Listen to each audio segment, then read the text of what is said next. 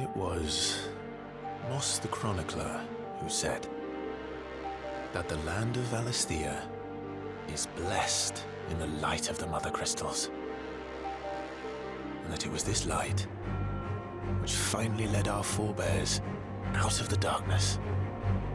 Yet, what they saw in the light gave rise to temptation. Temptation that ever lures us back into the crystal shadow. And thus did our journey begin.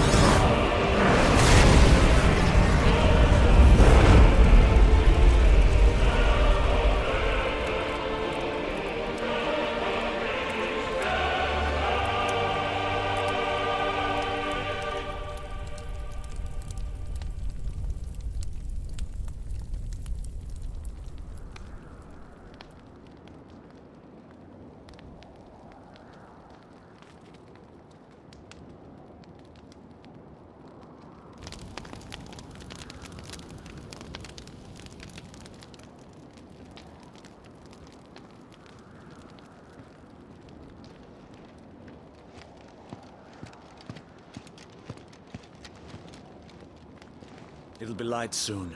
Both camps have begun to stir. You all know the target. Shiva's dominant. And only the dominant. No one else? Where's the fun in that? How do we even know the girl will be among them? Our kind do not question orders. We follow them. Try to keep that in mind.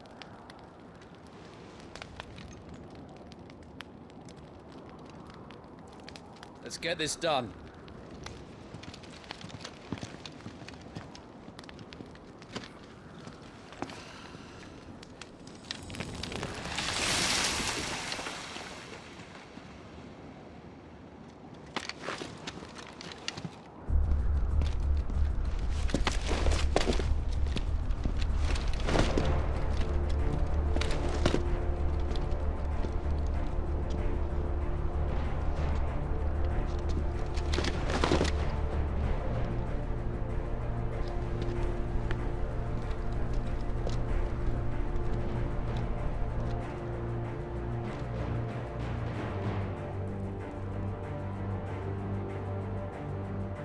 Focus, Wyvern.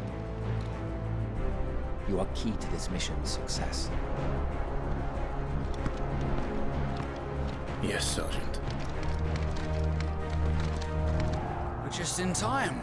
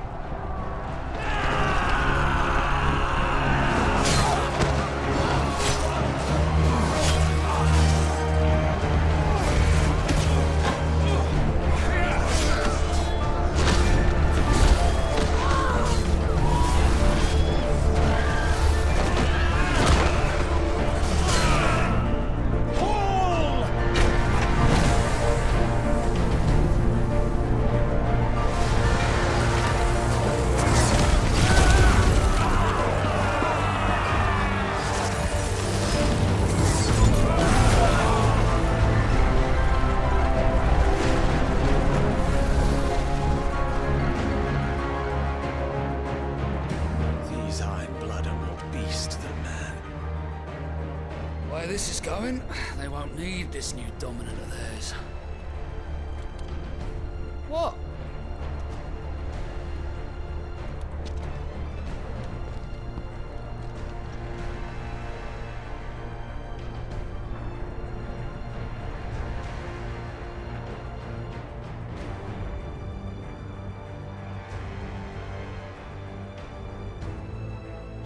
To the gates! Quickly! Move! What do you mean, you refuse? Did you not pledge your swords to our cause? Come now. Marshal, the King of Waloed is our guest.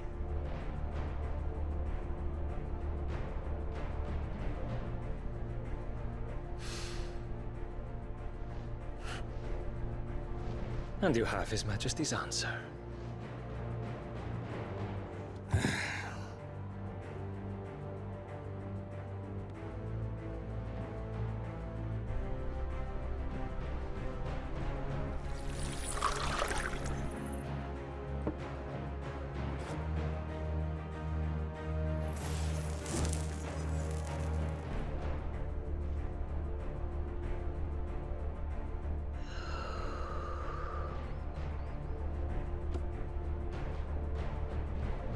I wonder that you summoned us at all.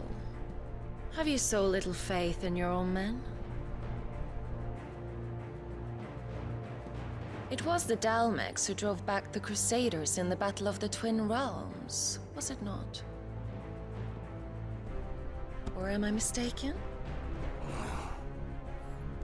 Besides, your dominant has yet to take the field.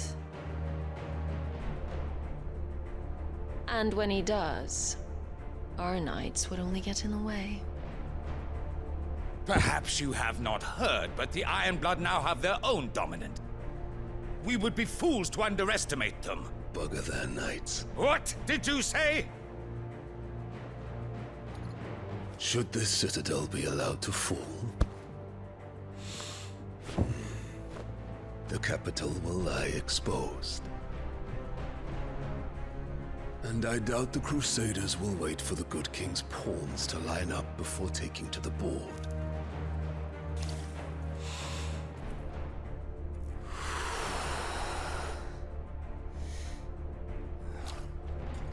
Which just leaves me.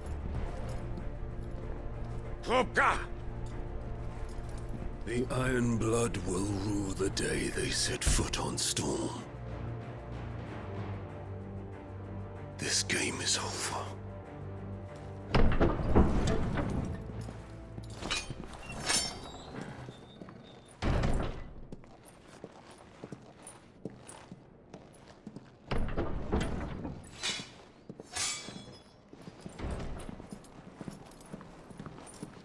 You cock.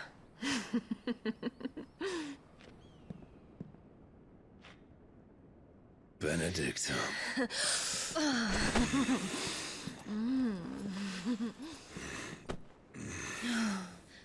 Take care. Does the lion take care when he chases the hare? Or do you think me one of the latter? No, my love. You are a lion. You're my lion. I'm not afraid of a little frost, Benedicta. But I will need someone to warm me when I come home.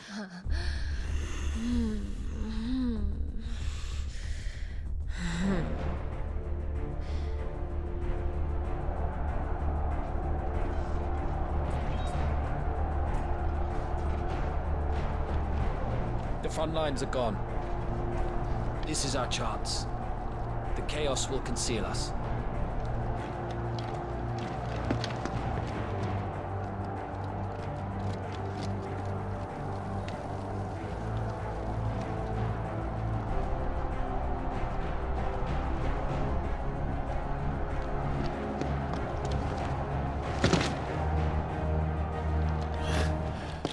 And quick and deadly.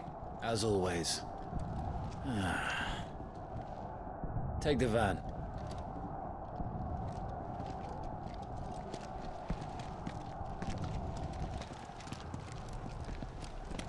Wait. Something's not right.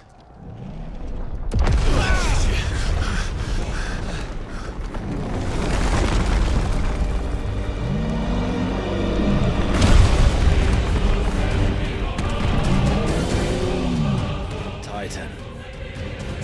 So the Darmaks finally grew tired of being slaughtered.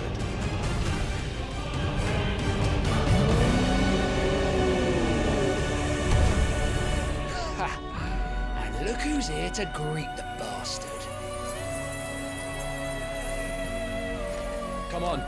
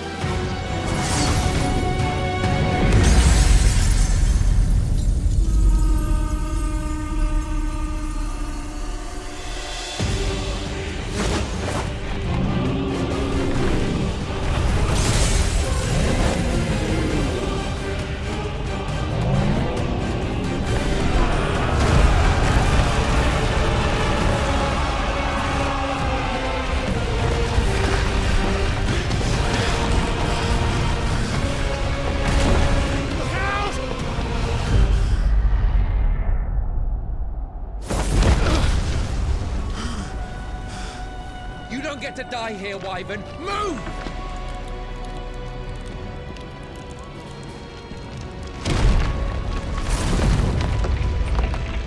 You're just gonna stand there?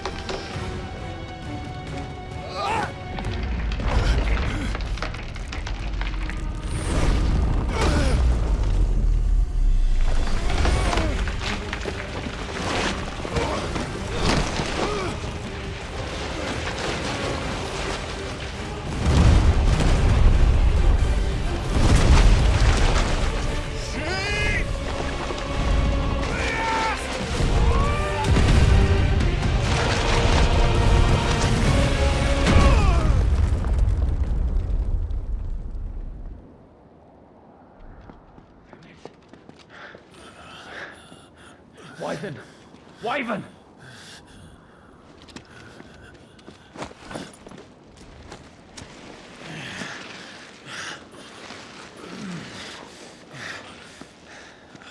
I told you before, you do not get to die here.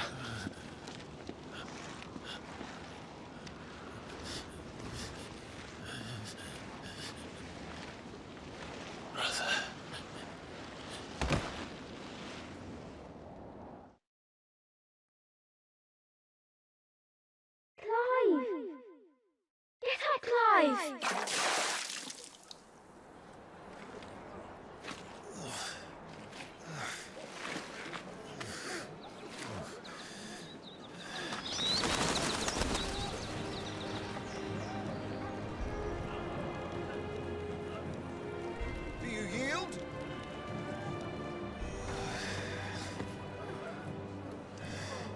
Well, if you're not cut out to be a shield, there's always work for you in the stables.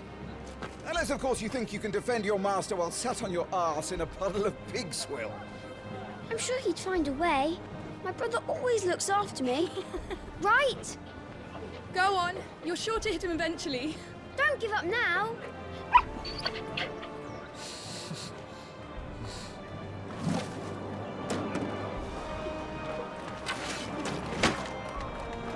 Two arms, then.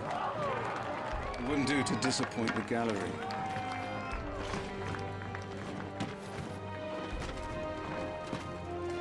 Such swordsmanship will serve you well in the field. But can the same be said of your spellcraft? The flames of the Phoenix burn within you. Now let them burn without. You wield the Firebird's flames just as a first shield should. You flatter me, my lord. Or would you rather I flattened you? Can be arranged. Let's see if you can elude my blade.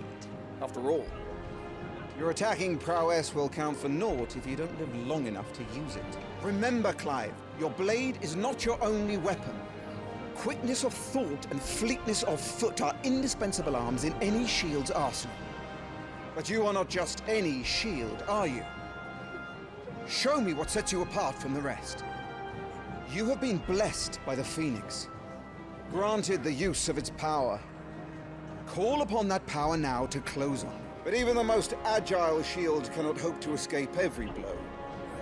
And death may come by a handful of cuts as easily as it comes by 1,000. There is only one way to ensure that you do not fall. Keep your wounds mended and your energies replenished. Battle is a succession of pivotal moments, wherein life and death can be decided at a single stroke. You must be ready to utilize every tool at your disposal if you are to navigate a path to victory. Or at the very least, to ensure that you live to fight another day. Enough practice. It's time for the test. You've recovered from your soaking, I trust. You wouldn't want to kick a man while he's drowned. I thought you'd never ask. Come then, Lord Rosfield. Spar with me. If you believe yourself worthy to be called Shield of the Flame, then prove it. As you wish, my lord.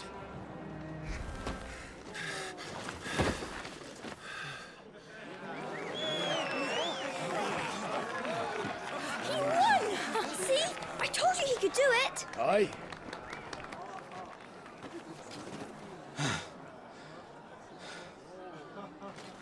Bested at last.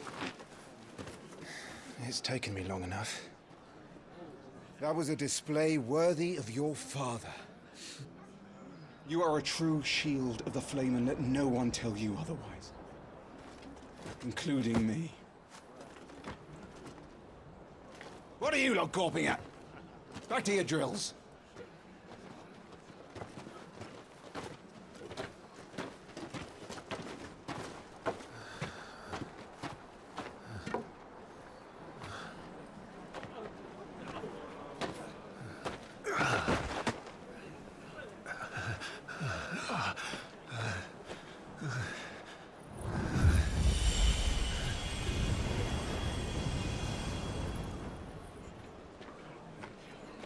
Joshua, I was just tired.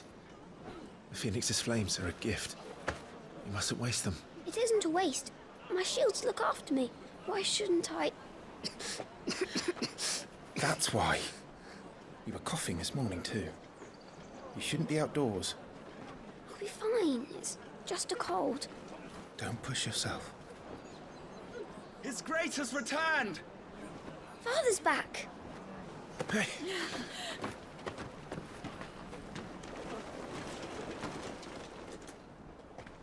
Your Grace, please, this is no place for one such as you. I would gladly brave hell itself to see my darling boy. Gentlemen, Rosaria thanks you for your indefatigable loyalty. Thank you, Your Grace. We live to serve.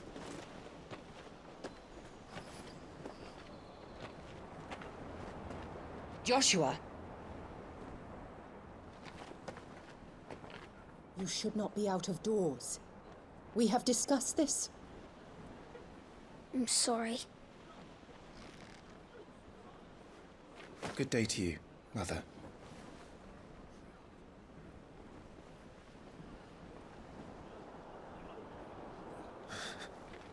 Come, Joshua.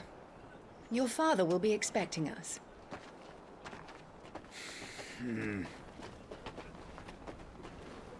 Lord Murdoch? Your Grace.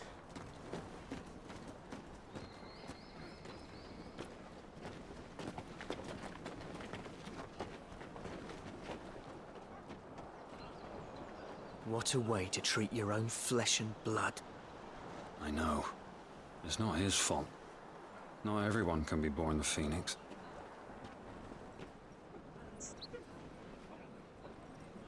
We should join them.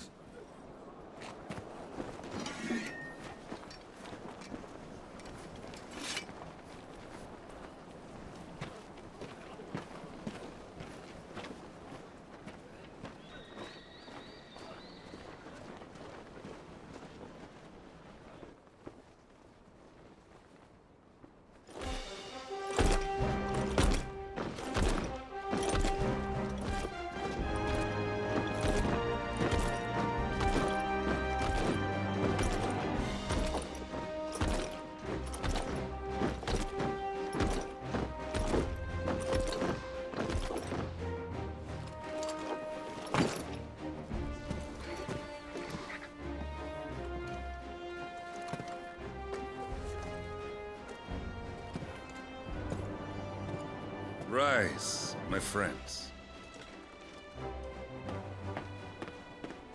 Welcome home, Father. Thank you, Joshua. You are well, I trust? Yes, Father. Much better. Today, Jill and I went to the Bailey to watch Clive's spa. Is that so? Quiet, Torgal. Stop it, boy. Not now. You'll make a fine hound one day. Father. Lift up your head, girl. Thank you, Your Grace.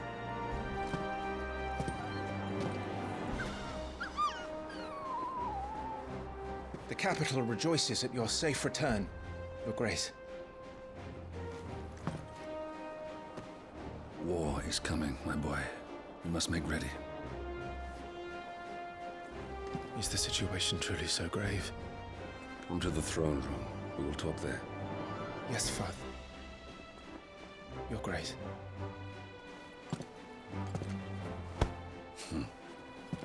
Shields dismissed.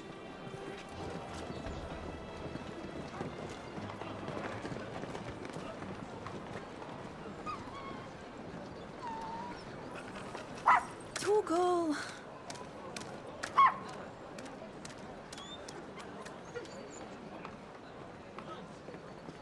Where do you think you're going, Clive here is off to see the Archduke. Right.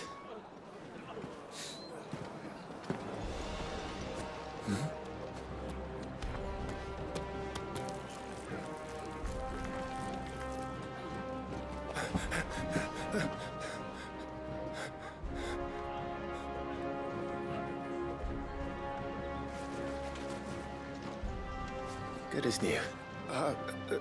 Forgive me, Lord Marquess, pray do not concern yourself with this bungling cur. Bow to him, you fool. Did I say to speak?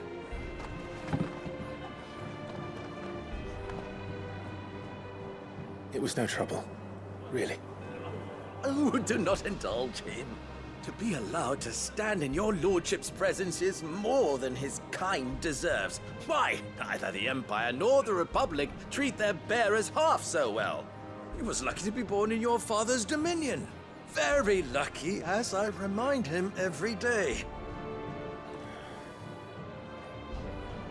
Stand, please.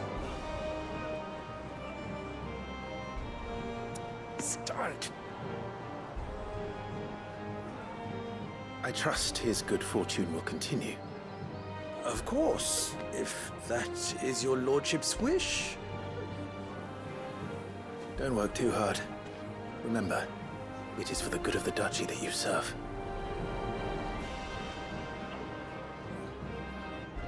As do we all, my lord. As do we all.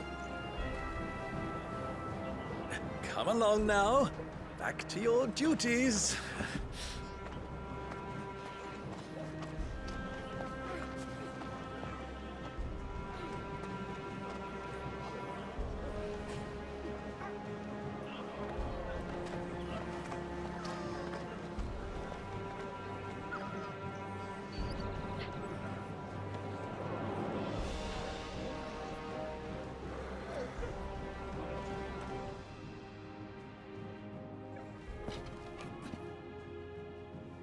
Good luck.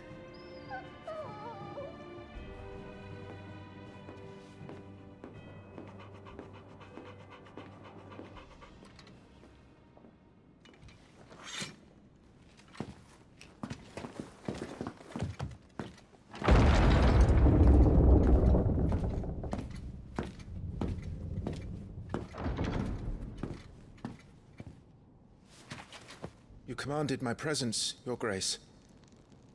How may I serve you? All right, you can stop licking my boots. Mother isn't here. Do the territories fare any better? Most lie under a pall of black.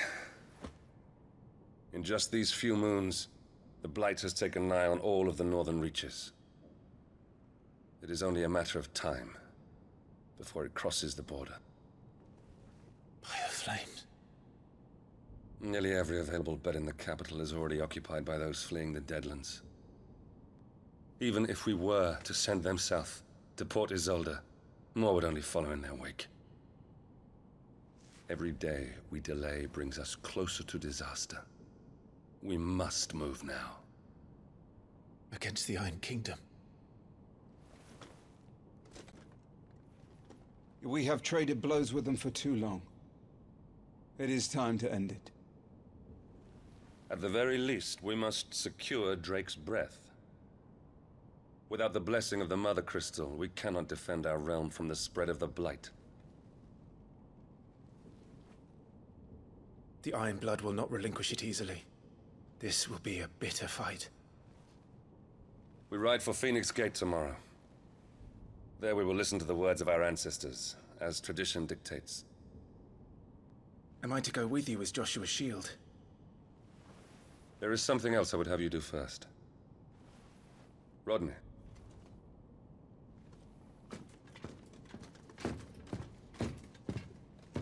You will have heard the reports, I am sure, of beastmen from the north being sighted within our borders. Goblins in the Stillwind Marshes. I know of the rumors, yes. Then you know what must be done. I will give you 2 good men. While we ride north tomorrow, you will journey to Stillwind, search it and clear it. Then you will join us at Phoenix Gate.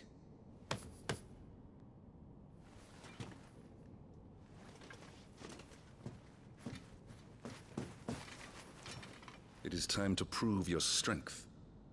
And shut your mother up for good.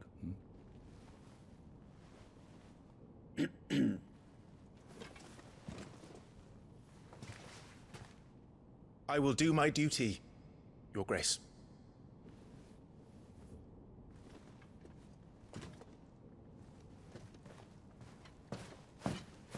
That will be all. Rest well. We ride at dawn. Yes, Your Grace.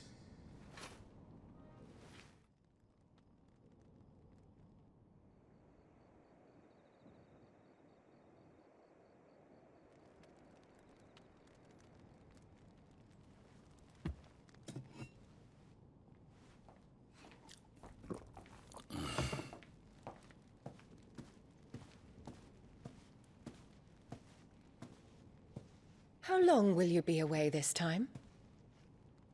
Not long. 4 days, maybe 5.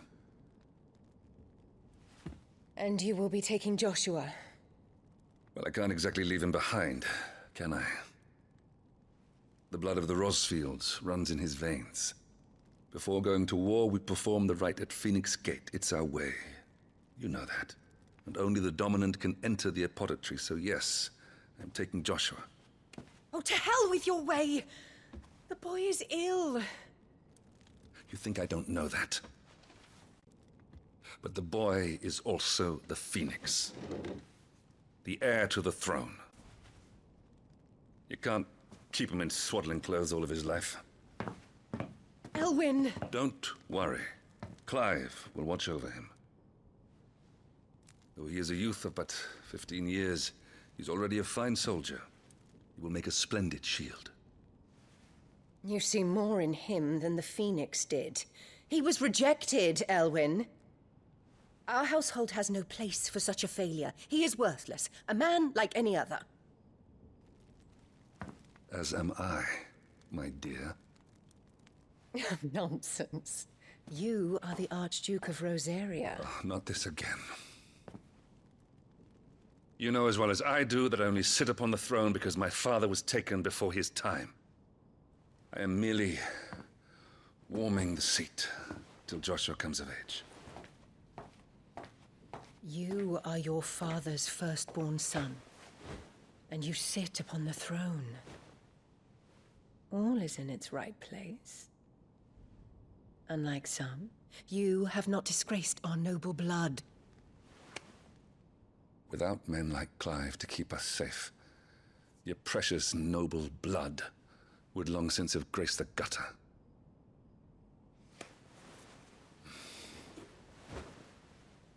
We have an early start. I'm going to sleep.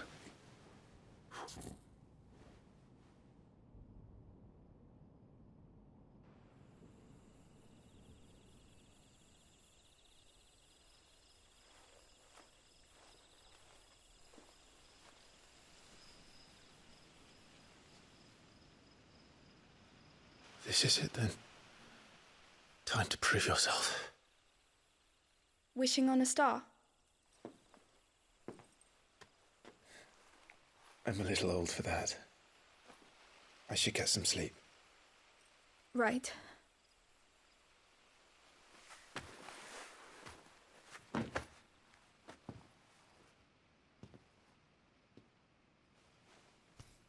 You're going with them tomorrow, aren't you? I am Joshua's shield. I'm sworn to protect him. He takes too many risks. I only wish I could save him from himself. Clive, you... I have another mission too. Father has given me my first command. Well, if you're not going to pray to Metia for your safe return, I shall just have to do it for you.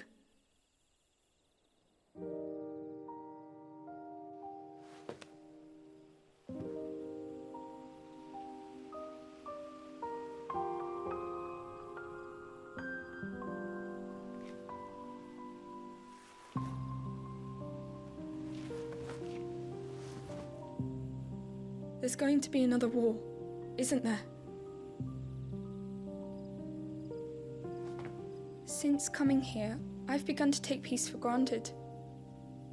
I assumed the war between our nations would be the last. But it never really ends, does it?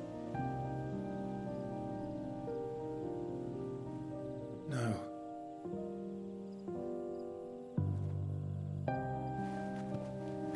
The next war will be bigger than before. But you'll be all right, won't you, Clive? You're a shield of Rosaria, after all, and blessed by the Phoenix.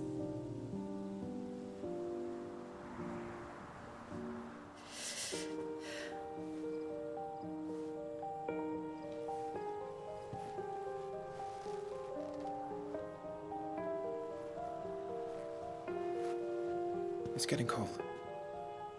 We should go in. My lady.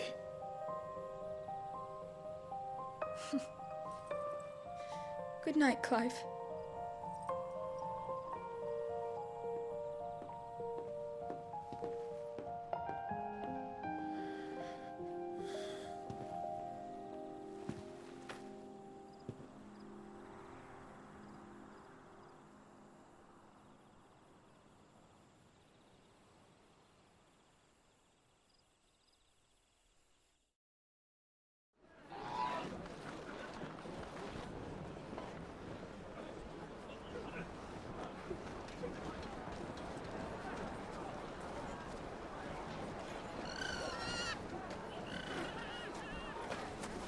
Sorry, Ambrosia.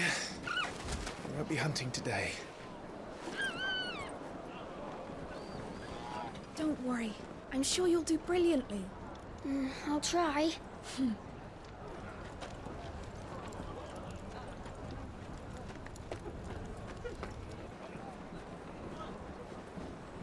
Good luck.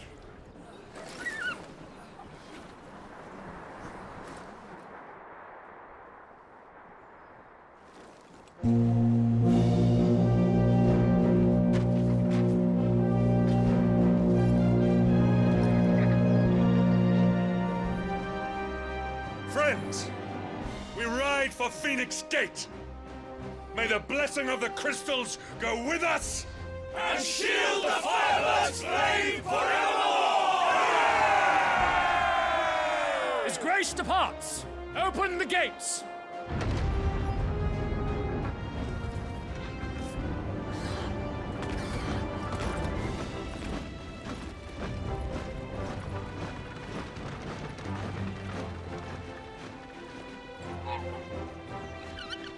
Lord Rosfield, allow me. I shall see her safely to Phoenix Gate. Thank you.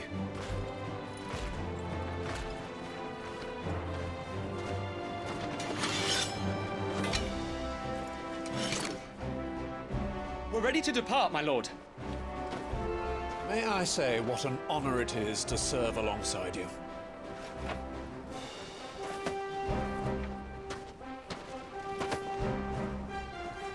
This is to be no mere investigation. If there are goblins in Stillwind, they won't leave willingly. The Beastmen are a fierce foe. We underestimate them at our peril. Not today, we won't. Sir Wade, Sir Tyler, let us do our duty. With pleasure, my lord. As you command. To the marshes, then.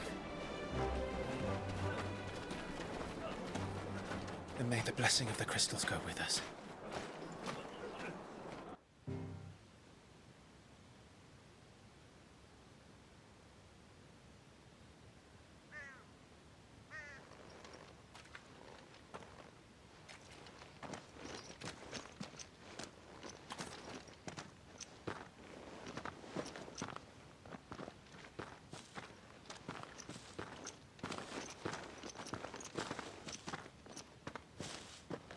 Keep your eyes open for those goblins. The reports placed them in this area. It's all swamps from here. What's your step, my lord? And everything else.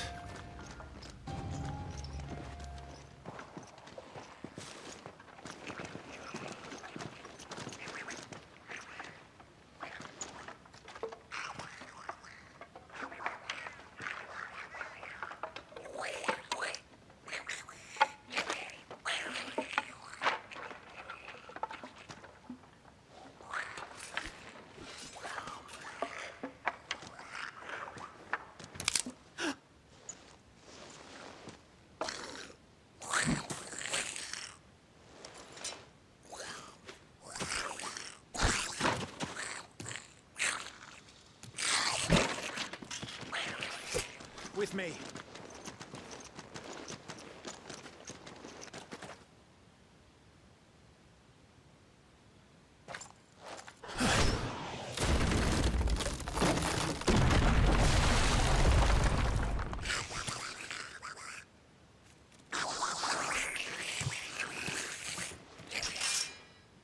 Sneaky sods. We're trapped. My lord. I'm working on it.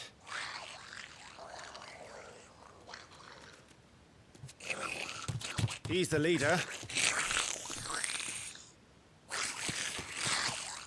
But we'll have to take care of his followers first.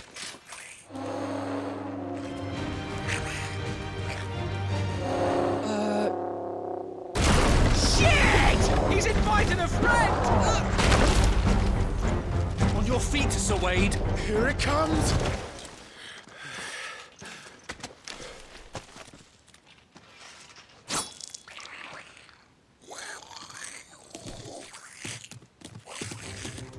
And fight, you coward! After him, before he summons the rest!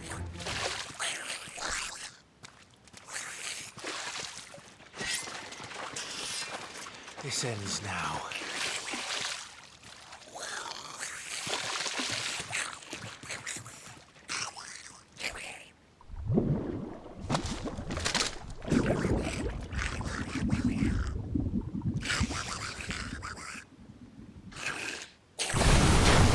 much in there.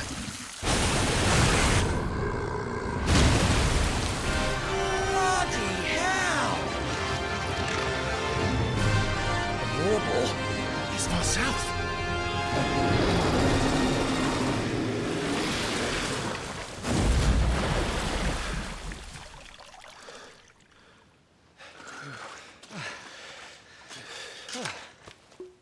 My lord. Thanks.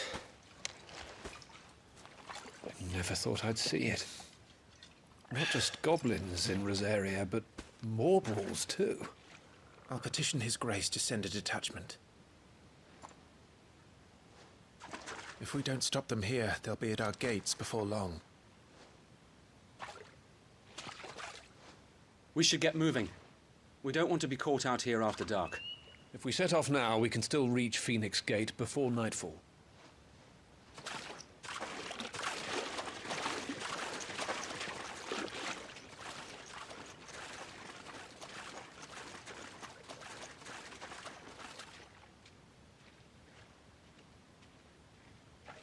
Damned blight.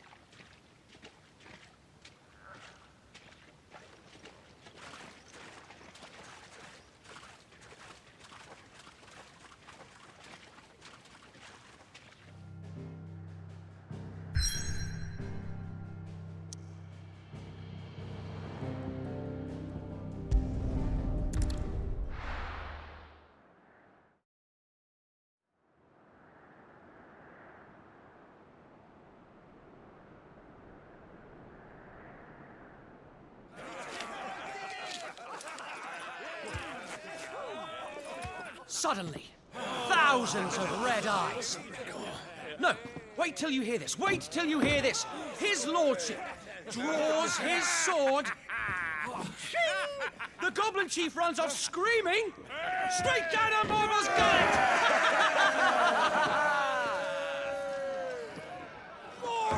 More tales! Drink and be merry, boys! Good work on the morrow. Must be gratifying to see your student making such a name for himself. The young lord has a bright future ahead of him. Aye, and one of these nights he may even deign to join us.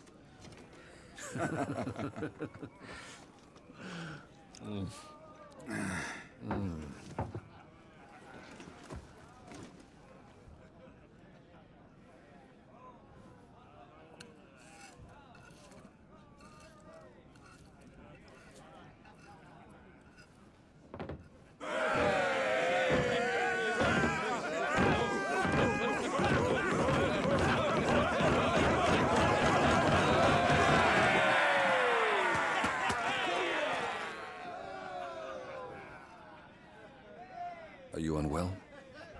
No, Father. Just a little tired. Well, it has been a long day. They all like Clive, don't they? Aye. Your brother will be a fine shield. We're all very proud of him.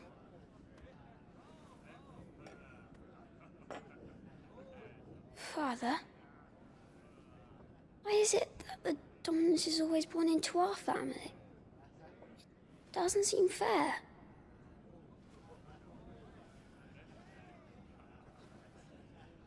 We cannot live without the blessing of the crystals. And the crystals work their magic through us. You have been blessed, Joshua.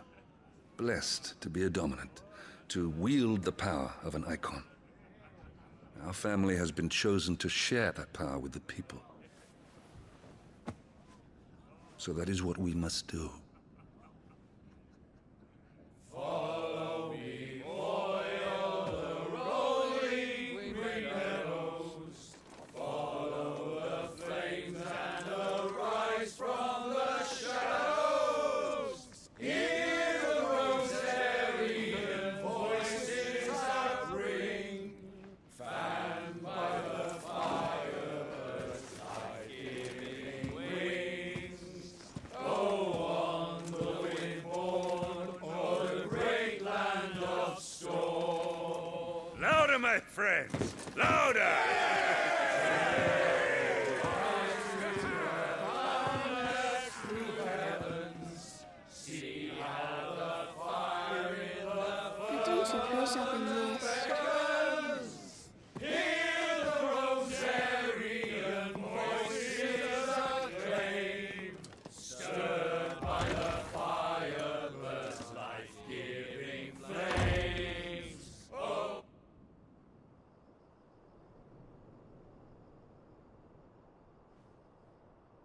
Jill.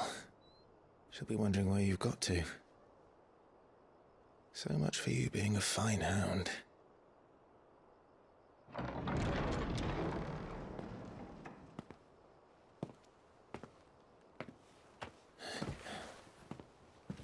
So this is where you've been hiding. What are you doing out here? I didn't see you at the feast. Feasts are the only time shields are allowed to take their ease, and I've never really been one for cakes and ale. It's the vegetables I don't like.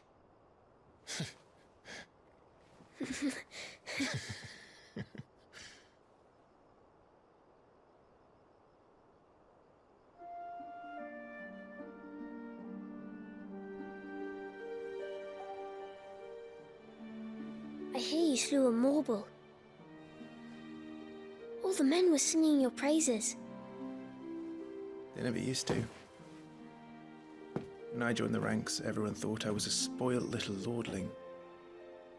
If I didn't know how to handle a sword, I'd be a laughingstock. The Archduke's firstborn failure. You're the one they really believe in. I'm jealous. That's not true. They don't believe in me. They believe in the power of the dominant. My brother the Phoenix, ruler over life and death. It isn't fair. It should have been you. I don't have what it takes to lead our people. I don't have the strength. But you do.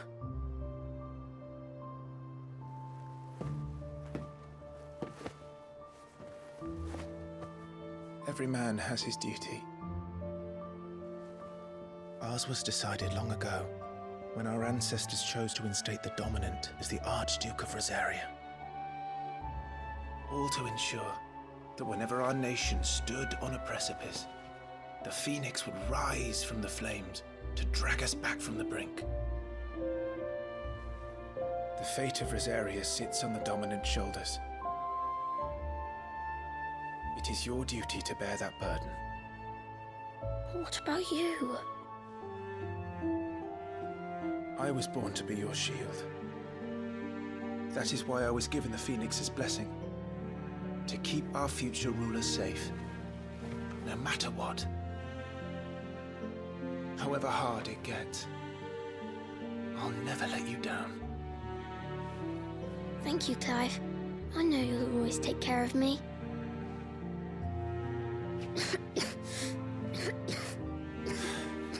Before I can do that, you need to take care of yourself. All right? I should go inside. It's past my bedtime. Good night, Torgal.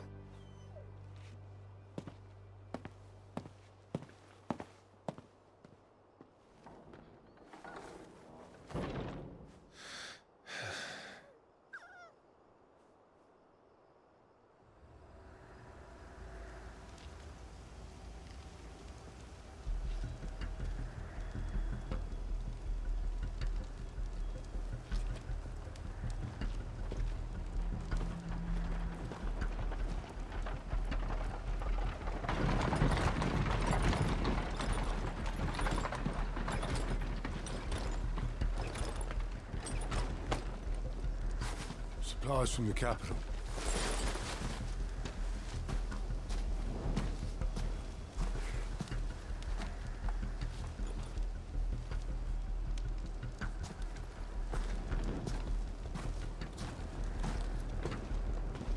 You took your time sampling the wares, were you?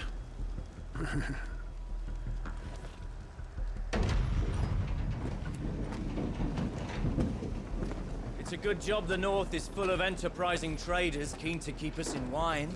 Spare a barrel for you boys and people, eh? What in the...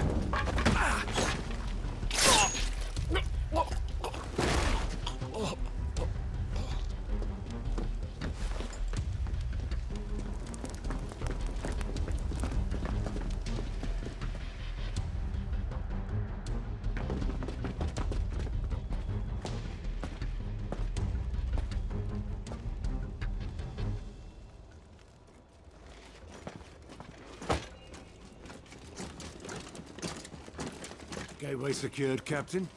We proceed as planned.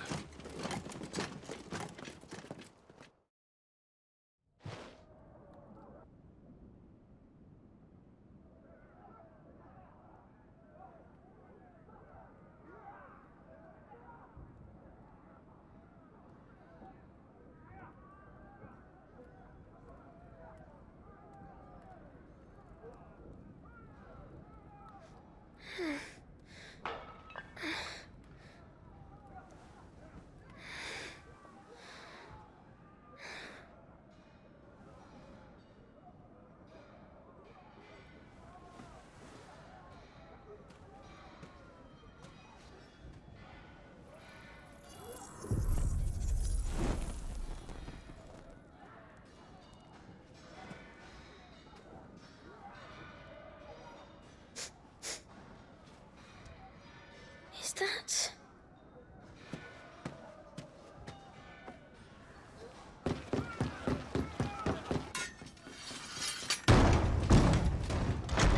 Forgive me, my prince. It's me, Wade.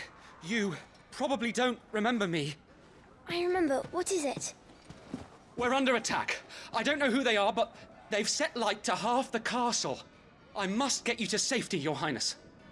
Very well. I'm ready.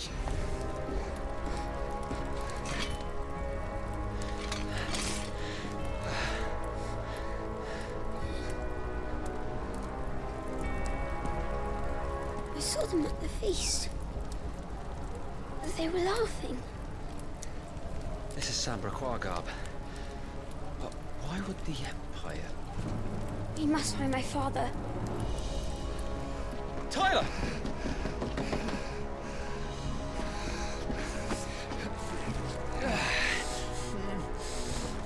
Damn it! His wounds are deep. I can save him.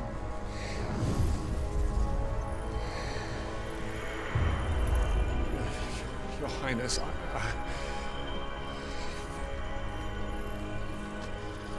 Don't worry. You're going to be all right.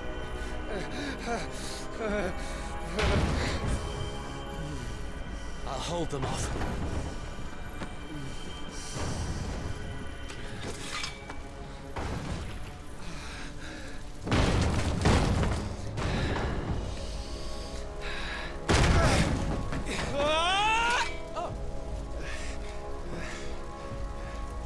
Clive! Joshua! Come here. Tyler, you're hurt. I'll survive, thanks to His Highness. Your Grace! Lord Murdoch!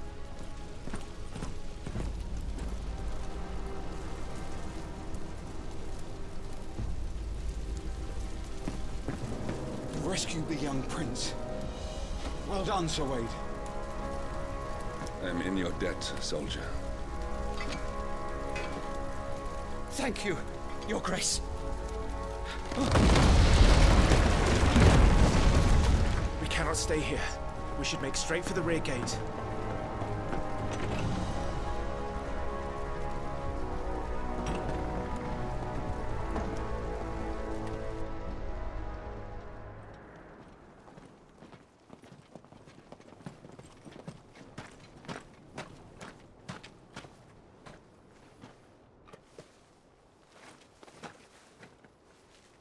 Omnia lost Alan, Tuisa Gelif. May the winds speed you to Rosalith.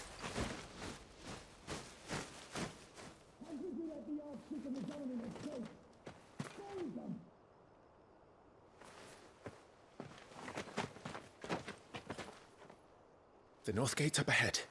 There are chocobos in the stables. Father, take Joshua and get to safety. No, I'm not going without you. You're supposed to be my shield, remember? I remember, which is why I'm going to hold the enemy here while you make your escape. I will order our remaining forces to rally at the gate. Now go.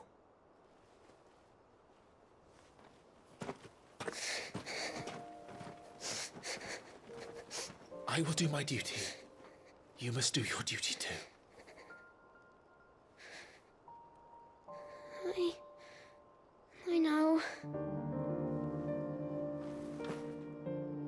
have to keep Father safe. I'm counting on you, Joshua.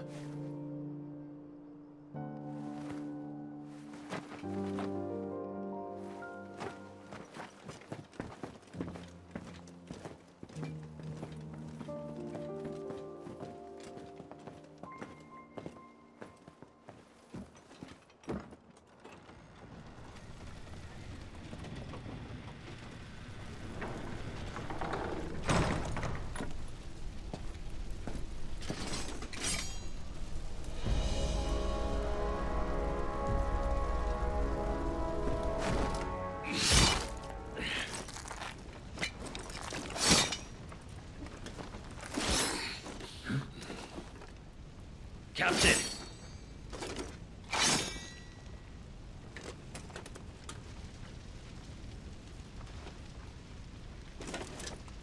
Take them. Let none escape. As you command.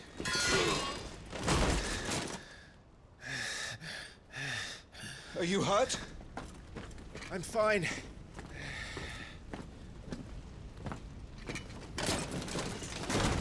So, they sent in the Dragoons. Imperial vipers. Do they really mean to invade us? Not yet. Their numbers were too few. They were not here to take the castle. They were here to take heads. Our work is done. We should return to my father. My lord, look. We issued these sashes but yesterday. In Rosalith. If they were already among us, what if there were others? Father and Joshua are in danger. We must hurry. Take your steed.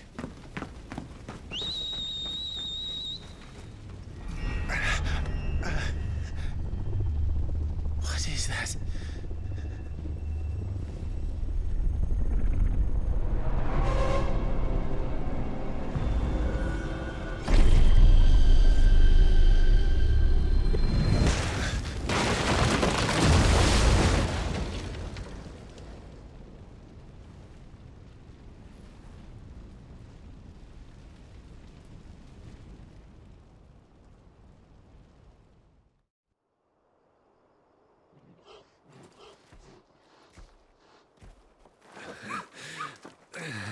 Uncle, you're all right. Thank goodness.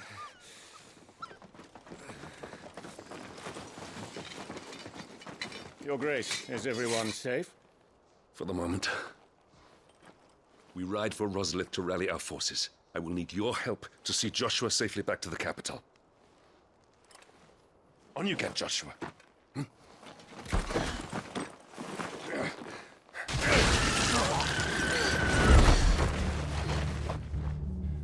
Father? I'm sorry, Your Grace, but that won't be possible. You honorless snakes! Stay back! I'm warning you! Run, Joshua, run! No! Hey.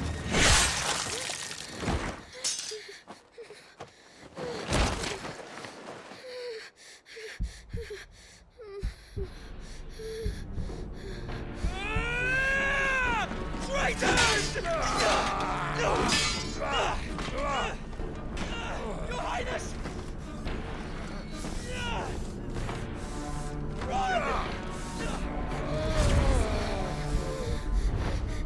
You must do your duty too. You have to keep Father safe. I have to. I had to.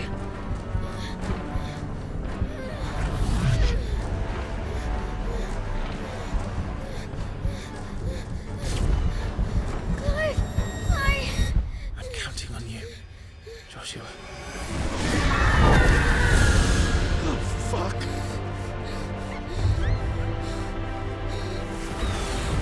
Kill him! Now!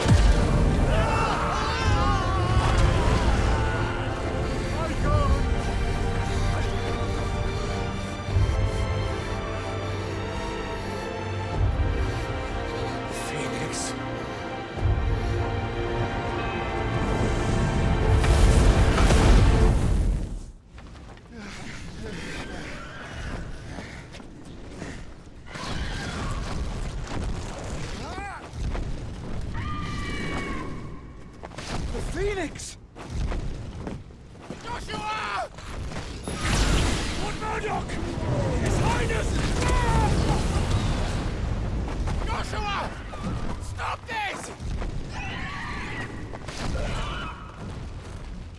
He's lost control!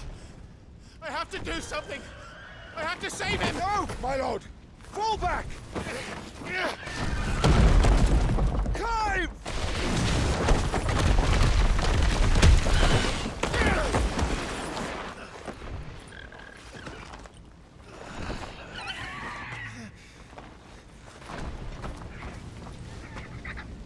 Thank you, girl. You saved my life.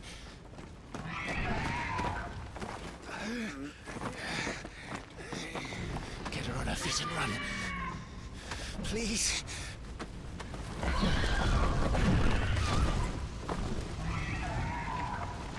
Joshua, are you in pain? Not now! Come on! You're his shield. Do your duty! Save him! My lord?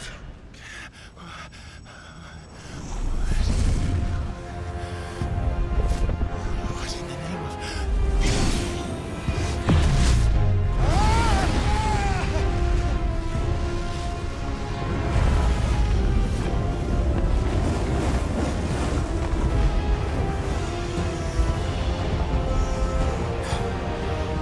Second icon of fire. But that's impossible.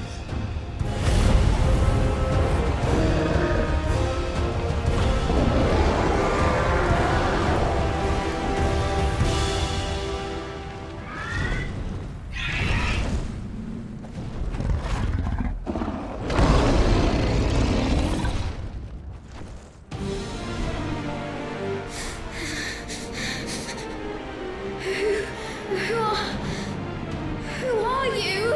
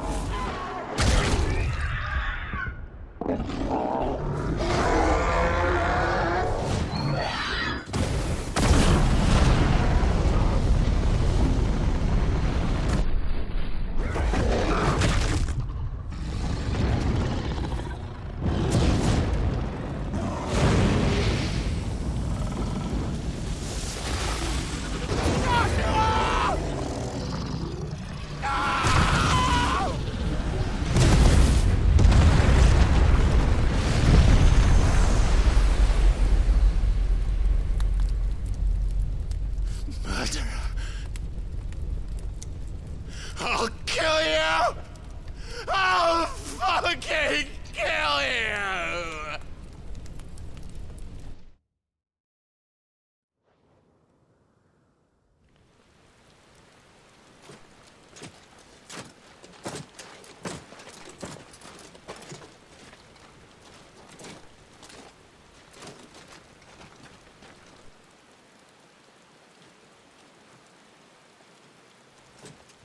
Please.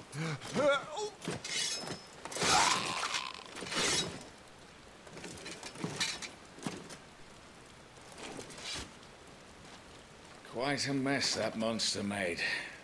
Damn shame about the Phoenix, but can't be helped.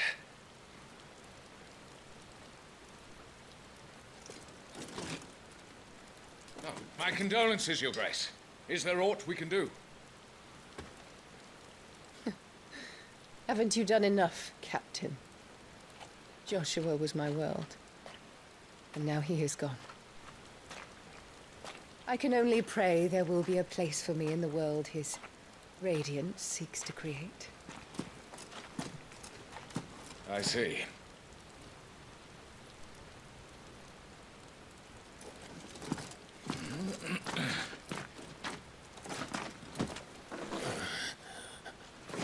Your Grace, over here.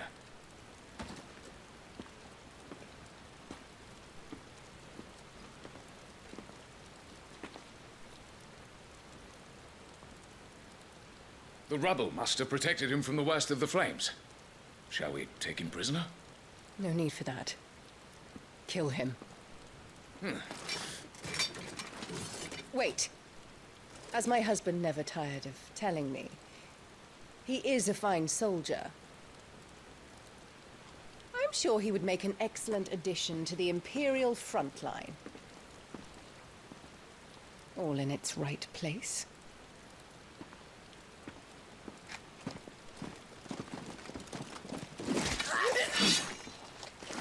Take this one.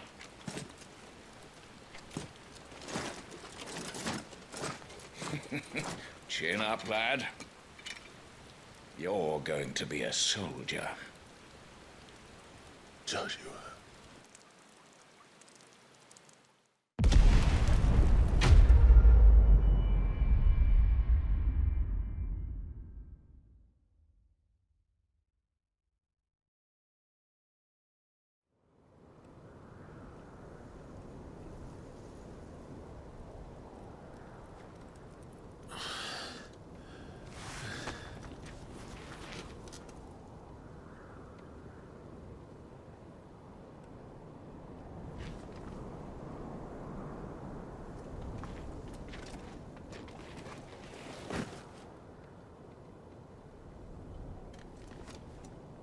Welcome back.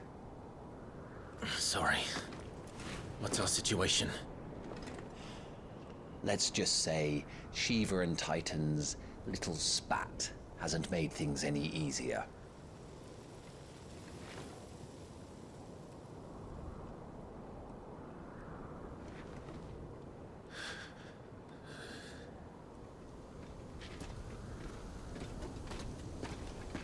And?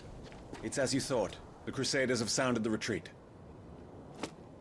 Then we follow. We're down a man, Sergeant. If we return without Shiva's head, our fate will be no different from Biast's. I'll take my chances with the Iron Blood. At least then I might die fighting.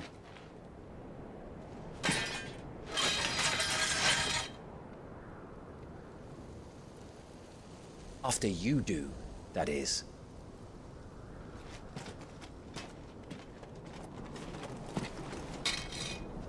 I won't be dying. Not today. Then it's settled. No dying. Now, if you don't mind, we have an army to chase. So, Titan has knocked the fight out of our Iron Blood friends. Where are the rest of them? That can't be the main host. Wait. Ingwat! Bidler! Our fortunes have turned, Sergeant. It's her. The Dominant? Are you certain? The Crystalline Orthodox is a backwards faith for a backwards people. In the Iron Kingdom, they teach that dominants are unclean aberrations, born of blackest sin. Only their priests are allowed to perform the rites of priming, and I see many. We end this quickly.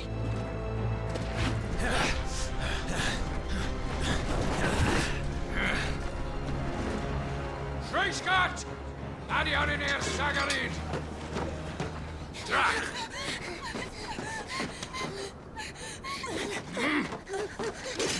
Please.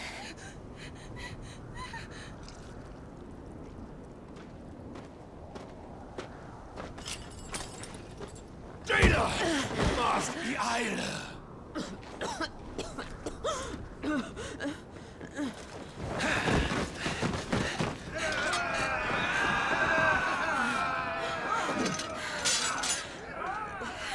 What Alvation Naukin Alad Scully asked.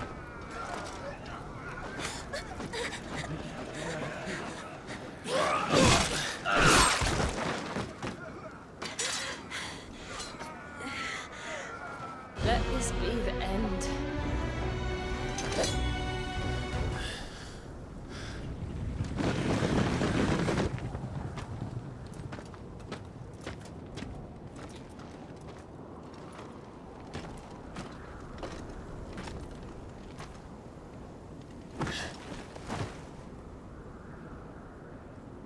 Is she dead?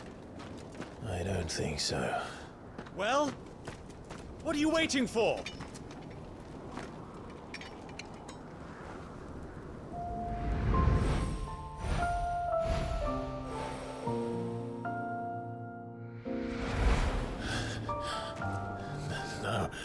No, that's not you. Not here. I'll bloody do it then.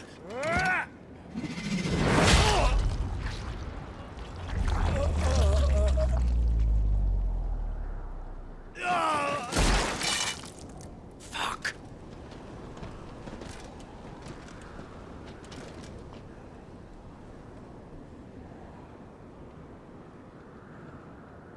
We've got company, Wyvern.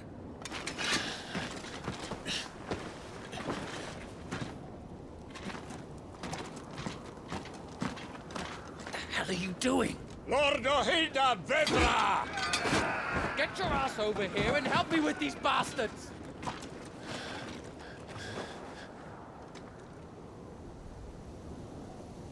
I'm sorry, Jill.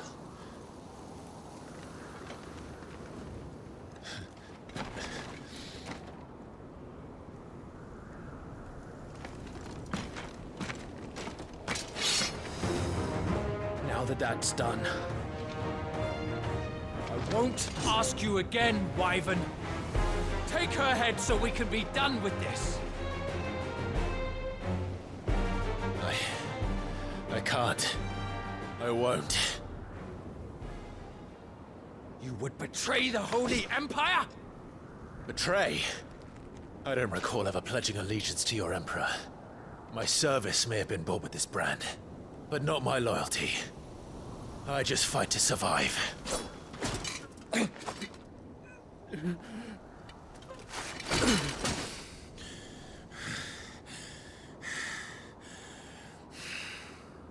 No.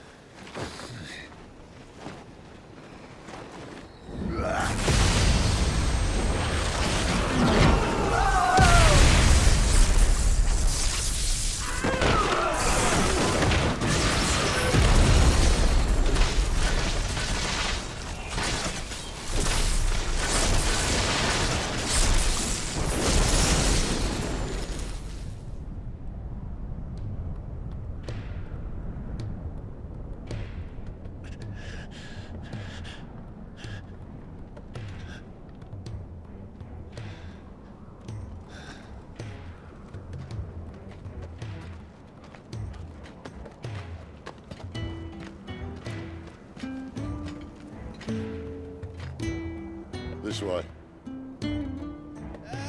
Sid! Bloody wind. Well, come on then.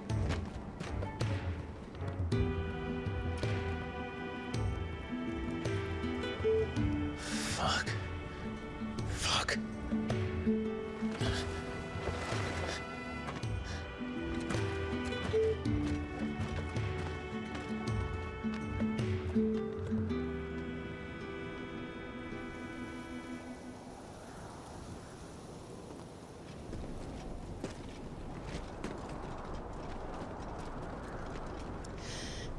Hugo, dear, my proud desert lion. Would that you had taken care when chasing the hare. I expected more from the mighty Titan.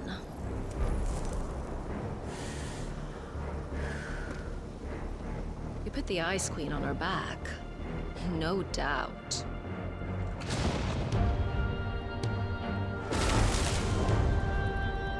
But you'll have to work harder if you're to claim this prize.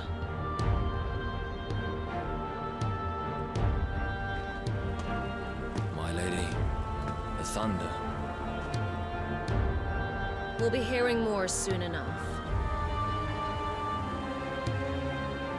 You always were a fucking snake, Sid. Gather the men. We have work to do.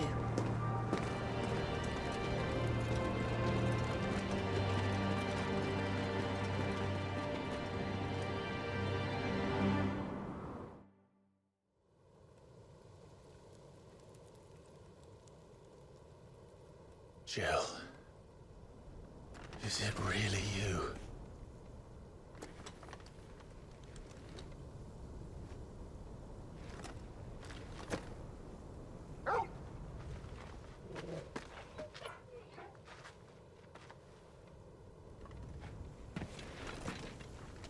And who's this fine hound I see before me?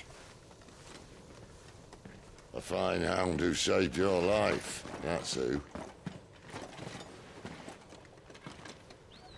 Torgal. Aye? His name is Torgal. You two acquainted? Well then, you won't mind taking him off my hands. Funny. I'd always pictured you as more the chocobo type. Clive Rosfield.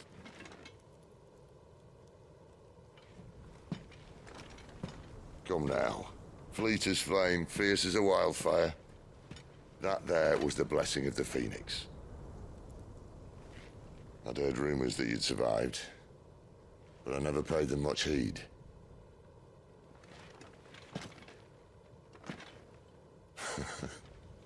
Calm down. I didn't come all this way for your handsome mug. Now her, on the other hand, she seemed worth muddying my boots for.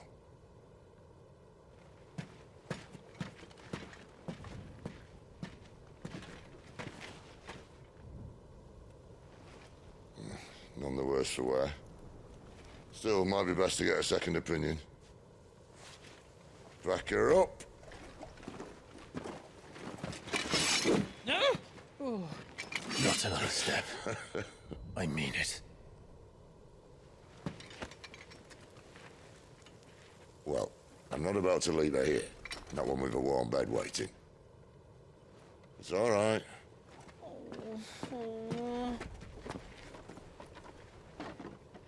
You're welcome to join us.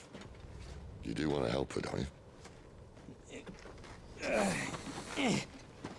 Sid, if we aren't back soon, Nan'll have our heads.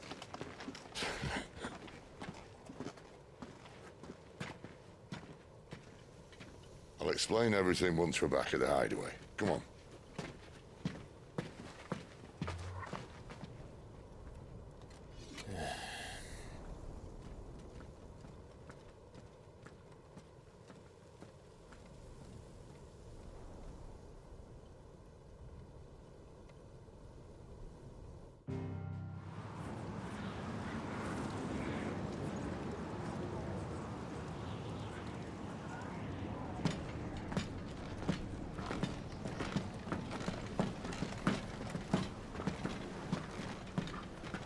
Not much further now. But we're in the middle of the Deadlands. Keen eye, you. The blight sucked this place dry. Meaning no trees, no birds, and no magic. But it also means no neighbors. The last place anyone would think to look.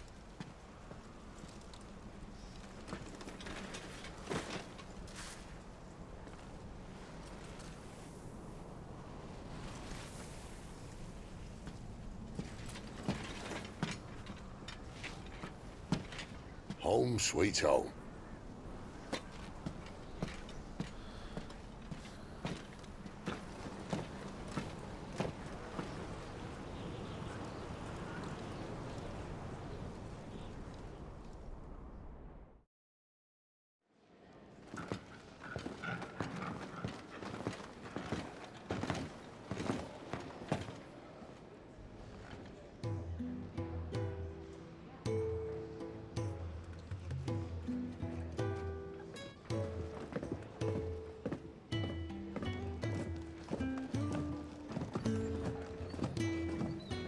This place.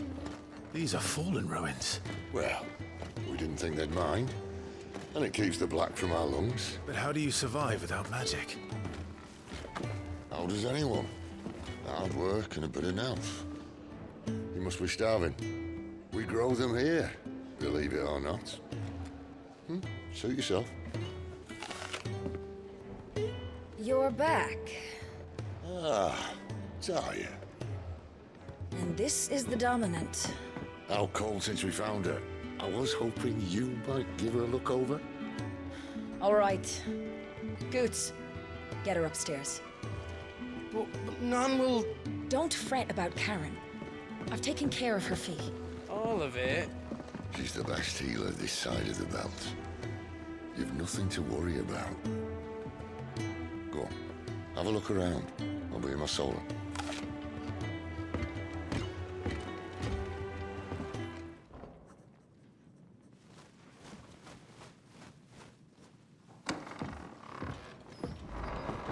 Just working on a pet project of mine. Though she's not above biting the hand that feeds her.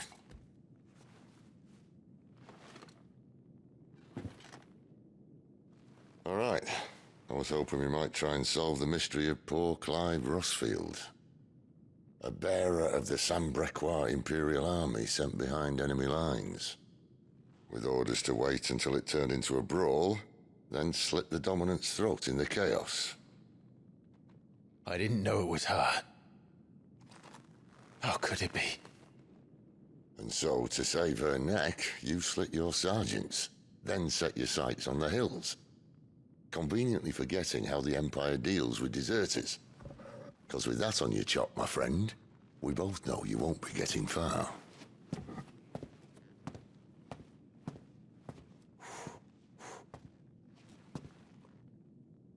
You've fallen a long way, Lord Rossfield.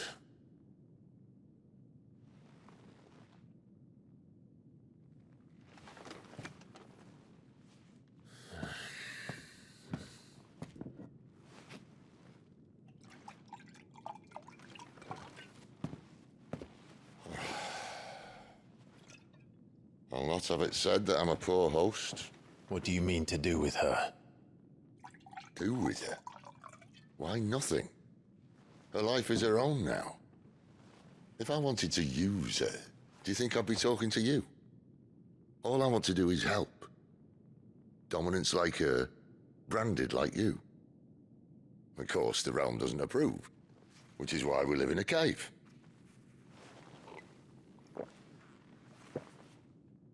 And it's also why we need help. From branded who know one end of a sword from the other. What say you, Clive? Will you join us?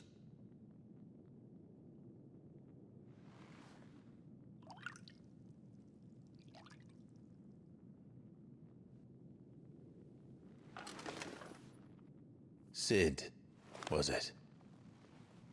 I trust that you'll do right by Jill. But until my brother is avenged, I must walk my own path. Avenged? My brother was murdered by a second dominant of fire. The Phoenix's evil twin. Well, bugger me. Another rumor proven true. I only stand here today because of Joshua. 13 years I've waited for this chance. I've slept in filth, drunk from a gutter, killed more men than I can count. You're right.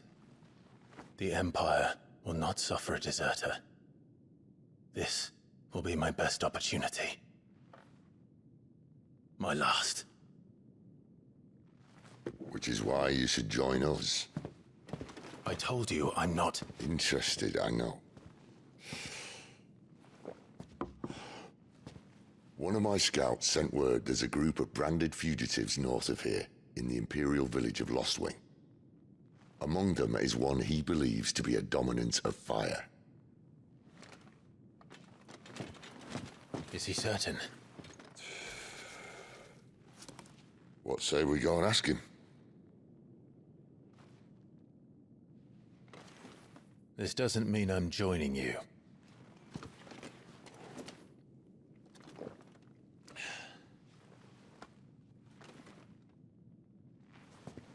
Let's make ready then.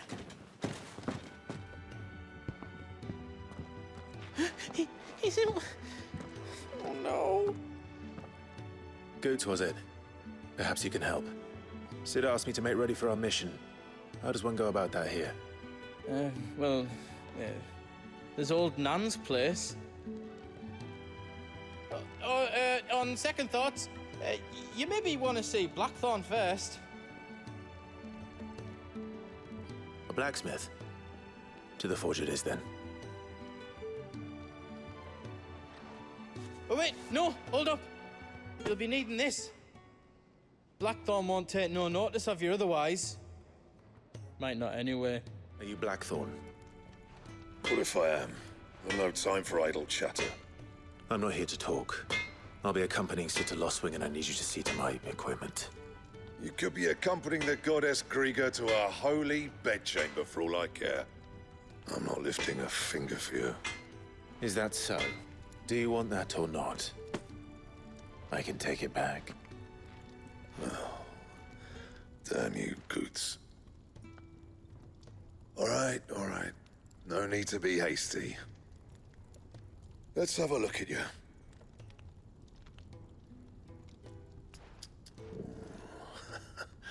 I doubt that lot could stay a Moogle's fart. Bloody Imperials. They'd rather see their bearers dead than kitted out properly. I'll do what I can, as a favor to Goots mine. And the belt sees a square. You want anything else, you bring your own materials. I'll bear that in mind. Thank you. A word of advice. Don't let Sid decide what's best for you. It worked. You have my thanks. Come on, nearly there.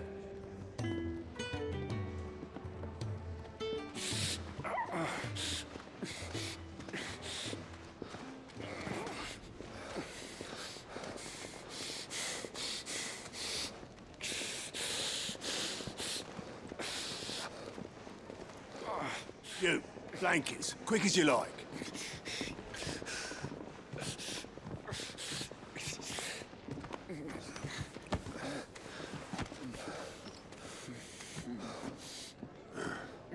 All right, we make him comfortable while the bed's made up. Well, you just gonna stand there? Someone fetch some water. I'll get the bucket. You go and see if Otto needs out, eh? Wait, me?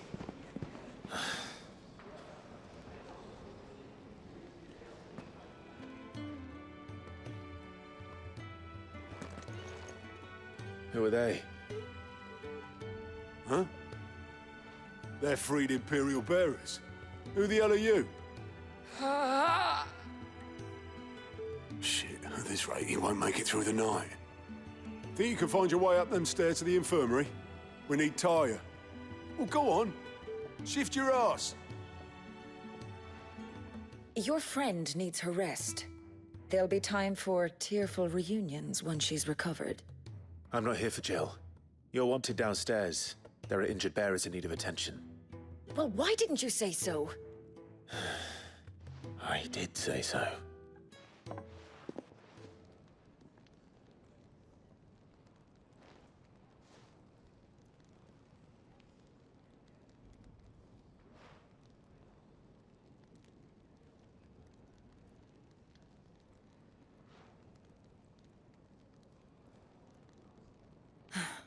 He's going to be all right.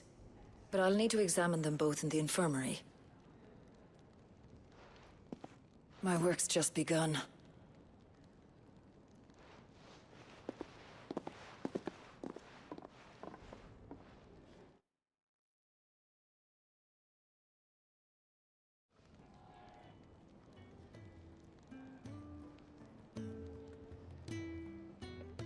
Another fine day at the hideaway. Do many of the bearers who come here arrive in this state? It's no easy thing, casting off your chains. By the time most pluck up the courage, they're already too far gone. These two here are the lucky ones. The name's Otto. You need anything? You ask me. Well, Otto, I do need some supplies. Do you now? Then Lady Karen over there will be more than happy to help you. Right. Oh, and thanks. Be seeing you. Not likely. I won't be staying. Is that right? Well, for as long as you are here, consider yourself welcome. You helped us today, and we won't forget it.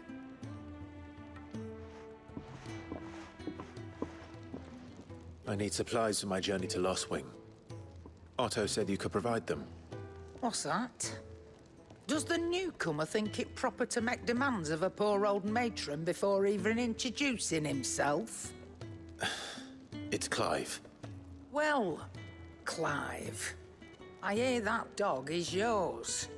Since he followed Sid home one night, I've seen to it that his chin's rubbed and his belly fed. Though I suppose that's your job now. Unless you lose him again. I won't. Not again. Thank you for watching him. So, were you gonna buy something? What? You didn't think I'd shower your lordship with my hard-won wares while you swagger about with a pocket full of gil? Life doesn't work that way, lad. Now, let's see some coin. That's all. Why, you've barely a gil to your name.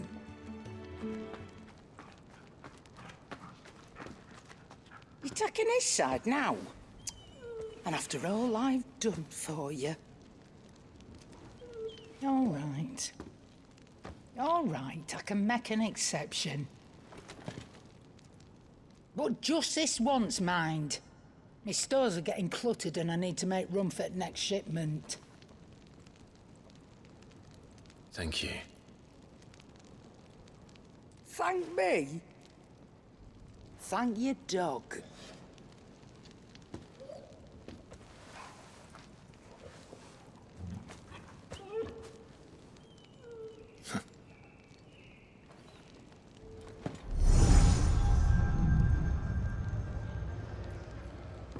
You all done?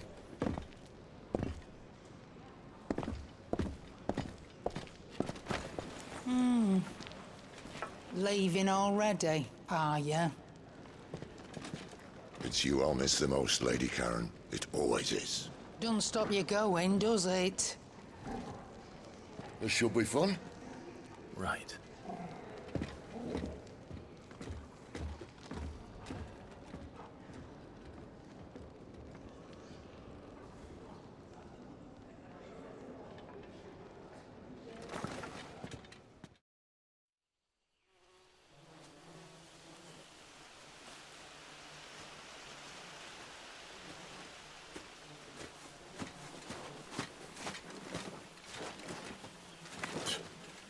Bastard blood flies everywhere. I told you we should have taken the Crystal Road. And I told you we're outlaws.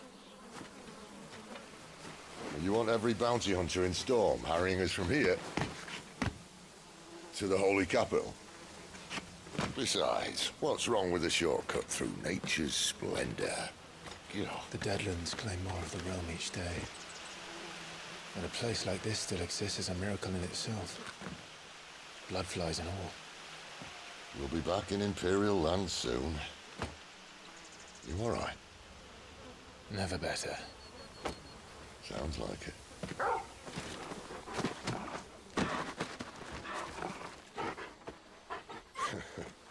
That there is a fine hound. Soon took to hunting. Fearless as you like. It's good to have you back, Torgal. Now, we don't want to be caught in the forest after nightfall.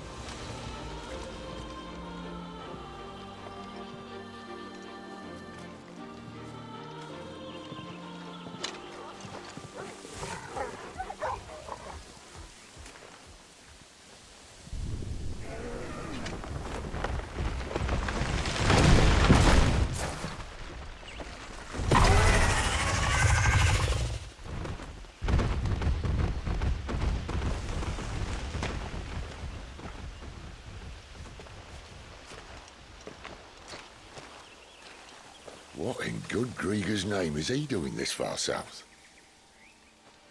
Looking for food. No more wolves where he's from. The north was one of the first parts of Storm to fall to the Blight. Poor sod. I'd invite him over for a cup of tea if I didn't think he'd eat the dog.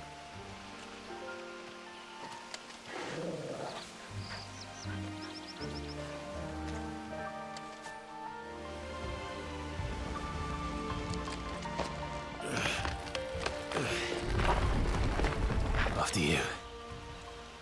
Thank you kindly.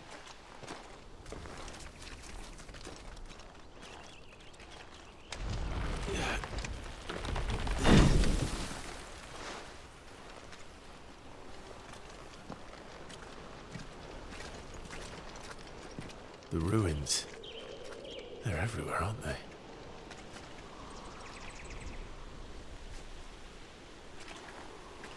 Some say there was a time they blocked out the stars.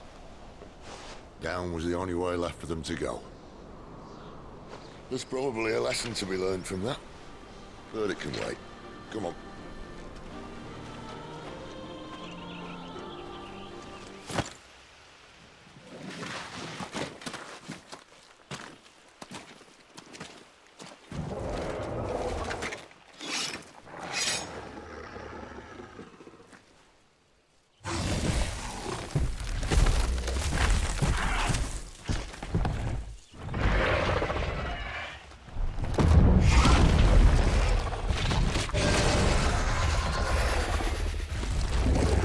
Sword sharp.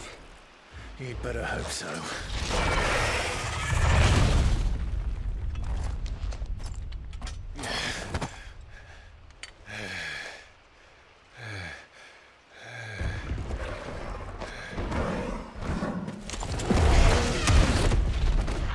Oh, come on. Stand back.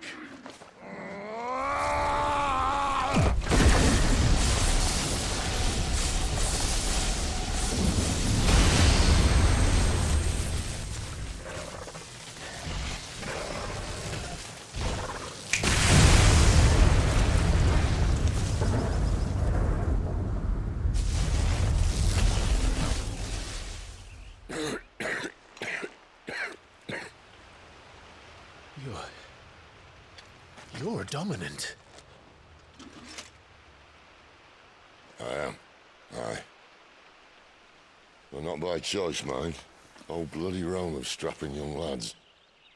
And it was this sorry sack of bones Ramu saw fit to home.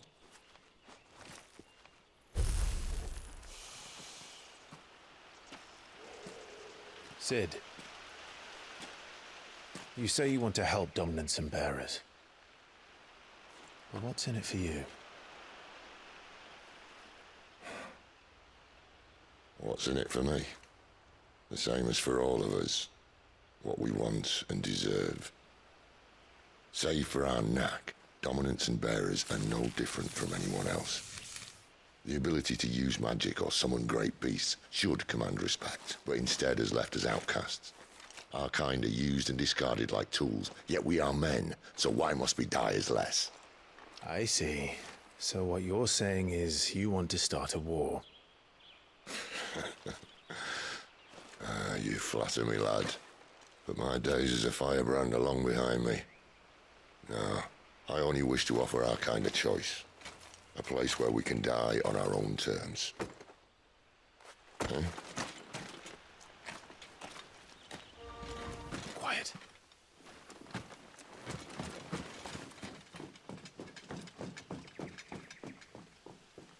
A Royal Scout? Someone's far from home. Let's follow him.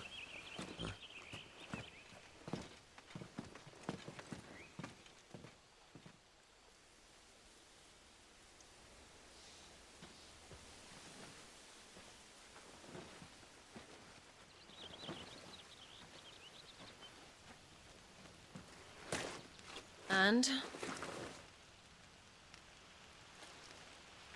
They're just down that way. All of them. Grieger's my witness. Excellent.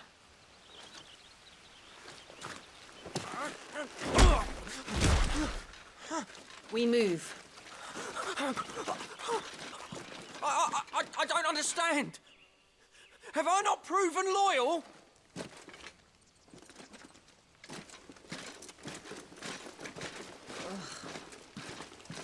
It is true my liege values loyalty above all else.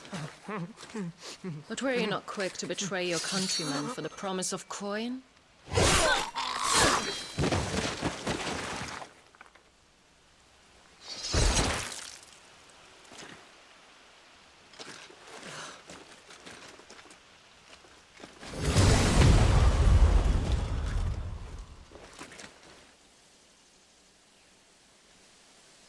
That woman.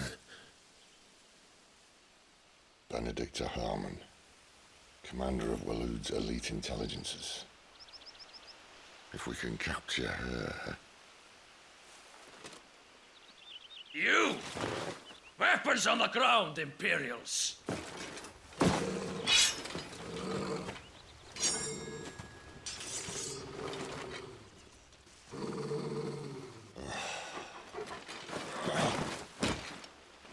Let's get this over with then.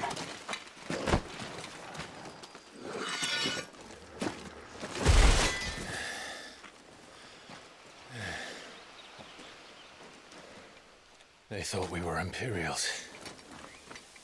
Well, you do look the part. Though you fight like a true shield of Rosaria. And one blessed by the Phoenix at that.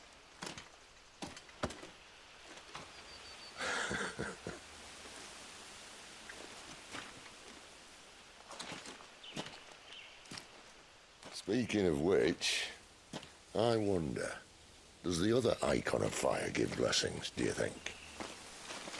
You don't believe me?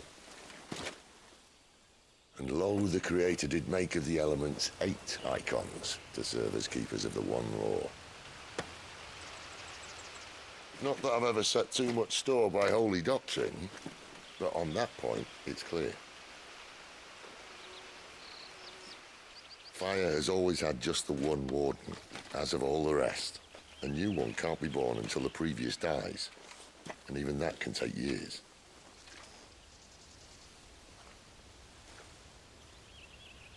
The thing is, you don't strike me as a liar. Which leaves but one person who might be able to shed some light on the matter. And they're in Lost Wing.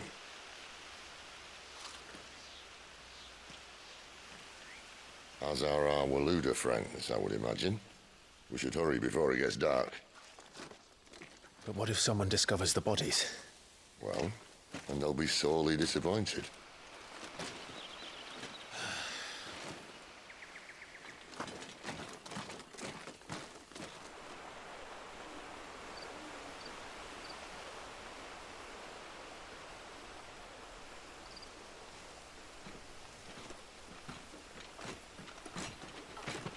So much for arriving before sunset. Oh, I didn't realize we were this close. Any idea what that is they built the village around? The Fallen Ruin. I've heard some call it an airship.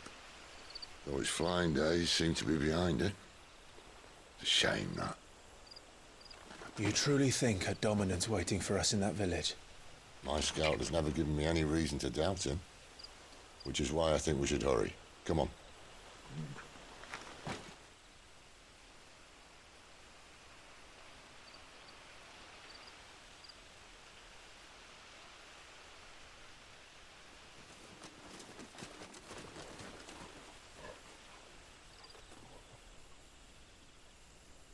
No sign of the Royalists. Or anyone else, for that matter. It's too bloody quiet. Even for this hour. What do we do now? First we look for my scouts. You start here, I'll circle round the back. How do I let you know if I find him? Good question. Shout? Subtle. It's all right. I'm not one of them. My friend and I, we're with the Imperial Army. And we've come to help. Do you know where your parents are? In the church. Then I'm going to find them and make sure they're safe. Can you stay hidden here until then?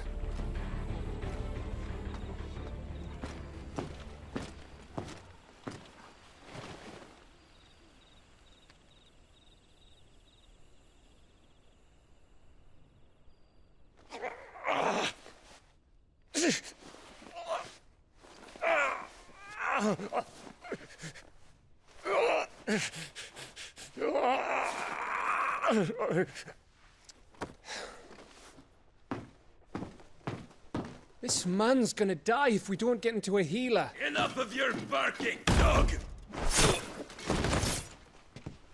About time. Stand back.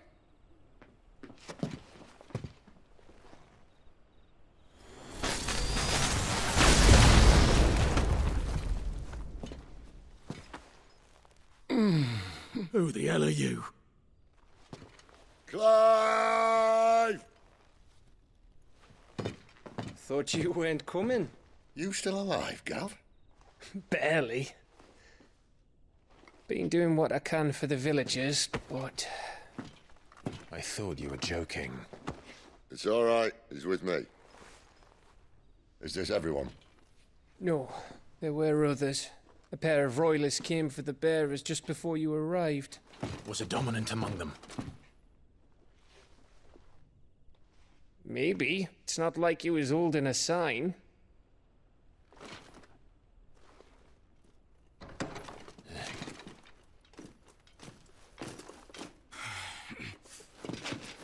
I'll give you one guess where he's going. Clive, after him.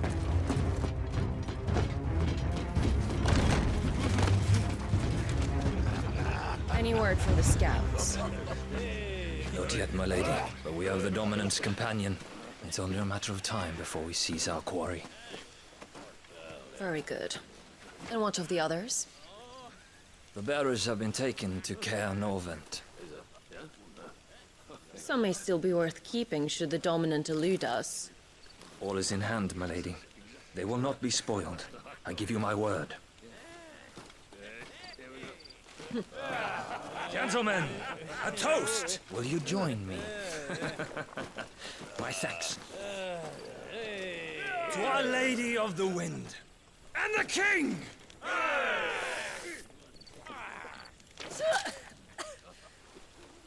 Ugh.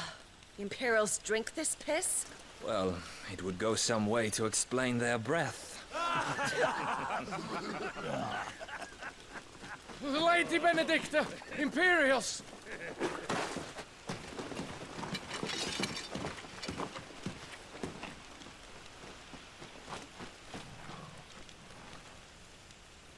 And instead of killing them, you lead the rats straight to us. Mercy!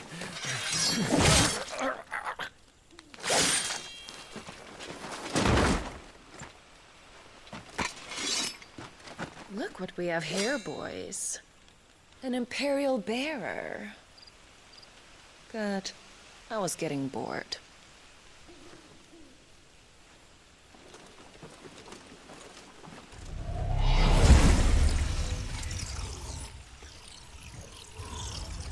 you?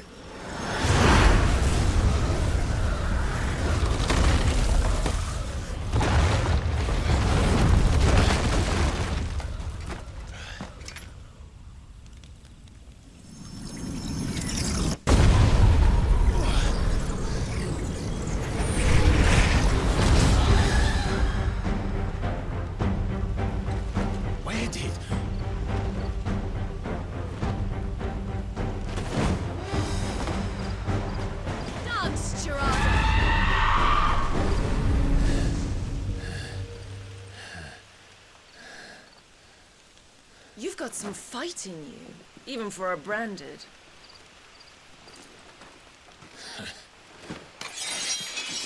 Clive!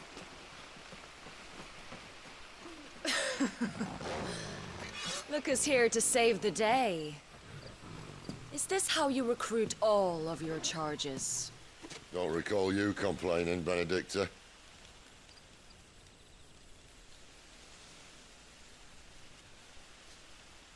So, Sidolphus, remind me, why was it that you betrayed your kingdom? I asked you a question, Lord Commander. Why? Because I'd had enough of you and your king's antics. And yet here you are, stealing my branded. What are you plotting? As if I'd tell you.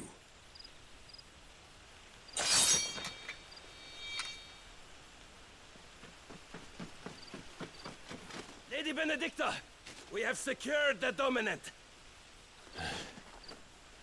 Always something, isn't there?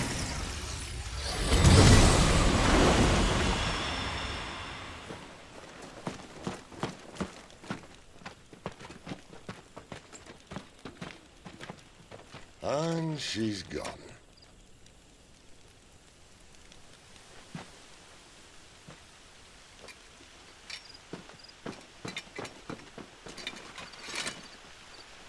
Did she say where she was going? No. Then we head back to Lost Wing. One of the villagers may have heard something. But we can't just... Which is why I sent Gav. The man has a nose for these things. Trust me.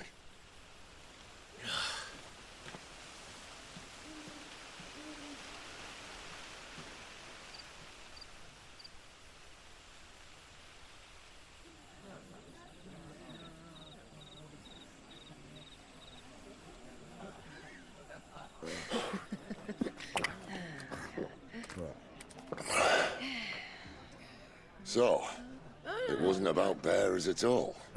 They were looking for a dominant. Yeah, that's right. Thought we were hiding the bastard. Like any of us would keep a monster like that under our roof. Oh, no offence. When no one talked, they started rounding up everyone with a brand. And then everyone without one and all. And locked you in the cellar, hoping sooner or later someone would break.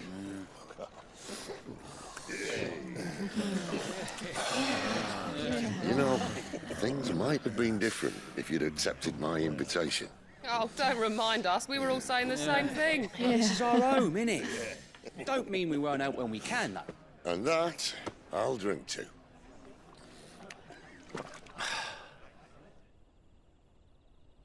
Oh, come hear the tale of Lord Dion the Bold, whose tamed worms 1,000 and slain the tenfold.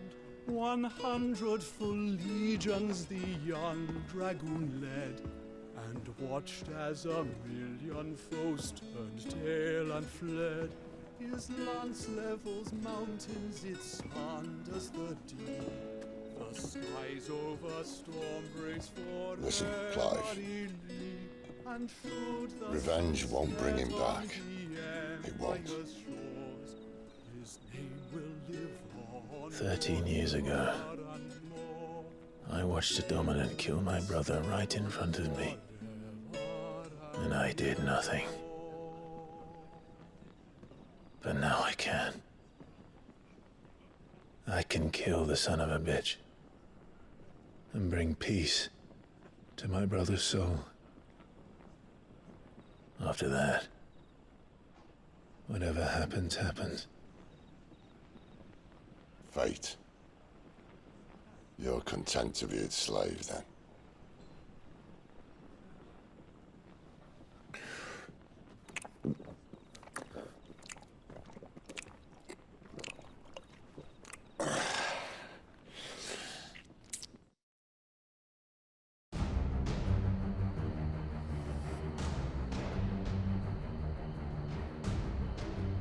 His radiance would have us believe the Imperial host invincible.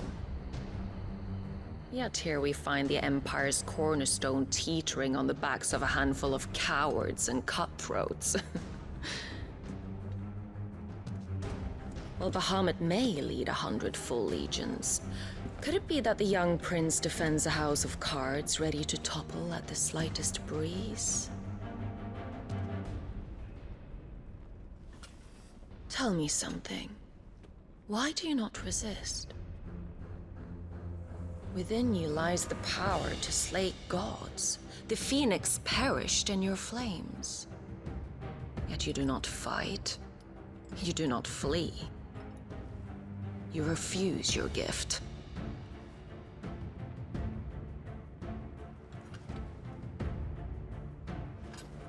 Perhaps you are distracted.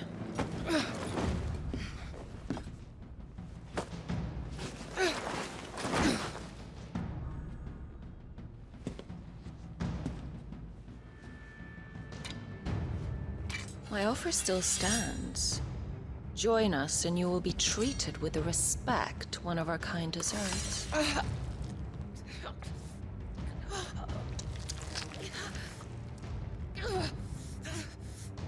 Lord Margrace, don't!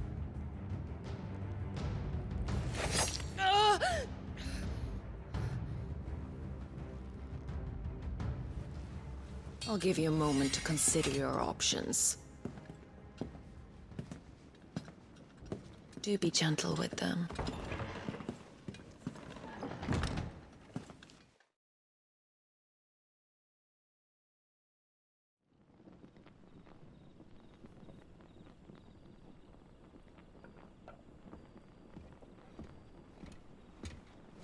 Clive. Wake up. Gav's back.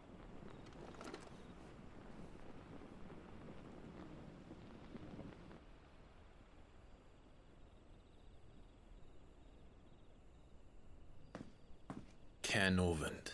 One of the Empire's outlying strongholds, though apparently not strong enough to keep out the Royalists. The captured bearers are inside. I'm sure of it. If Benedicta's orders are to stay in the shadows, she won't be traveling with many men. Meaning, she'll be keeping her prisoners together and close by. Including the Dominant. So, we find a way into the fortress and conjure a bit of chaos. What about me? Excellent question, Gav. You will wait outside the care and guide those I free to safety. And miss all the fun. Why can't he do that? Clive doesn't have your nose. He'd stumble off a cliff before he even found. You're the best man for the job. Well, when you put it that way. Suppose I'd better scout ahead for any surprises. Don't you let him down. I won't. All right. Shall we? Not so fast. We wait until tomorrow. But he's right there. And if we leave now, we'll arrive just as the sun comes up. Maybe join the guards in breaking their fast. Come on, Clive. They only just took the place. They'll be there a while yet. We've got one chance at this. You don't want to waste it, do you? No.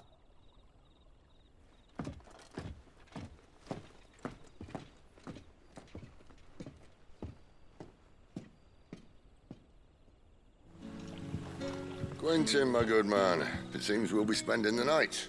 I thought as much. Where do you find that one? Oh, him? You wouldn't believe me if I told you.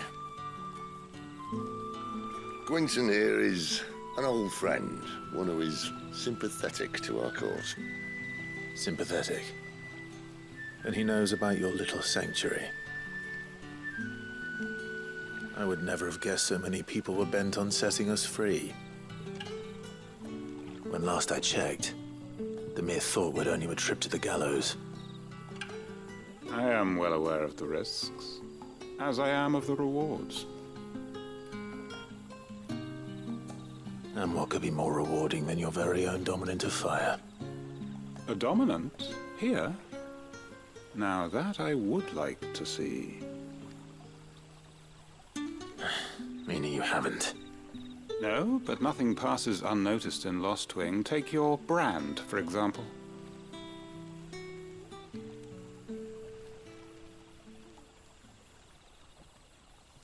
People will see that at once. And I need hardly tell you how they will greet the inquiries of a bearer. You are afraid your words will fall on deaf ears, as they have ever since the moment you were marked.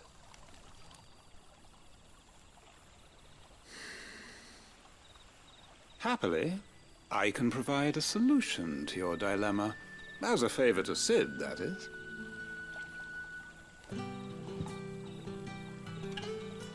Take this. You will find it has the uncanny power to loosen tongues.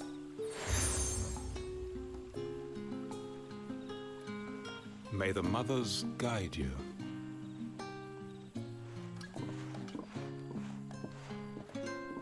This might be Imperial land, but here in Lost Wing, it's his word that's law. But how? You don't need to worry about that just yet. Trust me. Everyone in Lost Wing knows what that seal means, and what it means if they don't take note. Now we can sit here counting our blessings, or put them to good use and find that dominance. Your choice. Ah. Master Quinton took a liking to you, I see. And there I was, thinking you were in bed with Sid. Wonder what Gav will have to say about this. Speaking of whom, if you see him, tell him thanks for looking after us. Now, what can I help you with?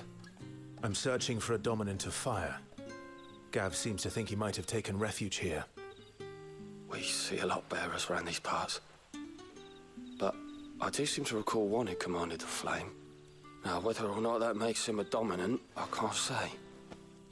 But the Waluders certainly took a keen interest in the poor sod. Did you get a look at him? Didn't have a chance.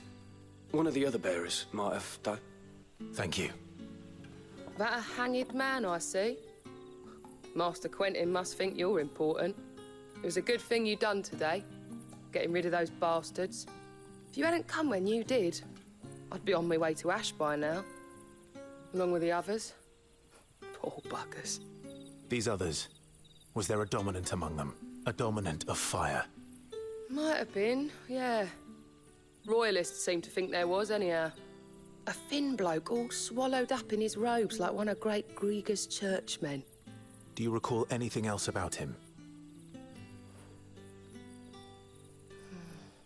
Only that he weren't alone. Was a young maid who went wherever he did, including the church, and wherever the Royalists dragged them both off to before you got here. I see. Thank you. Tell me that scowl means you've got good news.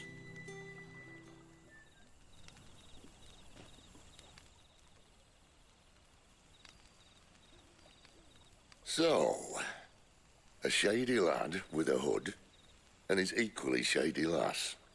Not much to go on, but... But? I've been thinking, if our friend is a dominant, why not just burn the Royalists to a crisp? There's a reason he's holding back, and I reckon it has something to do with his partner. What makes you say that? One of the villagers I talked to said the two were separated. If the Waluders have her, our dominants like to think twice before starting any fires. Whoever he is, he's shown himself to have a level head. He's careful, cunning, and he doesn't want to be found. This could spell trouble. For us and the Royalists both. Still, it'll be a whole lot worse if we set off after them with bleary eyes and empty bellies. There should be a pair of pallets waiting for us back at the inn. Shall we? Now, about those beds. Beds? I seem to recall your request being to spend the night. And for that, the floor will more than suffice. Better than a wet rock, I suppose. My thanks, Quentin. Next time you're at the hideaway, our floor's all yours. No need for thanks, Sid. This isn't an act of charity. You don't say. In exchange for my floor, I shall be requiring your services. The Royalists saw fit to erect a barricade across the road south when they occupied the village, and failed to remove it when they left. I expect it to be gone before you leave. As you wish.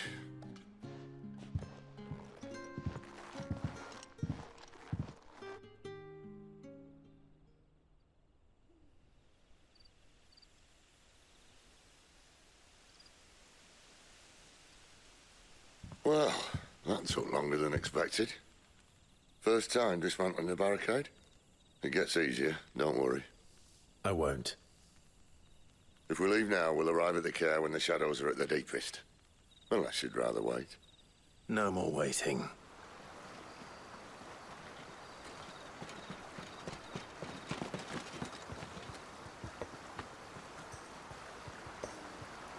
Much as I enjoy battering down the front door, I hazard this endeavour will require a bit more tact.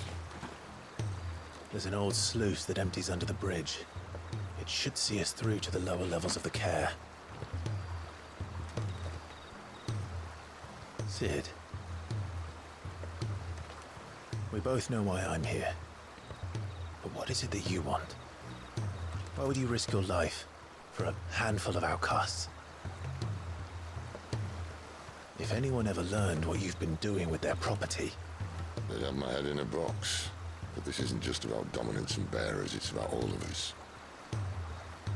What I want is to build a place where it doesn't matter what you are, but who you are. But our world isn't ready for a place like that. So, until it is, I use the power I've been given to show people there is hope.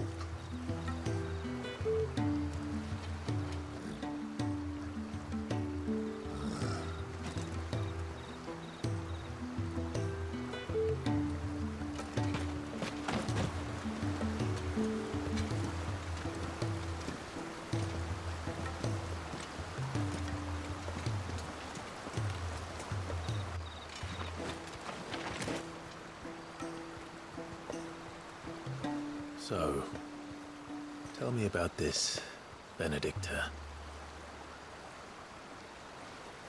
The best and worst decision I ever made. Don't underestimate her, Clive. A fight with her icon is not one you're likely to walk away from. Garuda. Warden of the Wind.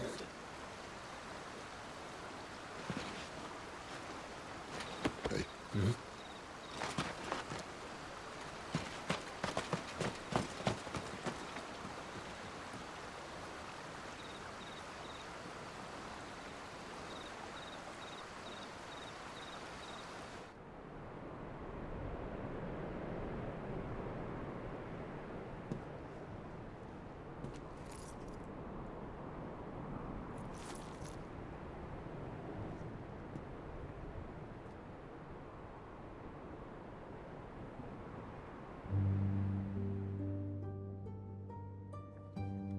The land has fallen. The Eastern territories all but belong to the orcs. I'll have my men ready to depart by noon. Don't bother. But what of the mines?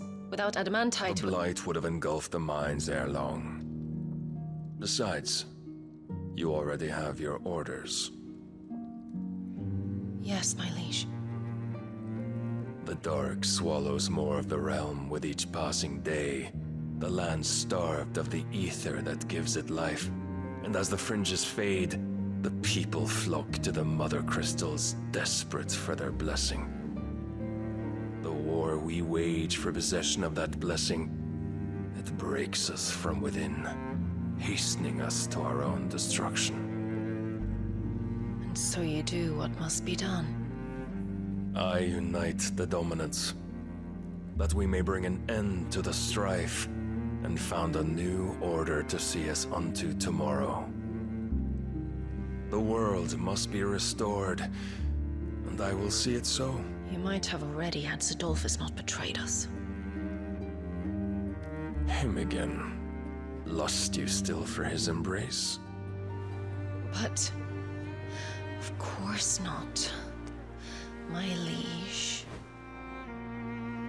I serve you, and you alone.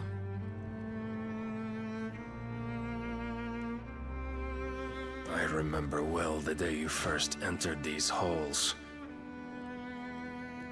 Your pale hand pressed into his, as if it would never let go. That was a long time ago. Yours is the only hand I need. Now and always. Soon, my dear. Soon all will know whose hand it is that keeps them from falling into the darkness. Hold me, my liege. Never let me go.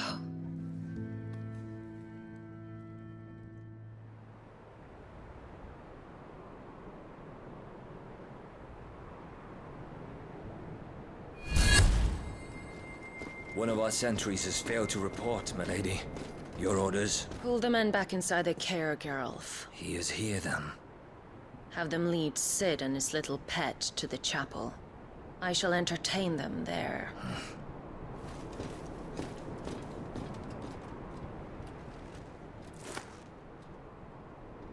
So you've come for me after all.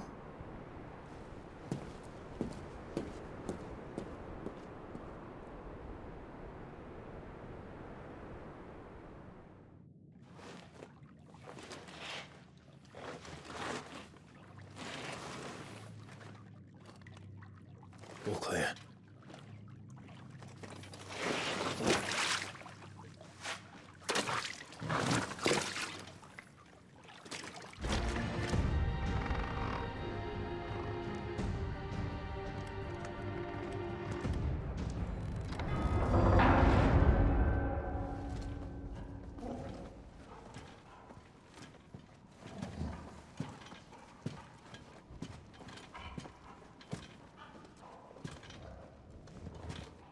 What the hell happened here?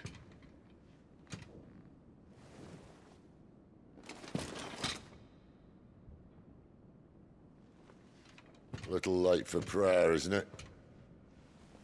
Do I seem so desperate as to grovel at the feet of a false god? I was waiting for you. Not for too long, I hope. All this for a midnight. Well, let's chat then. You took from Lost Wing. You mean where's the dominant? Waleed shall be requiring his services indefinitely. Come back, Dilphus. I need you. Can create together. The world that we can build. You need me? Your king needs me. I'm all for building a new world. Just not his. That bastard's dreams are as twisted as his promises are false. And I want no part of them. King Barnabas saved you, and this is how you speak of him. Have you no shred of loyalty? What? To a leader who'd use me? Like he uses you. You know nothing of me, Sidolphus. You're right. I don't know who you are anymore. Or what you want. I only know what you used to say. That you were tired of running. That you just wanted to be free. Free of it all. You weren't lying to me then, so what changed? What made you think you had to sacrifice who you were to get what you wanted? Sacrifice. I use my talents to my advantage, and you would tell me there is shame in that? If there's no shame, then why do you feel so sorry for yourself? A rousing speech, Lord Commander. I was a fool to believe you might have changed. The only person I feel sorry for is you! I can't do this anymore.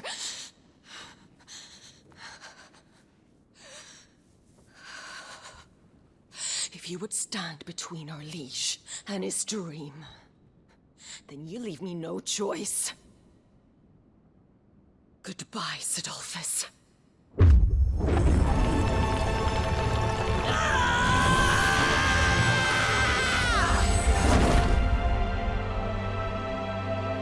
Stand back, Clive.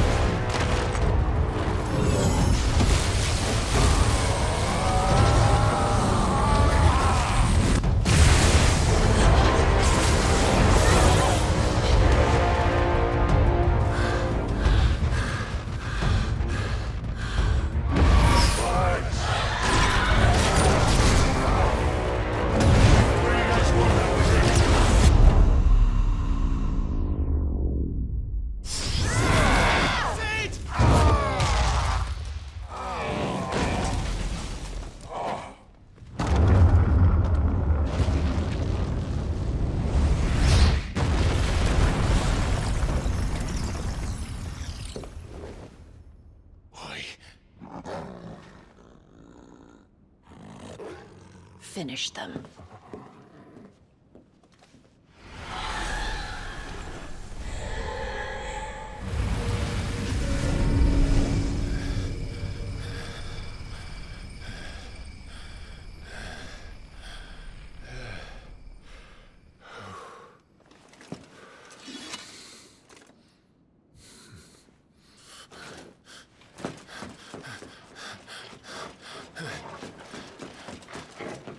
Sid, are you all right? Do I look all right?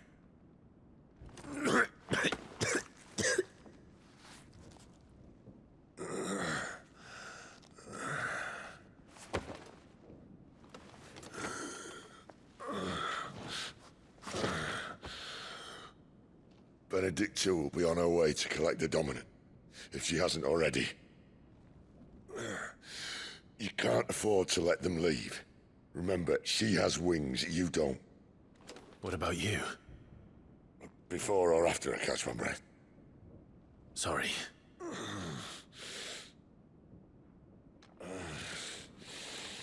Come on, Torgal.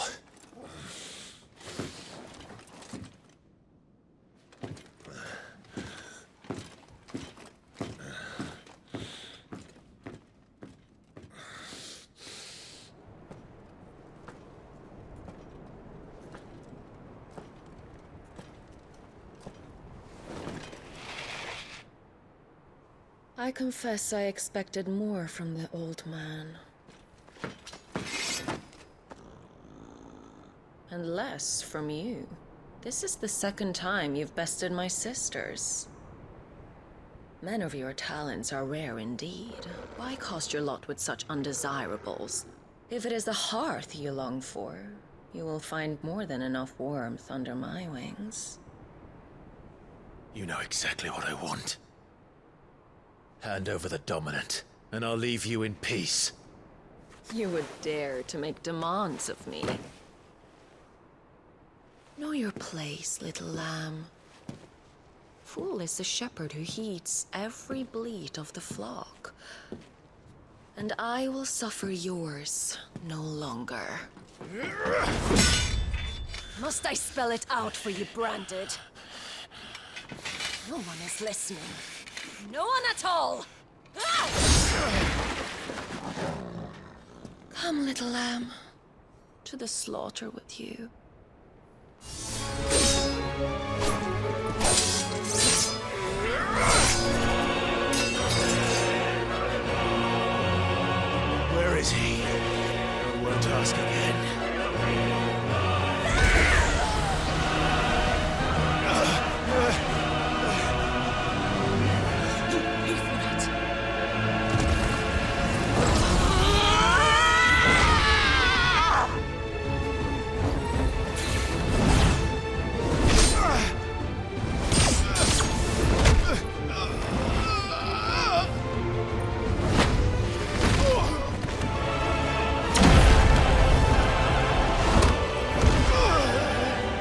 Watch this.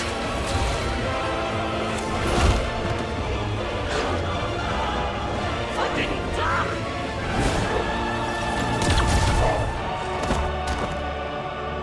Toggle! Cry all you like. There's no one to save you now. Time to join your pet.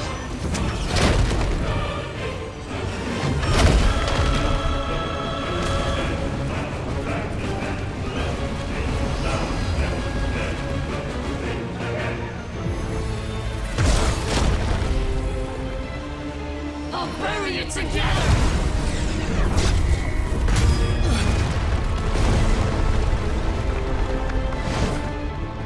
And stay down.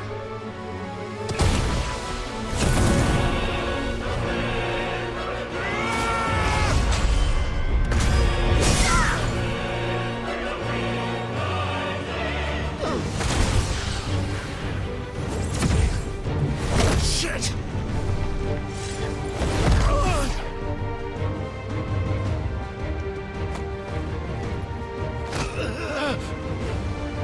Bad luck.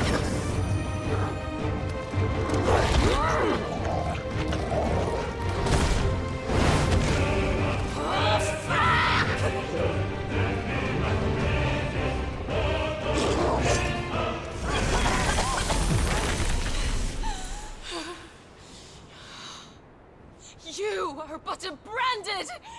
How? How did you do it? How did you even survive? How?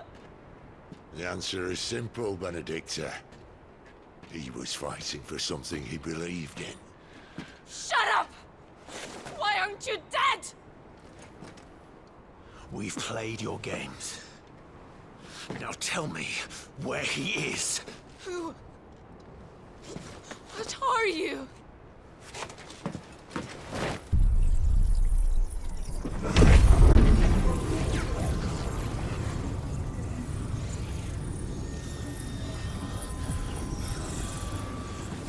Why?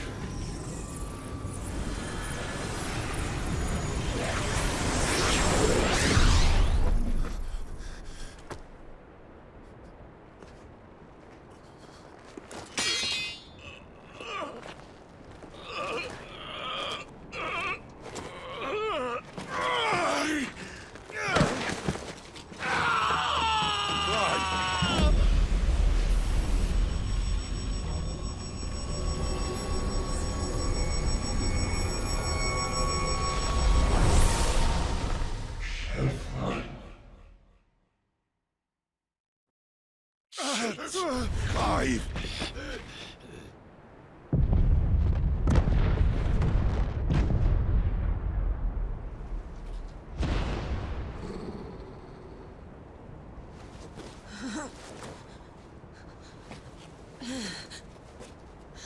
Enough of this!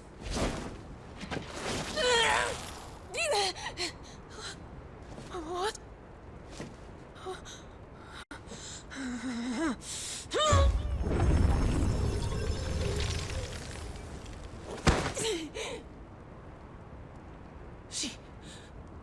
She's gone.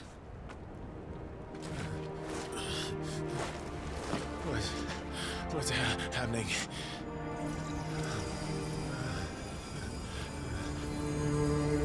Give her back! Give her back! Give her back! My lady!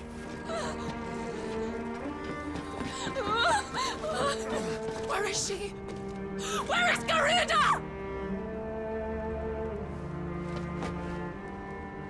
What have you done to me? What have you done? Look at me, my lady. We need you here.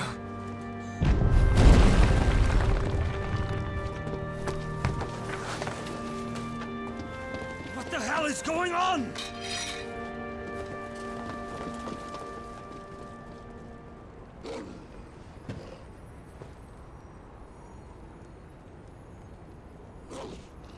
Her power, you took it from her. How'd you do that?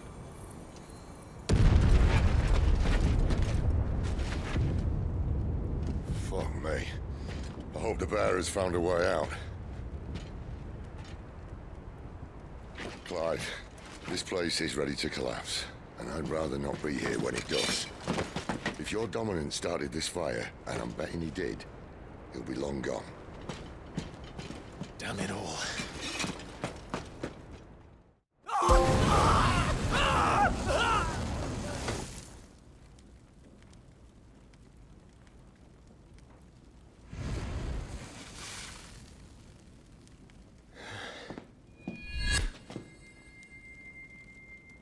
What was that? I created a diversion as commanded, Your Grace. The villagers escaped in the confusion. As should we. Yes.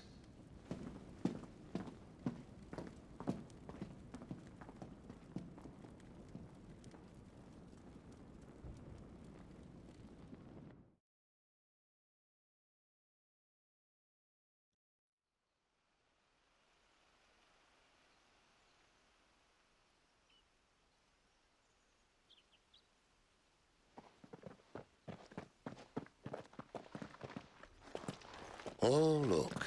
Morning has broken. And here come the cavalry, itching to butcher the bastards who made them miss their morning gruel. Come on. If they catch us leaving a burning care, people might jump to conclusions. Right.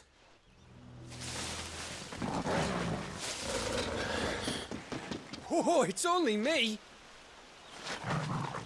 Damn it, Gav. Are you trying to get yourself killed? It's not me who's been playing with fire! Don't do things by halves, do you? This way.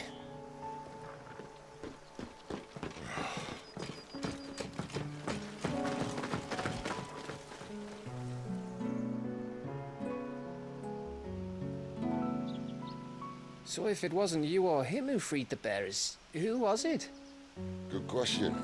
Someone who didn't have their hands full fighting a bloody harpy, I guess. But what matters is they're safe. Something they wouldn't be had it not been for you, Gav. Just doing me job, like. So, what about his dominant? Gone. And after we were so close. Well, I can track him. Why would you? Sid told us about your family. Lost me own to Imperial Steel. Sometimes vengeance is the only thing that keeps you going. Thank you. Go safely, brothers. I reckon he likes you.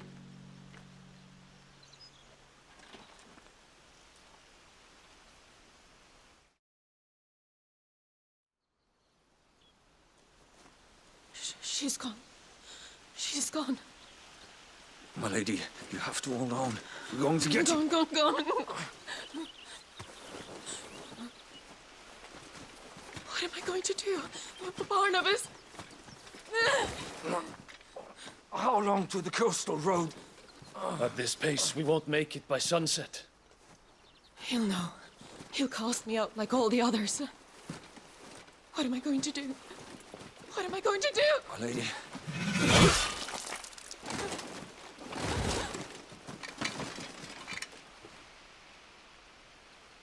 Carol.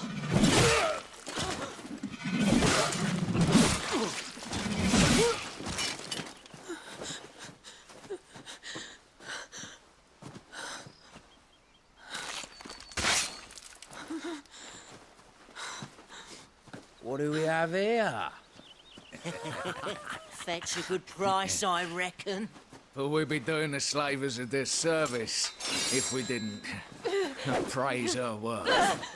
Stay away!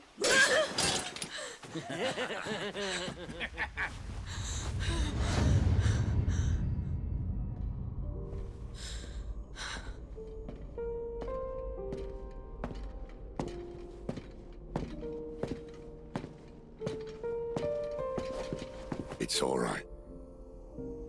They can't hurt you anymore.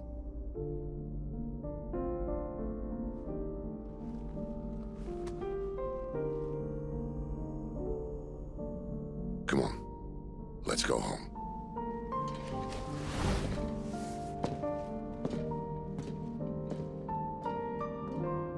Is this it, Adolphus? My punishment for not listening to you?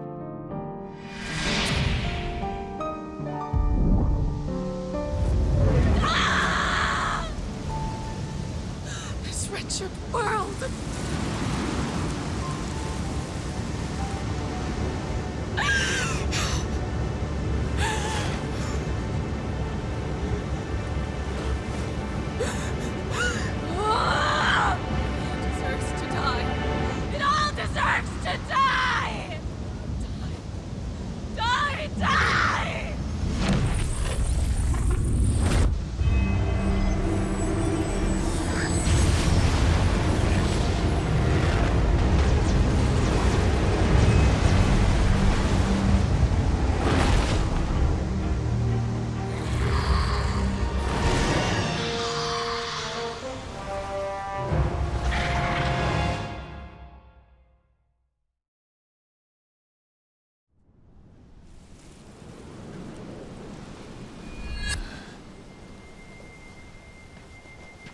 Sid.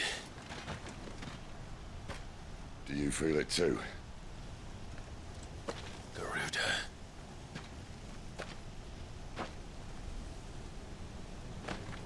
By the flames.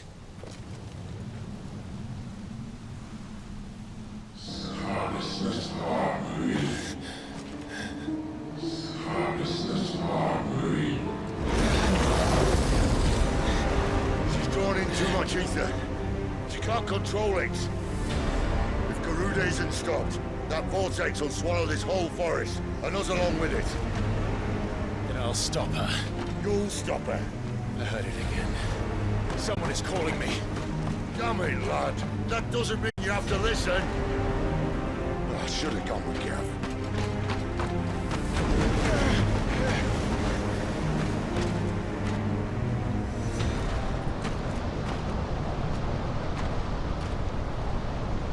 He's in there. I know it.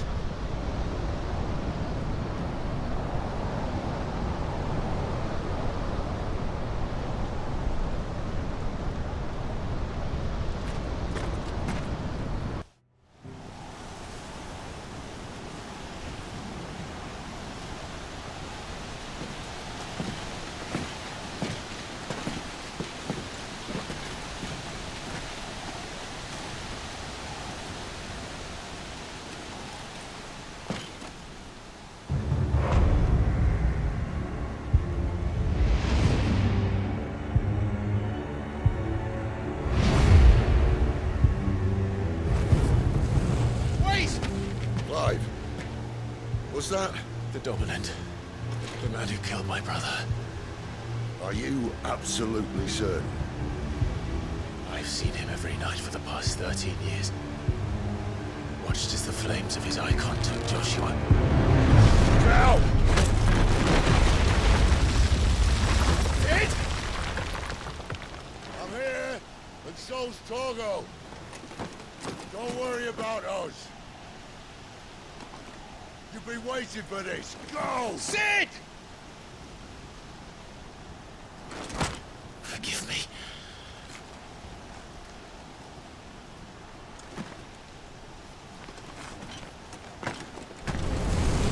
You called me! Why?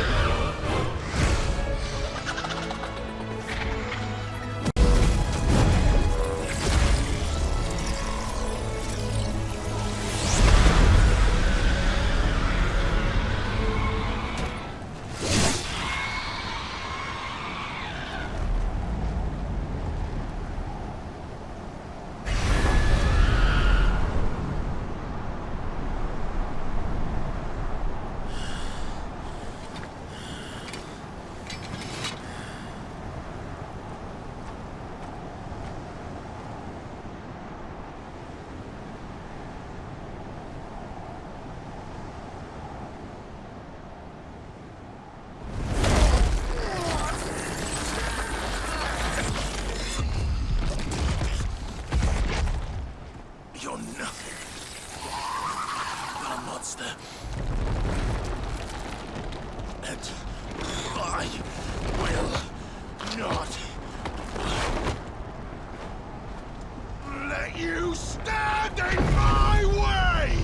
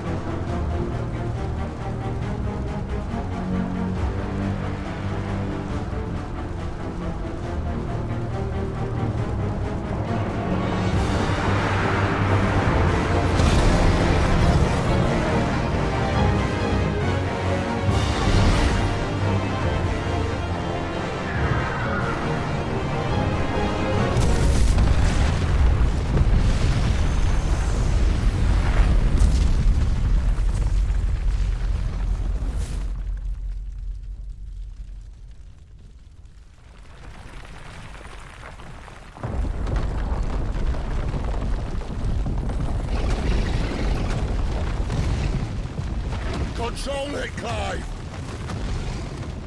It is you, isn't it, Clive?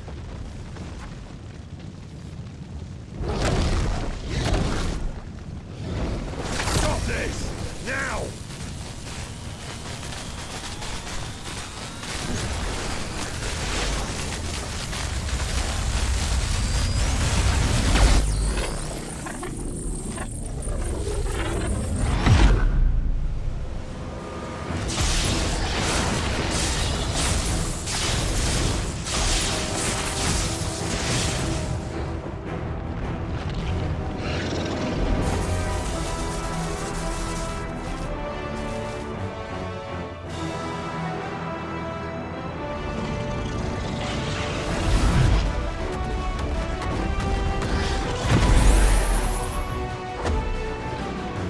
I said stop!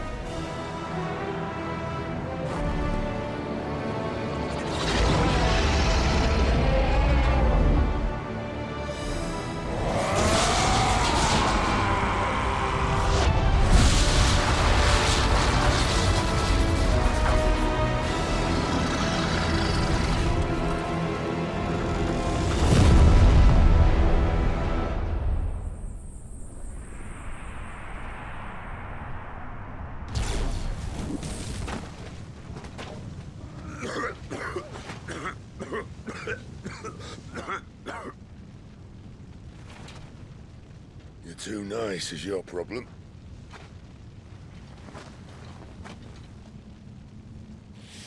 Bloody mess, this.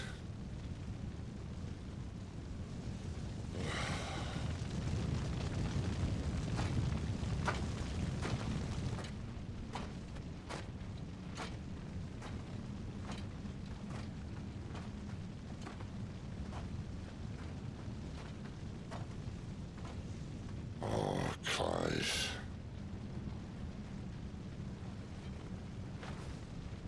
The ghost you've been chasing was inside you all along. I'll be damned if I know what that means.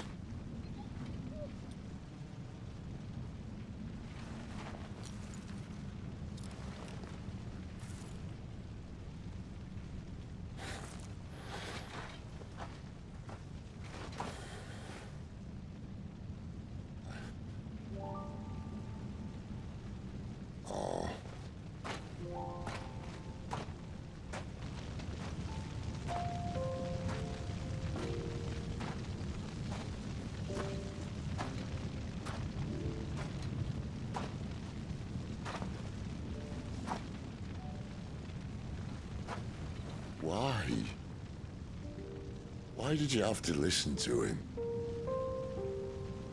Benner.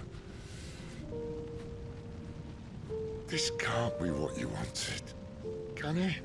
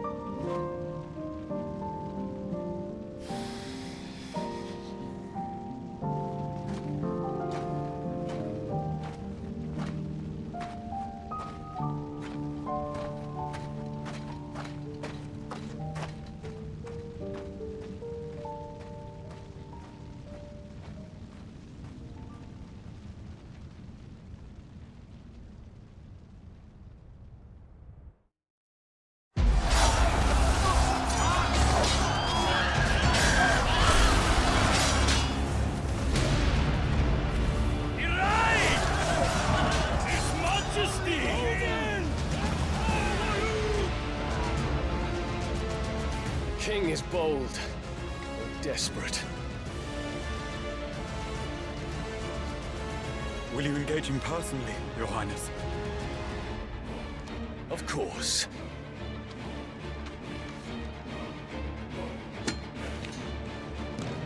Griego's breath fill your wings.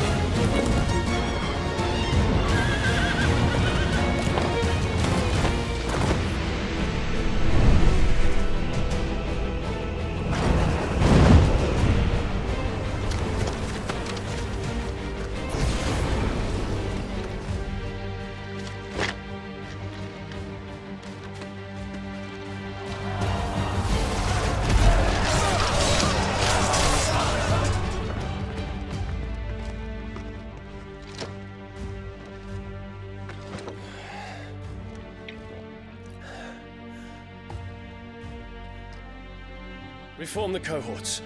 At once.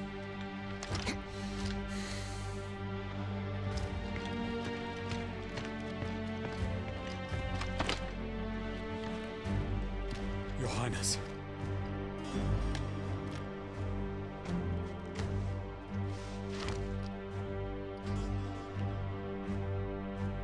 Saboteurs?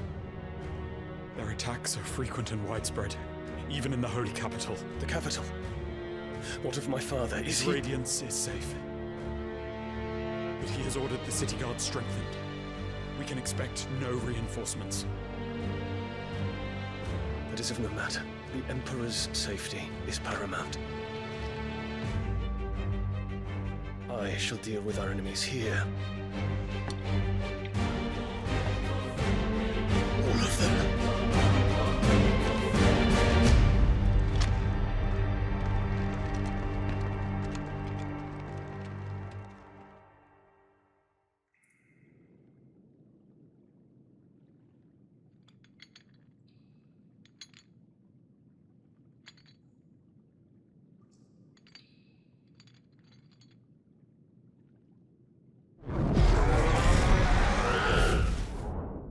It was me.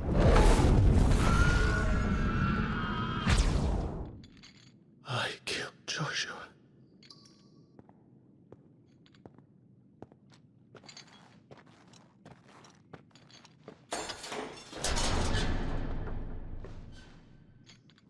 Ah, you're awake. You're just full of surprises. First that trick with Garuda, then whatever the hell that other thing was. Didn't know you had it in you. Do it. Hey? Kill me. It was me. I killed him. I killed Joshua. I killed them all. I'm a monster. And I deserve to die. So end it. End it now. Please. Please. Ah!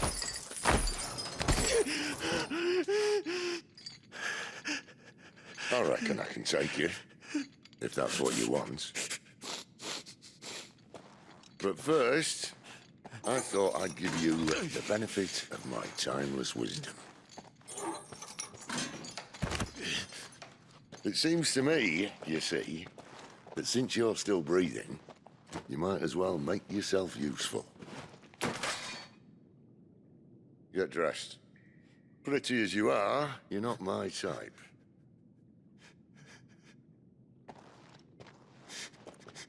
I'll, see you in the hall.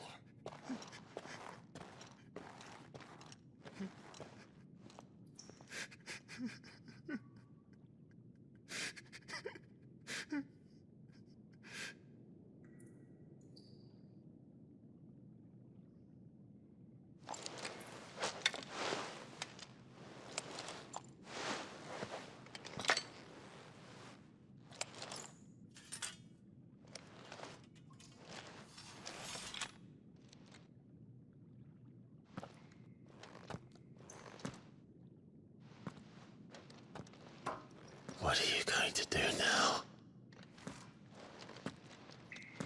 Finally crawled out of the crypt, eh? You look like it. Although I thank you for doing us the courtesy of covering up. Don't. Ah, still have a bit of fight left in you? Then listen. I've arranged a meeting with Gav. In case you've forgotten, you're the one he's been putting his nose to work for. For nothing. Just listen. While you've been relaxing in your cell, Gav's been busy sniffing out your dominance. And according to his last report, he's picked up a scent. Gav's gone to a fair bit of trouble for you. The least you can do is hear the poor bugger out. He's going to meet us at the King's Fall. Pack your stuff. We'll leave as soon as you're ready.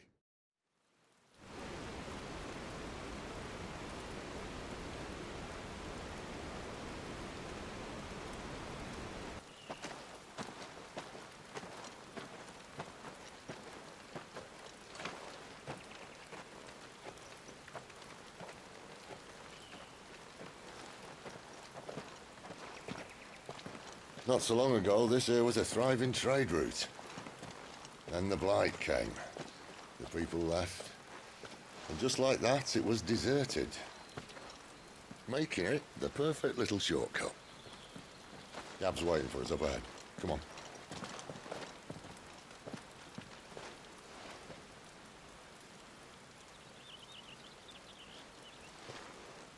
Still feeling sorry for yourself? Don't. Please. Think about it, Clive. The rumours all point to...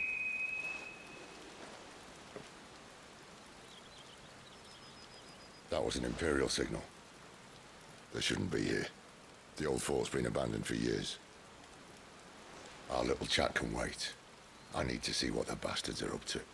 You go on ahead and meet up with Gav. But we both know that... No buts about it.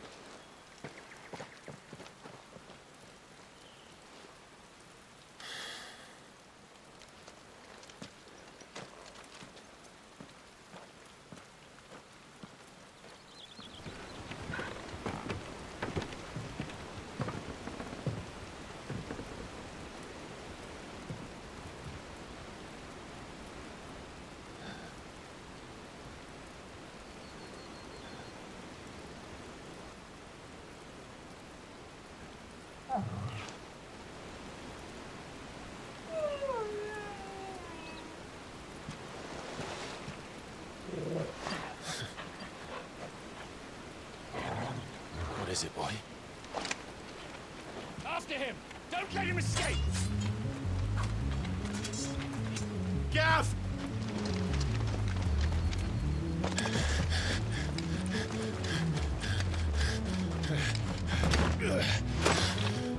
Who goes there? This one's a deserter! Take his head! Out of my way.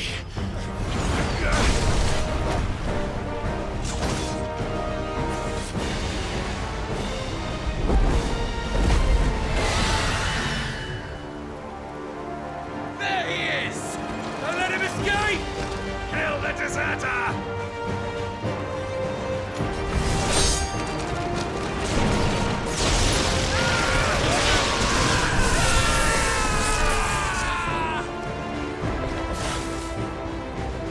Clive, what's the situation? You're late! Gav's in trouble! What? The Imperials are on his tail! We have to get to him before they do. Understood. I'm here to even the odds.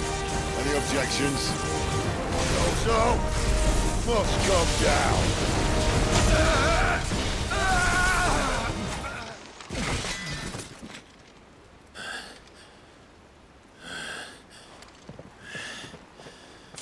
Come on.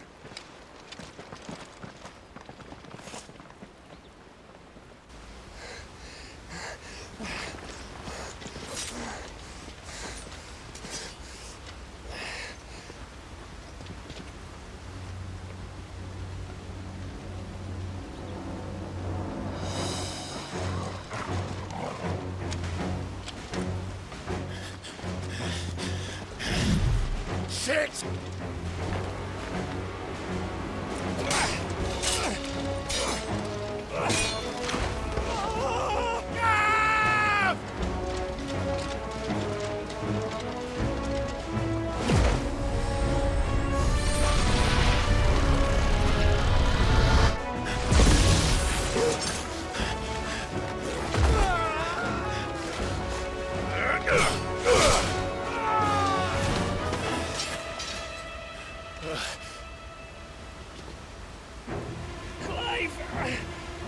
Give me your hand!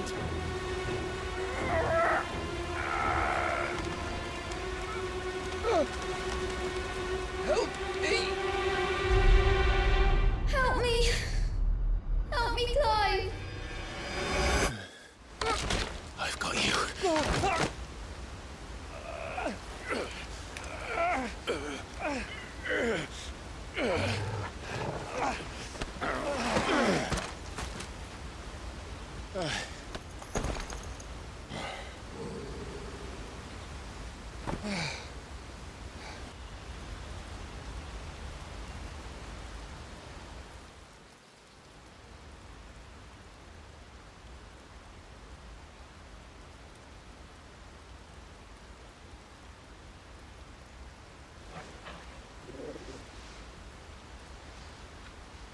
There.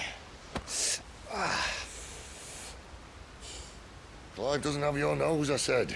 He'd stumble off a cliff, I said. Well, that's the trouble with a nose like mine. Can't help sticking it where it's not wanted.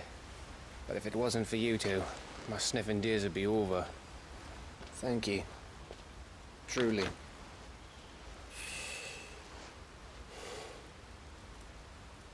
So, what news? Well, found out where your friend's heading, for one thing. Gav, Him and his mate are on their way to your old stomping ground, Rosaria. You should have seen what they did to the Imperials who tried to stop them. There's no question about it. He's a dominant fire, all right. He can't be. Clive, I saw you turn into an icon before my very eyes. And yes, there's a good chance it was you who killed the Phoenix. But we weren't alone, were we? There was the fellow you saw enter the whirlwind. I saw him too. You didn't dream it, Clive. He's out there. But who is he? Don't ask me. I don't bloody know. But I do know one thing. You're gonna find him and find out. After all, you swore an oath. What? You swore you'd avenge your brother's death, that you'd never rest until you'd hunted down the man responsible.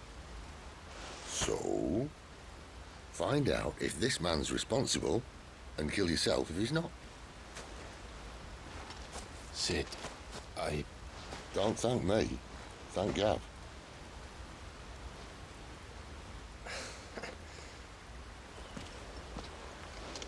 Thank you, Gav. Yeah, well.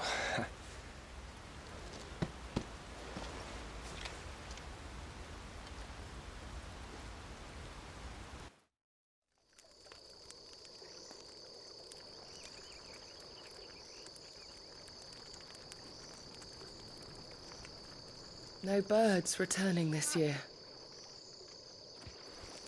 The Deadlands have swallowed their roosts, like as not.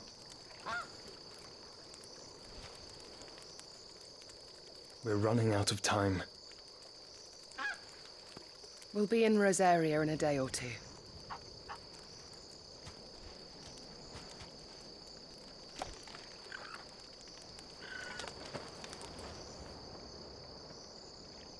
Back to where it all began.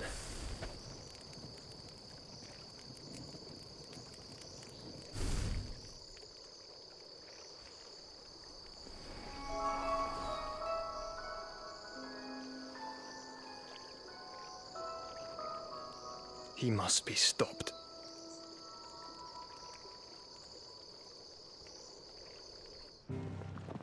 Spitting great gouts of fire he was, like a bleeding volcano. Ever seen a volcano? What? You think I'm having you on? Clive! Your friend. She's awake. Right.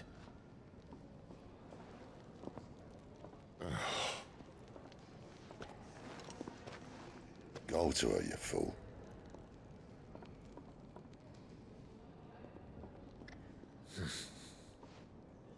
Right, you lot. Enough slacking. Goots, come with me. Gav, go and get those wounds seen to. Oh, give it to me straight. How long have I got? So? All in good time. Let's make ourselves scarce. Jill.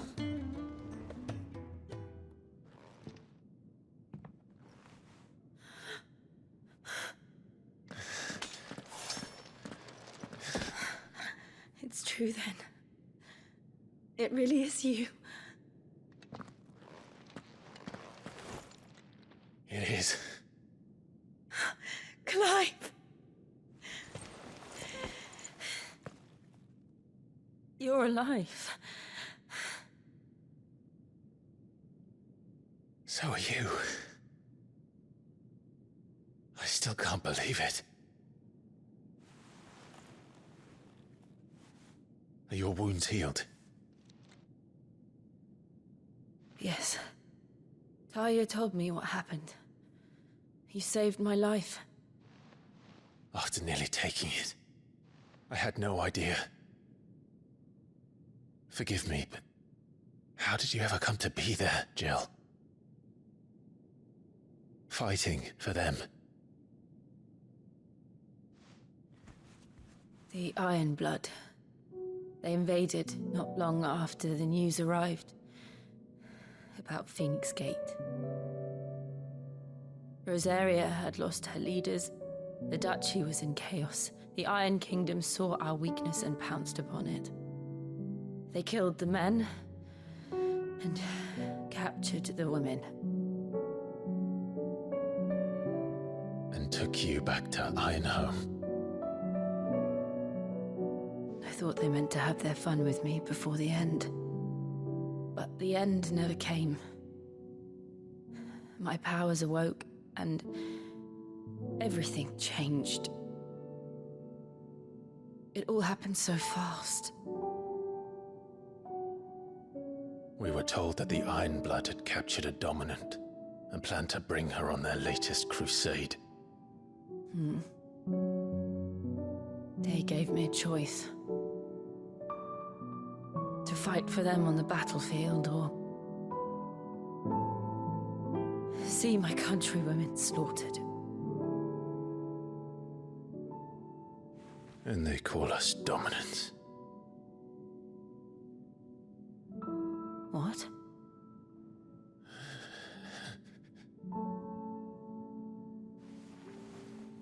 What happened, Clive? What happened at Phoenix Gate?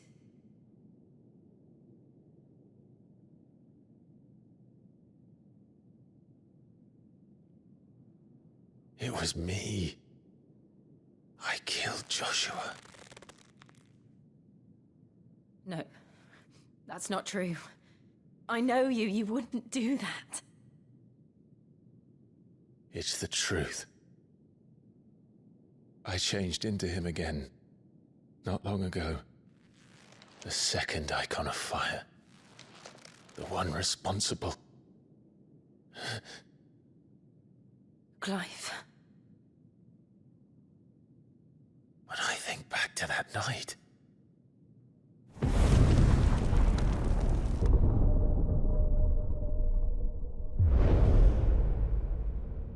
The hooded man, he spoke to me. What did he say? Six. We have found you. What did he mean? Clive, we should go back there, to Phoenix Gate. I need to know what really happened. And so do you. You need to know for certain. And if what you told me is true, and you did what you said you did, then we will face it together.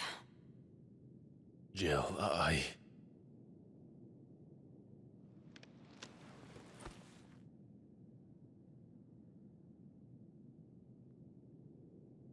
All right. You'll be needing a change of clothes, then. Out you go, your lordship. We wouldn't want you getting overexcited. Sorry. I'll see you soon then, Clive. So your mind's made up, is it? We'll be leaving for Rosaria as soon as we're able. Back down memory lane, eh? Rosaria ain't what she used to be, Clive. Not since the Imperials moved in. First sign of trouble, you make straight for Martha's Rest and ask for the landlady. She's a friend of the cause. Tell her you're with Sid, and she'll help you out. Understood. Thank you, Gav. Yeah. I'd be lost without you. Yeah, I'm just doing my job. No need to make such a fuss. You take care, all right? Oh, I'm crap at goodbyes. Where's Sid when you need him? Give him my regards when he gets back. I will.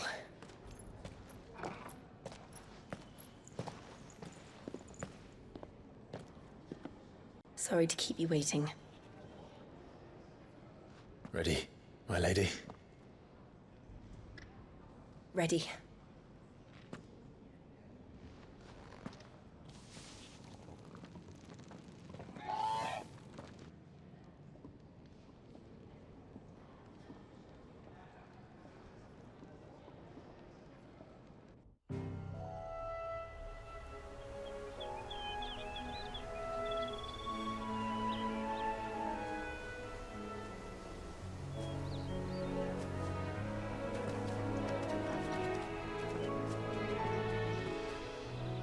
Rosaria.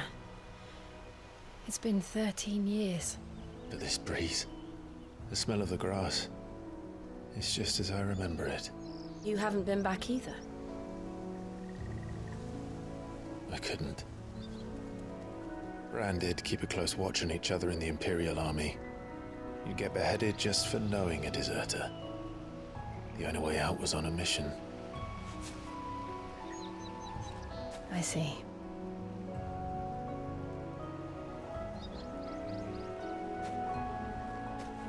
But no. Mostly I was afraid.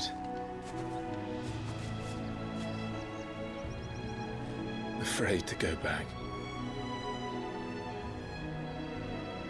I know.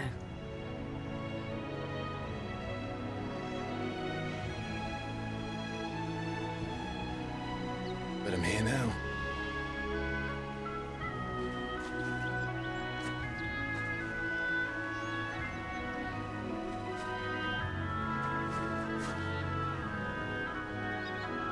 Thanks to you.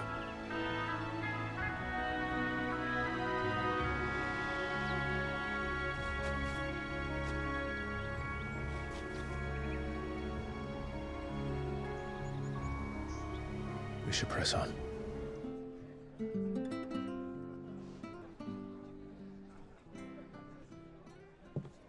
Excuse me. Would you happen to be the landlady? Depends who's asking, and why they have an Imperial bearer with them. For protection, which hopefully won't be needed. If you can advise me on the safest route to the west. It's your friend here I'd be worried about. Bearers don't have an easy time of it in Rosaria. Even a Stratton lad like him might attract the wrong kind of attention. And if he gets nabbed, it ain't likely to end well for you either. Then we'll just have to stay out of the militia's way. Gav said you might be able to help us. Follow me.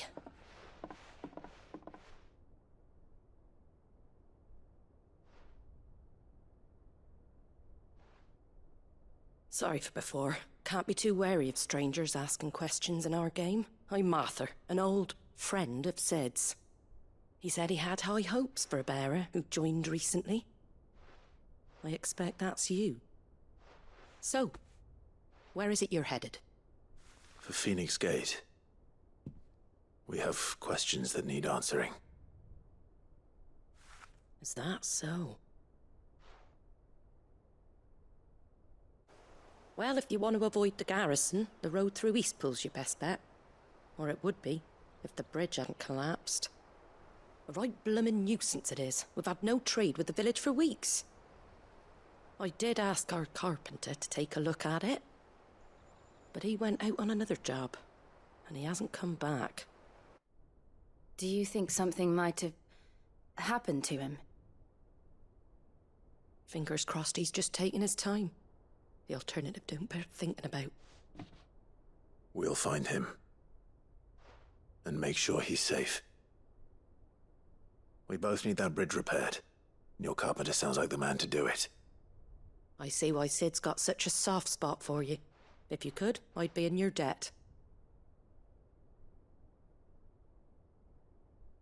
You said that he went out on a job? Right. He went down into the marshes to check on another bridge. The one by the Fallen Gate. The marshes were dangerous at the best of times. We should hurry. There's a ladder to the side of the gate. That's the quickest way down, if you've a head for heights. His name is Bernard. Should you find him well, tell him Martha sent you, and that he's wanted at the bridge to Eastpool. Thank you, my lady. You saved my life. Not at all. You're Bernard the carpenter, yes? I am. I didn't realize my name was known so widely. I'm a friend of Martha's. She asked us to come and find you. Well, I'm very grateful for it. I just finished checking these piles when I turn round. I see a gang of slavering monsters looking to feast on my flesh. If you hadn't come when you did, I'd have been snipped into strips by now. We're just glad you're safe. I best go and give my regards to the landlady then, eh? Actually, she asked that if we found you, we should beg you make haste to repair the bridge to Eastpool. Of course. I said I'd take a look at it, but it clean slipped my mind. I'll head up there straight away.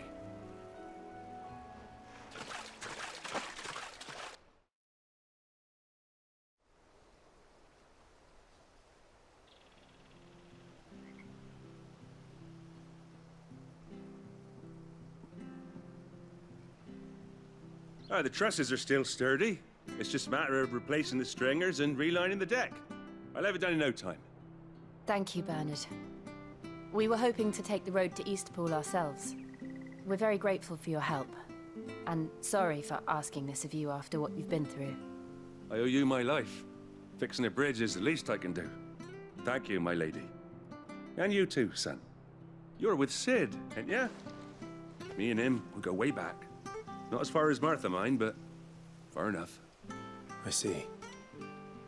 Well, I best get cracking then. You go and let Martha know I'm all right, and she'll have her bridge back soon enough. We will. Ah, you're back. What happened? Did you find Bernard? We did. He's fine, and he'll have the bridge to Eastpool repaired soon. Well, thank the Founder for that. It was lucky we found him when we did. The creatures out there are not to be trifled with. It's the Blight's fault. They'd nothing to eat in the north, so they come down here hunting for food. He can't keep going out alone. I'll have to arrange a guard for him. But anyway, thank you. I don't have a lot to offer in return, but you're welcome to rest here until the repairs are finished. We'd be delighted. Can I get you a drink or anything while you wait? Flagon of Imperial Gold, perhaps? Tastes like swill, but it'll slake a thirst. No, thank you. I prefer the truth. About why there are so few bearers around here. Yes. There were more of them when we were young. Far more. Is this the Empire's doing? Have they been sent away?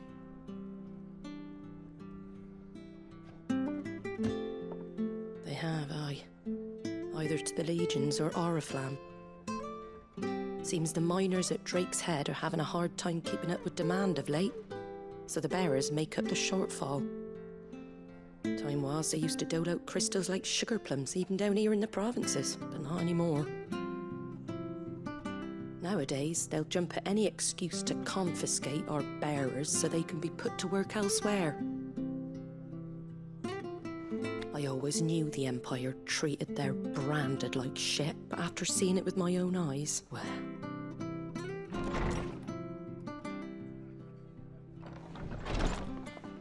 Ah, Thea! Congratulations on the new arrival. And you got the little laddie with you? It was a bearer. The boy I carried for 9 long moons. A bloody bearer. Oh, you poor thing. You gave it to the constables then? Just left it at the garrison, aye. Let them deal with it. Couldn't wait to be rid of the blasted thing. Been wanting it gone since the moment I found out. Well, it's all dealt with now. So no harm done, eh? Mum, you weren't my brother, was he? No. But you'll have one soon enough. You just have to be patient. All right? All right.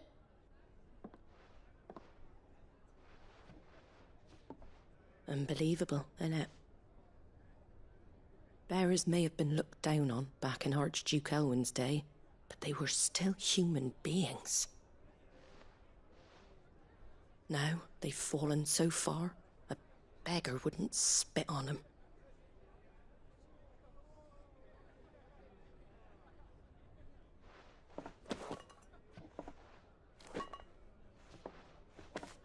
Since you're not drinking, do me a favour and take that to the Abbey. There's a darkness at the heart of this world, and I'd have you see it.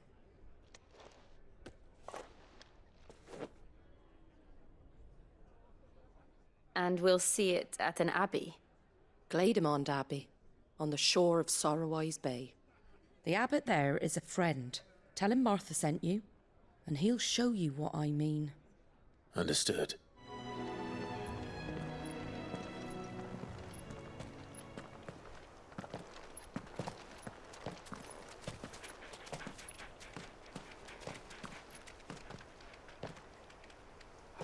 Good day to you. I'm afraid the Abbey is not open for public prayer. May Griga go with you? We came to offer a donation. From Martha.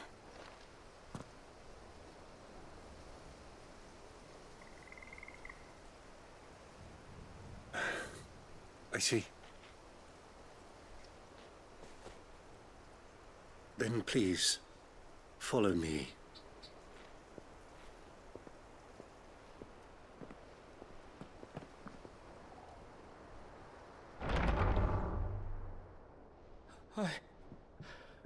I don't want to die. Please, Father. Show me for the pain. I beg you. The light, it fades. I don't want to die alone. It's all right. I'm here. Who are these people? Martha's bearers. She entrusted them to my care, that I might ease their suffering. To the extent that I can, for the time they have left.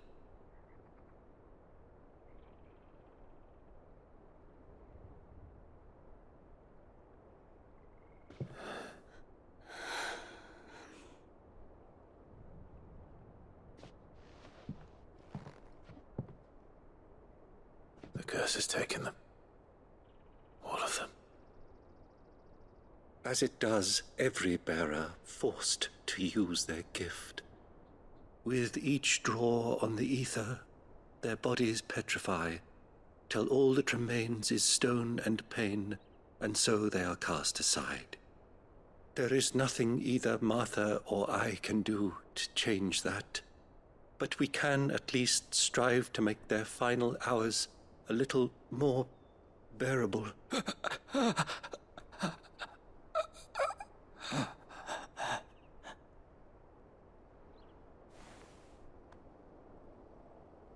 Have faith, my son, for you shall rise again, and find the happiness denied you in this life.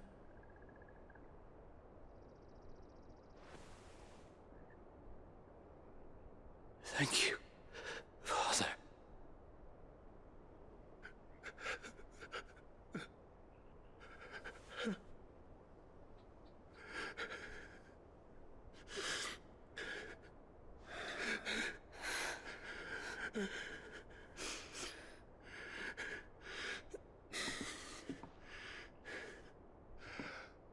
I must offer you my own thanks for the medicine you so kindly brought. Now their final moments may be moments of peace.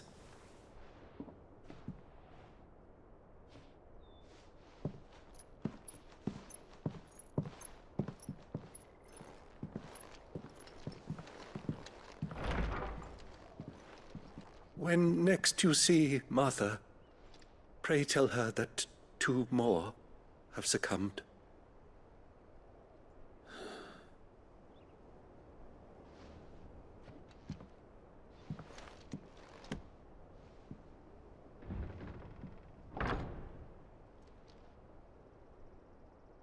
Ah, you're back. Thanks for taking care of that. The abbot had a message for you.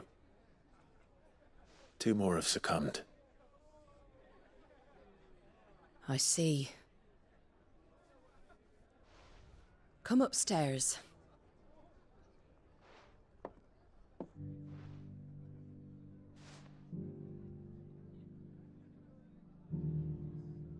So, now you know, eh?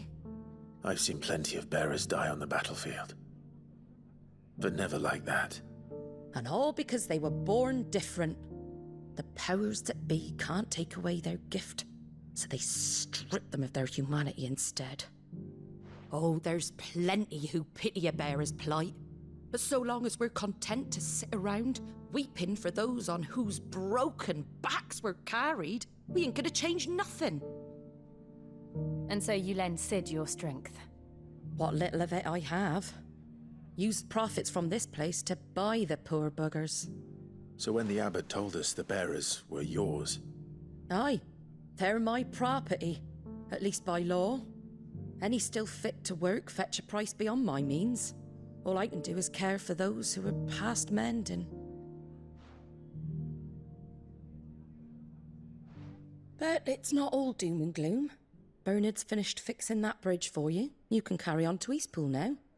You got questions that need answering, ain't you? Well, I wish you luck. Thank you, Martha. Oh, I almost forgot.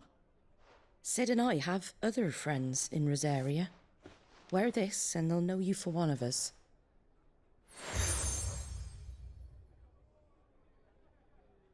And know that you will always be welcome here.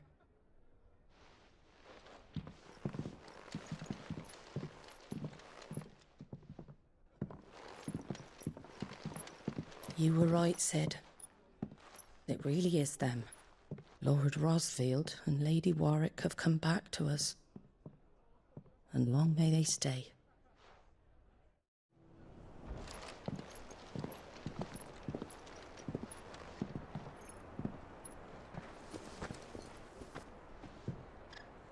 Sid. Ah, Clive. You're not where I left you. Hurt your hand. I did, aye. With 1,000 little lightning bolts. Can't fling them around the way I used to.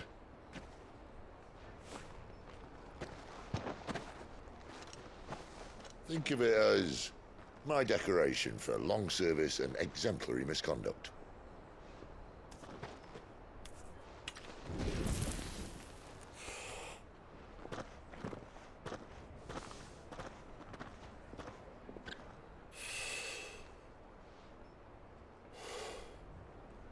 But you didn't come here to compare war wounds.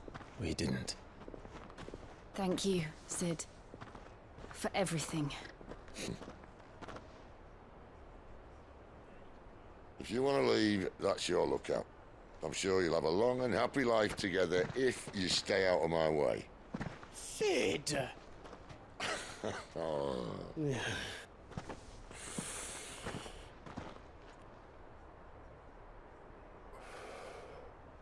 I knew a girl, back in the day.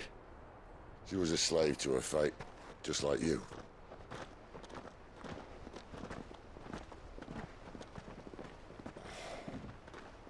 I wanted to save her.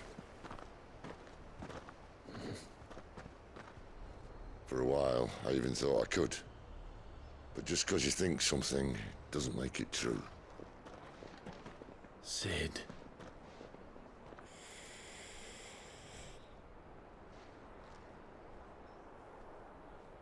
I'm no savior. Just a conceited old fool. I talk about people forging their own futures. But instead of handing them the hammer, I beat them with my own. And if no bugger wants to listen to what you've got to say, you might as well keep your gob shut. But Clive, I will say this.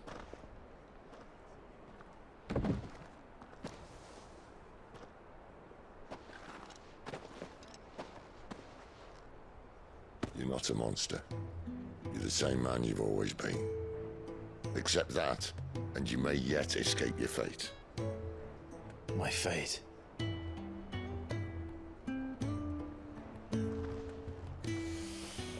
Look, lad, you've had a hard life. And I don't see it getting much easier. You might not be able to save anyone else, but at the very least, you can save yourself. I'll try. And Jill, I'm sorry we didn't get a chance to talk, but I trust she'll take good care of the boy. Yes, I will. Is that the last of it? Aye. We'd best head back then. Wouldn't want to keep Nan waiting.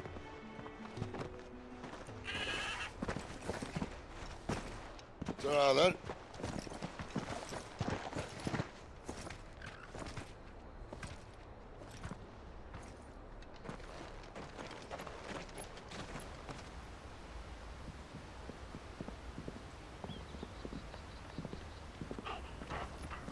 Quiet, isn't it?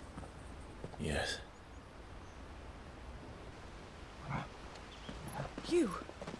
You're Clive Rosfield.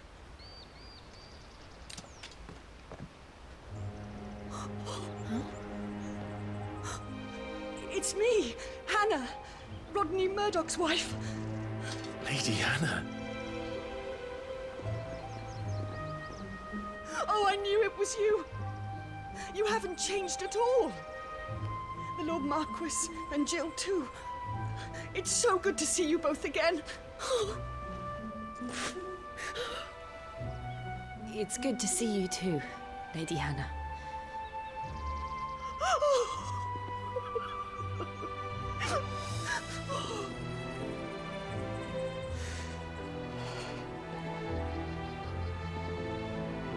If you have time, you simply must come back to the house. I haven't much to offer, but what is mine is yours.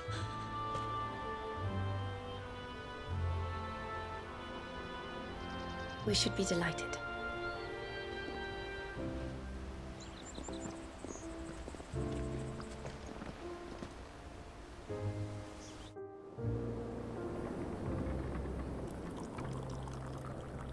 And you have been wandering the world ever since. I can well understand fleeing from those iron blood brutes, but oh, to take to the road at such a tender age.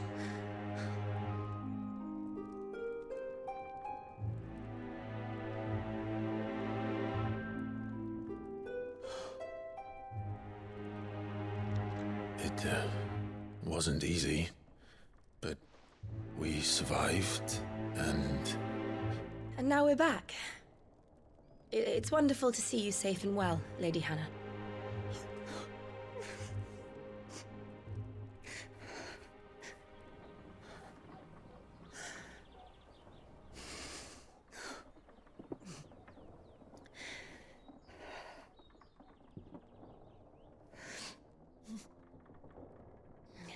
Do you think you will stay here, in Eastpool?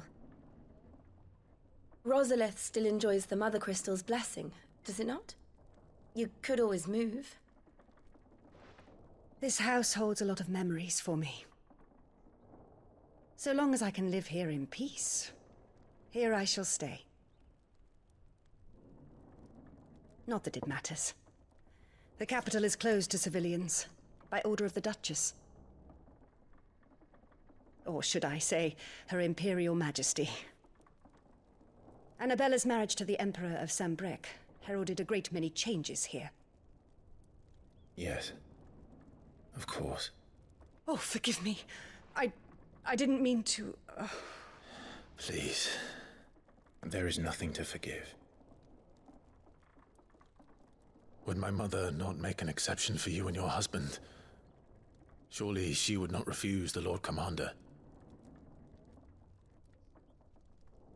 Ah. You haven't heard, then. Rodney passed away on the night of the fire. He never returned from Phoenix Gate.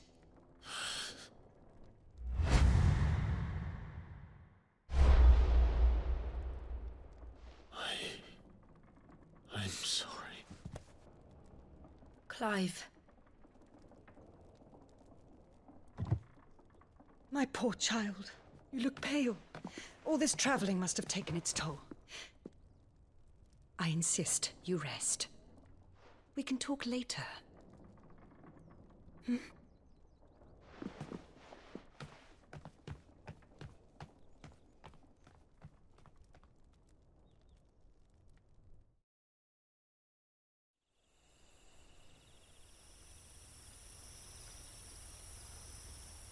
Are you sure you don't want to sleep inside? I can't.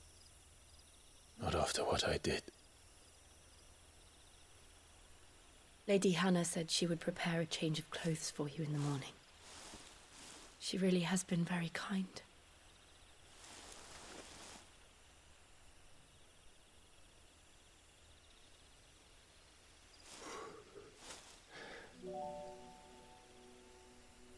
"13 years of killing. 13 years without the faintest glimmer of hope.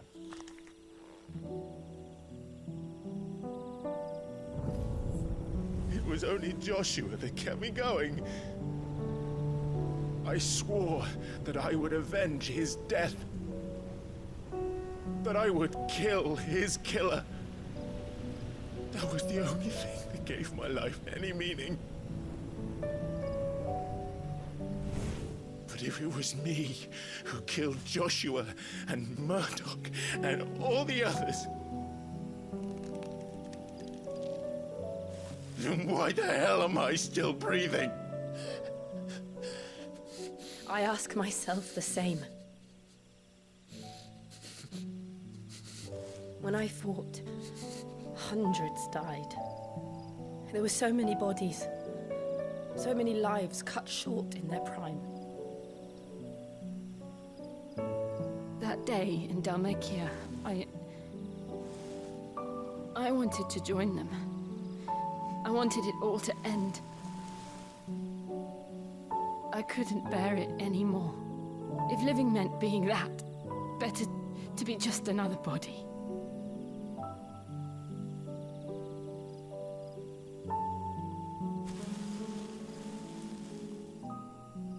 I'm sorry.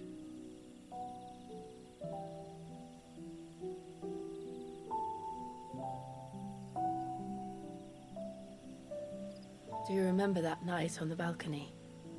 When we looked up at the moon? I said a prayer to Metia, and that prayer was answered.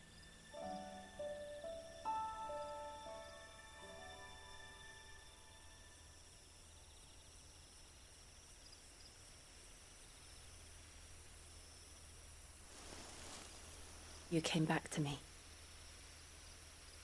The heavens must have a plan for us.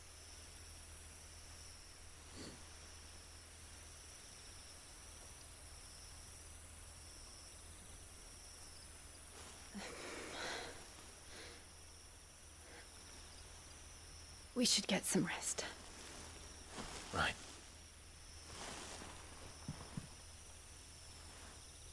Good night, Clive.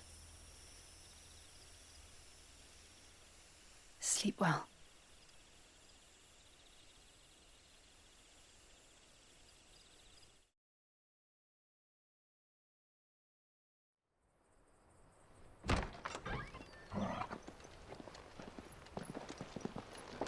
Thank you, Lady Hannah. Perhaps now people will not flee at the sight of me. You look just like Elwyn did when he was your age. How did you come to have some of my father's old clothes? Oh, before Elwyn became Archduke, our families would often summer together. He and Rodney were like brothers. These clothes have been in a wardrobe for years, collecting cobwebs along with everything else.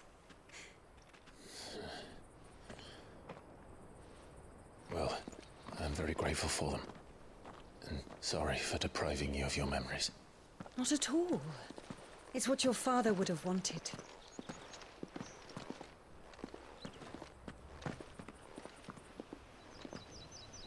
They suit you well.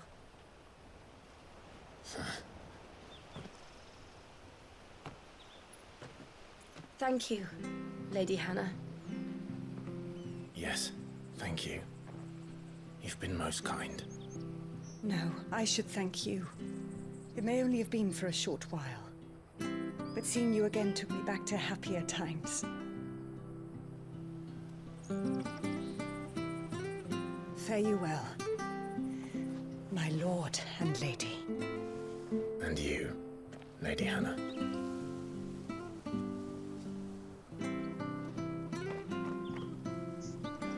You?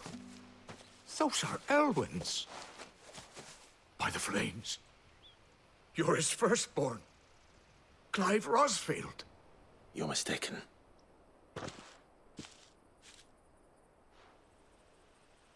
Oh, you can't fool me, my lord. You're the very image of your father. And that would be true even if you weren't wearing his clothes. The self-same garments Hannah was keeping for you, if I'm not mistaken. She always swore that she would never part with them until the day Elwyn's sons returned. And now that day has come.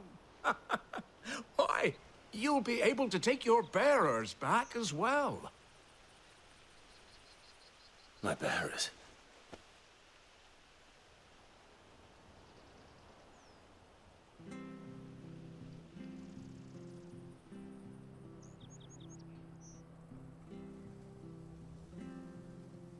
Forgive me, Master Mayor. I was a child when last I came to Eastpool. I didn't recognize you. Oh, I'd be surprised if you recognized anything at all. Much has changed since Rosaria fell to the Empire. Not least for the bearers, who once served her noble families.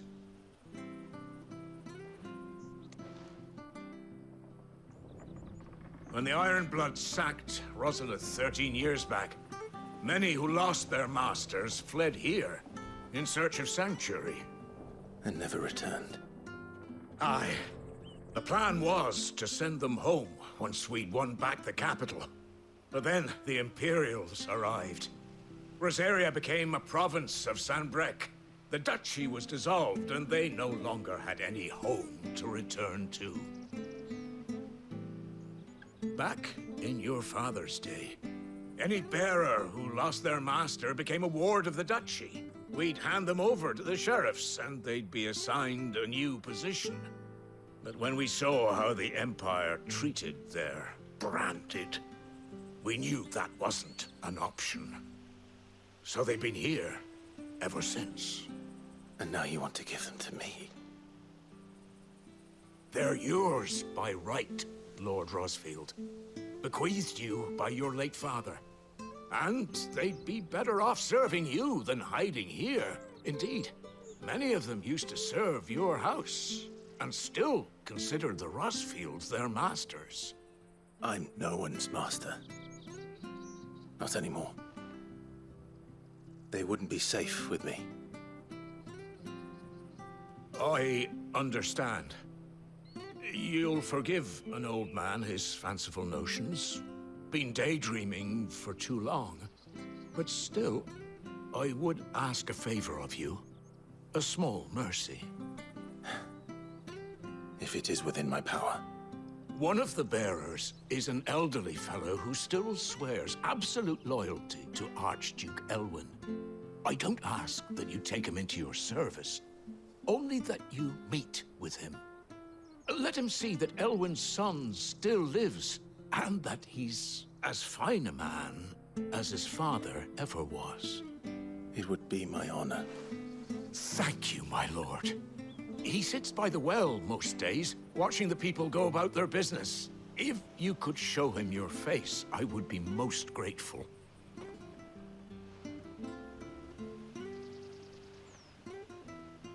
He's not here.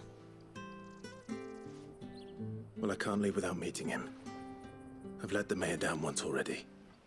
It would be cruel to disappoint him again. All right, let's ask around. Someone must have seen him. Well now, unfamiliar faces. What brings you to Eastpool, travelers? We're looking for an elderly bearer. You wouldn't happen to have seen him, would you? Ah, you mean the old boy who always waits by the well? Yes, that's him. What business do you have with him, if you don't mind me asking?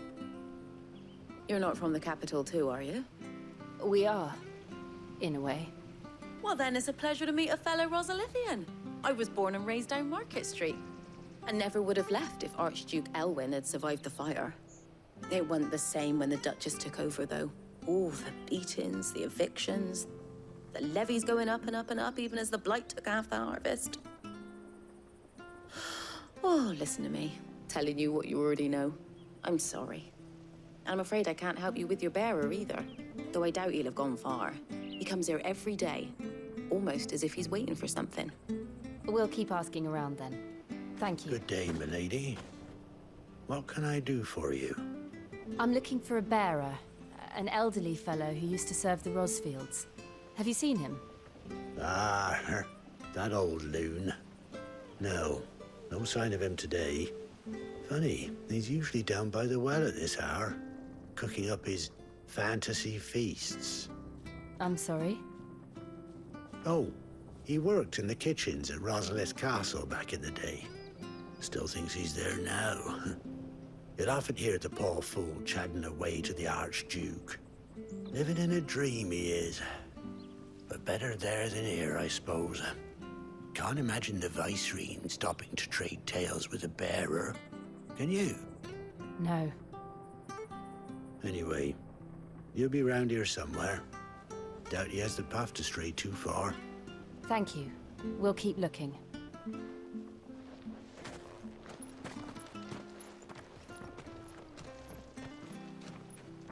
Hey, hold on a mo. Young Patrick, the chocobo keeper, might know where he is. He's taken the old bird under his wing, so to speak. He'll be in the stables. You should go and have a word with him. Patrick the chocobo keeper. Thank you. We will. Where the bloody hell's he got to? Excuse me, but is something the matter? It's this bearer I've been minding. I take my eyes off him for 1 minute and he disappears. He's not in his usual spot by the well, nor anywhere else in the village. You must be Patrick. I am, but... And this bearer you're looking for, he's an elderly man who used to work in the Rosalith Castle kitchens, yes? That's the fella. How do you know all this? I've never seen you in Eastpool before, but you seem to know the place better than I do myself.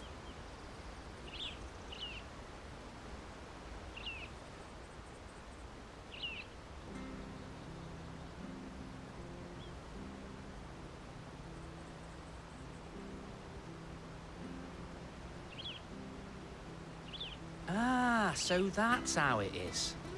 Well then, if you're acting under orders of the mayor, you're on about to help me find him. He's been losing what little sense he had left of late, saying the sheriffs are coming to collect him and that he needs to go back to the castle. I was supposed to watch over him, keep him out of trouble. But if he's walked out on us, there's not a lot I can do.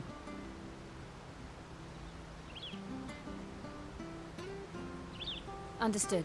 You keep searching here. We'll look for him outside. Thank you. I'm in your debt.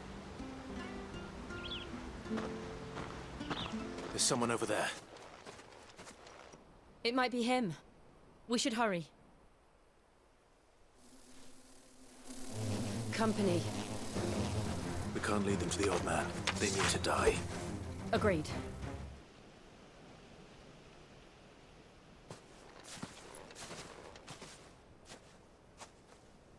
Are you all right, my friend? Come on. Let's go home. Your Grace, you came for me. I waited for you so long, but you finally came. I'm not who you think. Clive.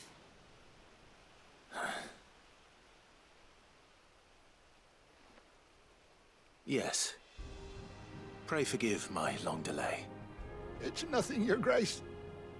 I prayed to the Founder that you would come, and at long last, he answered. Will we be returning to the castle, then? There is still a place for me in the kitchens? No, my friend. We will not be returning to the castle, not yet. I'm on a very important expedition, one which may take some time. Could you wait for me in Eastpool until my journey is complete? I will come back for you then. I promise. Of course, Your Grace. For you, I would gladly wait until my dying day.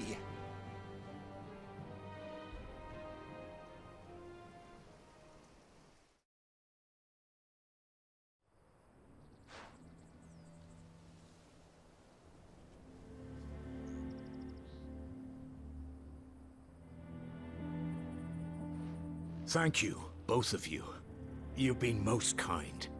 The memory of serving the late Archduke was as one light in the darkness, and now that light burns a little more brightly.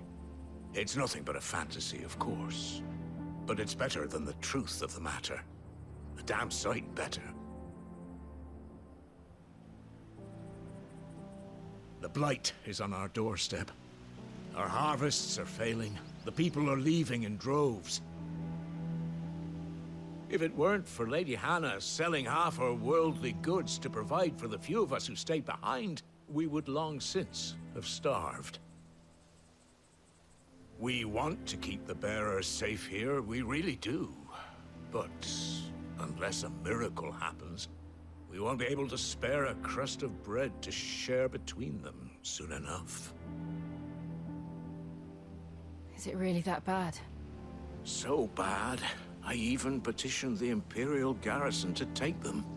But when they found out where they'd come from, they damn near spat in our faces. Ducal dogs, they called them. Enemies of the Empire. I know a man named Sid, who would gladly give a home to any bearer in need of one. Leave this with me. As soon as I return from Phoenix Gate, I'll speak with him. Thank you, my lord. Will you be passing through Eastpool on your way back?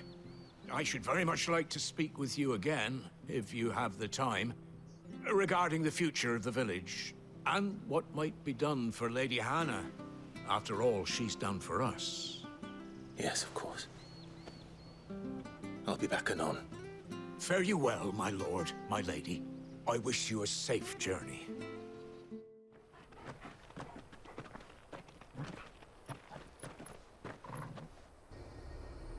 There it is. Phoenix Gate. Where it all went wrong.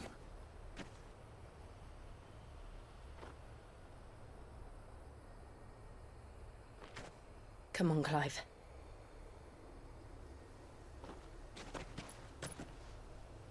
It's time to discover the truth.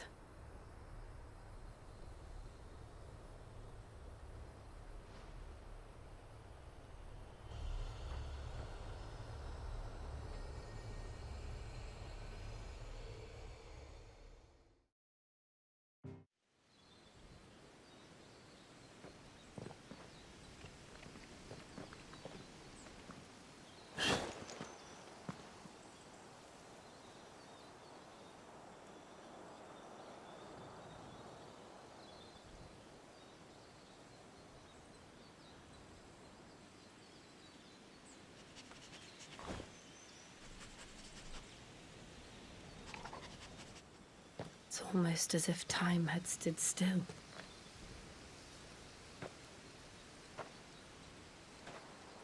I suppose no one had any cause to return here. No. It's just as I left it.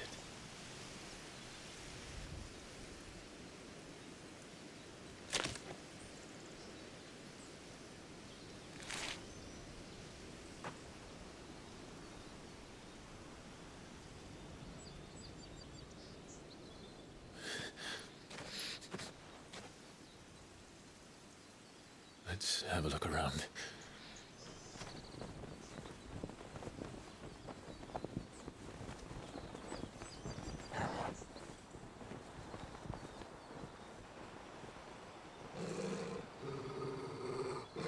What is it, Torgal?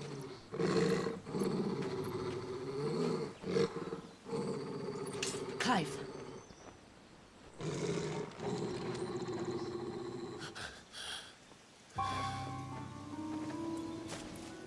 That's him. Where is he?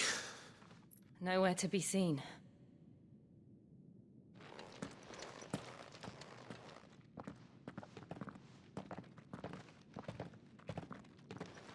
Damn it! He's like a bloody eel. What is this place, anyway? Some sort of shrine? Oh, sorry. You've never been here before. This is the Hall of the Gate. The gate? It's a relic of the Fallen. Only the Phoenix's dominant can open it. Hence the castle's name. This was where Joshua was supposed to...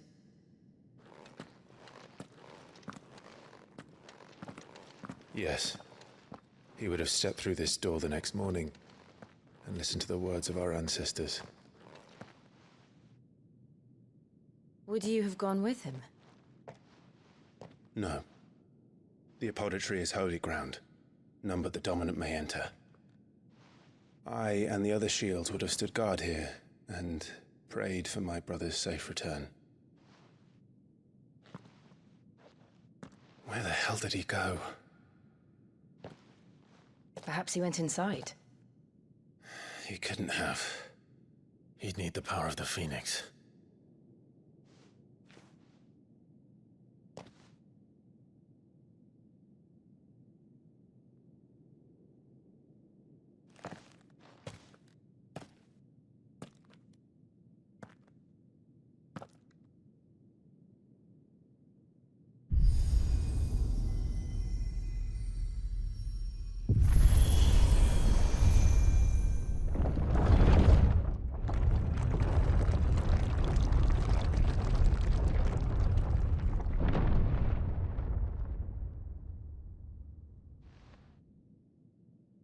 Thank you, Joshua.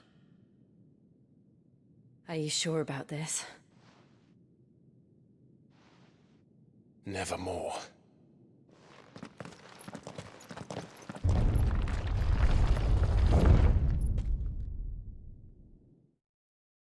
Have you ever seen anything like this?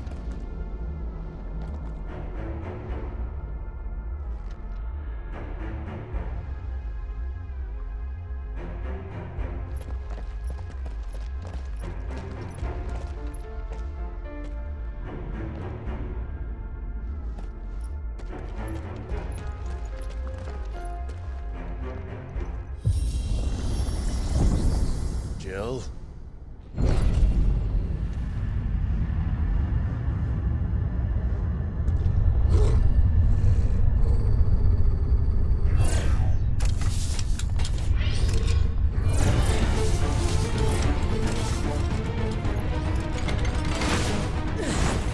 What do we do?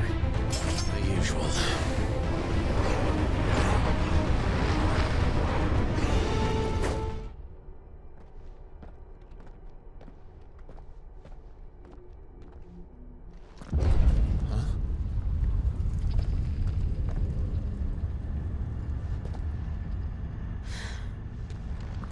I don't like this.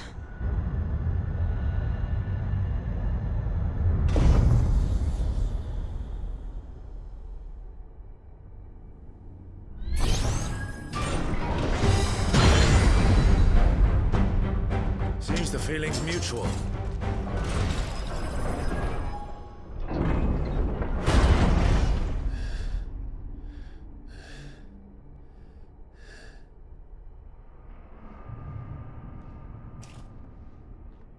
It's done.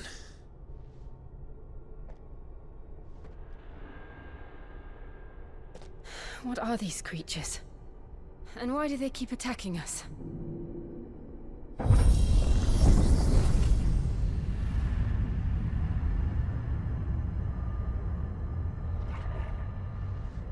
They're probably asking themselves the same thing.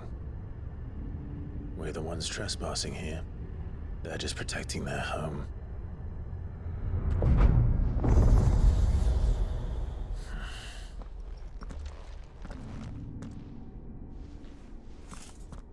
Jill, look.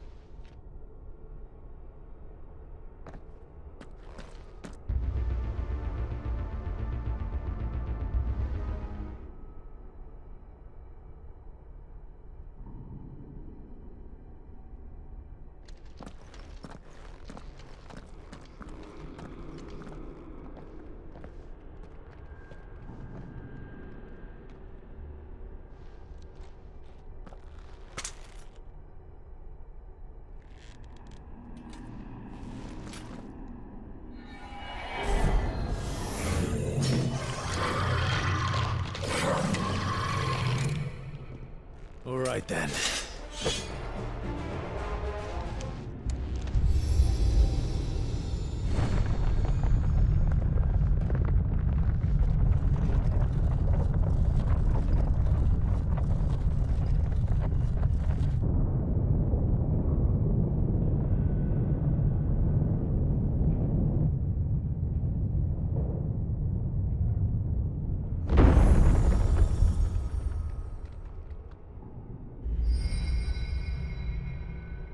So, it isn't a dead end after all.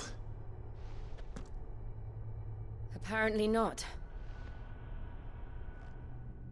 How old do you suppose this is? 1,000 years? More? I don't know. I've never seen anything like it before. Who is that in the middle, do you think? Some sort of god?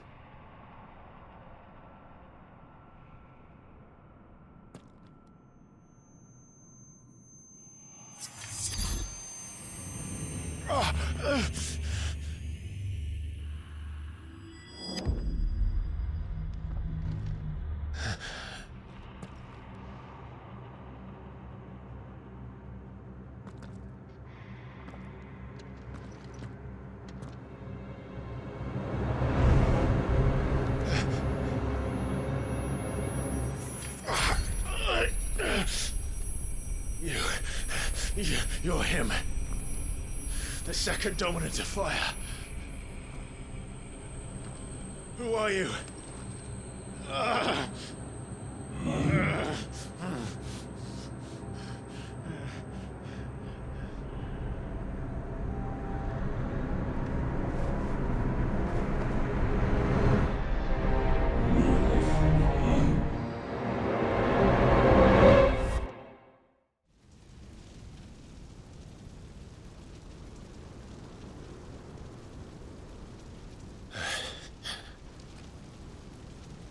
What?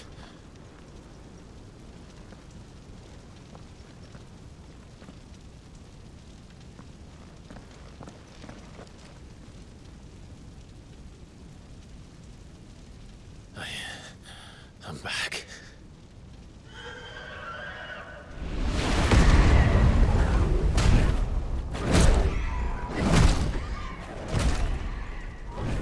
Joshua!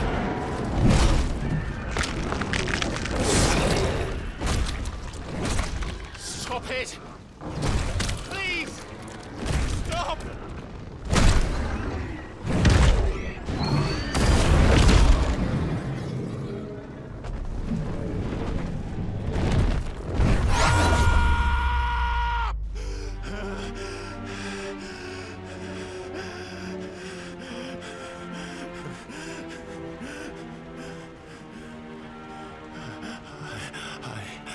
I did this.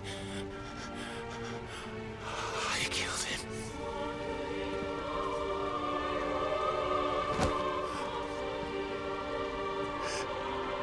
Joshua chose me to be his shield. He gave me his blessing and asked me to keep him safe. I should have protected him that day. It was my duty. Clive.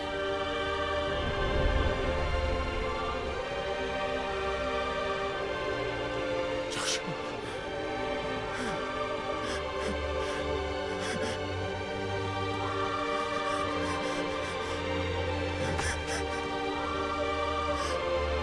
I'm sorry.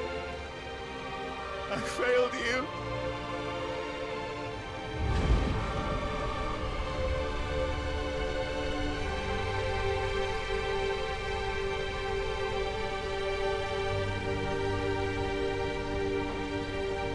Joshua died. I killed him. And I blamed another for what I did. To spare myself the guilt. I feared that by accepting it, I would lose what little was left of me. So I ran. From everything. And now? Are you ready to accept the truth? I am. I know it won't be easy, but it's what I must do. So that Joshua's soul can finally rest in peace.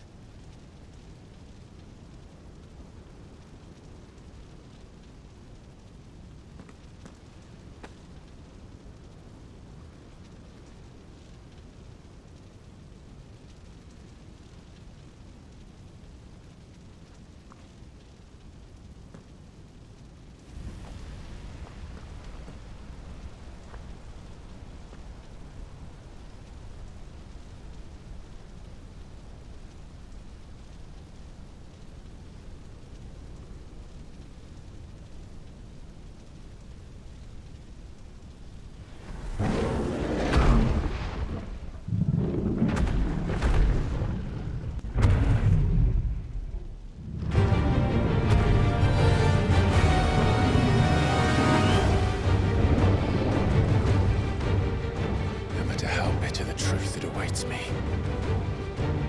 I will press on.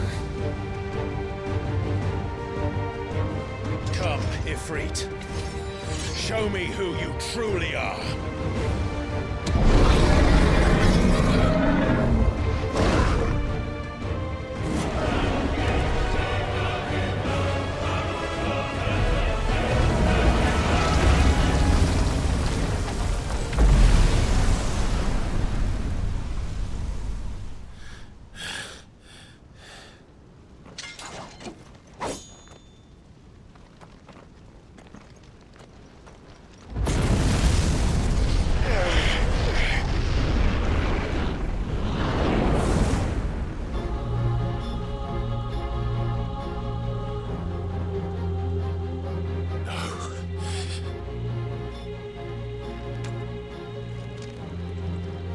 Still you deny it. Even when the truth's staring right at you. Come on, Clive. Face your fears.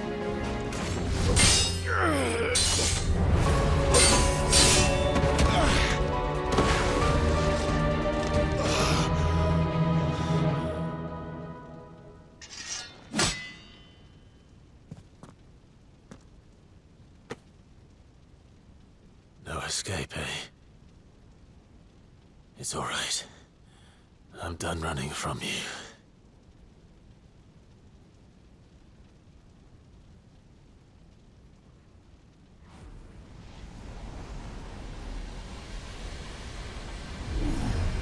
Together, then.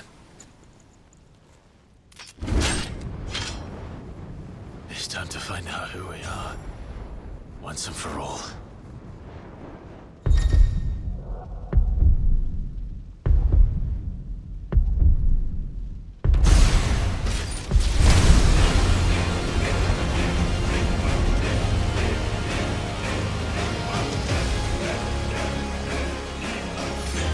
Show yourself, Ifrit.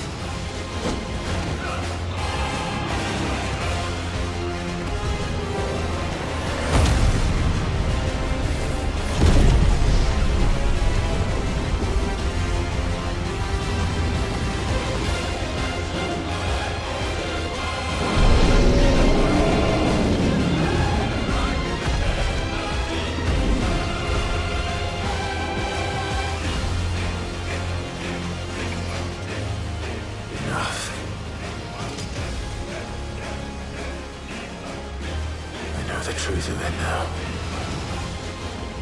You are not afraid. I am.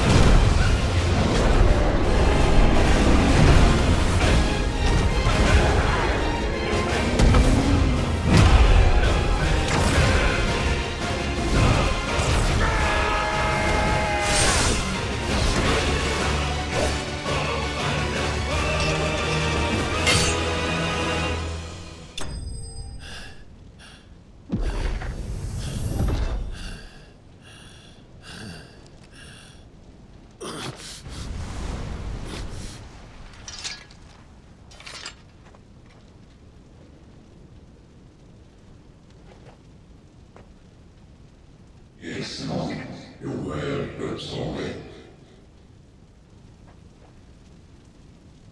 Well, what if I some purpose moving them? Talia Shinny.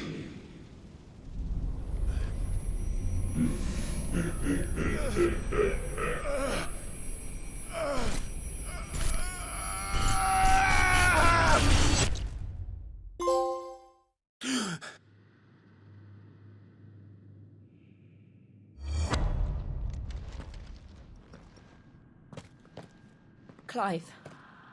Are you all right? Jill. It's nothing. I'll be fine.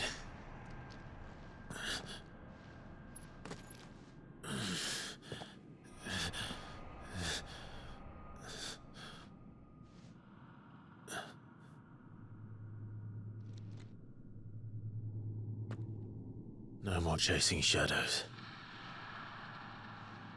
The hooded man isn't here. We should go.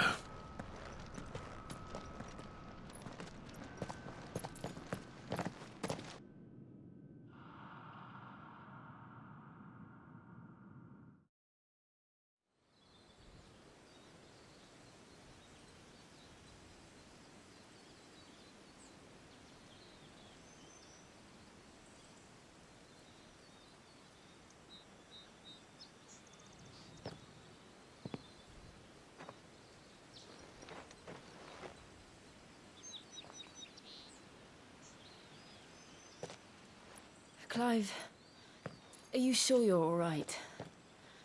Whatever it is, you can tell me. I had a hard enough time telling myself. I awakened as a dominant of fire, right here in this castle, and I've been running from it ever since. But now I know for certain who I really am.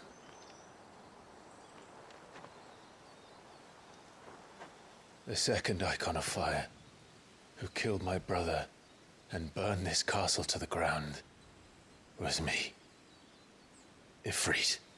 Clive. I took so many lives that night, and destroyed so many more, including yours. And I must atone for the crimes I've committed. But not before I learn the whole truth. How can a second icon of fire even exist? And why was I chosen as its dominant?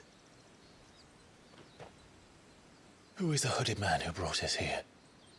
And what does he want?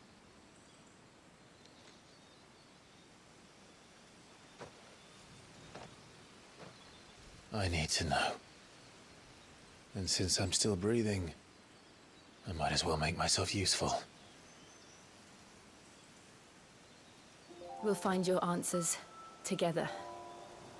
I want to learn the truth too. There'll be time enough for atonement when we're done. I was hoping you'd say that. I don't think I could do this without you. You never were one to hide from the truth, even when we were young. And you haven't changed a bit. You're wrong. I have changed. But I don't want to be that person anymore. The things she did were unforgivable. And yet, they're what brought us back together.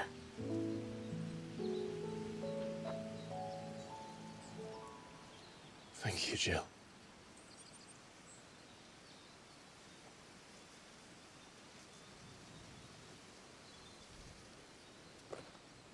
If he is here, then the disturbance I felt at the care must have been confounded.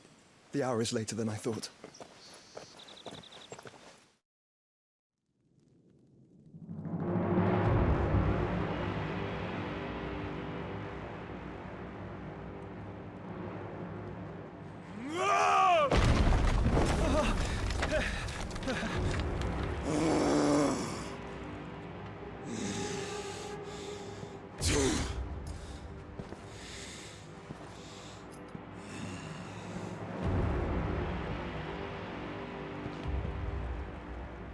Tell me, who did this, or I'll see you suffer the same fate.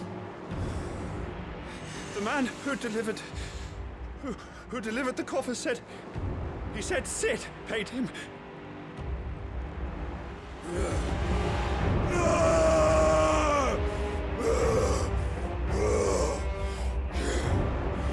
I you run amok with the rest of your rats, and this is how you repay me?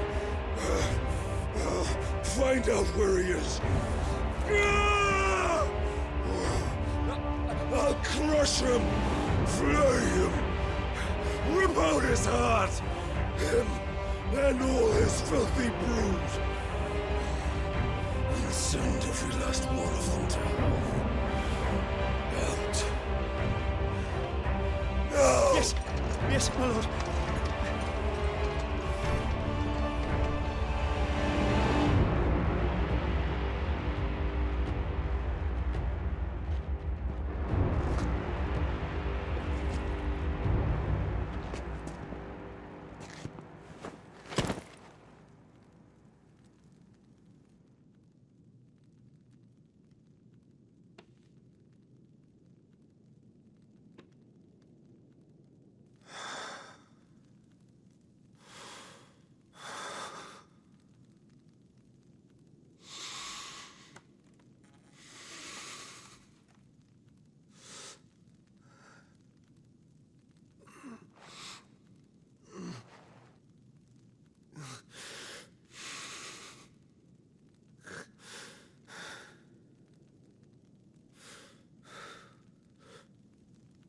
Benedicta.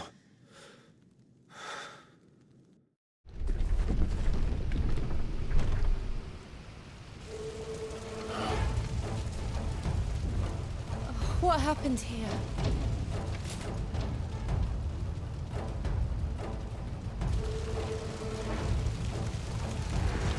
All must burn!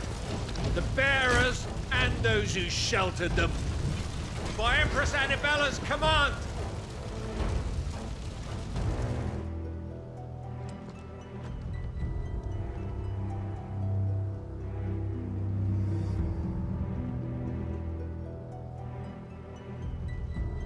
I'm sorry, Lady Anna.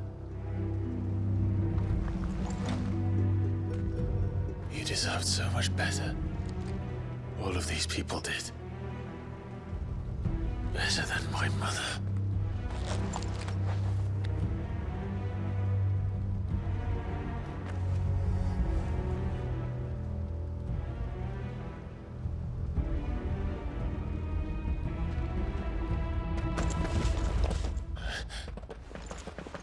We're too late! Gav! Clive!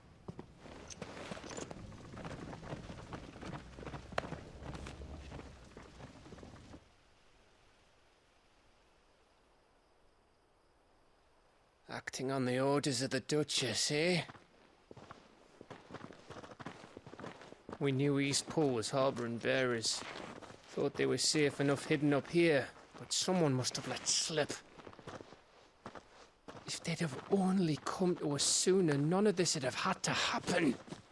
Fuck! My mother always did despise bearers. The way Father embraced them when the other nations spat on them as slaves. The way an accident of birth gave them a power that others lacked. But why kill everyone? They meant no harm. They just wanted to be free. This world judges that a crime punishable by death. Which is why we're going to change it. Gav, we want to help. Thought you'd got your own stuff to be getting on with. We do. But it can wait. In that case, we should head back and tell Sid you've had a change of heart. He was always on it yet to join us. All right. And we'd best be quick. Last I heard, he was planning another excursion. What about the villagers? Aye. Can I leave yous lot to take care of things here? Of course. We'll make sure they get a proper burial. Thank you. All of you.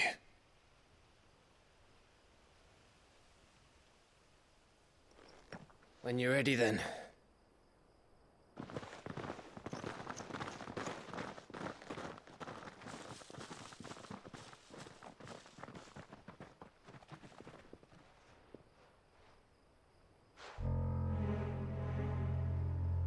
Now, rats, lead me to your nest.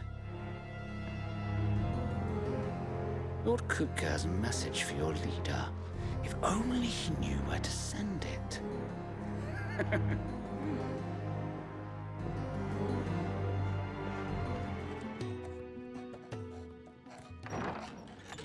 This place is getting more crowded by the day. I tell myself the bustle's a blessing. There'll be time enough for quiet contemplation when I'm dead. So, did you find the answers you were looking for? I still don't know what to make of this gift, curse, or whatever it is I've been given. But there is one thing I can say for certain. I am a dominant, Ifrit. And there is nothing I can do to change that. It is a burden I must bear until my dying day. Spoken true. Forgiveness, and in turn salvation, can only begin with acceptance. It's a path we all must walk, no matter how colourful our histories. Sid, you once told me that you wanted to build a place where people could die on their own terms. I did. I've been thinking about that. Why not a place where people can live on their own terms? For 13 years, killing was all I knew. So obsessed with death that I never stopped to consider the lives of those around me. Lives that I see now were scarcely worth living. Be they bearers or beggars, most but march blindly to their end, never realizing that they too deserve a choice. And I dare not turn a blind eye to their suffering any longer. So, atonement then, is it? That was the answer we found. The only one we need. I'll be expecting you both to pull your weight. And we will. Well then, with a sprinkle of fire and ice, this plan of mine might just work.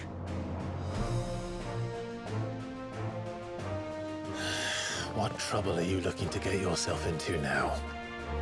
The best kind. We're going to sneak into the Imperial capital and pay a visit to Mother.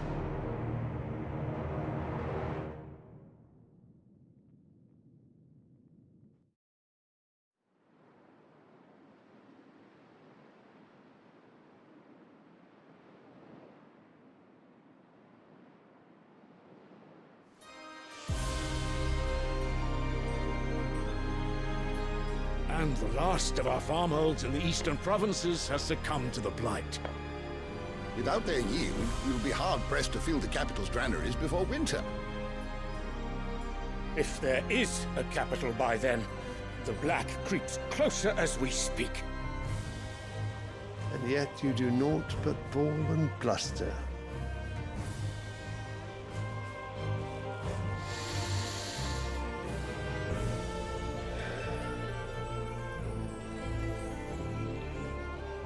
Your Radiance?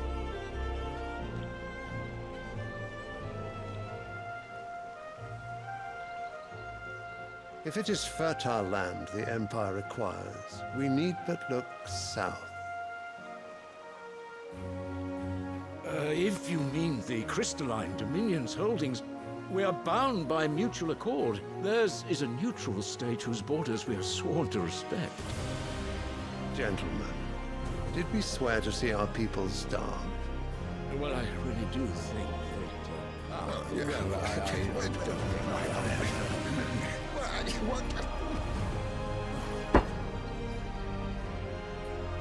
The gates of Oriflamme buckle at the flood of those come seeking refuge from the blight. If there is not grain enough to feed those within our walls, how, pray tell, will we feed those without? But instead of setting your minds to riddles such as these, You lock horns with an enemy from across the sea, sending our soldiers to the slaughter in their thousands. The Empire bleeds, and you sit here prattling like crones in a tea house. And you fancy yourselves leaders of men.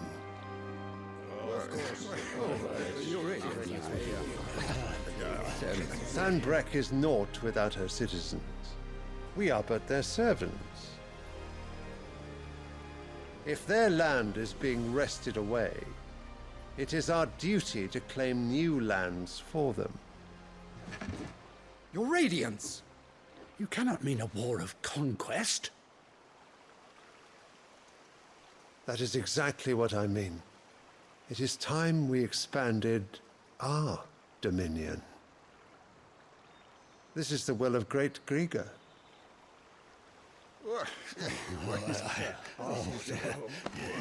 There will be uproar. Then we must find a way to distract the citizenry. But how much will that cost? And what of our legions? Shall we raise the furs? Well, someone will have to contend with the Dalmex. I will not keep you. You all have much to do.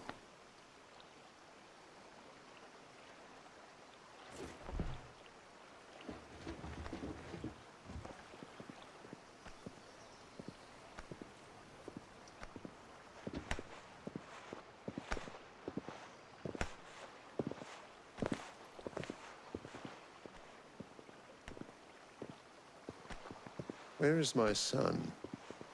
The Lord Prince is currently garrisoned at the Strait of Arthur. If it please you, I can send word requesting his immediate return to the Holy Capital. That won't be necessary. Tell him instead to see to his wounds. Bahamut's strength will be needed again soon. As you command.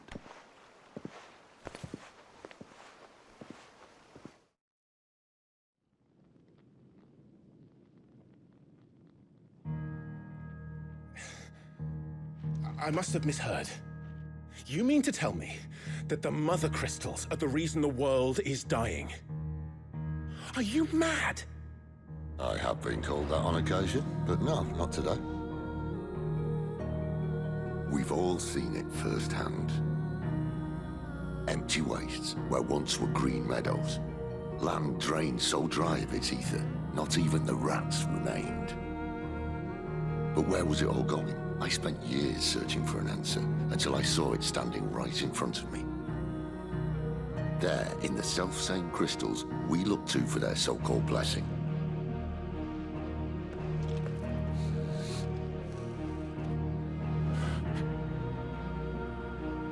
All right, listen. Take this crystal. How does it allow us to conjure magics? Answer, by drawing ambient ether from the air. And where do these crystals come from? That's easy. They're mine from the Mother Crystals. They're one and the same. Although admittedly this here fits more easily in the pocket. But the Mother Crystals are massive. Some as large as mountains. So you see the problem. Imagine just how much ether can be drawn by something that size. As to where it's all going, mind, well, I can't know everything, can I? We are taught that the Mother Crystals are divine. Their ether a gift from the heavens. For centuries, nations have fought and fallen for want of that gift. If what you say is true, how did no one else see it? Who says they didn't? Maybe the truth was inconvenient. Inconvenient to whom, exactly? The higher-ups, the gods themselves.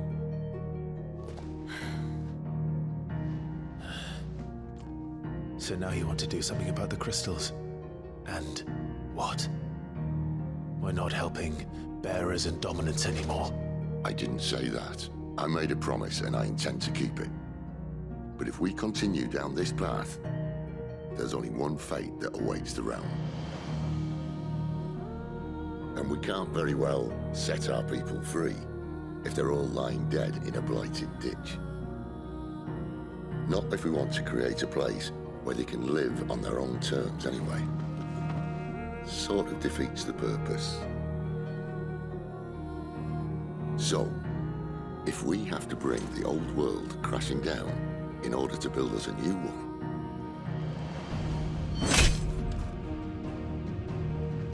what say you? Are you with me?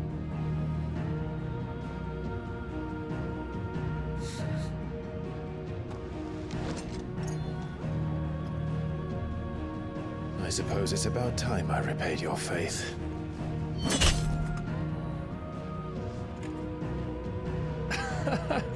You could have just said aye. But it's nice to have you aboard all the same.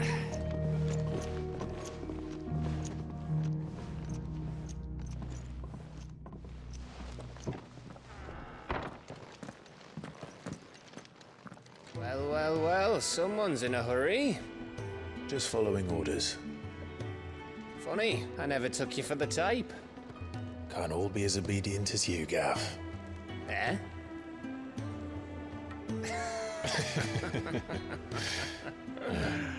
Fine day for a little mischief, wouldn't you say? Is this all of us? Actually, Gav won't be coming. Just the three of us, then? Drake's Head is the keystone of the Empire. Oriflamme's in chaos, yes, but that doesn't mean we can march an army through her gates. The fewer our numbers, the better our chances of going unnoticed.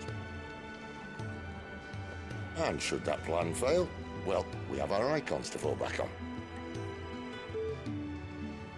Sid, I don't know if I can. Ifrit still seems to come and go as he pleases. Ordinarily, priming an icon comes naturally to a dominance. But then, you are no ordinary dominance. Well, he's still got the blessing of the Phoenix, doesn't he? Not to mention what he sucked out of Garuda. And did I ever tell you about how he was once the greatest shield in Rosaria? You know, I reckon he could probably cut us a path out of the capital on his own if need be. Let's try not to find out. We're less likely to be spotted if we travel separately. I'll meet you in Northreach in a few days. You two behave now.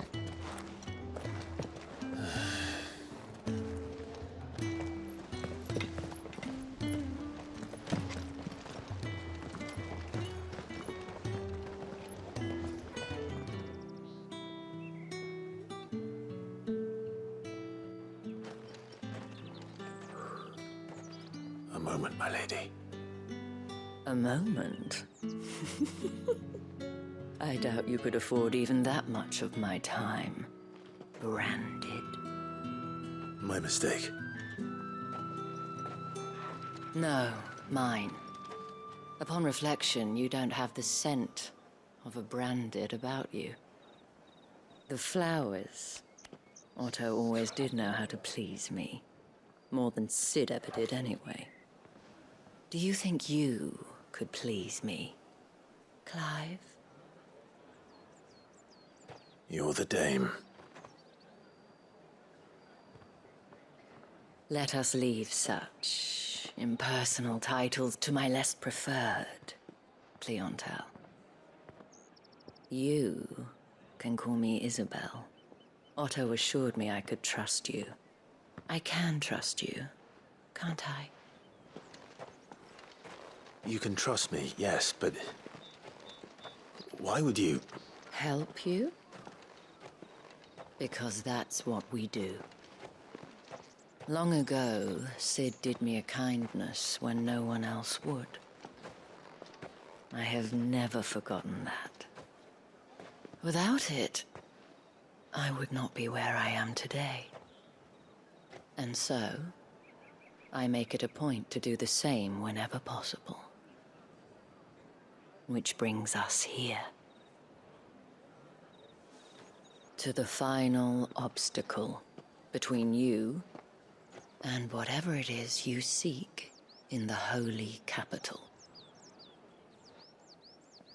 I fear the guards are not likely to let a masterless bearer pass unmolested, unless...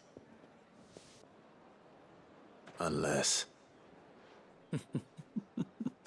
Unless, of course, his master deigned to appear.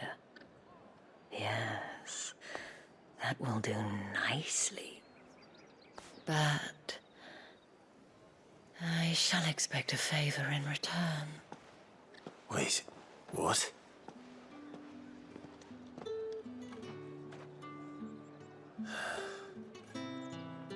What the hell are you doing?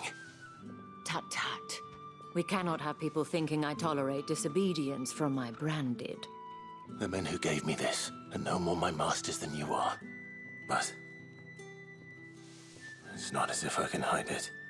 From the moment you acquired it, that brand has done naught but take. But today, it is going to give you exactly what you want. Just play along.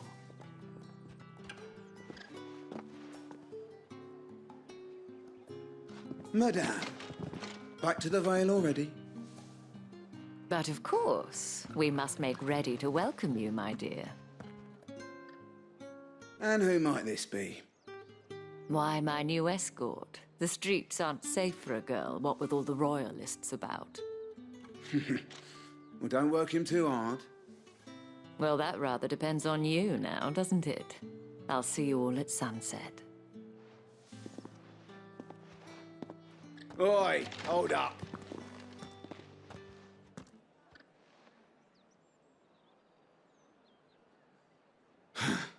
Another fucking branded. Well, you're lucky you're with the dame. Now get out of my sight, filth.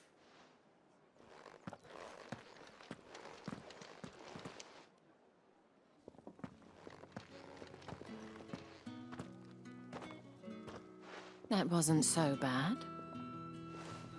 Wasn't so bad. They might have recognized me. But they didn't. And even if they had, they wouldn't have done anything about it. The gentlemen of the garrison are some of my best customers. We have an arrangement, as do you and I. Now, if you'd care to follow me, we can speak more at the Vale. Doesn't seem like I have much of a choice. And if anyone requests her company, tell them she is feeling unwell. Madame, you look stunning. As do you, my dear. Shall I have one of the girls draw a bath? That won't be necessary.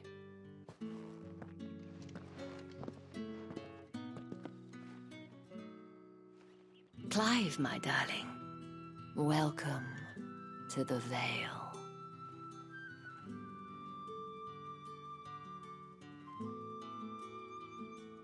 Thank you for seeing me through the gates, my lady. I am in your debt. Well, that was the whole point, wasn't it? And I told you, it's Isabel. Whatever wound you so tight, I wonder. It's certainly not Sid's influence. You, mentioned a favor. What is it you'd have me do? I don't want to keep my companions waiting. If you mean Sid and the girl, you needn't worry. They have yet to reach the checkpoint. Yes, Otto asked me to help them as well. But to answer your question, I need you to find someone for me. One of my girls.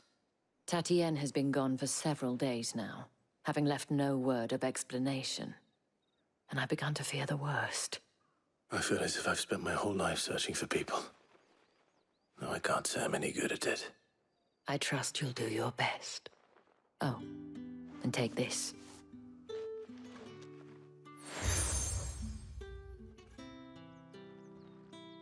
Proof of that trust. And hopefully enough to keep prying eyes from looking too closely at that handsome face of yours. Now, I have matters to attend to at the Iron Flagon. If you find anything, ask for me there.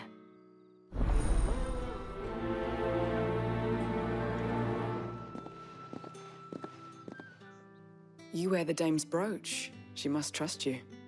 Enough to have me look for one of your colleagues. A woman by the name of Tatienne. She's still missing then. Oh, if only I'd comforted her. You saw her before she disappeared? The day before. She was in tears. She'd lost her comb, a gift from the dame. It wasn't anything fancy, but you could tell it meant the world to her.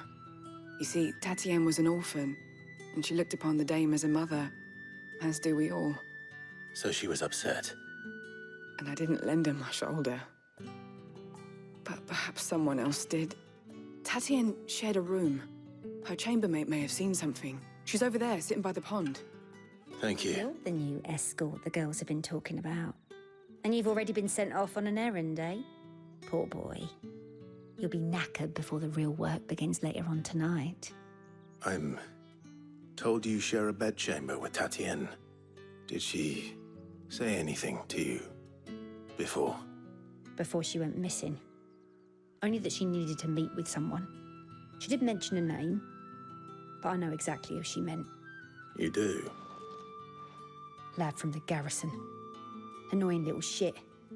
Spent every guil he earned on Tatienne, and picked fights with anyone else who tried to buy her time. Followed her around like a lost puppy. Tatienne was flattered at first, but it didn't take long for her to get scared. She thought about saying something. But the dame was so proud of her for how much she was bringing in, and she didn't want to let her down. This man from the garrison. Did you ever see him? Of course I did. He tried to sneak into our room enough times. Slimy sod's got a scar over one eye. Claims he got it in battle. You've been very helpful. Don't let him get away with this. Find him, and you'll find her. Clive, tell me you bear good tidings. That remains to be seen.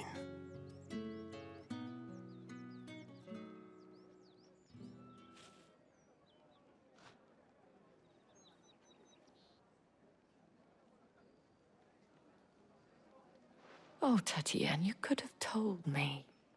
This Yannick. The soldiers I spoke to believe he's in the village of Moor. According to them, he claimed to have some business with a merchant there. Though that wouldn't explain his continued absence. And you plan on traveling to Moor to ascertain the truth? Isn't that what you want? Oh, it is, but I fear sending you there may cause more harm than good. The people of Moor are rather set in their ways. You'll find they have little love for bearers, and they will not hesitate to report one such as you to the constabulary. There is a man in Moor who owes me a favor. More than one, in fact. His name is Bertrand, and he works at the stables. Tell him I sent you. I shall return as soon as I find something.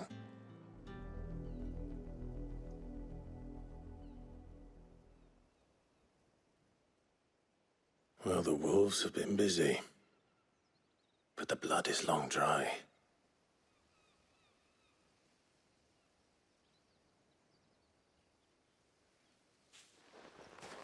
So it is you, Tatienne. If that's true, then the body next to hers will be Yannick's. The girl Yannick went off to sea every night. He said her name was Tatienne. You... Did you follow me? Now, why would I do that? Unless you think I'd have good reason to. But no. I was sent to find Yannick. By the looks of things, I have. We both found who we were searching for. Nah, he was a jealous sod. Couldn't stand the thought of his woman with someone else. Then one day he sees her with a new comb. Thinks she's got herself a new gallant. Tells the garrison he's going to find the man and kill him. We know it's all talk, but then he disappears off to Moor for some dealings and doesn't come back. If you mean this comb, it was a gift from the dame. If only Yannick had bothered to ask, eh? He might not be rotting on a hill. I think he meant to ask her something else. He stole the old comb and bought her a new one. In the hope they'd wed. Wed? Where would they have gone? Certainly not back to Northreach with a dame waiting. And we all know what happens to deserters.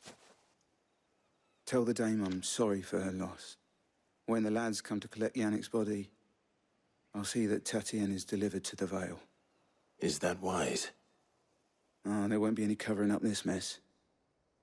The most we can hope for is that the Dame doesn't hold it against us. Speaking of which, I saw her in Moor just now. Could you tell her what happened? Might sound better coming from you.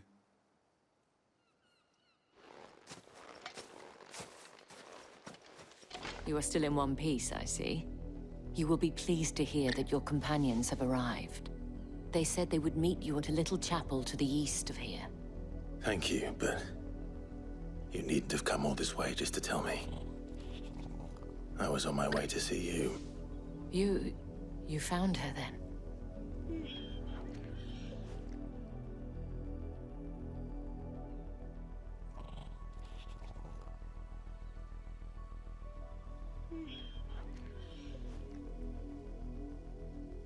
I see. My dear Tatienne. It is by no means uncommon for a client to fall for a courtesan. Especially a client who's young and far from home. But rarely do such tales have happy endings. I found this with Tatienne. I believe it was yours.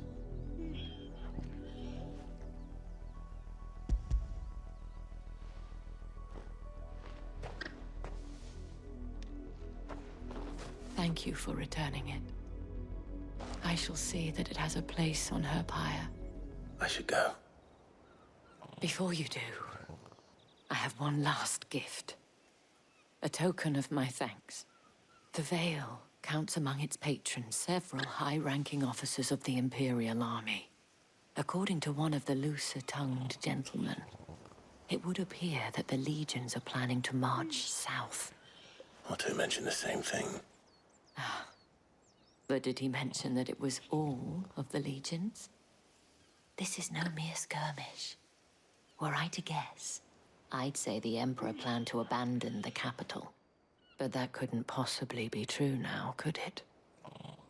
Take care, Clive. I will. And thank you again.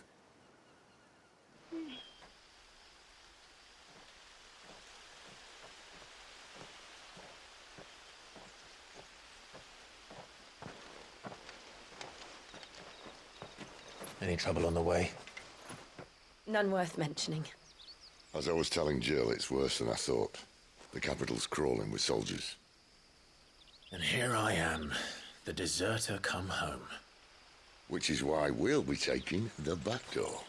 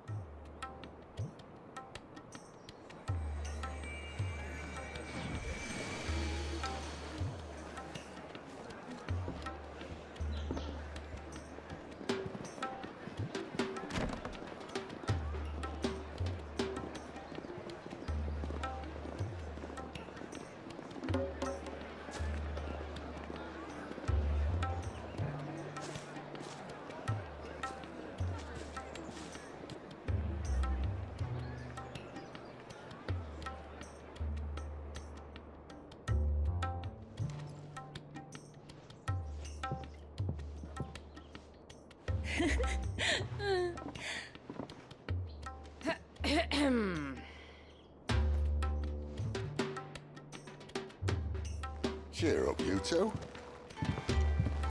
Can't think of a safer place in the Empire than a...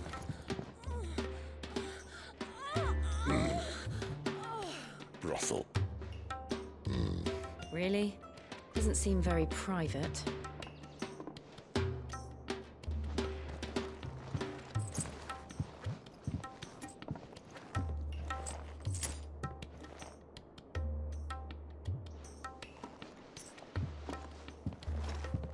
So then, how do we proceed? We'll be using the glass gate. Tonight, just after sunset. Where the shards are loaded for transport. That is one of the most heavily guarded points in all of Sambrec. But not the most, which is a start. Besides, I know a shortcut straight to the heart. A shortcut?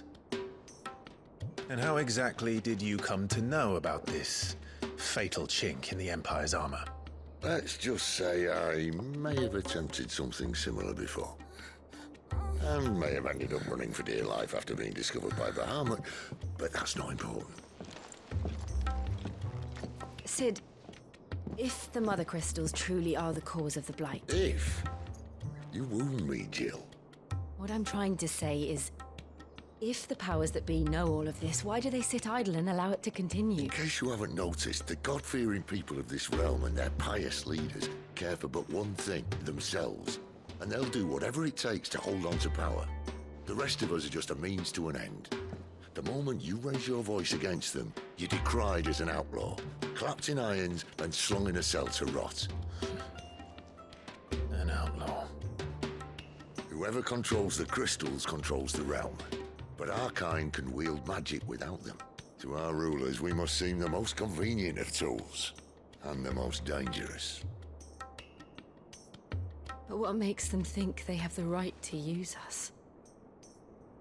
To leave us to die when our bodies are spent? Does a nobleman weep for a broken mug? A torn tunic?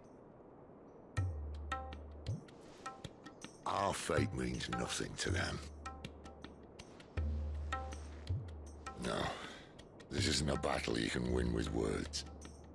Believe me, I've tried, but nothing ever gets through. The world is simply not ready to listen. So to hell with talking. If they won't give us a say, we'll decide our fates another way. You can't blame a man for wanting to bring an end to all this, can you? I can't. But what of all the people you mean to rob of their comforts? Are you happy for them to call you outlaw? Sid the Outlaw. Ah, that'll do me. You might at least pretend to take this seriously. Have a little faith, Jill. Even if you don't think much of my choice of digs. If it means my deeds will be remembered, I'll gladly play the role of villain.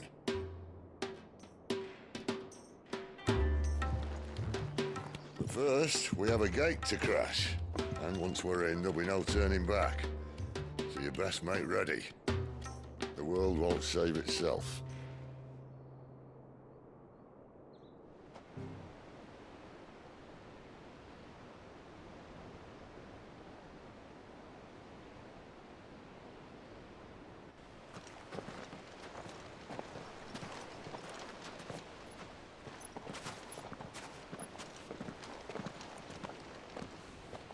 There are not nearly enough men here.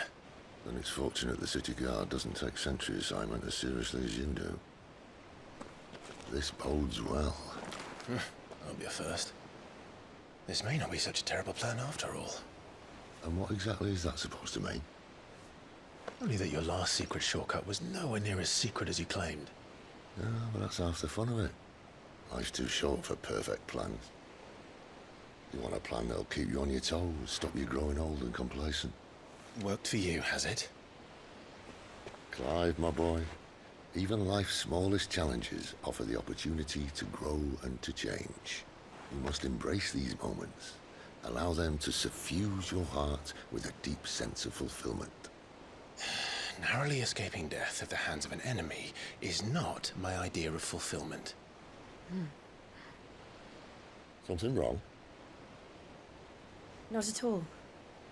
Just wondering if the two of you had finished. Right. We make for the Mother Crystal's heart as planned. Destroy it and the whole thing should come tumbling down. And if the passage to the inner sanctum is guarded? Then we embrace the moment and use it to grow and change.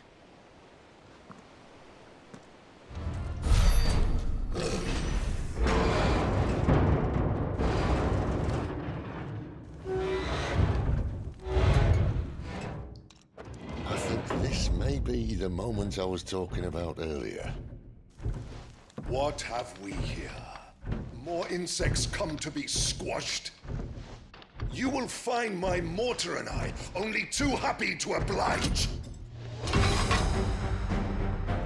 To the talker. Then let's shut him up. Why won't you die now?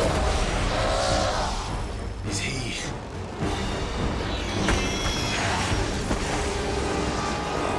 Bollocks.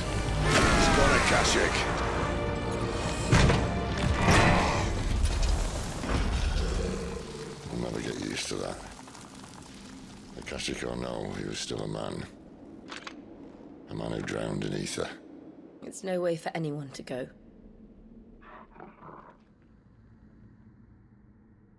Come on.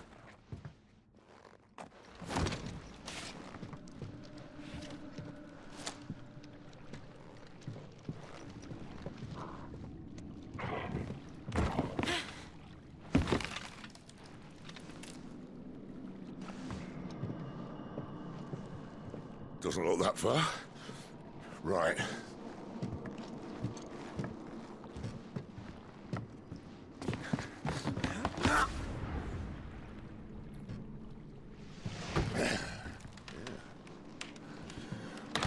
Yo.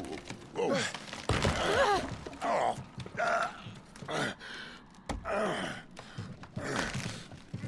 Some help. Hold on.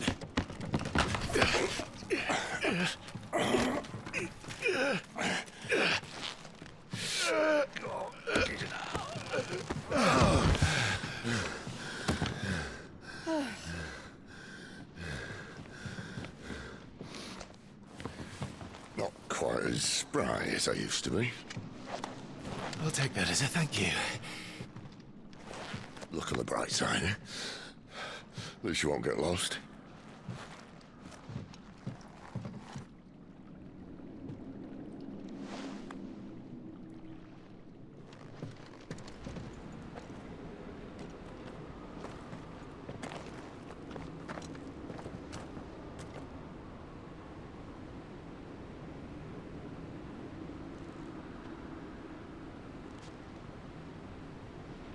There's no one about.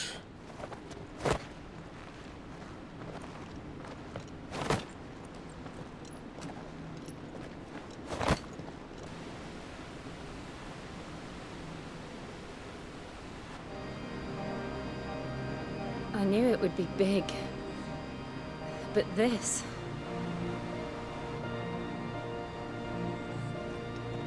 There. That's our way into the inner sanctum.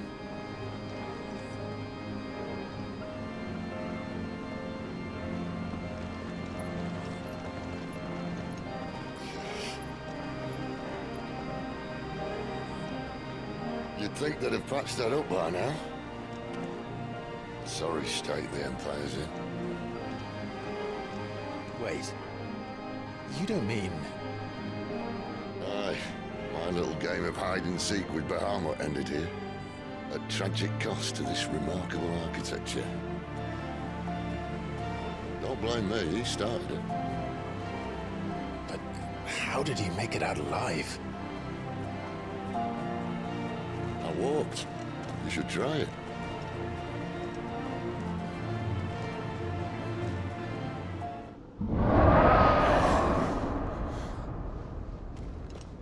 Where did that come from? If I had to guess...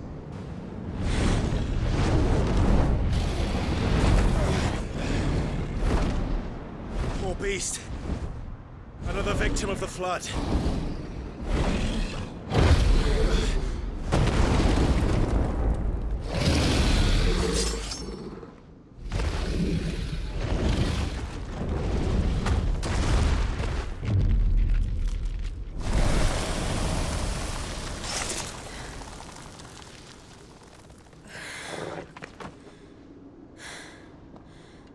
Are you all right?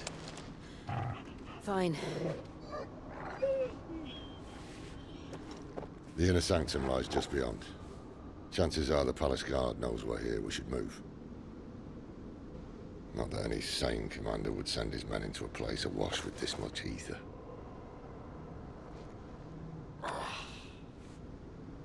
Clive. If this all works, and the blessing fades, things are likely to get worse for our kind before they get better.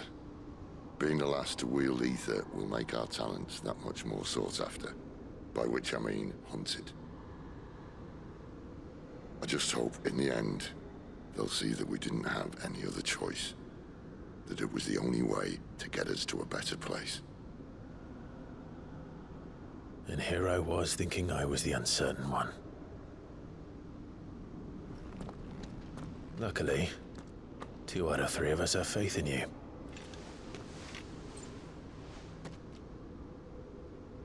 Then it all starts here. Time to earn that menacing title. Sid the Vicious, was it?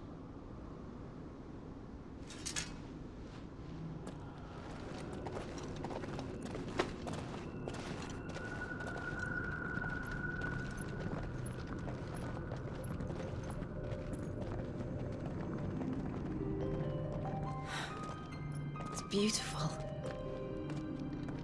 The heart of Sambrek.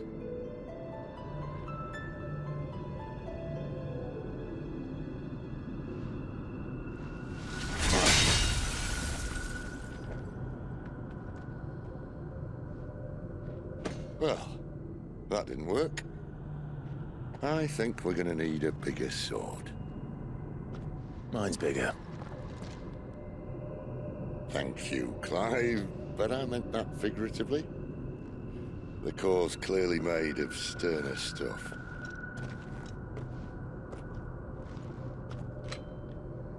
Taya's going to have a fit when she hears about this. Stand back. It's about to get cramped in here.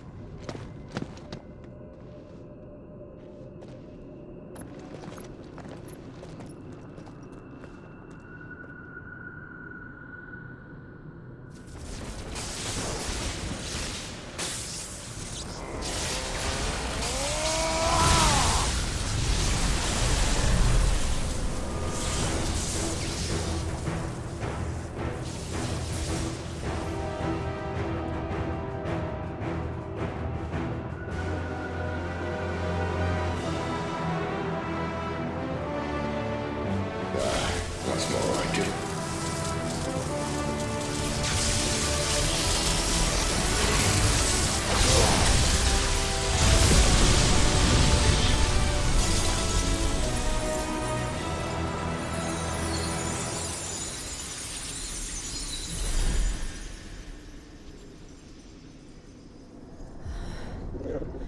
Clive, look.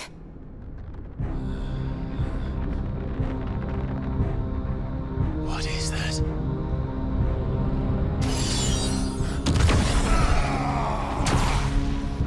Sid!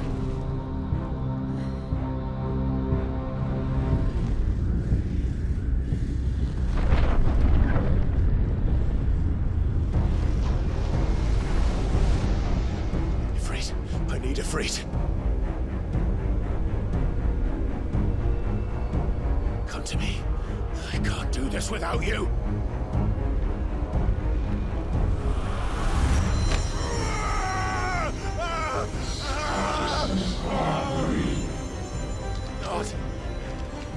Not again. Where are you?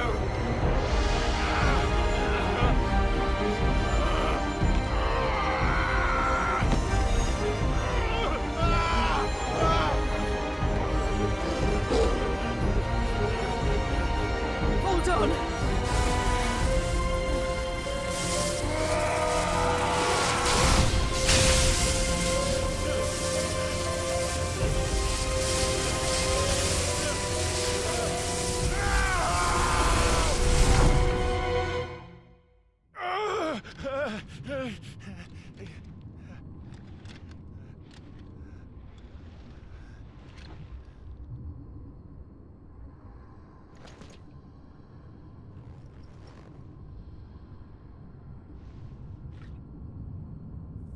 Where the hell am I?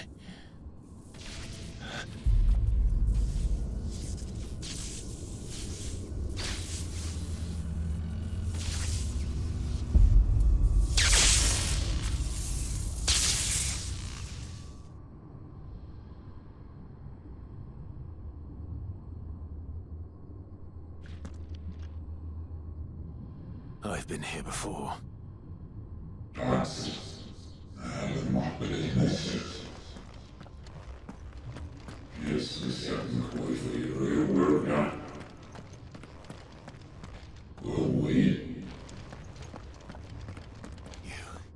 You again. Where are you? What do you want?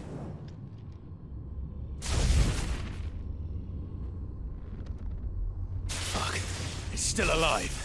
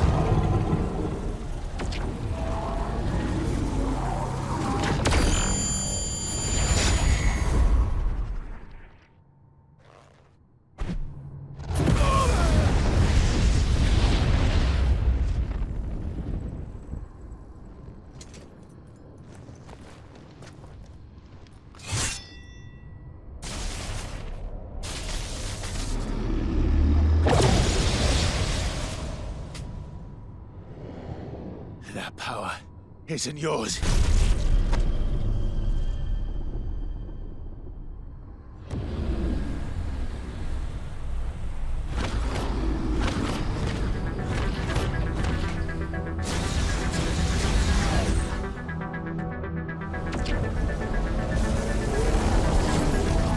But this is mine.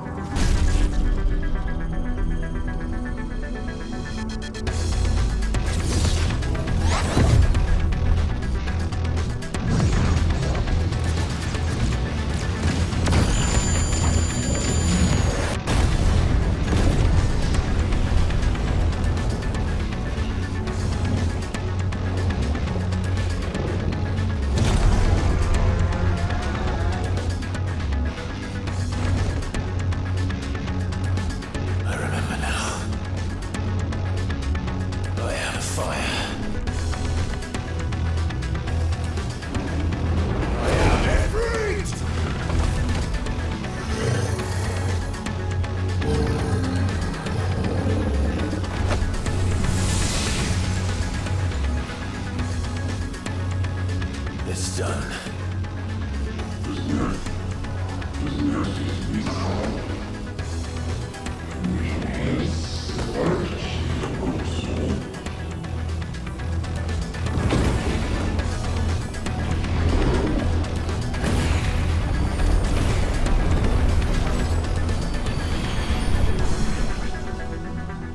How many more could there be?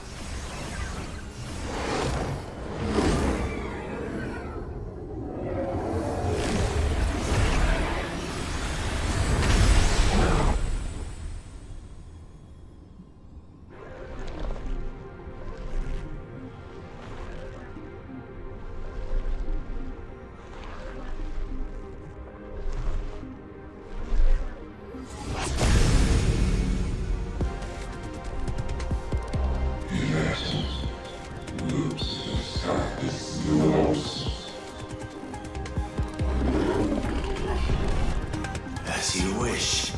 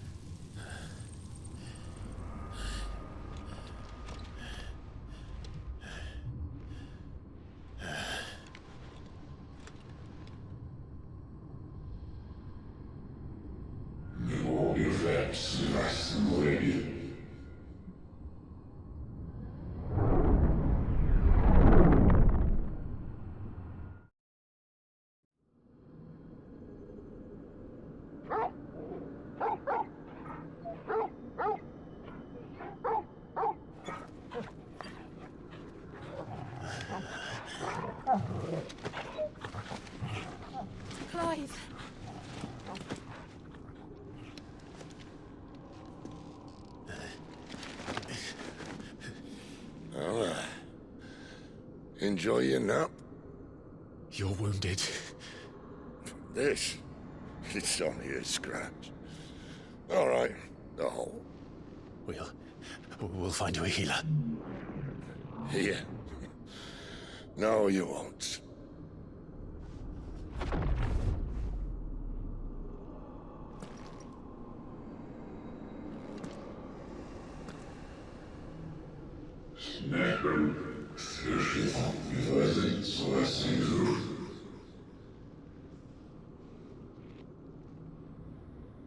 I know who you are. And if you think I'm gonna let you have him...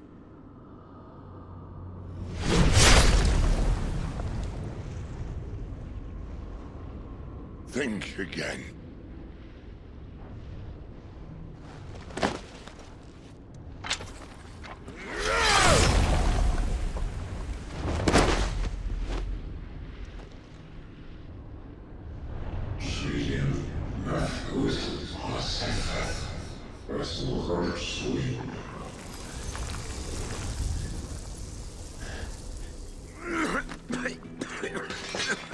Sid.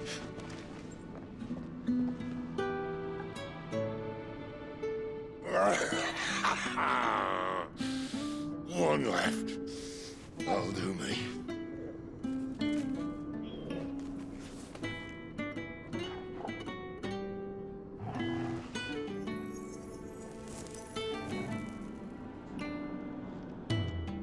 Try not to talk.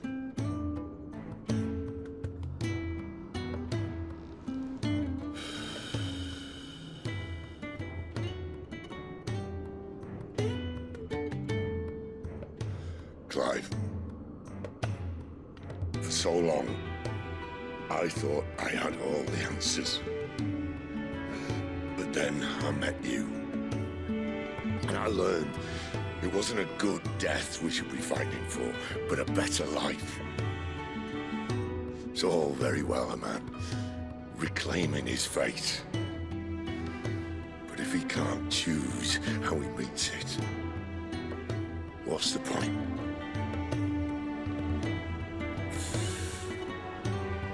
So, I made a choice.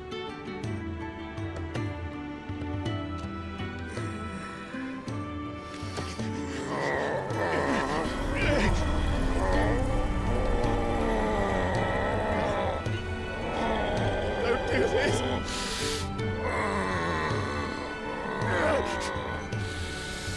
The rest is in your hands. The Crystal's blessing is a prison, Clive. And if it's an outlaw the world needs to help it break free. Stop. Please. I can think of none better than you.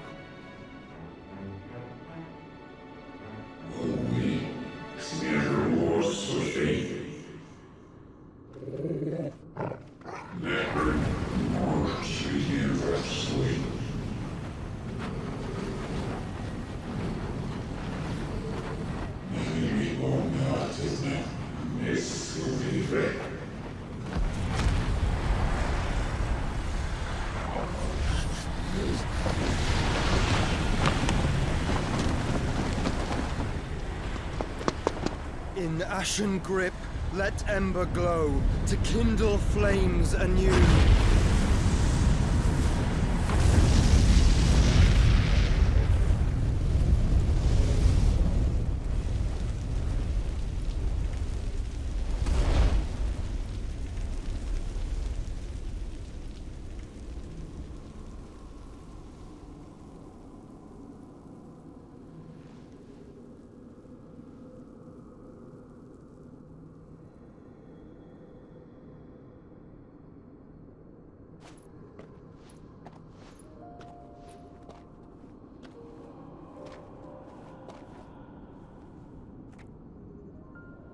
sorry, Clive.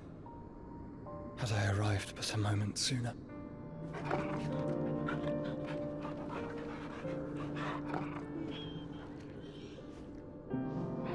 Do you remember me, boy? I saw you protect them. That was very brave.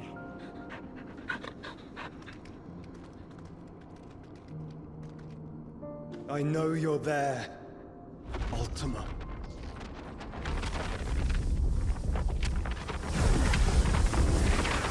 Oh.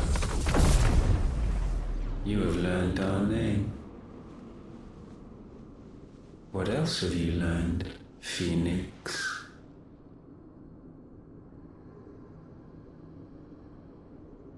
My travels have revealed much about you and your ambitions. I know that it was you who tore me from my brother. And I know that it is his power that you seek. But know this. If you want him, you'll have to go through me. Very well. Breath of mine ancestors, fill these lungs that I may dispel the songs of suffering. A disturbance. We'll leave! My brother! Alone!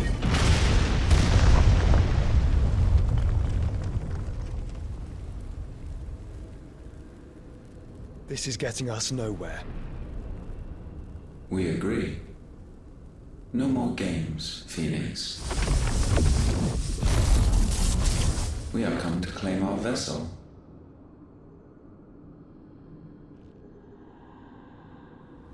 And I said no.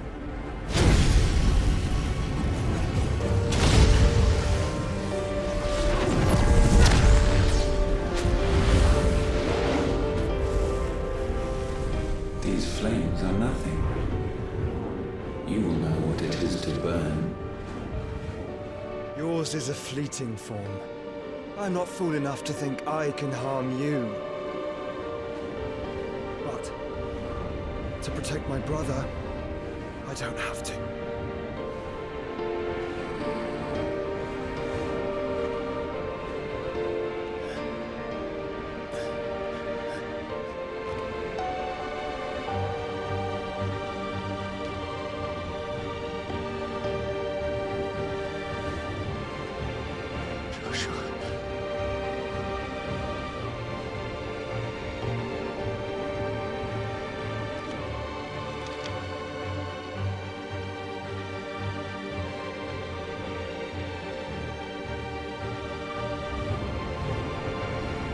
These are not flames of destruction.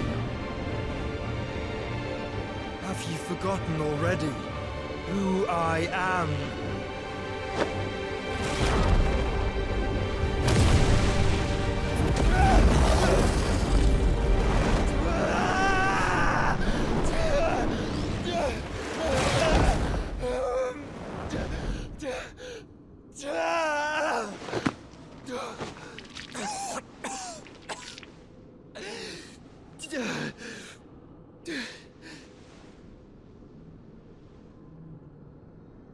Just try and get to my brother now.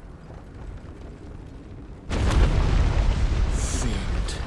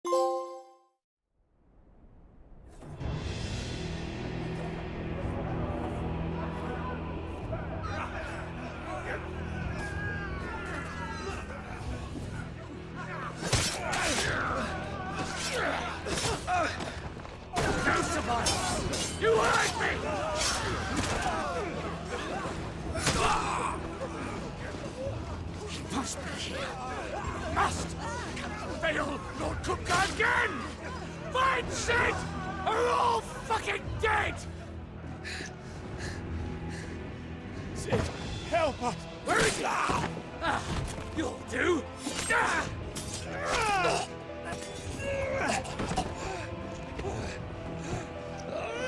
Bastard!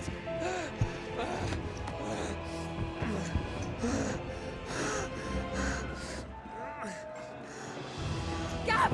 We've got to go! Not without this!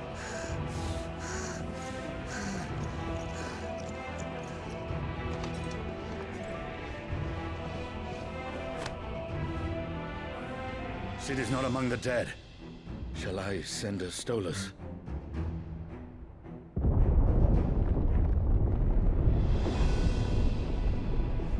That won't be necessary.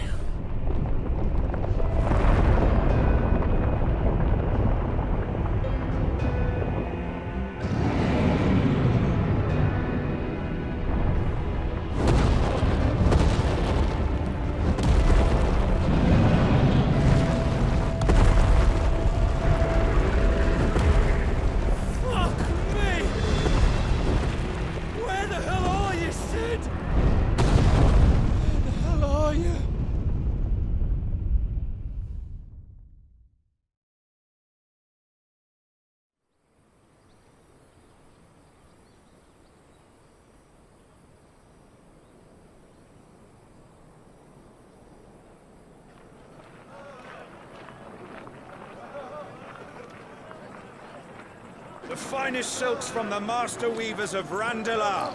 Come, feel its softness. Chocobo Make a nice steaks, gift for your chocobo wife. sausage, all from greens-fed farm birds. None of the old courses you'll find elsewhere. Here, take a bite. I've got peppers and peas, beans and beets. If it goes in a pot, I've got the lot. Calmatives, curatives, restoratives, Look all you like, sir. It's all fresh. Picked this very morning. Restoratives, unguents, ointments, poultices, calmatives, curatives, restoratives, unguents, ointments, poultices. Might I interest you in a potion, milady? Perhaps a soothing salve to ease the aches of the road?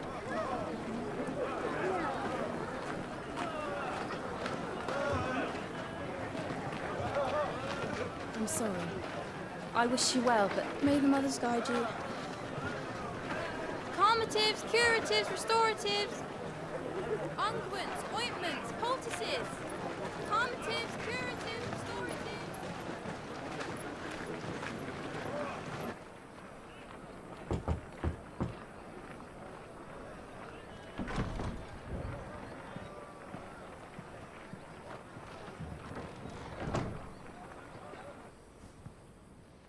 It's good to see you, Sid. What have we learned?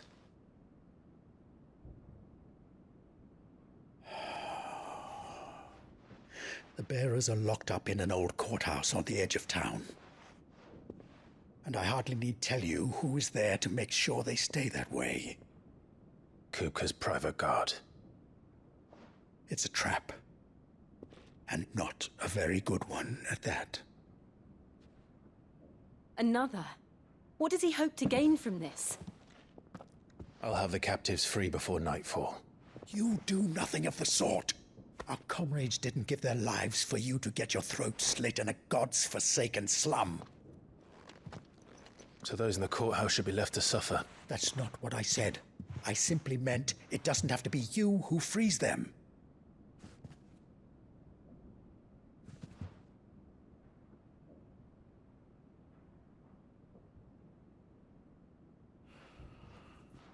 Damn it all.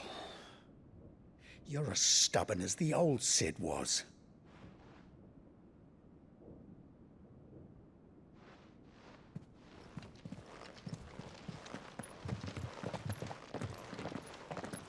Just don't say I didn't warn you. You're Sid now, and if anything happens to him, we're finished.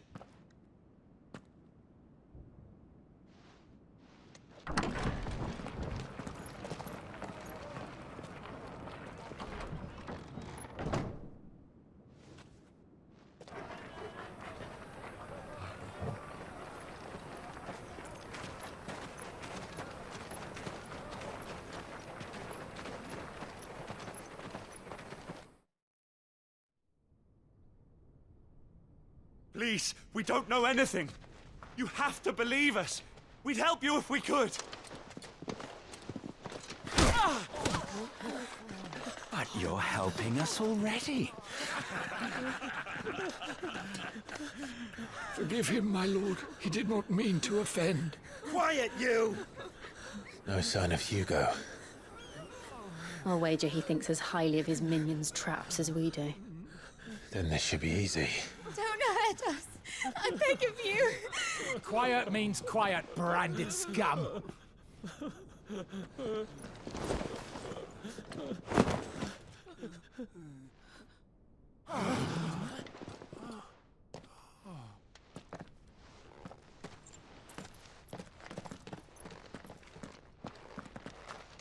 It's going to be all right.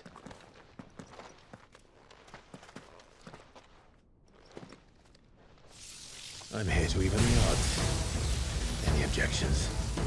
It's him, the outlaw. Sid's here.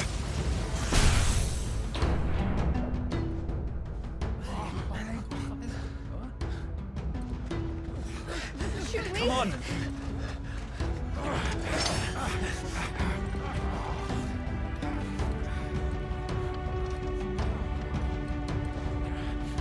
Go! Summon the others! The bearers? Safe. Enough of this! Let him play with the kitten! They brought a pet.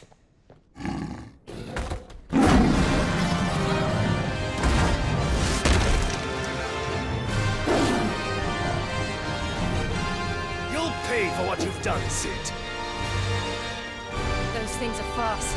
We'll have to be faster.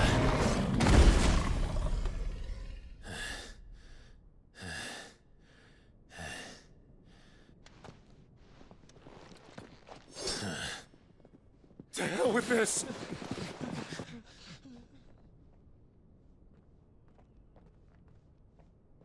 They'll tell Hugo. Let them. There's been more than enough bloodshed for one day.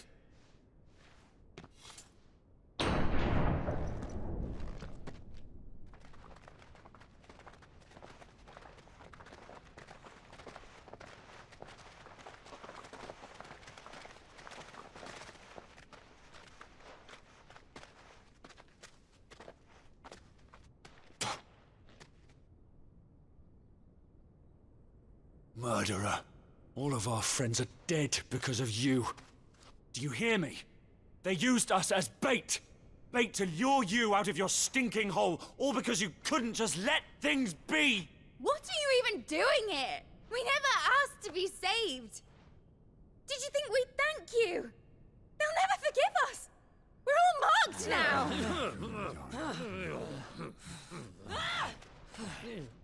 For 5 years we fought to secure a better life for our kind. To see that we are treated as equals.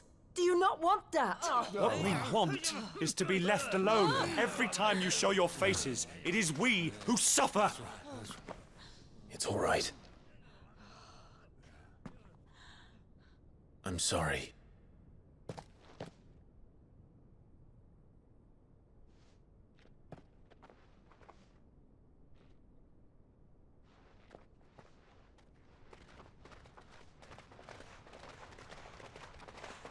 Just leave us be. This is our home, and this is where we'll stay.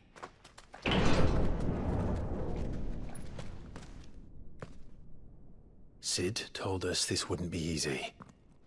They'll come round. If you say so. We should go.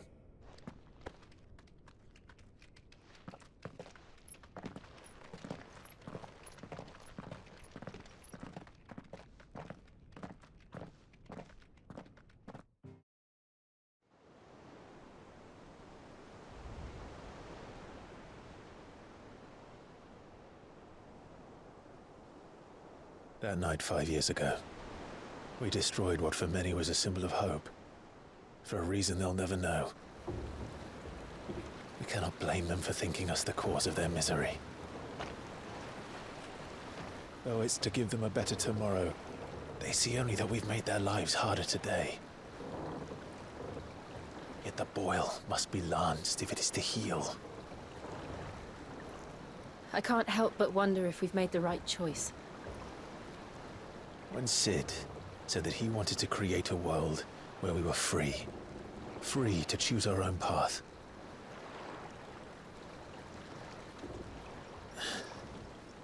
I honestly don't think it mattered to him if that choice was right or wrong. Only that it was our own. I miss him. A world where we can live and die as equals. That's what he wanted. What we want. And that's why I bear his name. It's why we've all chosen to bear his legacy. And I'm not going to let anything stand in our way. Rides over, lovebirds. Home, sweet home.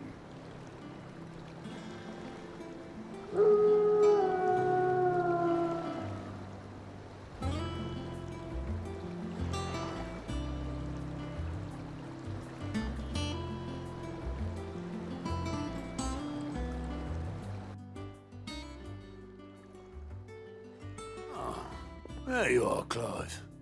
Word of your adventures arrived this morning. Victor sent his thanks. I doubt Kupka will miss the fools he sent to catch me. And not a single one of the bearers we saved showed any interest in coming with us. No one seems keen to join hands with an outlaw. Any news while we were away? None worth mentioning. Gav's still off keeping an eye on the Republican army. Should be back any day now. Understood. If anyone needs me, I'll be in the map room.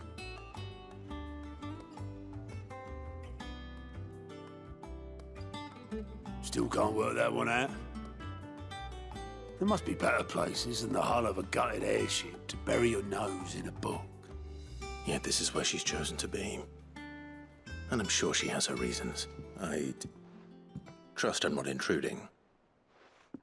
Back from your mission? I'm beginning to think your habit of surviving cannot be attributed to luck alone. One might say the same of you, Vivian Ninetails. I'll have you know that only 4 attempts have been made on my life, and none was especially memorable. So, to what do I owe the honor? Could it be that you've come for one of my lessons? Is that so hard to believe? Very well then. Shall we start with the state of the realm? To absolutely no one's surprise, she finds herself at the mercy of armies and outlaws. Well, mostly armies. Though that's not for want of trying, is it, Clive? But the real question is, how did we get here?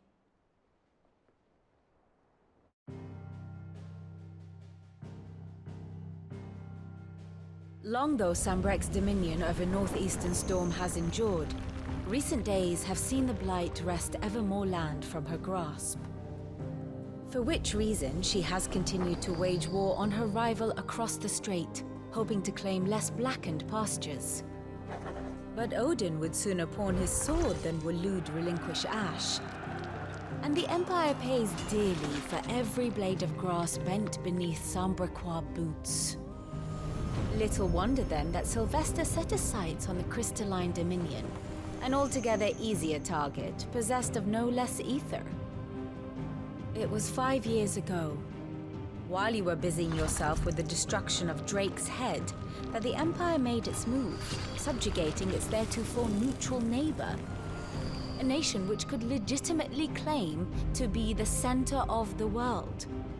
Certainly, there is no better place to stage an army. From there, the Holy Empire's reach spans the Twins. The non-aggression treaty was the only thing keeping them in check.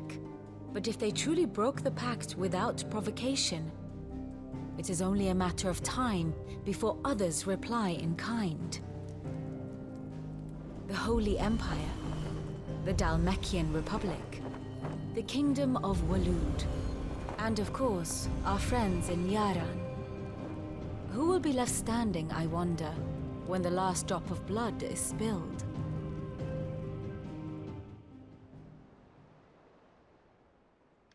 You were born in Twinside. Do you not fear for your home? Oh, dark clouds are wont to gather over the Dominion. Yet in spite of it all, she has ever endured. And when the storm has passed, I am confident she will remain. Now, as to the matter of payment for today's lesson, complete a simple errand for me and we shall consider ourselves even. Even? Right. Return this volume to old tomes in the shelves. Tell him it was, adequate. Now that is a name I have not heard for a long time. So long, in fact, I had half forgotten it was mine. Welcome home, Clive. You were missed, as always. I believe this belongs to you. Vivian asked me to return it.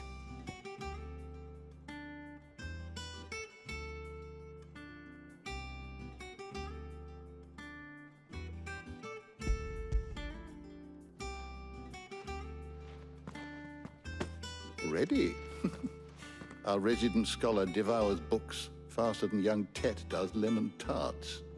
Would that I could do the same, but alas, I no longer possess the necessary constitution for such indulgence, either in words or tarts. That said, I have continued my search for mention of the creature you encountered at Drake's Head, but without access to the great libraries of Oriflamme or the Dominion, I regret that I have been able to find little and less. I am sorry. Please, don't apologize. I'll send word to our associates. See if they can't furnish you with more books. I fear it is not more books that I require, but the right ones. Mayhap we look in the wrong places. There are still libraries to the north. I'll see what I can do. You are too kind. There are not many in this world who would indulge the whims of a tired old historian. Not too tired to go filching Kupo nuts, though. Always got a pocket for him. Nicks him off the Moogle. Hush now. We all know there's no such thing as Moogles.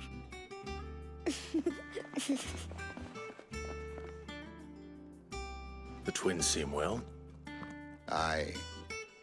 Yet they laugh far too little for one so young. The loss of their parents weighs heavy on them, however well they hide it.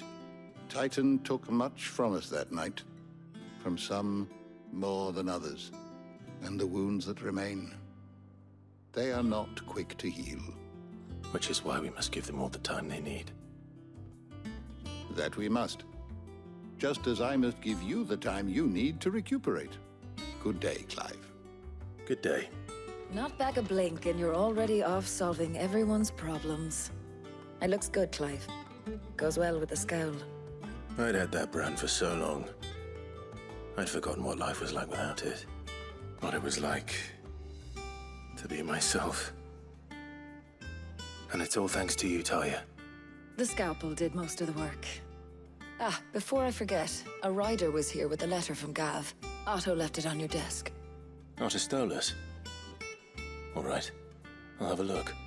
And then you get some rest. What does Gav have to say? The Republican army is on the march, leaving Randalar in Hugo Kupka's charge. With him and his men occupied with the defense of the capital, they're less likely to trouble us. Good news, then. It's more than that. This is our chance. The one we've been waiting for.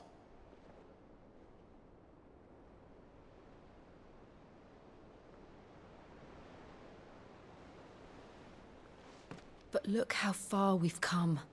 All that we have here, our friends, the hideaway, are they not cause for joy? 5 years. 5 long years. If I could only command this power I've been granted, we might have achieved so much more. But each time I reach for it, it's like something is holding me back. Summoning an icon exacts a price not easily paid. Your body knows this only too well. It's merely trying to save you from yourself. And every burden I cannot bear falls to you.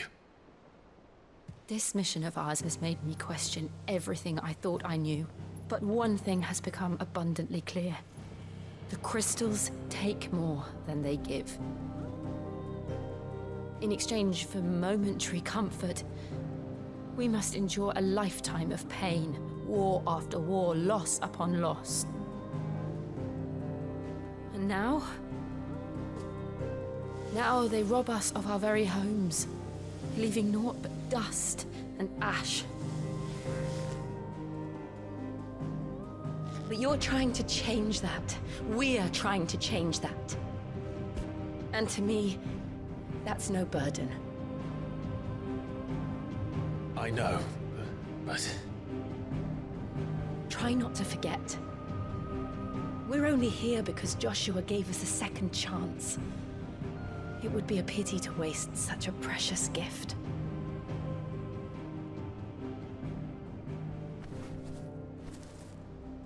He did. He was there. It wasn't an illusion. I heard him call out to Ultima.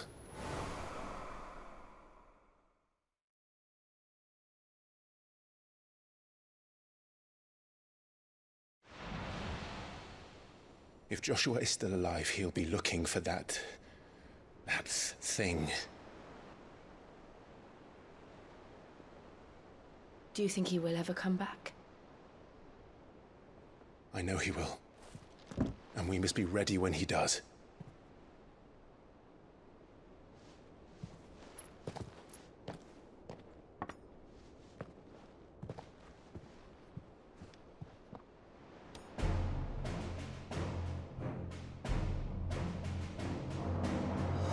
To a world without mother crystals. To Sid.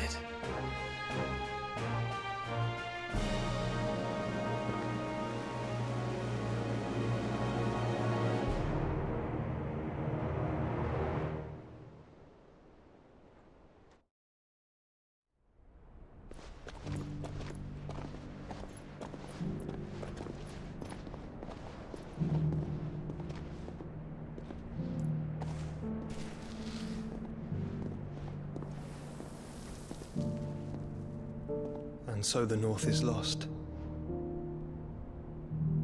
I knew that the Blight spread ever more swiftly, Your Grace.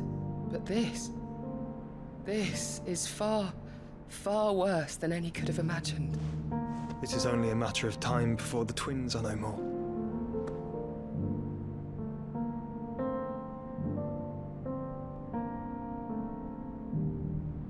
The world marches ever closer to its end, and here we chase shadows. Tell me, brother, are our efforts in vain?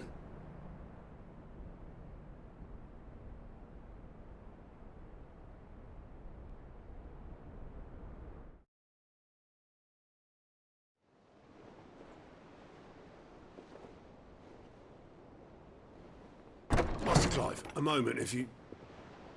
my apologies, I didn't mean to... intrude. Not at all. We were just discussing strategy. Speak freely, Otto. It's Martha, from the inn. She's gone missing. Anyway, I'll be in the mess when you've finished. Very well. What do we know, Otto? Some lads from the Imperial garrison in Rosaria started a fight over at Martha's Rest. Blood was spilled, bones were broken. The usual. But somewhere in the middle of it all, Martha vanished without a word to anyone. And that ain't like her, Clive. Something's not right. You think this was planned? Of course it bloody was.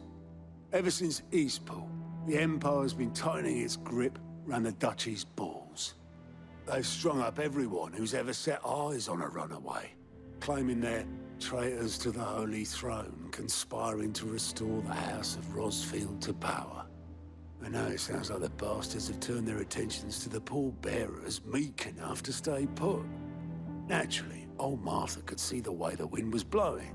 Complained that it was getting harder and harder to take bearers in. And now she's missing. She's fallen into the hands of the Empire. We could be next. Couple of curse breakers are already on their way to the inn. They should help speed up the search. But if this is as bad as I think it is, you might end up having to save their asses and all. Don't worry, Otto. I'll make sure everyone gets home safe. Sid? What said you'd be coming? I trust you don't mind. Also thought you might need some help. And it appears he was right. You, could say that, yes. They're saying the Imperials descended like a storm. No one was spared their fury. Martha tried to step in and calm things down, but all our efforts got her were a pair of iron shackles and a hard march. Any idea where? Judging by their tracks, they headed towards Sorrowwise Bay. To the Abbey, sheltering Martha's bearers. The bastards. Jill and I will go after them. You take care of the people here. We will. But, before you go, one of the locals heard something. He said the soldiers were talking about a culling. I don't know how big this is, but it doesn't sound good. Be careful out there, Sid. You do the same. Martha, are you hurt? Don't worry about me. It's them at the Abbey who need you. You have to do something. Tell us what happened. What happened? The damn Black Shields, that's what happened. The Black Shields? The bastards caught wind. The Abbot and I were helping bearers. They were gonna hang us both. When the sick rose from their beds, poor souls turned on the Imperials. Distracted them long enough for me to get away. Then, they may still be alive. Martha, do you think you can make it back to the inn? Cole is there with the other curse breakers.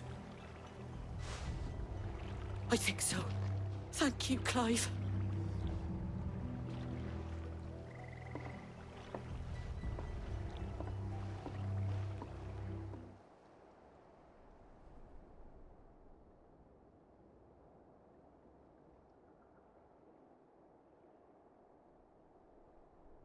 No. Damn it. I thought you lot were all spent. Murderers. They drove the bearers to this. Wait. These two aren't turned. That bitch of an innkeeper must have sent them. Colluding with the enemies of the Empire is a serious offense. And for their crimes shall they be punished. Such is the law. To dwell in darkness that we may purge the night and welcome lasting dawn. On these our swords we swear. How dare you speak those words? Have you no honor? Clive. This won't take long. Is that all of them? I think so.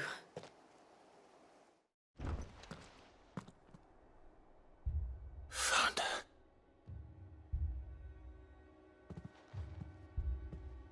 The Abbot.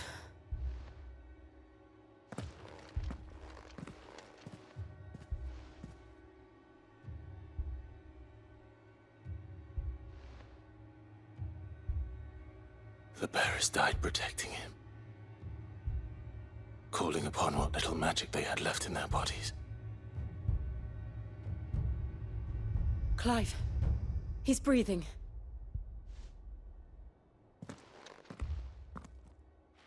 We're friends of Martha. We're here to help. Are the Imperials dead? They are. Every last one. If only that were true.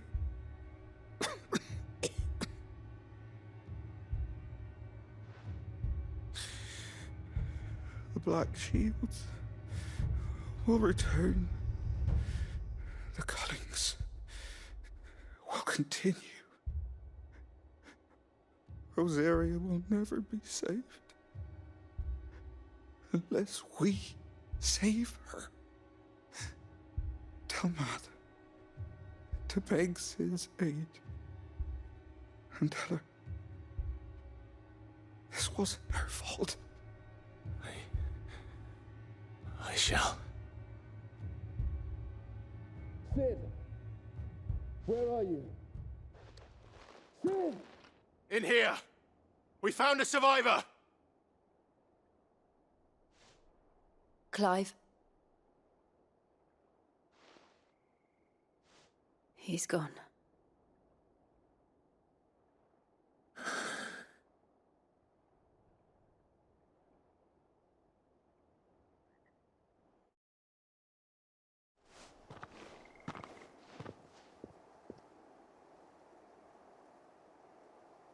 We've laid the abbot to rest.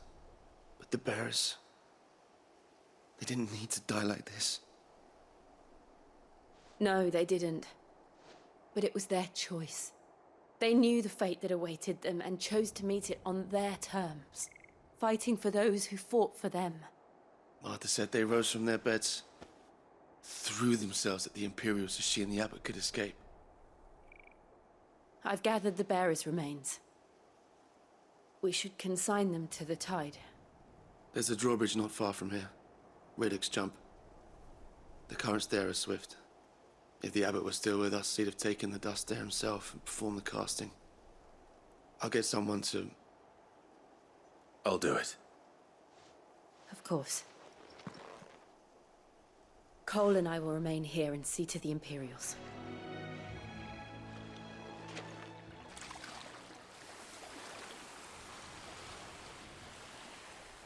So shall the waters cleanse thee of thy burden, and bear it out to sea.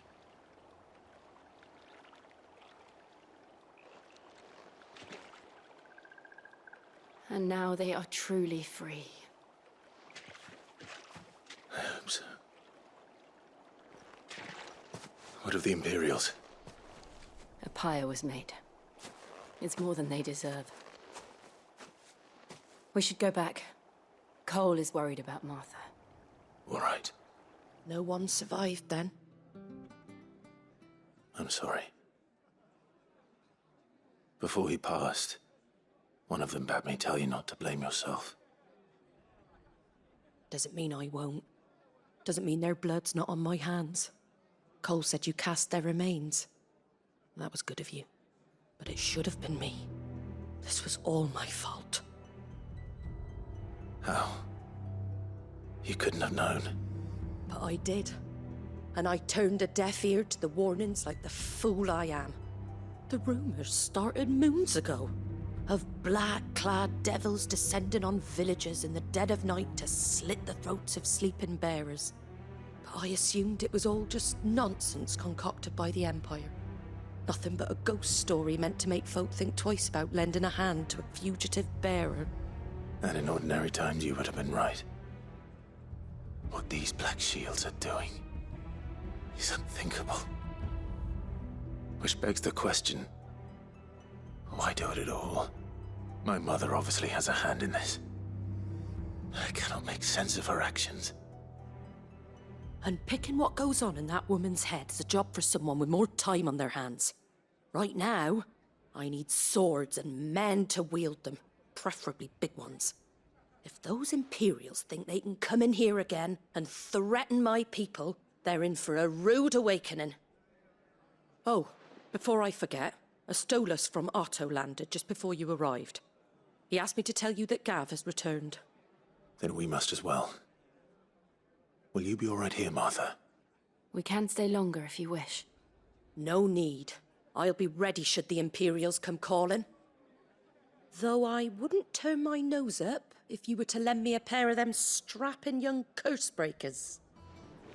Ah, Clive! Oh, I've missed that scowl. Where's my report? What, no kind words for your old pal Gav? If it's kind words you're after, you're fishing in the wrong barrel. Now sit down, you fool.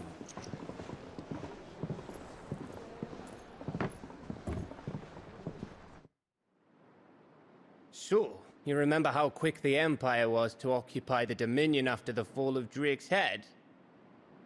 And how pissed off all the other nations were that they didn't think to do it first. Half a century of independence gone at the whim of a madman. So much for their bloody treaty. Clearly, the promise of unblighted land and the world's supply of crystals was too much for his radiance to resist. And now the Republic's finally decided to follow suit, using liberation as an excuse to declare war on Sambrek. Lined up right outside the Dominion's gates as we speak, looking to starve the Imperials into submission. And now all eyes are on the Strait of Author. While the two nations beat their shields, the rest sharpen their daggers, ready to set upon the war-weary victor. They'll never see us coming. It's time we moved on the Mother Crystals.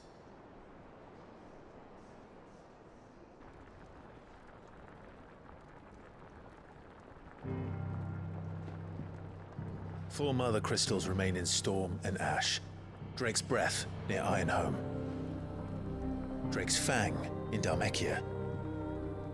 Drake's Spine in Waloed. And Drake's Tail here in the Crystalline Dominion. With the bulk of the Republican army marching to Twinside, Drake's Fang will be left exposed. That is exactly the move Kupka would anticipate. And if there is anything these past 5 years have taught us, is that he loves his traps. There is one place, however, where nobody will be expecting us to go. Drake's Breath. There's a shitload of sea between us and it, and I've never been much of a swimmer. I have an acquaintance in Port Isolde who may be able to help. Who's that then? My uncle, Byron Rossfield. Lord Byron Rossfield of the Seven High Houses, the trade magnate with holdings in over 100 cities. Wait, Rossfield. And you're a Rossfield, of course. My uncle's name gave him his start in the world, but it was his acumen which earned him his fortune, along with a handsome fleet of ships. Well, it's settled then. What are we waiting for, eh? Huh?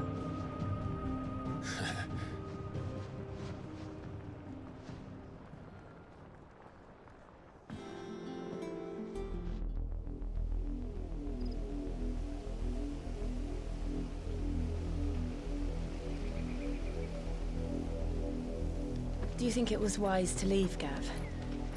He didn't seem pleased. I needed his eyes and nose in Dhalmekia. I'm not about to let Kupka take us unawares. Besides, he has a knack for that sort of thing. That he does. And wasn't it Sid who said that matters such as these are best left to dominance? Especially should one of his beloved opportunities to grow and change present itself.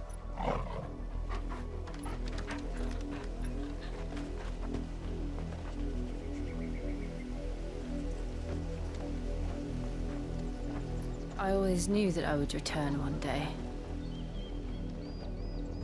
Return to Ironhome. For what? After learning the truth, you were given the chance to face your past. If I am to continue at your side, I must do the same.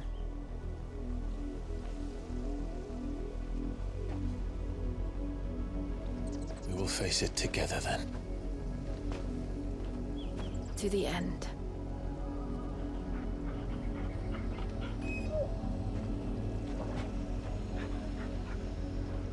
Come on. Mockery of justice is what it is. Lord Elwyn would never have stood for this. Quiet, you! I think we're loyalists.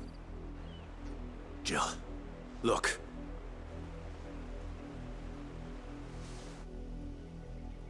Rosaria must be cleansed of the stain which befouls her, that she might rise once again from the ashes to welcome a new dawn. 'Twould be a pity to make examples of you all, for the transgressions of but a handful. Of course, your lordship. You shall have our full cooperation.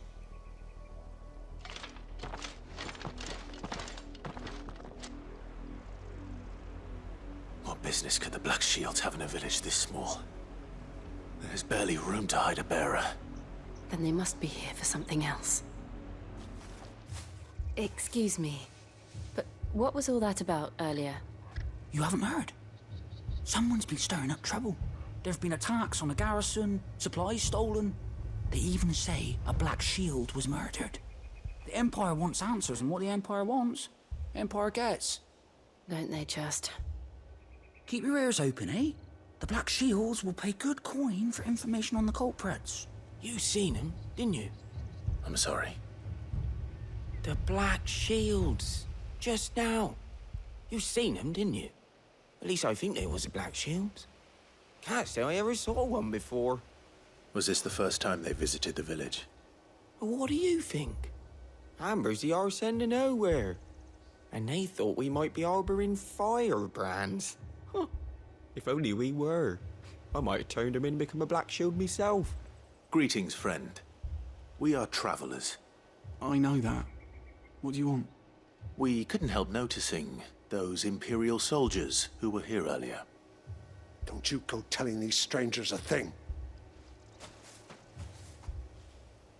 I speak for the people of this village, and we have nothing more to say to you. You are to leave Amber and never come back. May I at least ask why? I don't know who you are or what brings you here, but your presence puts us all in grave danger. The Empire is a harsh master. Its demands are great, and its justice swift. But as long as we keep our heads down and pay our tributes, we are left alone. Some might call it submission.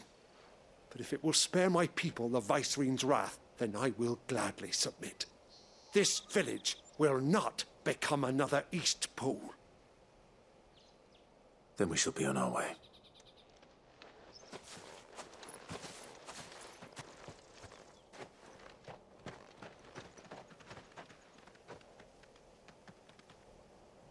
These people live with a knife to their throats. In the mistaken belief that if they cooperate, my mother will show them mercy. Obedience bought with fear. Are you all right? Sorry, It's nothing. We still don't know who the Black Shields are looking for. Well, whoever they are, the Imperials deem them worth pursuing to the back of beyond. But other than Martha, who else in Rosaria would have the courage to stand against the Empire? A new ally would certainly be welcome. Can we find them before the Imperials do? Perhaps the next village will yield more answers. Perhaps. Blood, Clive. And still wet.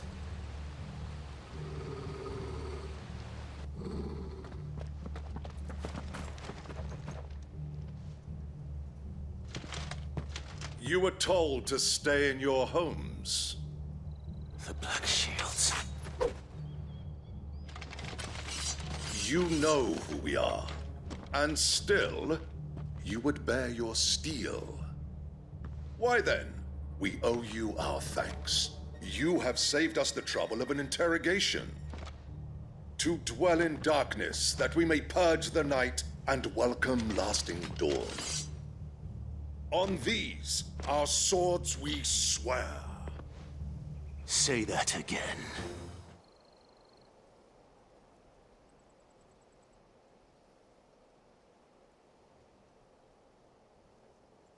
Tell me what I want and the end will be swift. Who are you looking for? Why, you. We come bearing a message. Your friends secrets have been found. The branded you freed from our camps. They await you in Ordil. Guardians of the Flame.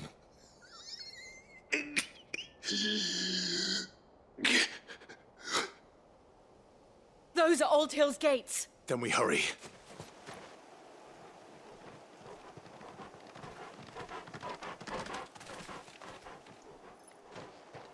Oh, found her.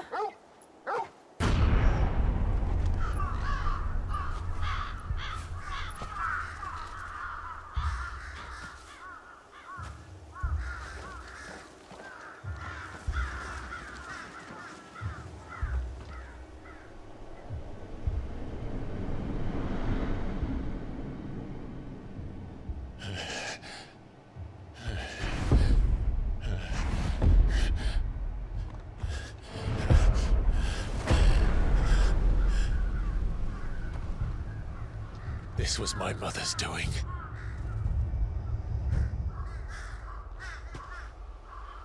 But why?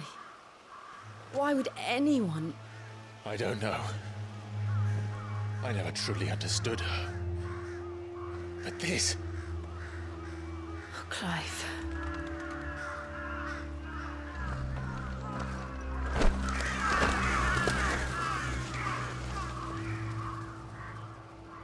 I will learn what madness drives her, and I will end it.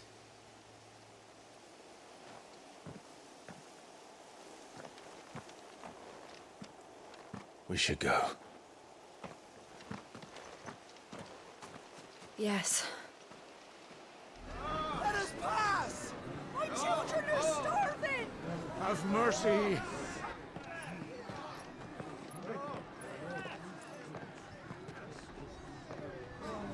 Voice-ridden dogs they are!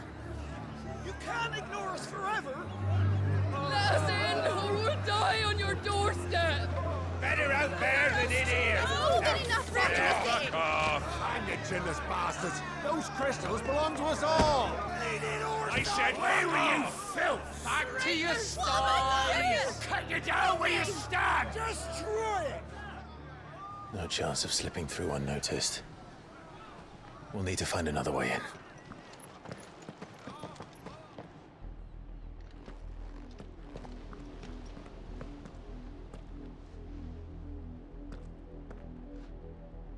I thought we might be able to reason with the guards. Or at least bribe them. I suspect everyone in that crowd thought the same. Was that the only way in? Officially, yes. Strictly speaking, no. My uncle once told me that the nobles had tunnels built, so that they could visit town without having to walk amongst the rabble. The Lazarus.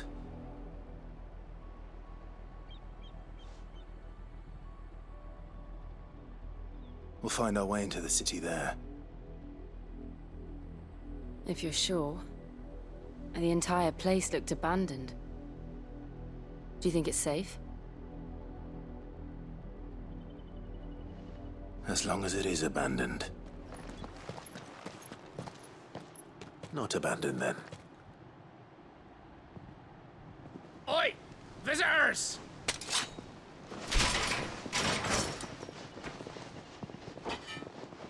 Apologies. We'll show ourselves out.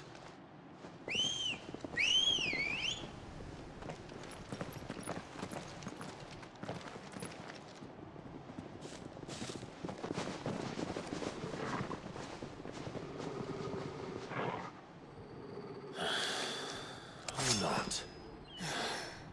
I've only ever seen one man fight like that. And he's long dead. Then perhaps it's time you joined him.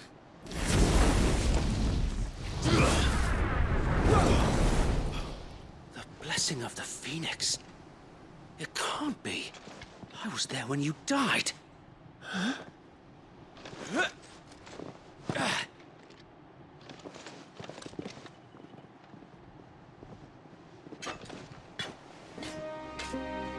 Forgive me, my lord.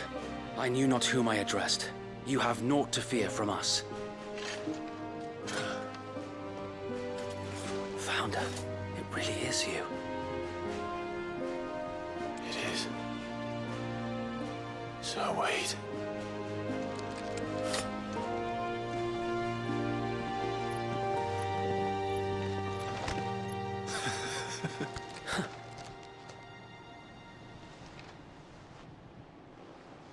We can speak inside.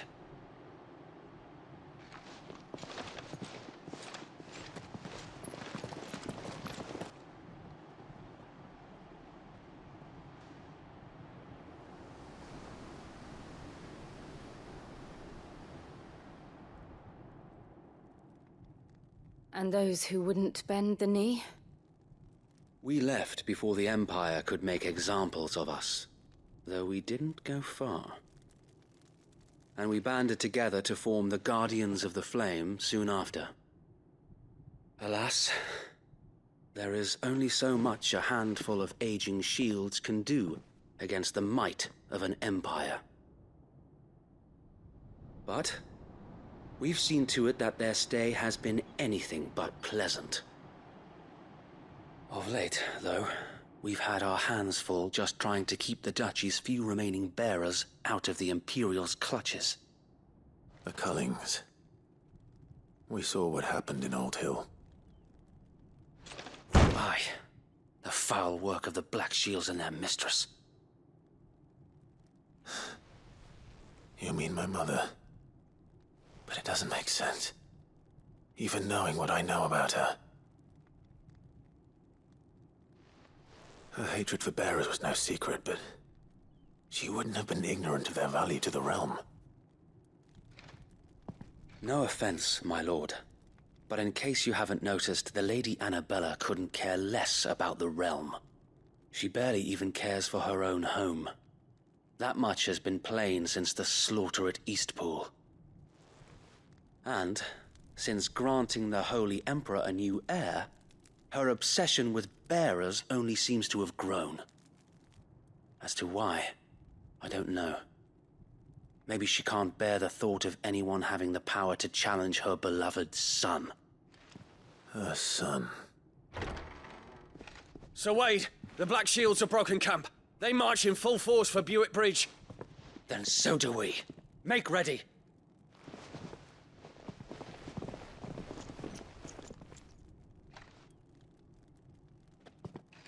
This is their main host. If we remove the head, perhaps we can prevent what happened at the docks from happening somewhere else. If I do nothing, then the blood of their next victims will be on my hands.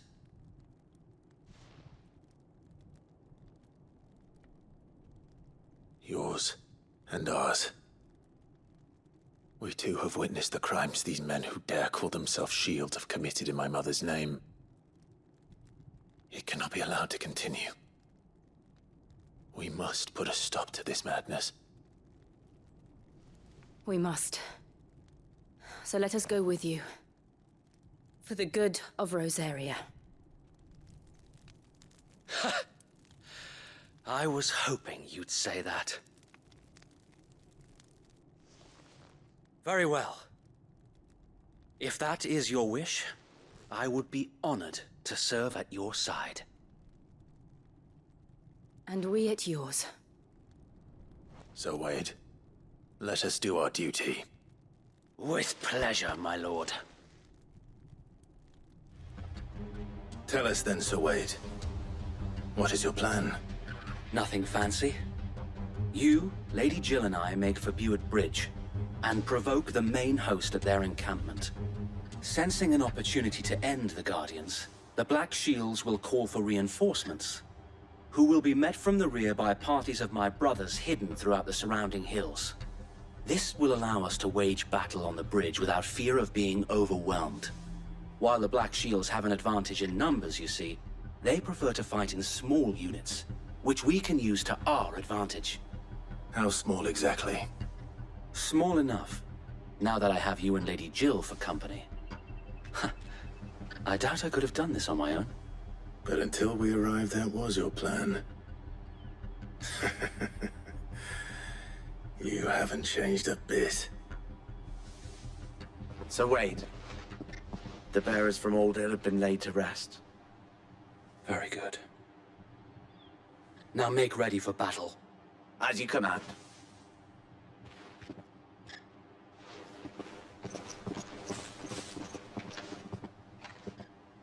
Thank you, Sir Wade. Perhaps now they will find peace. There is but one thing which will grant them peace. Putting an end to the Black Shields. And so we shall.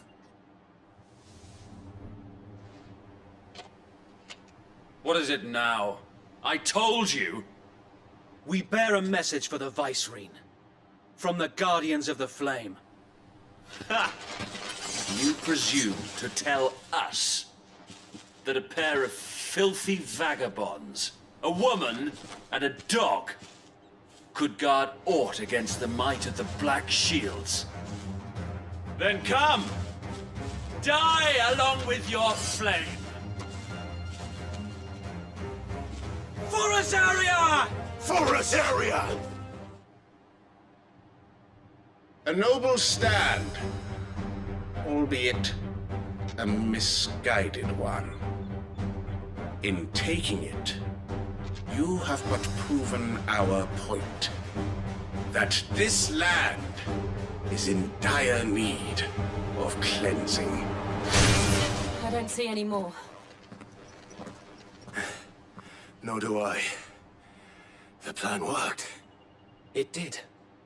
It bloody worked. We sent every last one of the rotten bastards straight to the mud! Lord, perhaps this will be enough to stop the Cullings. For the time being, at least. Perhaps. Though I doubt my mother will take this loss well. She'll move swiftly to see her minions' ranks replenished. And then it will all begin again. I often wonder if the nation we once knew is gone for good. Her fields rot. Her people starve. We battled to preserve the flame that was, but for every foe we fell, another springs up in its place. Yet be that as it may, it is still our home, and we must fight for it. As we always have, and always will. For as long as the Firebird's flame burns in our hearts, the Duchy cannot die. And her loyal subjects may dream of a day when the Rosarian standard flies over Rosalith once more. So wait, Think we should fall back to Port Isolde before the garrison sends reinforcements? A sound strategy, my lord.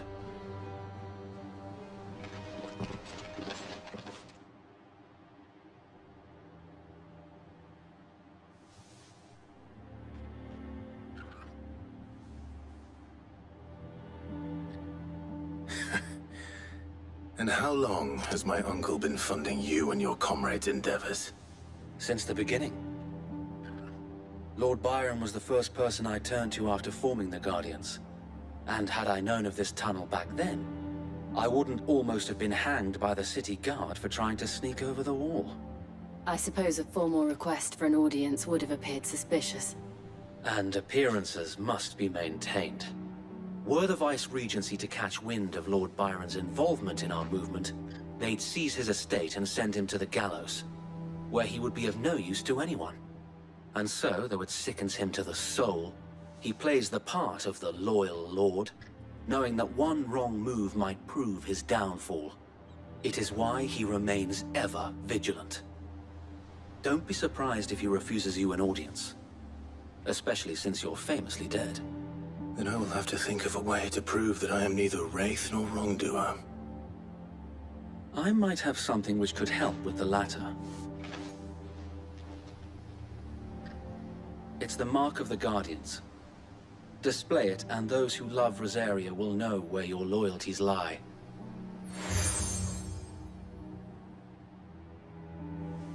I shall wear it with pride. Be sure that you do. I don't want my men attacking you again. Unless you deserve it. If only Sir Tyler could have been here to see you. Or the Lord Commander. Thank you, Sir Wade. If there is ever anything you need. I know. Go on now, my lord.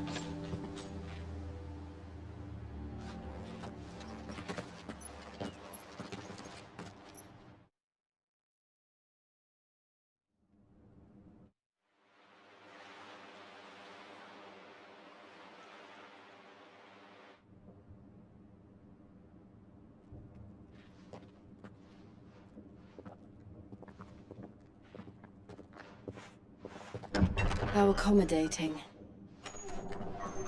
Do you really think they believe we are who we say we are? Not a chance.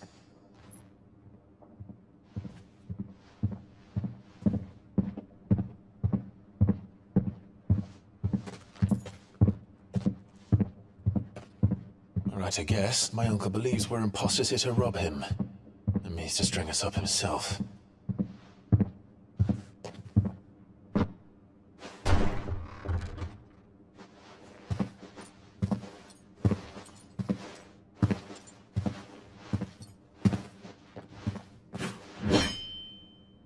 Imagine my surprise when I was told my nephew had come to visit.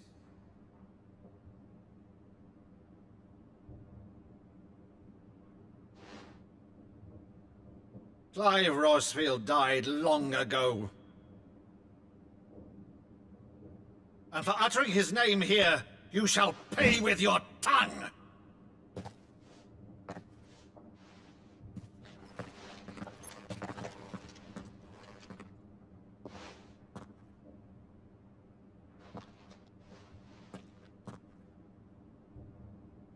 You would mock me as well?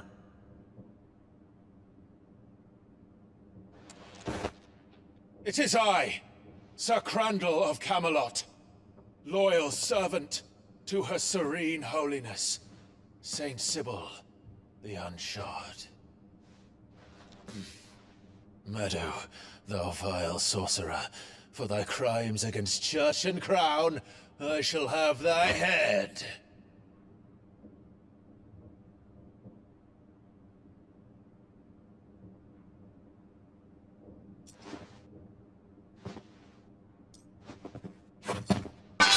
Curse thee, infectious flax wench. Even in death, must thou plague me still? Very well.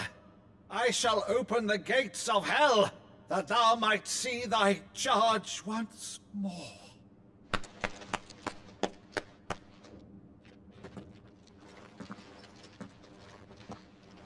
Bravo, Uncle. You're still the finest Meadow in the twins. Oh, Clive, my dear boy, it's really you.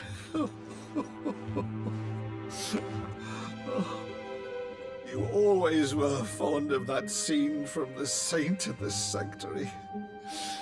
Never did let me play Sir Crandall.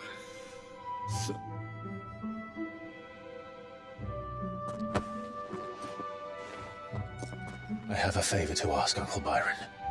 Rutherford, inform the kitchens. There'll be guests. We dine immediately. But, Uncle... You can't very well regale me with the tale of your miraculous preservation on an empty stomach. Go on, sit.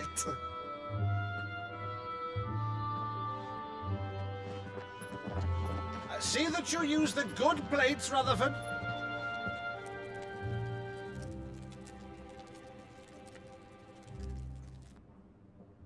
So you arrived late to one of her cullings, did you? Since becoming Vicereine, Annabella has been a constant thorn in Rosaria's side, but these atrocities are a new low. Something has changed. Quite what, I don't know, but the woman we knew is gone, and a monster sits in her place. A monster? For better or worse, I've been charged with governing this town, and thus must maintain the illusion of obedience. That's all I can do to aid Wade and his merry band of revolutionaries. So he's told us. You have risked much for Rosaria. Our nation will be forever in your debt.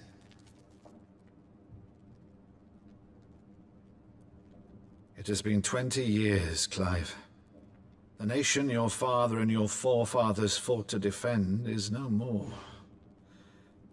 Perhaps it would be otherwise had I the courage of my brother.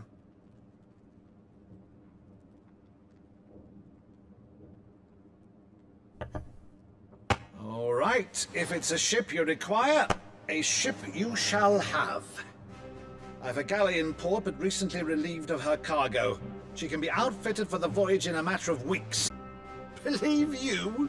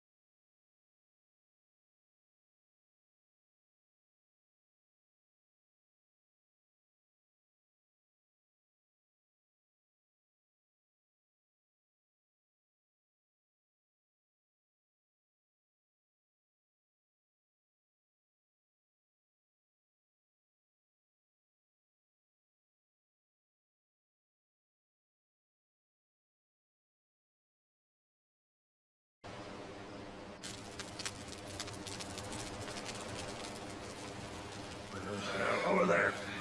Go on. She's a fine ship, isn't she? Once outfitted, she'll bear us across the boiling sea to Drustinus in the space of 3 days.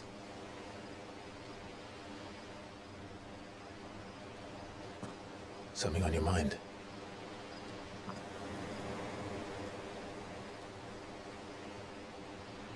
Monsters.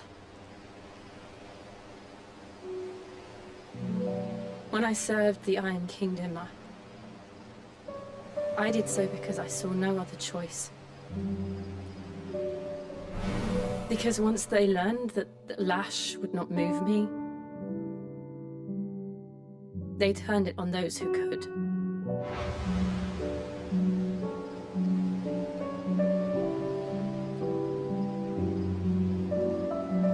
And so I became their puppet. I let them pull my strings, telling myself it was not my hand that swung the sword, but another's. I removed myself from the truth so I wouldn't feel the pain it caused.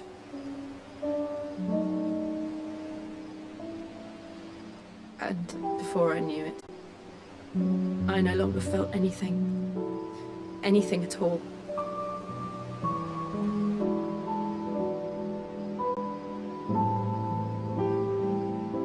I had become a monster.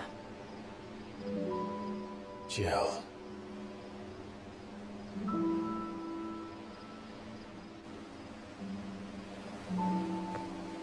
I don't want to be a monster, Clive. Do you understand? I want to choose a different path, a better path. To live on my own terms. I'll do that. I need to come. And when you're standing there with you, just as you stood with me. Thank you, Clive. I must atone for my sins.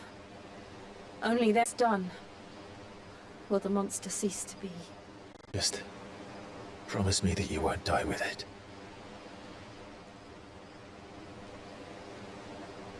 Now, let's get some sleep. The journey back to Benamir is long, and much to tell the others.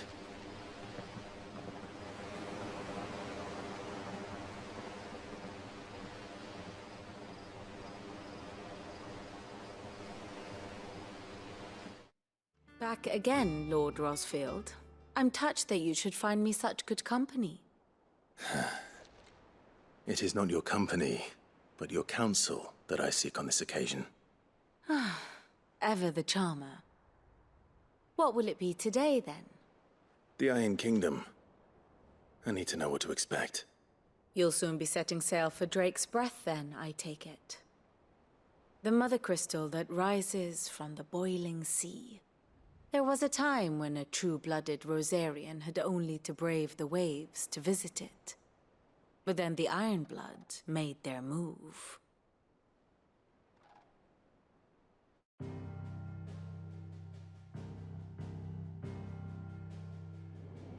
As you know, the Iron Kingdom rules over the islands to the west of Storm. Or rather, its church does. But this is not the pragmatic approach to state religion employed by the Holy Empire to manipulate the masses. No, the Iron Kingdom is the literal embodiment of the crystalline orthodoxy. And so, if one is to understand it, one must start there.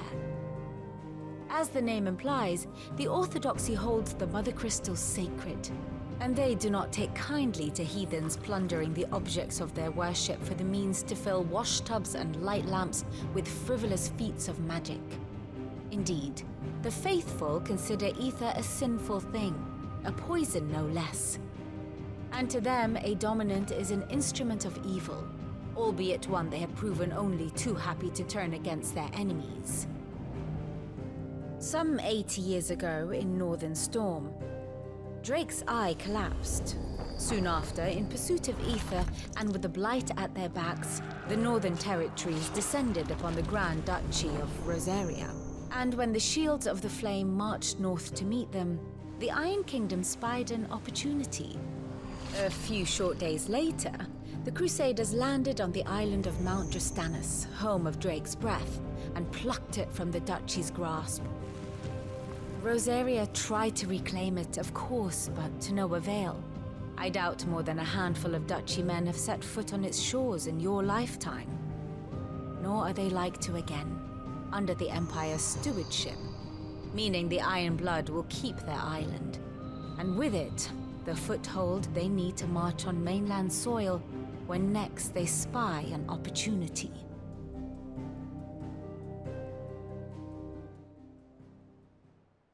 The Mother Crystal is both the object of the Iron Blood's worship and their gateway to the continent, making Drastanus the holiest of holy grounds, from which the Orthodox Crusade shall one day sail forth to claim the remaining Mother Crystals, or die trying.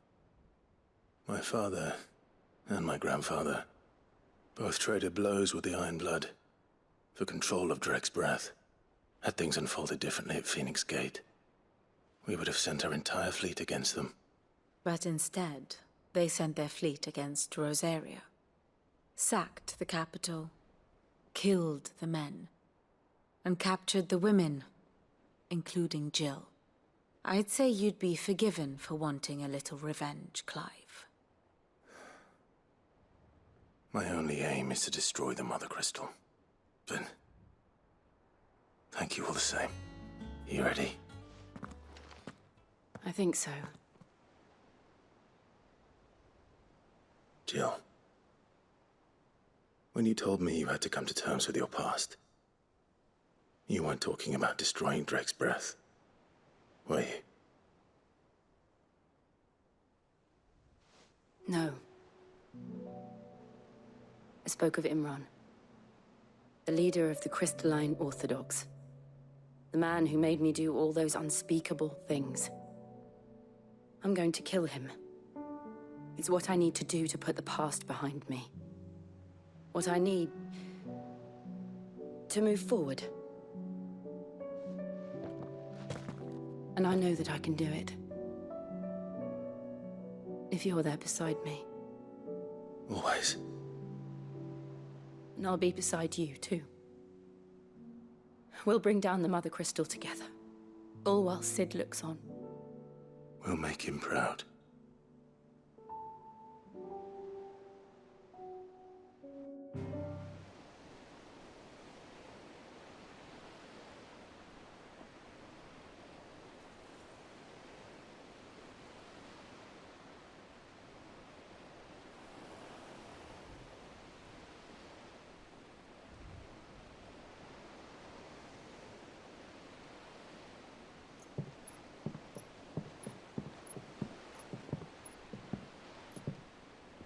Useful trick. Freezing and thawing the spray to make mist. How did you learn to use your powers like this? The Masters made me do it. When the Crusaders took to the seas, to keep the fleet's movements from prying eyes. I'm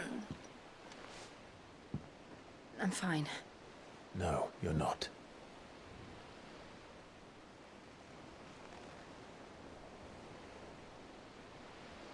This may be the only chance I get to go back. My only chance to put things right. I have to do this. Whatever the cost.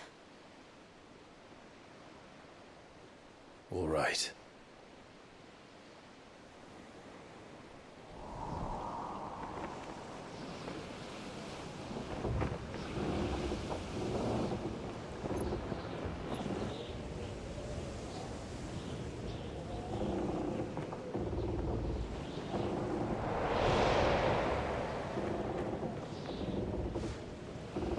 There she is. The Iron Kingdom's Mother Crystal.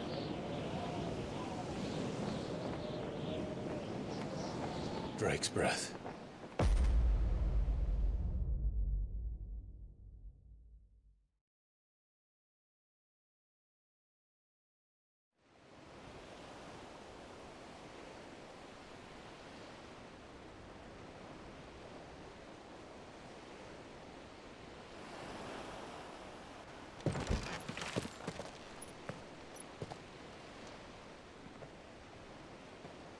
Strong currents, sharp rocks, and ether floods. Let's not forget them.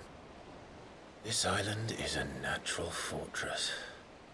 But safety breeds complacency. Allowing a single rowing boat to slip in unseen.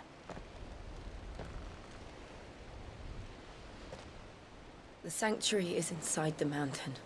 If we follow the old trail, we should be able to enter by the back gate. All right. Let's go.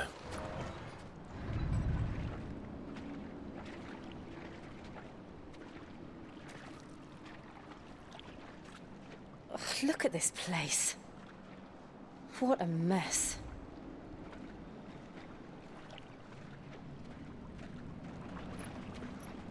Wait.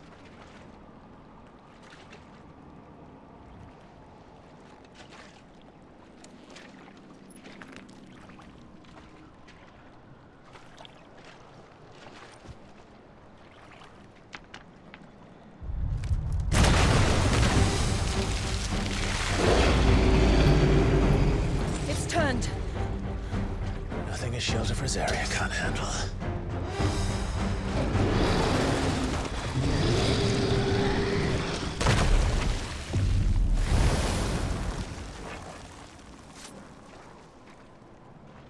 Press on? Yes.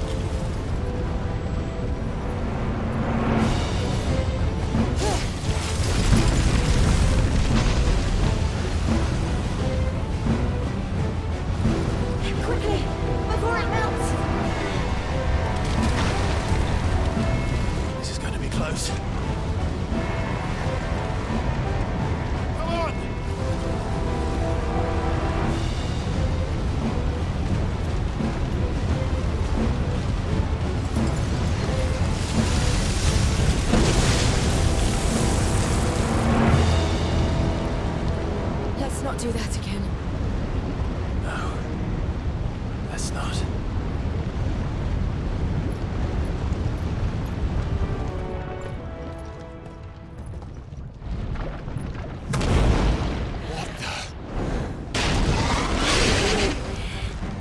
One of the demons. But they never leave the lava. If I didn't know better. I think this volcano was about to erupt.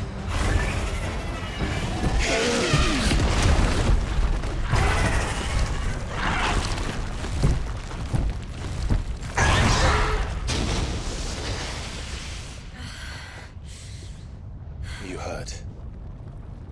Just hot.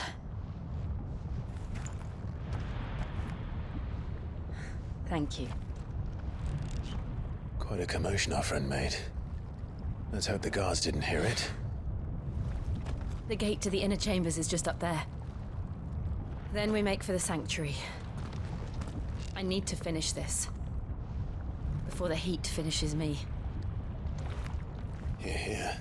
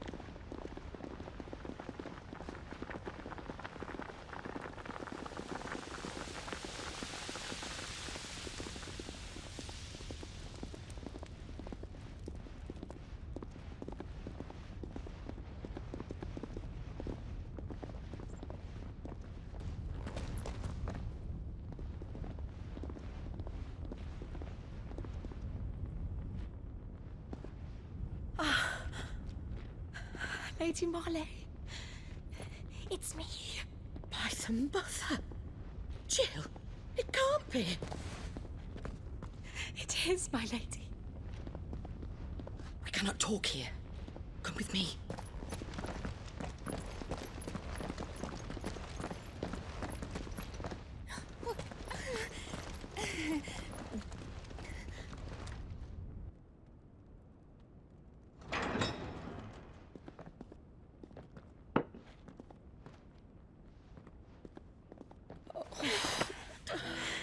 I'm so glad you're safe. And I you. Why ever would you risk coming back? Are you a fool, girl? Or have you grown tired of your freedom already? Forgive me, my lady. But I had to come back. There are things I left undone. Tell me, where is the Patriarch?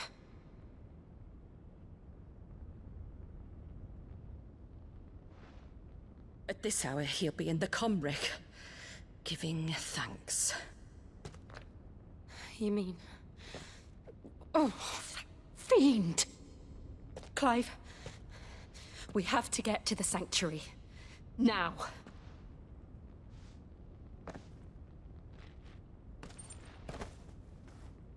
Lady Marley, you must flee this place, gather your things, and go. Now listen here, Jill. We have company.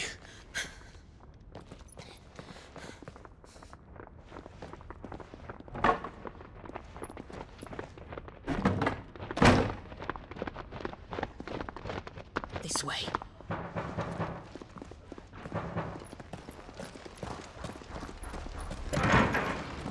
Follow this passage. It leads straight to the Comric.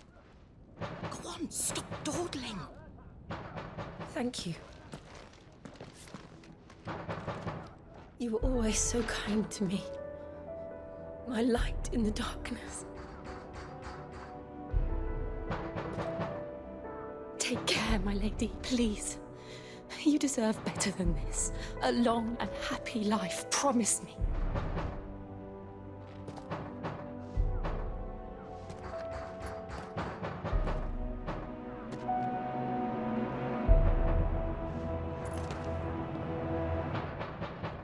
I'll live if you promise to do the same.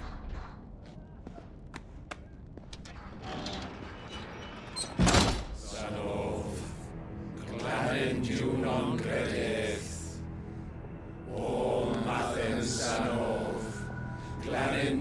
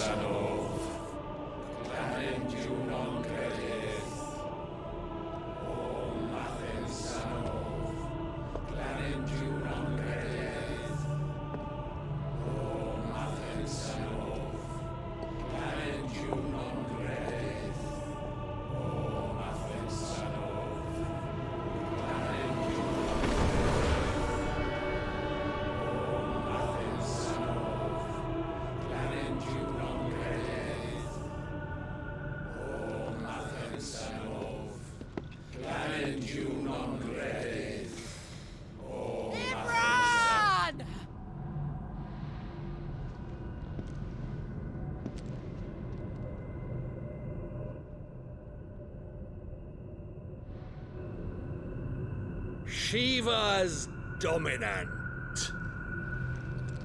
Come to beg forgiveness for your failure.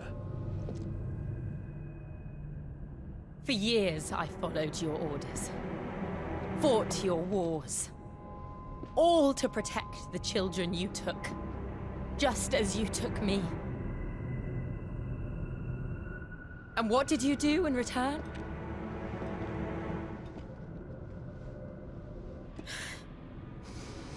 You put them in chains and you slit their throats!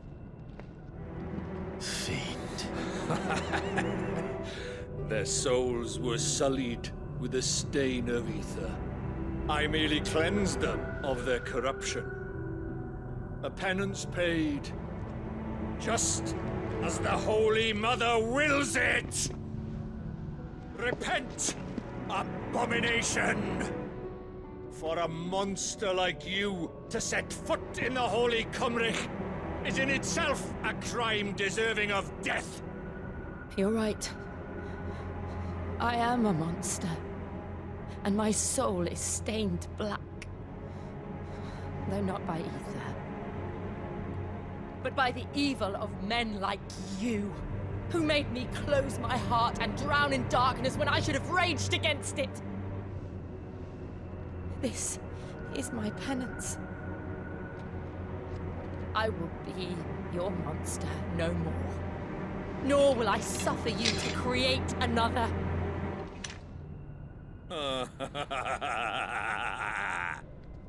Does the beast bare its teeth at its master? Come then, dominant. Rage, be as you have ever been. A monster! And what are you, Imran? I was forced to kill. You do it by choice. But never again. I bowed to you once. Now it is you who shall bow to me! Kill them.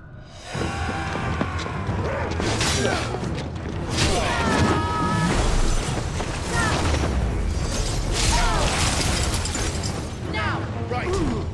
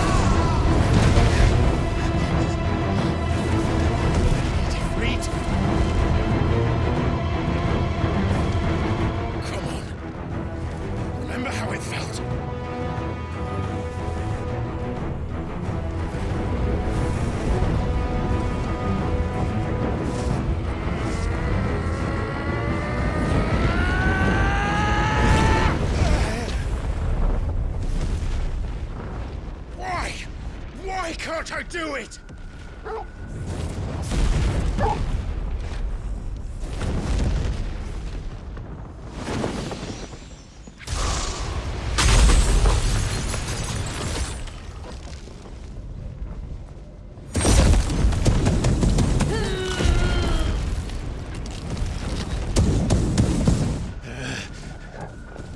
Please, just once.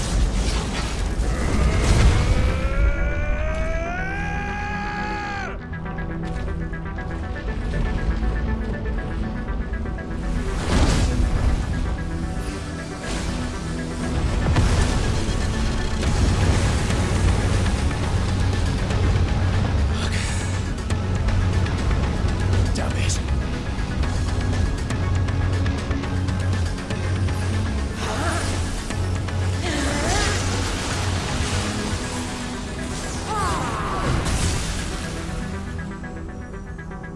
Go. All right. I won't take long.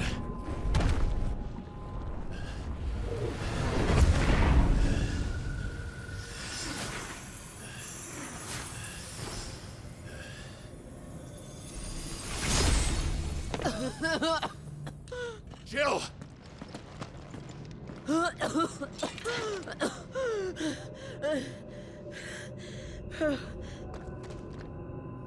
I'm going to finish this, Clive.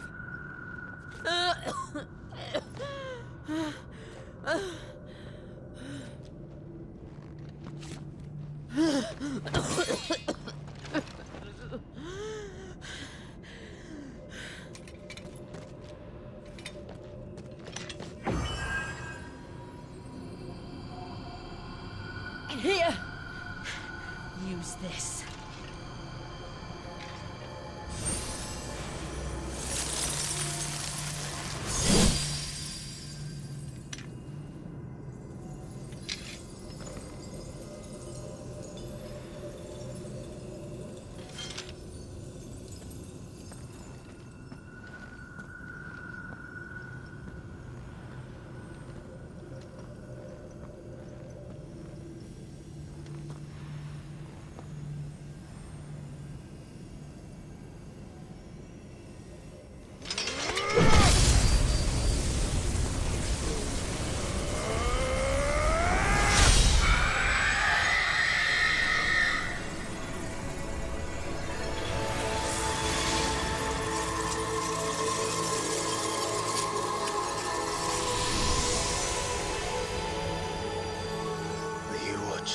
Sid. You're one step closer to freedom.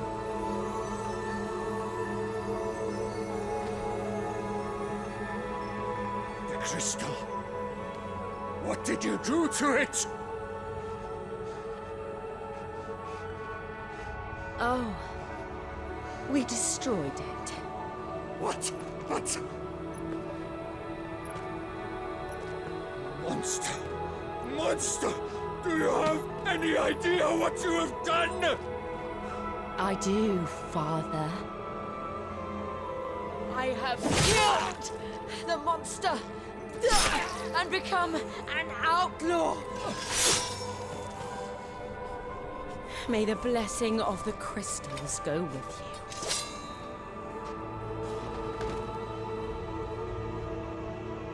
you. It's over. It is. And Shiva exacted her price. She did. Again, the burden fell to you. And I bore it willingly. This was a sin for which I had to atone. Now I can continue at your side with my head held high.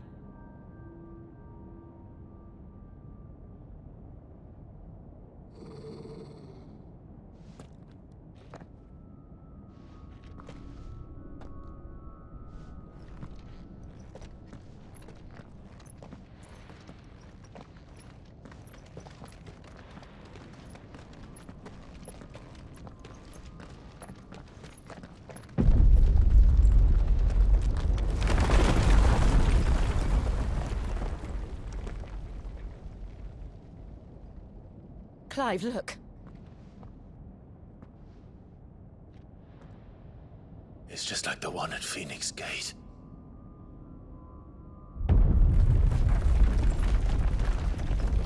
Damn it. We need to leave. Agreed.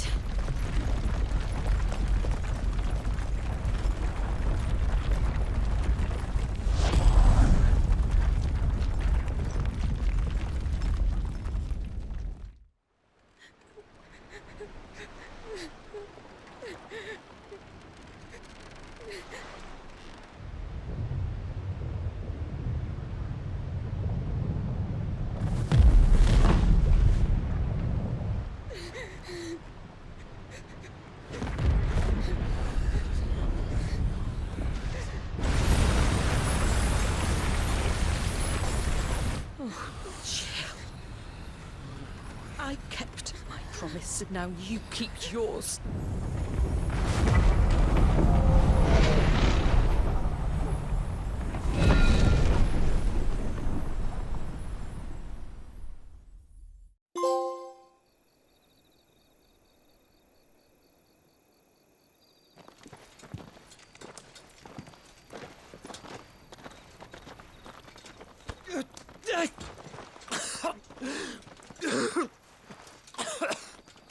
This way, Your Grace.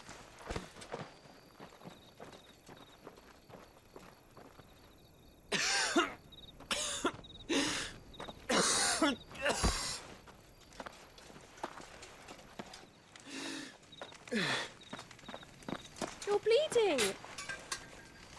I have a tonic which will... I thank you for your kindness, truly. But I assure you, I will survive. Please, save your medicines for those who need them most. Oh, well, if you're sure.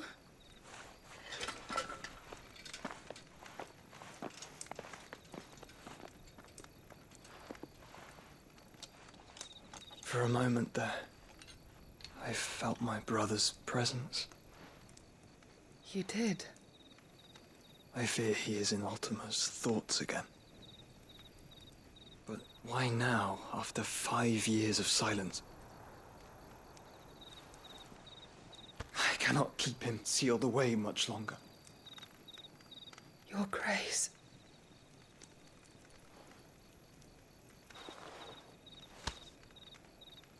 No, do not dirty your hands.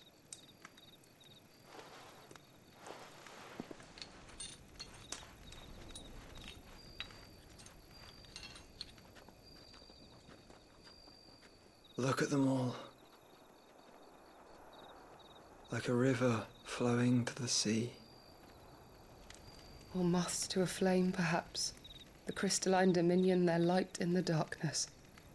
More and more lose their homes to the blight and set out in search of sanctuary, while others lose their fortunes to the Dalmekian levies and leave to find new livelihoods. What is it that you seek in the Dominion, Your Grace? Oh, Dion Lesage. You mean the Crown Prince of Sanbrec? He has many titles. Dion the Bold, Prince of Dragoons, Odin's Nemesis, or simply Bahamut. I met him once, when we were children. He was a chivalrous soul even then, and has served his empire indefatigably ever since. And you are confident that he will listen to what you have to say? Our world lurches ever closer to the abyss, and a hidden hand ushers us onward. Ultima's influence extends to every nation, Sanbrec included. If His Highness is the man I believe him to be, and I pray that he is, this truth will not have escaped his notice.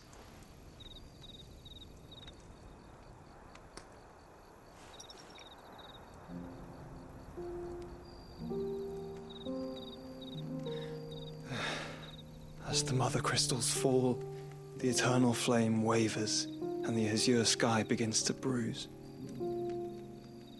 How lucky we were to be blessed by the crystals. and yet how spoiled. Like canaries in a gilded cage, growing fat on seed. But now, the bars are closing in, and we must take flight. Painful though it be to leave our home behind, it is what we must do to be free. Which is it that men cannot live without?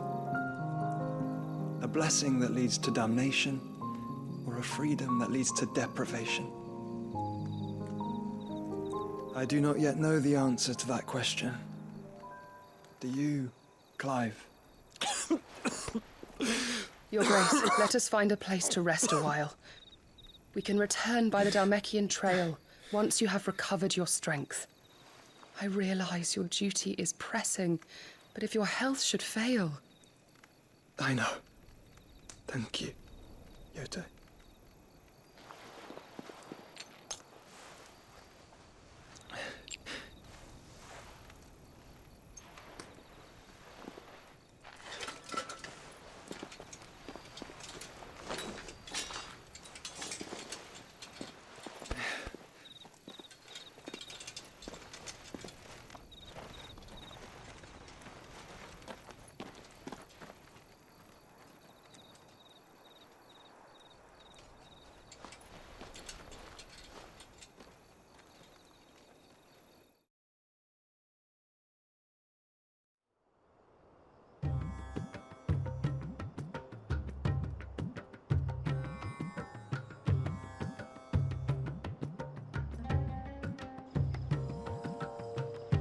Army's attempt to breach the Empire's defenses and gain the Isles of Ark has failed yet again. Only because your fleet has proved as impotent as a eunuch on laying night.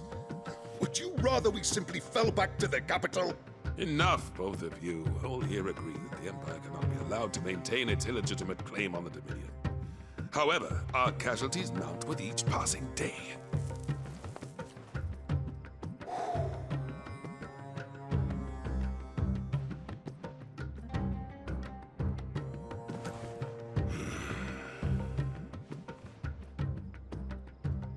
There is a literal sea twixt you and your prize.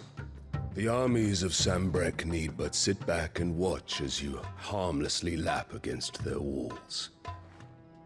They are dug in like ticks and seek to draw out this siege, knowing the capital's stores are nigh bottomless. And what of our wise rulers?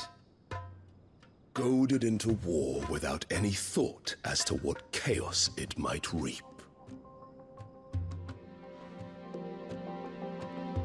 Republican soldiers starve while waiting for orders from Randalar. If you would but take the field, their bellies would be full by nightfall. If I take the field, so too will Bahamut, and our duel will shake the island to its foundations. Instead of liberating the Dominion, you would doom it to destruction. Unless that is what you desire. If our learned advisor has a solution to propose, we should be glad to consider it.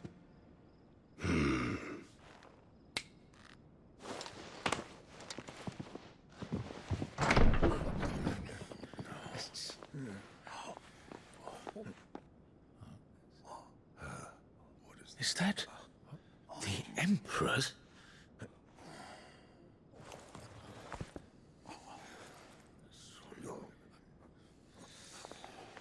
What is the meaning of this, Lord Kupka?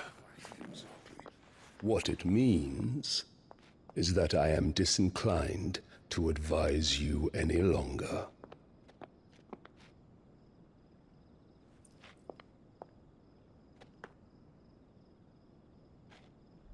Ah, the looks on their faces when you walked through those doors. A perfect picture of stupefaction. They could not believe their eyes. Though I confess, I had my own doubts whether or not you would accept my invitation.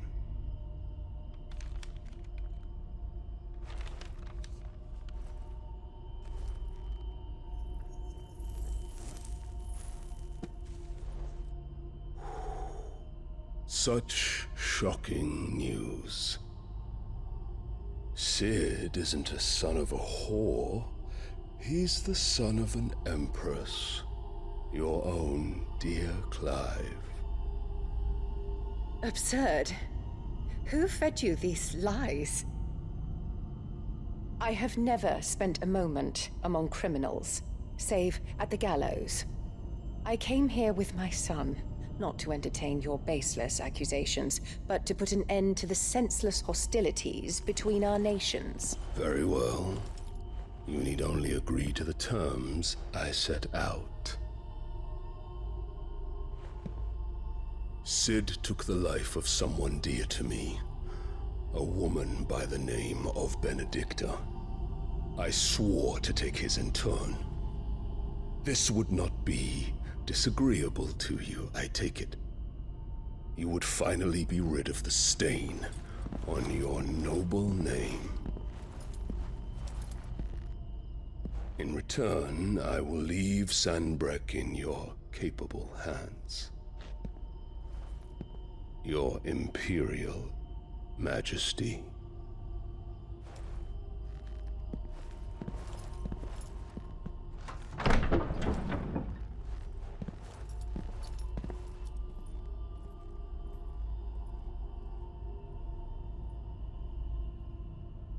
And all for the love of a common whore. Dominant or no, one cannot hide one's breeding. And beasts will ever belong with beasts.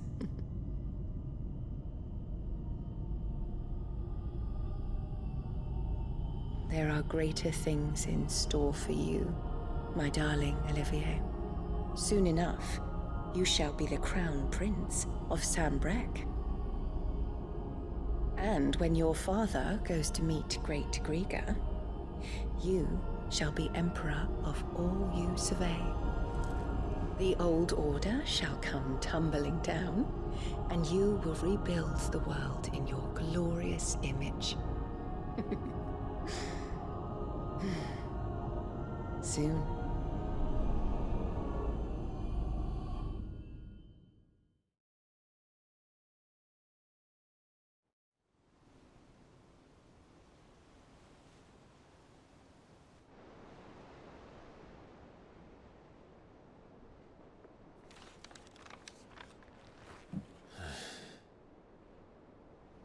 She's been in there for hours. Something must be wrong.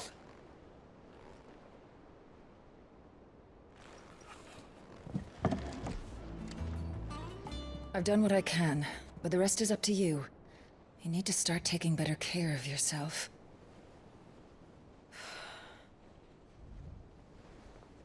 Understood. And thank you.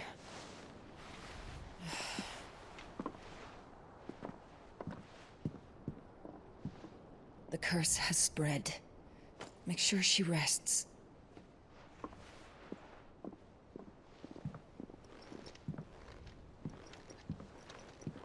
If it hurts, you can tell me, you know. I'll understand. I can bear it.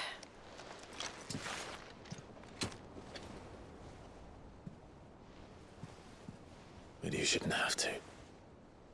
Not anymore. This isn't just your struggle, Clive. It's ours.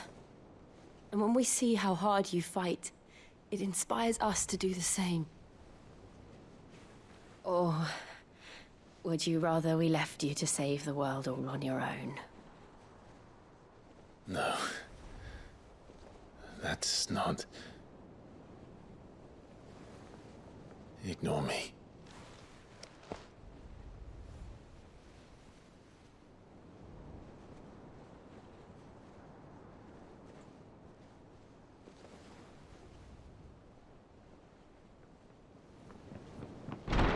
Clive, where are you? In here.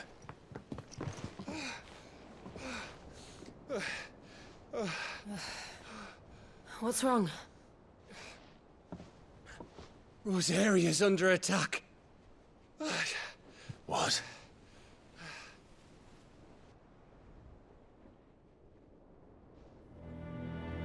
This isn't the Dalmekian army we're talking about.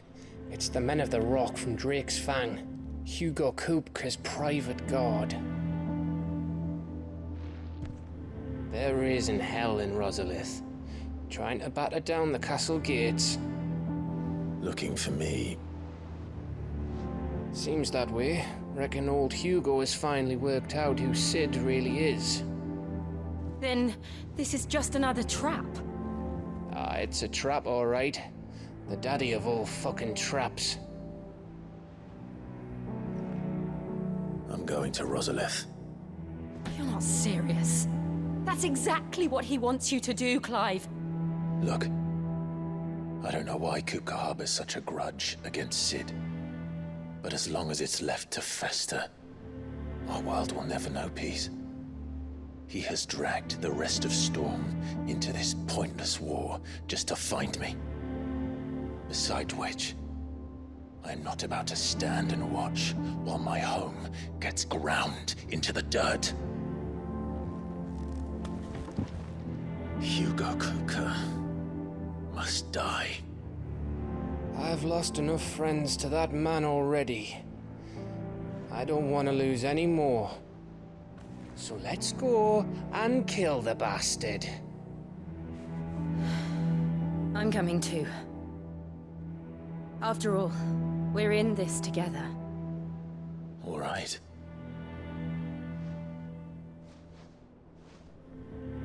Gov gave you the news then? We're leaving for Rosalith. But not before I know exactly what's going on. What have we heard? All sorts.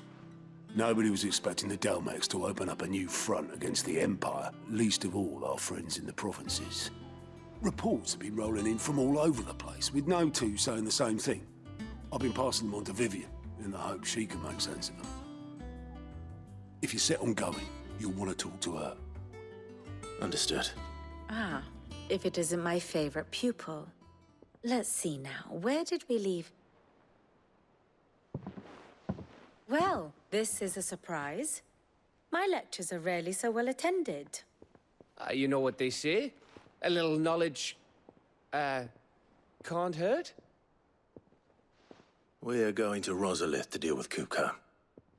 What's the situation there? Whoa there, Lord Rossfield.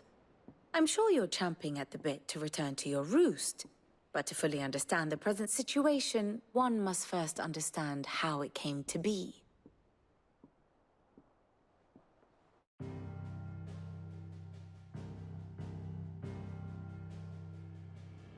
Let us begin with the story of Hugo Kupka, or the permanent economic advisor to the Dalmekian government, to give him his formal title.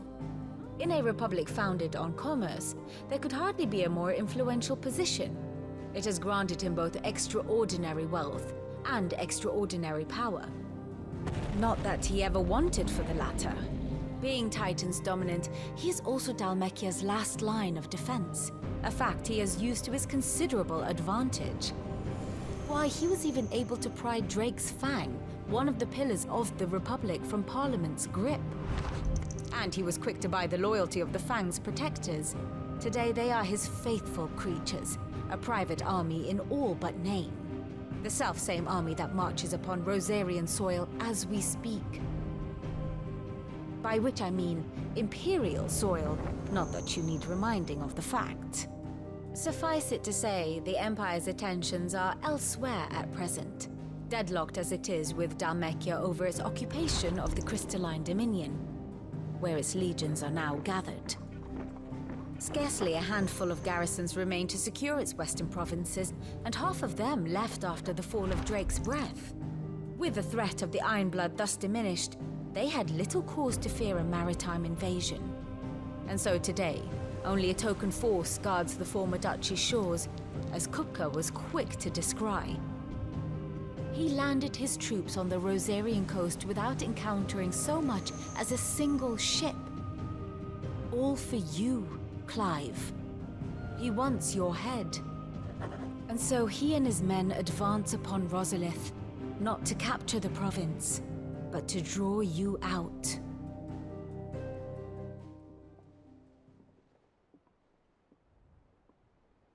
You said Kupka's forces sailed up the coast.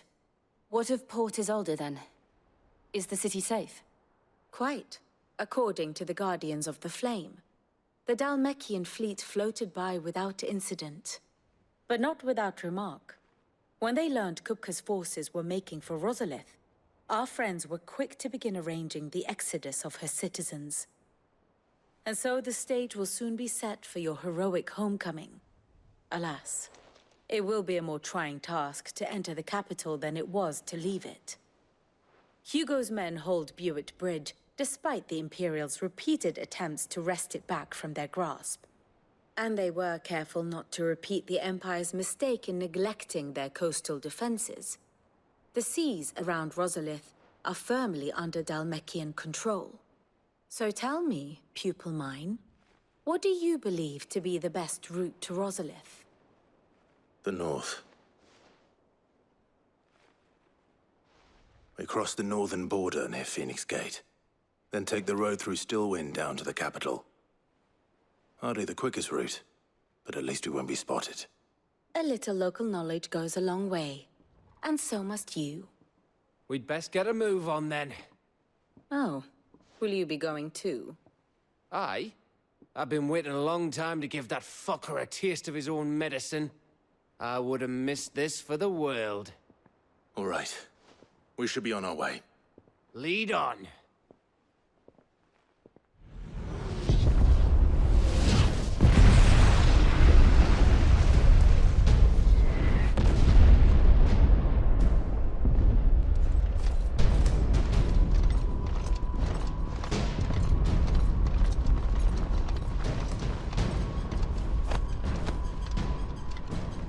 Fortify the castle gates at once.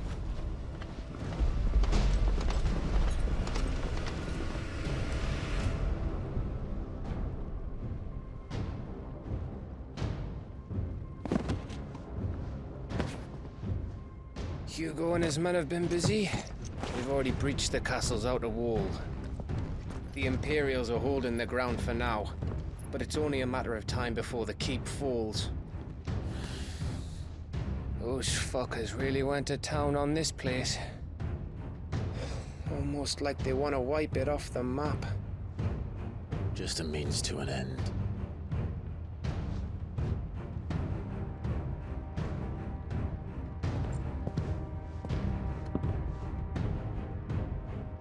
All this for one man?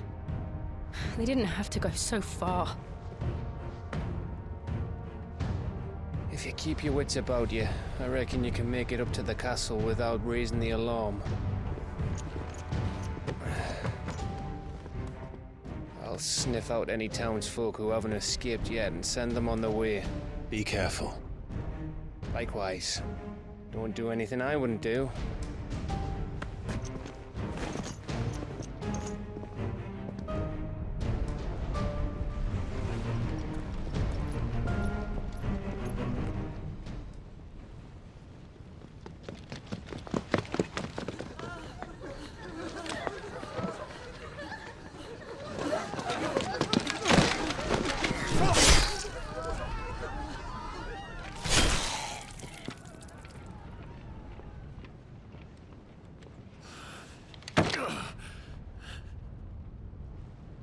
I thought I was ready for this, but...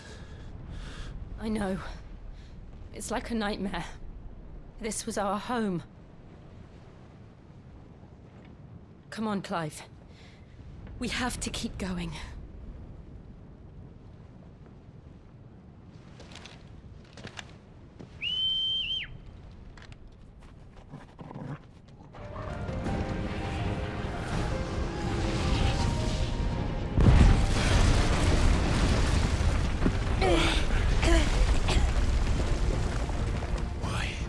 Why do this? I yield! I yield!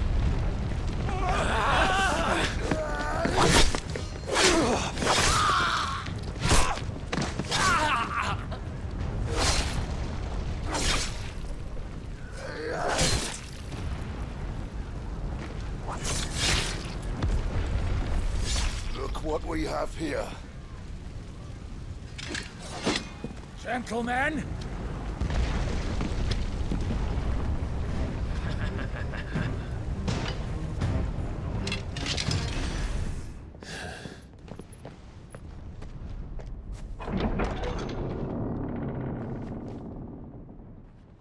Set her loose!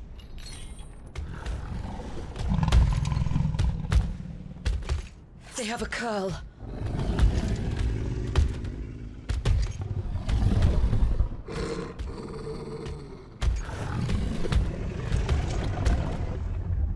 Attack!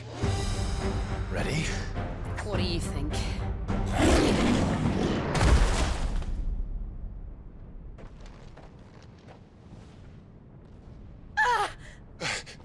Jill!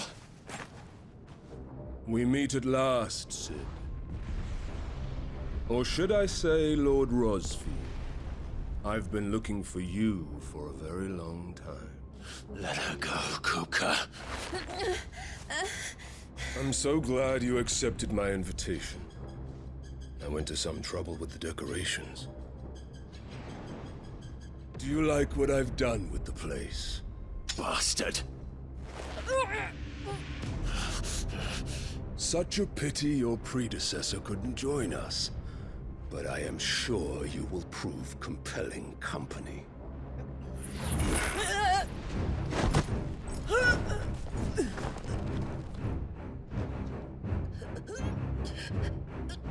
Be still, little snowflake. I would not have you melt before your starring moment.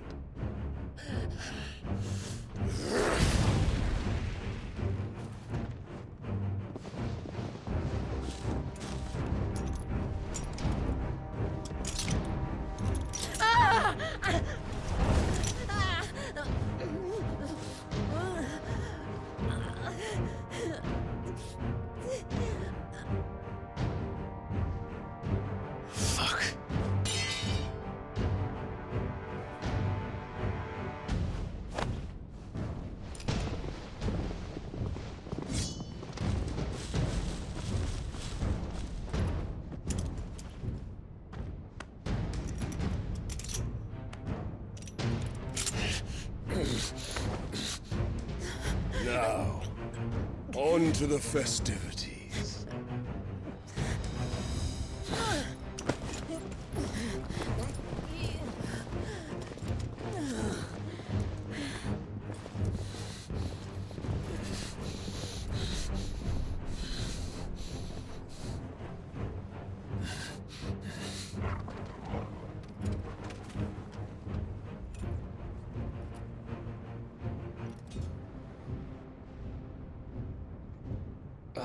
That's just great, that is.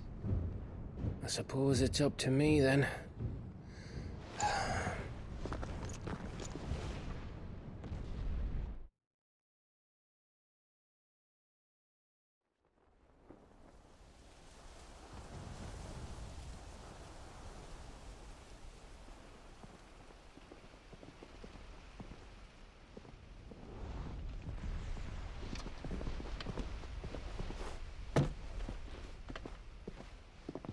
Headsman!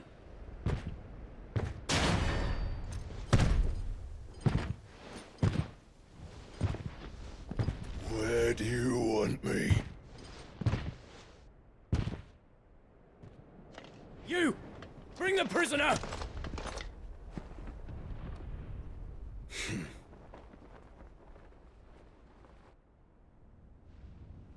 That's no more than she deserves for getting into bed with an outlaw. We should get into mine. Lord Kupka commands your presence. You're to bear witness to the girl's execution. Such a waste.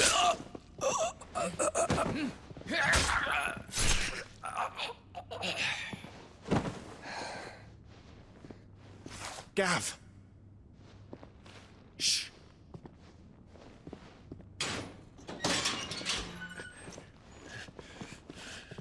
Crystal fetters are a bastard to open, just so you know. Don't worry, I'll have them off before you can blink. Where's Jill? In the courtyard. Shit.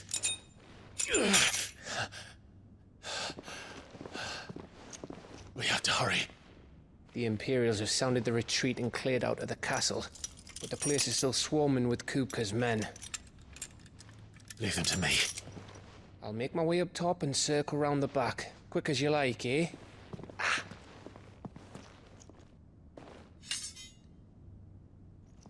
Nearly forgot.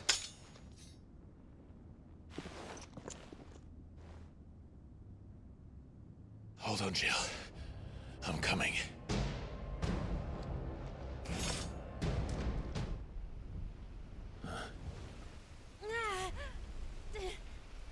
I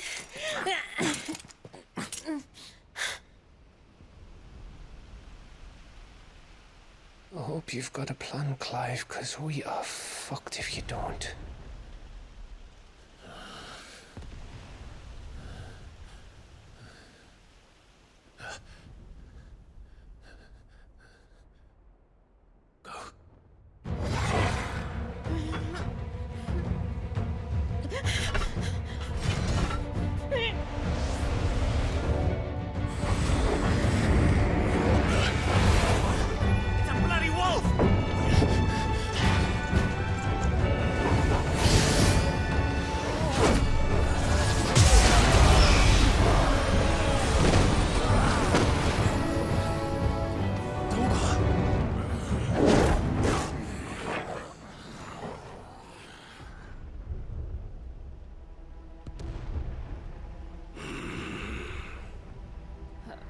Jill, can you stand?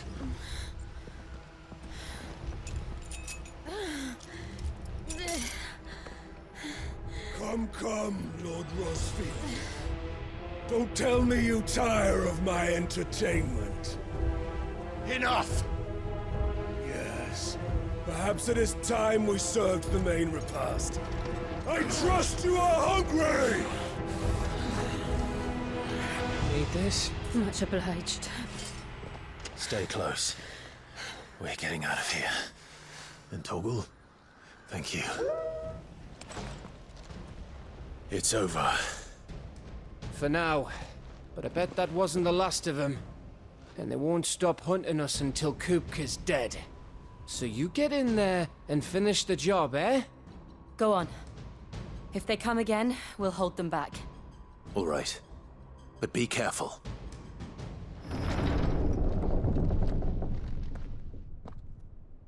Kupka. You're late. Trouble on the way? Just enjoying your entertainment. How gratifying.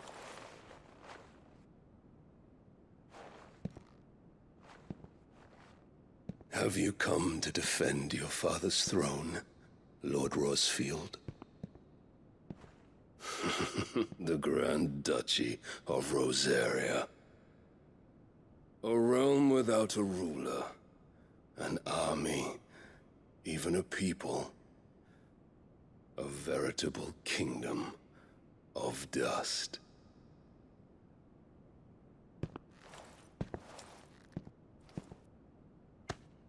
Truly, I see no throne to defend.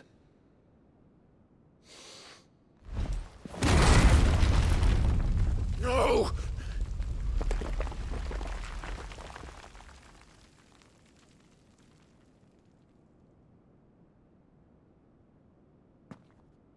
Enough of your games, Kupka. Just tell me what you want. Sid's head in a box. Imagine my disappointment when I learned that he met his end at the hand of another. And my relief to learn that you had taken up his thrice-damned name.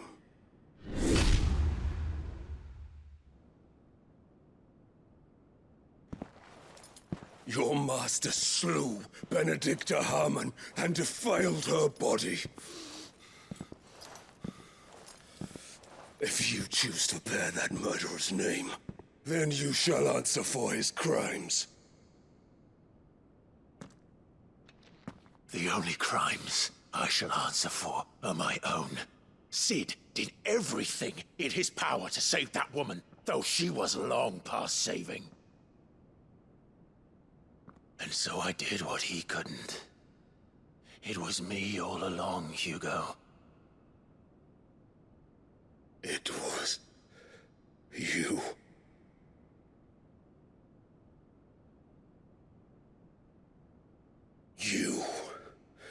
You killed her.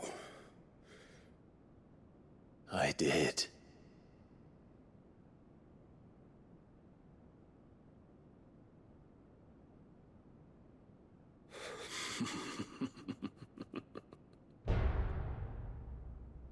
Then I am fortunate indeed.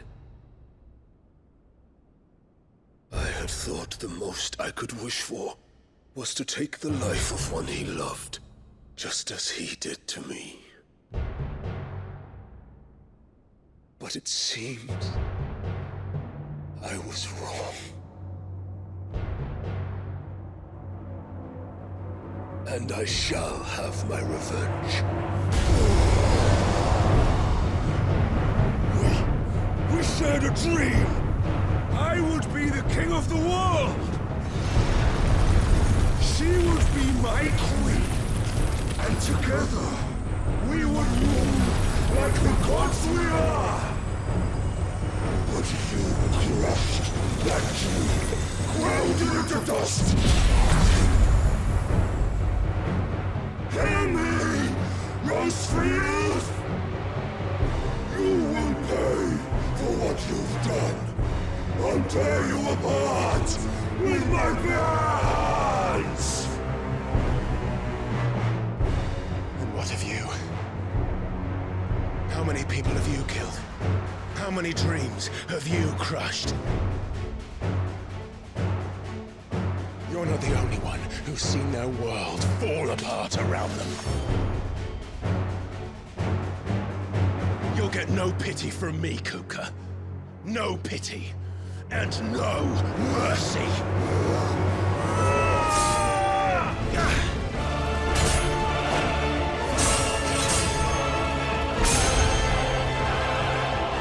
You will die by my hand, Rosefield. My hatred for you is unending. And yielding. Let this palace be your grave!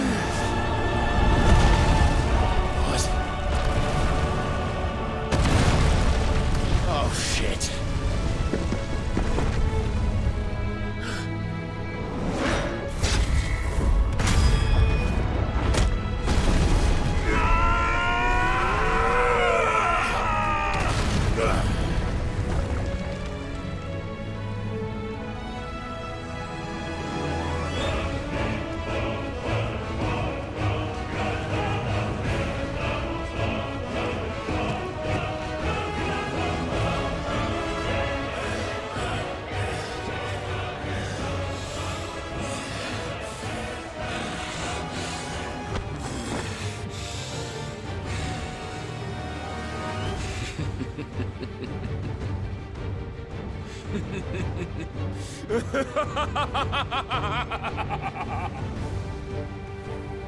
The world has chosen.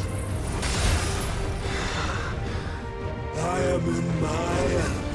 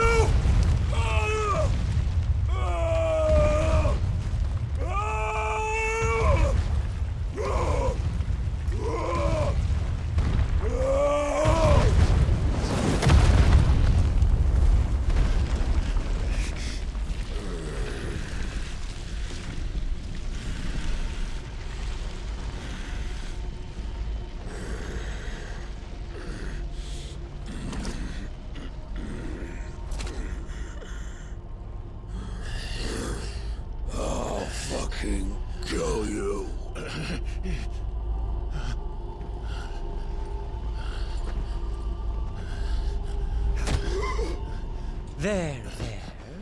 You mustn't get yourself worked up. Wait! Another time, Mythos.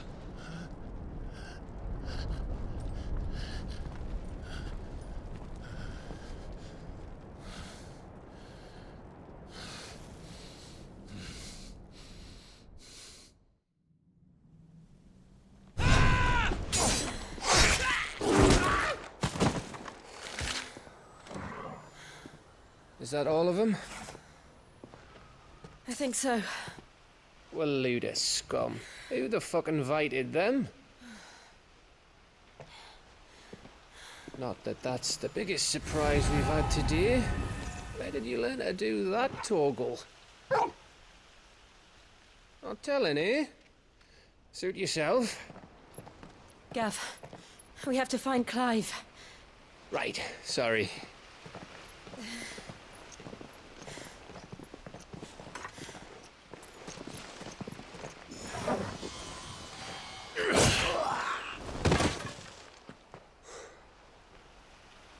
You missed one. We were worried. So was I.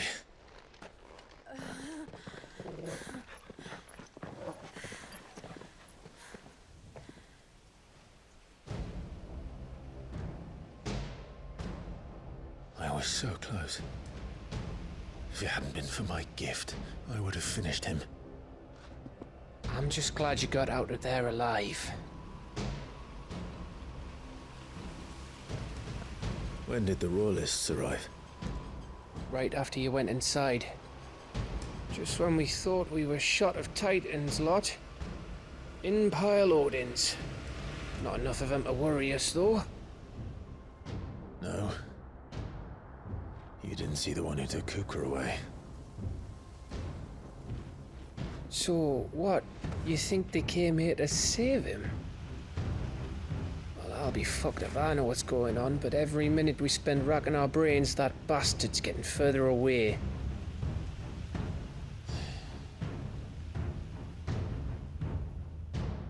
So what do we do?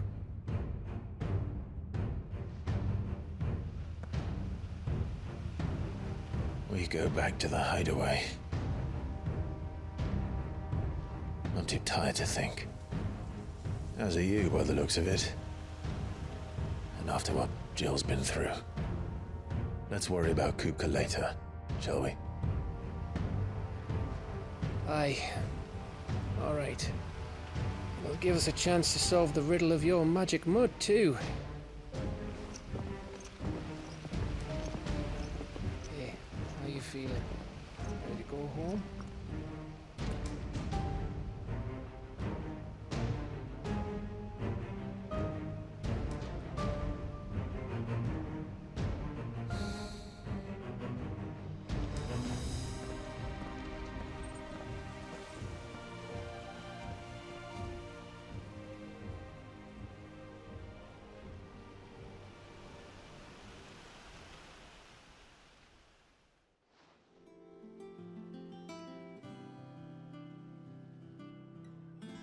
Just look at the state of you.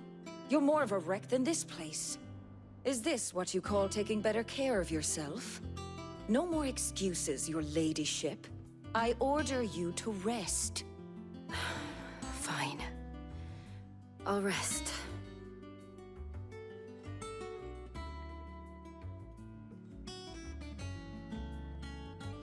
Don't worry, Gav. She's in good hands. But we should have never let her fall into Hugo's. Back when he had some like. The question is, where is he now? And what the hell were those royalists doing there? I was wondering about that all the way home. Otto may have heard something. I'll talk to him. And I'll talk to Tomes. The lawsman? About what? About your faithful hound for a start. If any four-legged friend's ever done that before, I'm betting Tomes will have read about it. But what I want to know is, what happens afterwards? It's all well and good Torgal saving our arses, but if it costs him what it cost Jill... Right. Let me know if you learn anything. Will do. And you do the same, eh?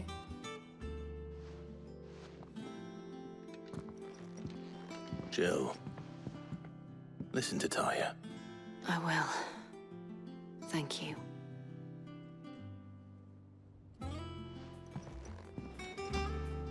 Otto, is now a good time?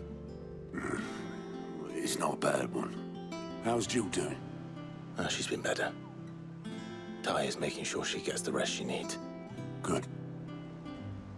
Any word on Kupka's movements? Vivian's doing what she can to try and track him, but she's feeding on scraps. We've sent ours out to the Cursebreakers and their other friends in the West, asking them to keep their eyes peeled for anything unusual. No leads yet, but it's only a matter of time. All right. Let me know when you find something. There he is. All right, Clive. Still busy saving the world. Mid. When did you get back? Just now. What about your studies? Adjourned. Since Hugo Kupka invaded Rosaria.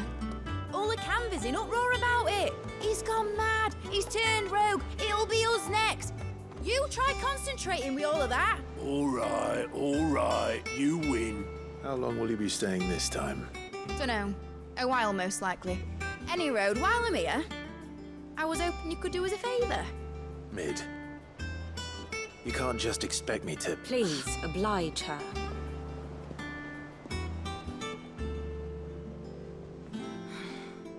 While we are busy tracking down Kupka, you should have a little time to spare. Professor! Now there's a face I haven't seen in a while. Shouldn't you have it buried in a dusty old tome? I did, till a familiar trill pricked my ears. As ever, your exuberance is a breath of fresh air, which successfully scattered the painstakingly assembled fragments of my thoughts. I'll take that as a compliment.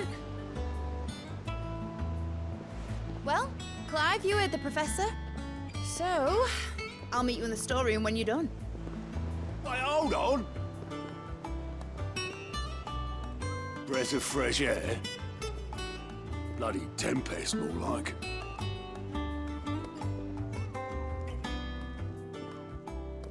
Oi, Otto, you got my gill? Huh? What are you on about? My fee for bringing Mid across. She said you were paying. That little... You took your time. I'm a busy man, Mid. I'll get to the point then. I want to turn the room down there into a workshop like the one I had at Dad's place. Mid, you've only just come back. And I've been thinking about it for a while. Dad said I had a knack for engineering. Told me everything he knew about it. Then sent me off to Canva to learn everything he didn't.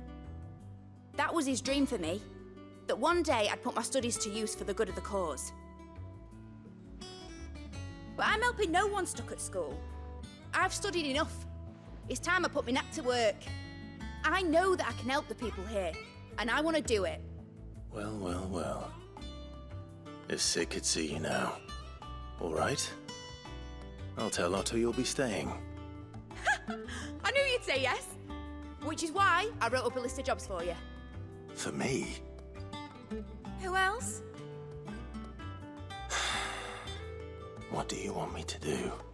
First things first, I need equipment and materials to start making my own. There's the designs for the stuff I need, and the stuff it needs smithing from. The other materials I can work myself. Just need a generous benefactor to lay them on for me. Apart from the wood, I'll need a carpenter for that, but I can just borrow yours. Is that everything? For now. I'll let you know if I need out else. Was wondering where you'd got to. Mid's back from Canva. Have you seen her? Just now. She's planning to set up a workshop in the stores and ask me to buy her some materials. Here's the list.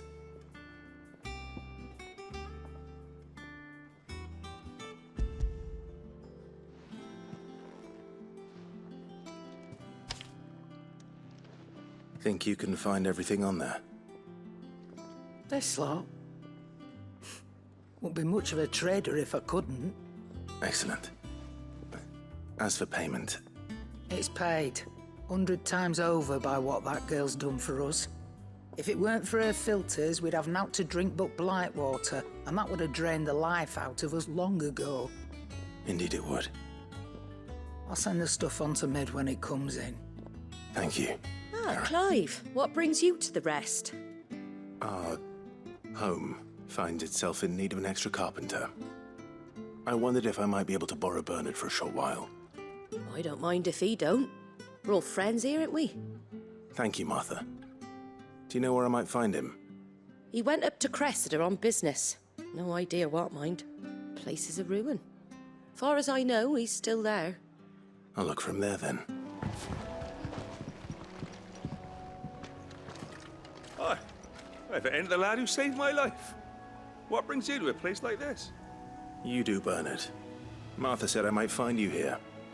I have a proposition for you. Oh, do you now?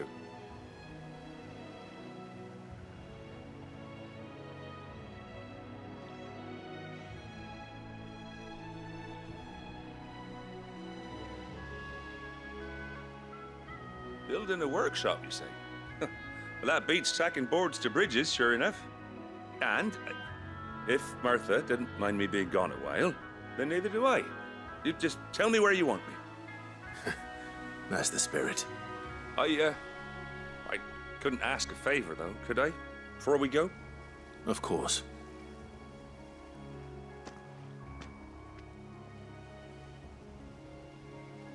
Well, that there is Cressida, where I grew up. Ain't much left of it now, though. Except my parents' graves. But I came up here hoping to visit. I even patched up the bridge to get across. Only to find the place crawling with fiends. But you're a dab hand when it comes to dealing with beasts and bogles, ain't you? Any chance you could, It's the least I can do. Well, thank you kindly. And take care. That should do it. You made short work of that lot. Thank you, son. Now my folks can rest in peace once more. How long is it since the village was abandoned? Oh, people started packing their things after the duchy fell. Between the Blight and the Imperials, you just couldn't make ends meet. Must be nigh on a decade since the last wagon left. Though it may as well have been a century, looking at the place. This isn't the Cressida I remember. I'm sorry.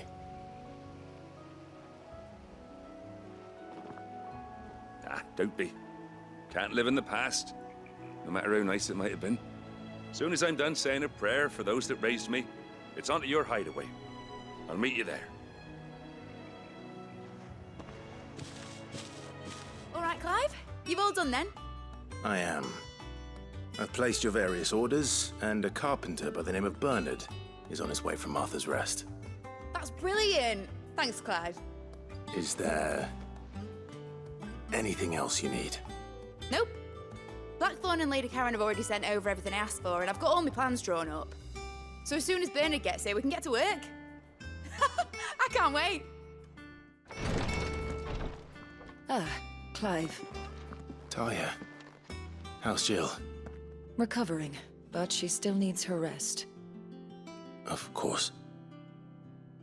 Take good care of her, won't you? I'll do my best.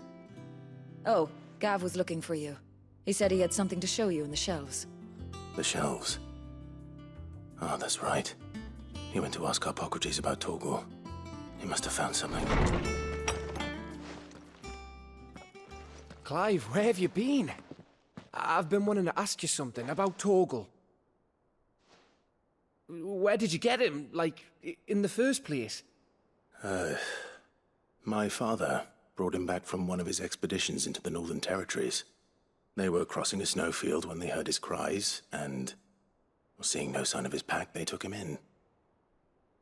What do you reckon, Torms? It certainly adds weight to the theory.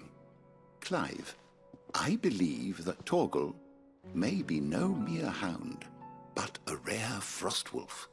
an animal native to the far northern reaches of Valisthea. In one of our oldest bestiaries, I found reference to a frost wolf who served as guardian to an ancient queen of the north. Such was his mastery over ether, he could cast magics on command. His name was Fenrir. Fenrir the Frost Wolf. Now, the annals do not state it explicitly, but I have reason to believe this queen was a dominant of Shiva, a girl from the Northern Territories and her faithful hound. One awakens as the dominant of Shiva, and the other? You're saying that Jill granted Torgal his powers? What? Just like Fenrir. People called him my hound, but Torgal and Jill were inseparable. He grew up as a faithful companion to the dominant of Shiva, and years later, his powers awakened, just when his master needed him the most.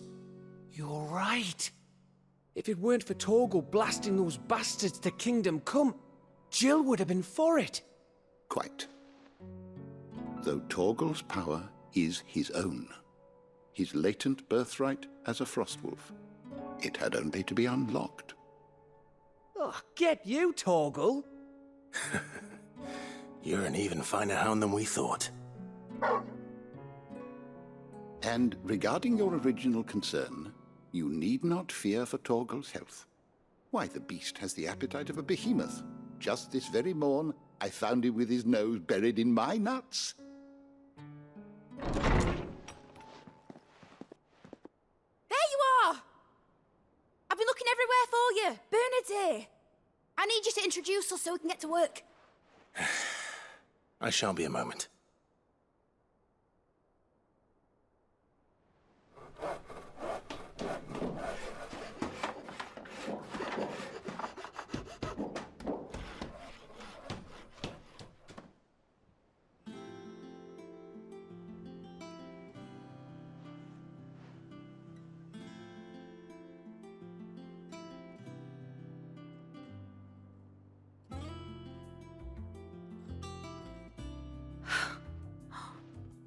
Isn't it brilliant? It is. Well, I couldn't have done it without you. You and everyone else. But I promise I'll pay you back. I'm gonna work my fingers to the bone for you lot, starting right now. Just you wait. I'll make wonders like this world's never seen. Then I look forward to seeing them.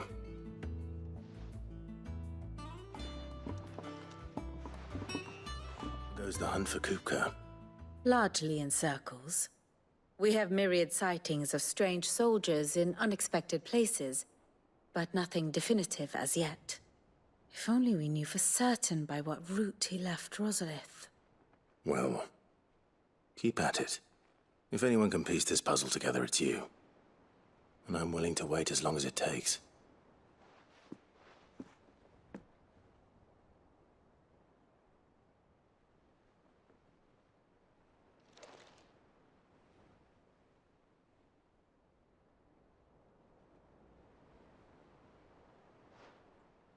What? Here? Would that be a problem? Do you know, Clive? I believe it a mercy that you didn't inherit your father's throne. Your poor people would surely live in fear of you. You have nothing to worry about on that front. I won't be claiming his crown. That is a relief. Clive, have you got a minute? We, have a guest. A guest?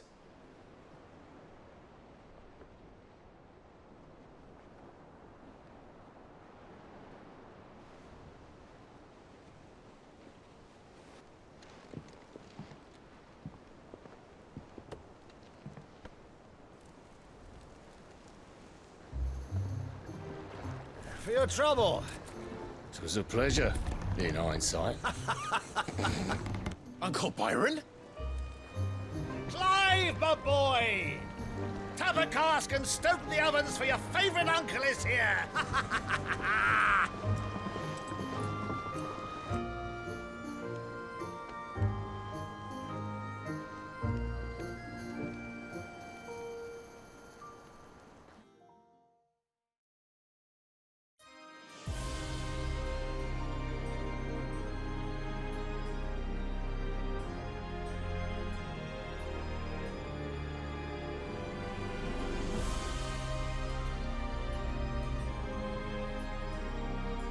Dhalmekian government sues for peace.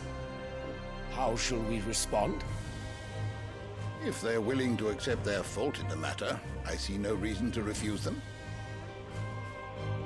Still, we must insist on substantial reparations. The Twinside stores are not as bottomless as reported. Aye, and we have many more mouths to feed. We shall just have to have the Dhalmecs empty their treasuries for us.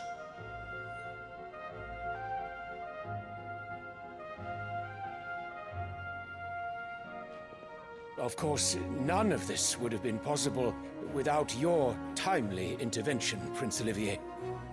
Indeed, I doubt any of us would have had the courage to trade words with the mighty Titan, nor less the wit to win him over.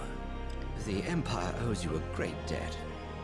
May the blessing of the crystals go with you, Your Highness. May the blessing of the crystals go with you. Very good.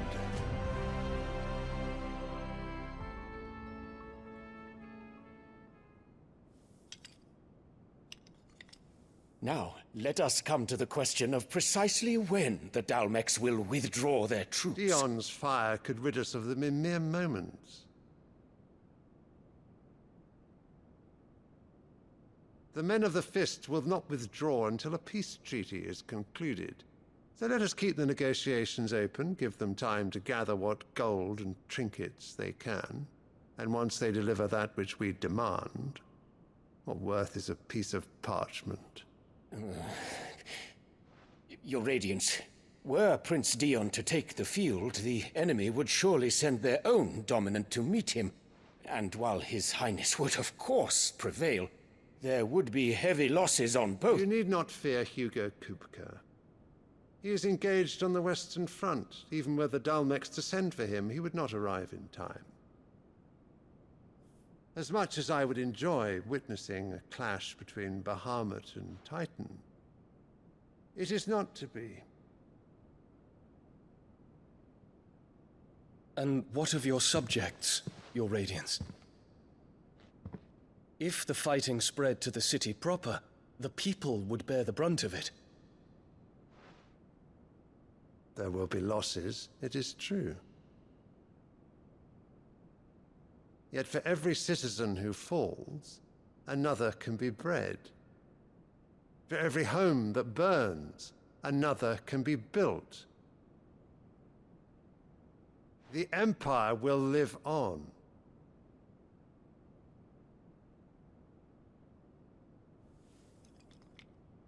Dion? Yes, sire.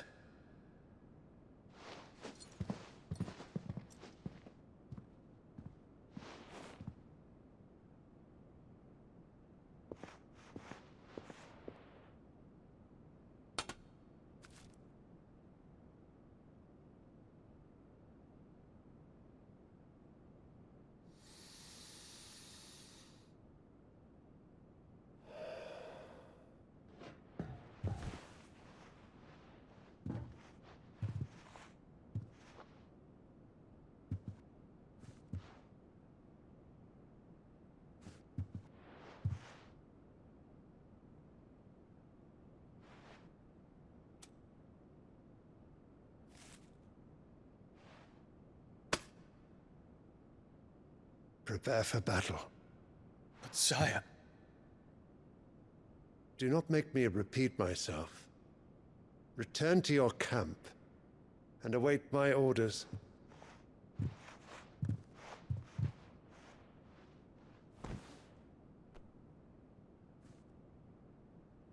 If that is your wish, Your Radiance, I shall depart at once.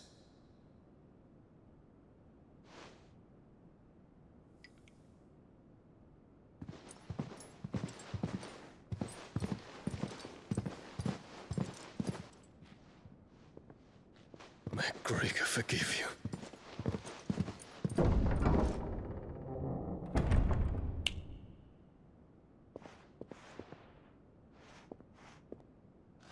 What do the astrologers augur? The stars are in agreement, Your Radiance. The shadow of treachery hangs over Prince Dion.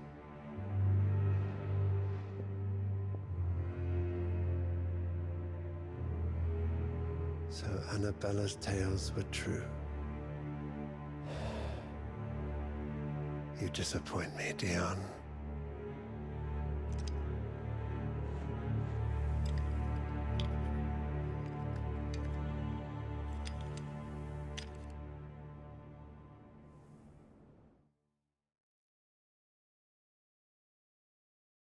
Ah, my dear nephew. How I've missed you. How did you find this place, Uncle? Through the good offices of young Sir Wade. He really is the most helpful fellow. As are you, I hear. The Guardians and those they freed tell the most outlandish tales of your heroics in Rosalith. Which is why I came, to learn the full truth of the matter. Sort the fact from the fiction, so to speak. You were working with the Guardians of the Flame to evacuate the people of Rosalith to Port Isolde. I was, aye. Then I have questions for you. Please, come inside, Uncle. Gladly. You there? There are 2,000 gold talents in those chests. See that they're added to my nephew's coffers, would you? 2,000?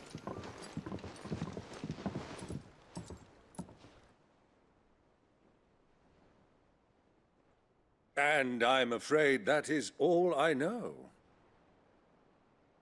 A fleet sailing south past Port Isolde. Most intriguing. Forgive me for not being able to tell you more. I hadn't the faintest idea Kupka withdrew wounded from Rosalith. Still less that my own nephew dealt the decisive blow. What do you think, Vivian? I think, with this news of the Dalmekian fleet and recent reports of the Royalists' movements, that the final piece of the puzzle has fallen into place. Come here and I'll show you.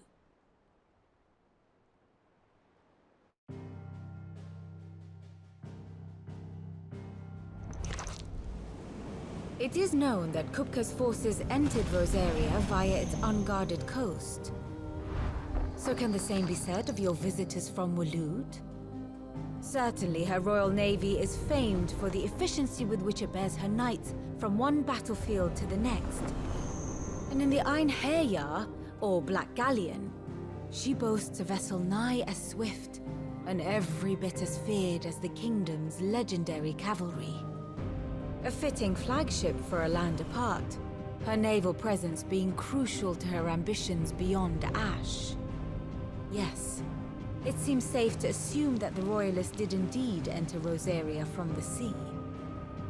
So then, had you a vested interest in Titan's survival, whither would you take him? Why, home to Drake's Fang, a place rich enough in ether to conjure the magics needed to mend his hurts. But would that not entail an arduous voyage around the Southern Cape? Let us say that the Royalists did put ashore with a mind to spirit Kupka away from under your very nose. Could that truly have been their plan for him? To load him aboard one of the ships flying Republican colors sighted off the coast near Port Isolde. To spend weeks at sea, being tossed hither and yon by unforgiving waves, his life hanging in the balance. No. The journey would mean Titan's death, and Kupka's faithful creatures would not allow it. So what then was the plan of our Waluda friends? Reports suggest they made not for the coast, but for the desert.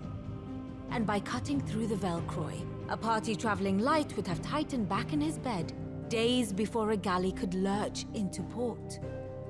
To wit, it was the Royalists, not the Republicans, who effected Hugo Kupka's safe retreat. I would stake your life on it.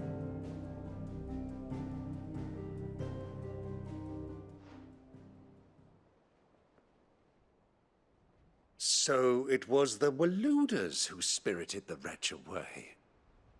Now I think about it, there was something a little strange about the ships I saw.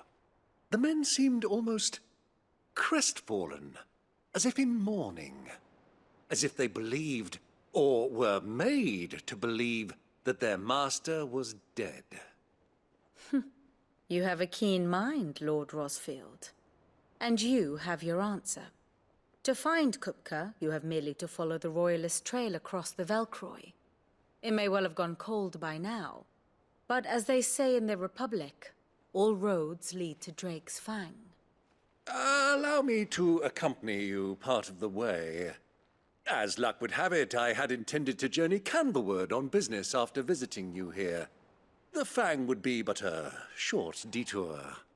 I'd be glad of the company. Give me a moment to make ready.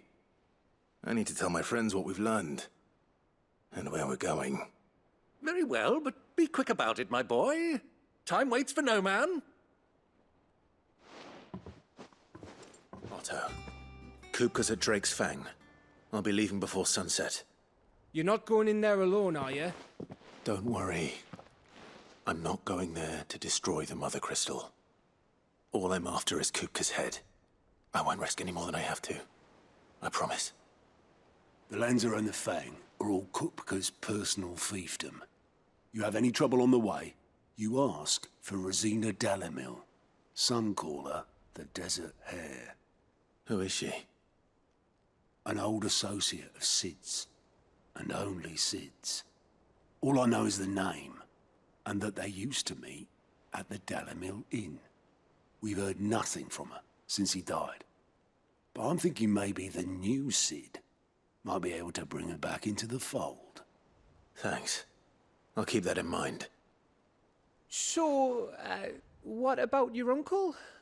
I mean, he's welcome to stay, but... Don't look so worried. He'll be coming with me. Thank fuck for that. Gav, Otto, I'm leaving you two in charge. You can count on us. Right, Uncle. I'm ready to depart. Shall we? We shall. Come, let us away to adventure.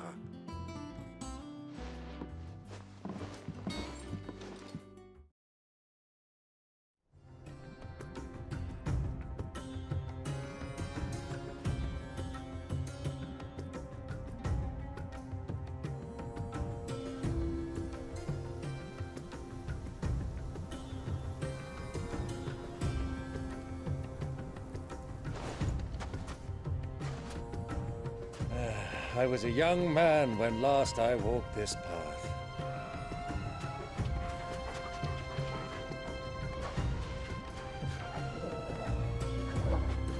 There's an old trading post not far from here. The road to Drake's Fang leads through it. The trading post it is.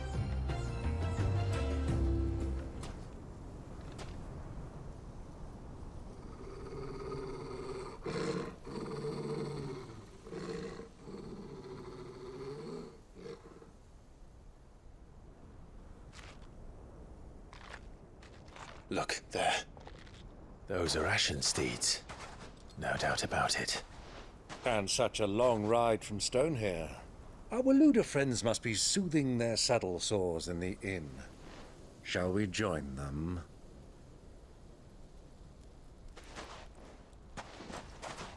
Run along and play now, Torgal. Dogs aren't allowed inside.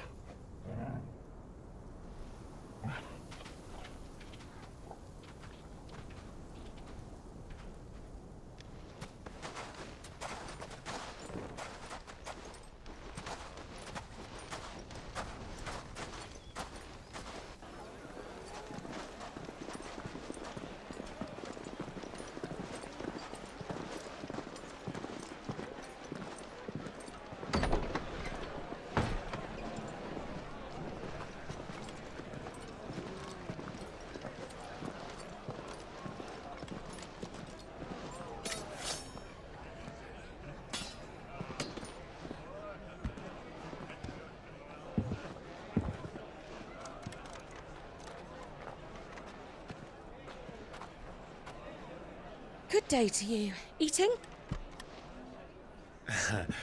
Sorry about my pal. He only talks when his mouth's full. What do you recommend?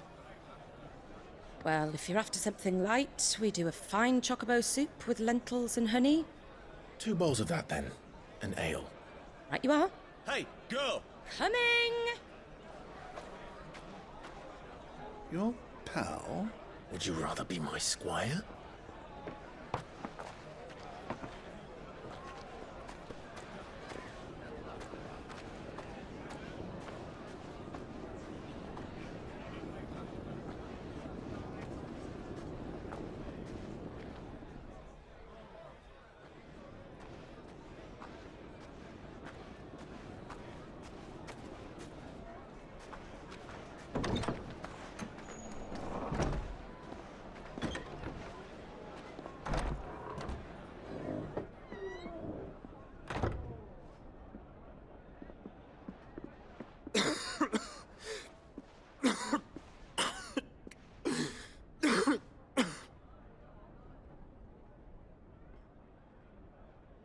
Your Grace, it is plain you are not yet well enough to travel.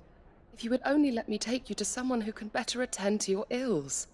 No, we must press on. Prince Dion has returned to his camp and will soon depart for the front.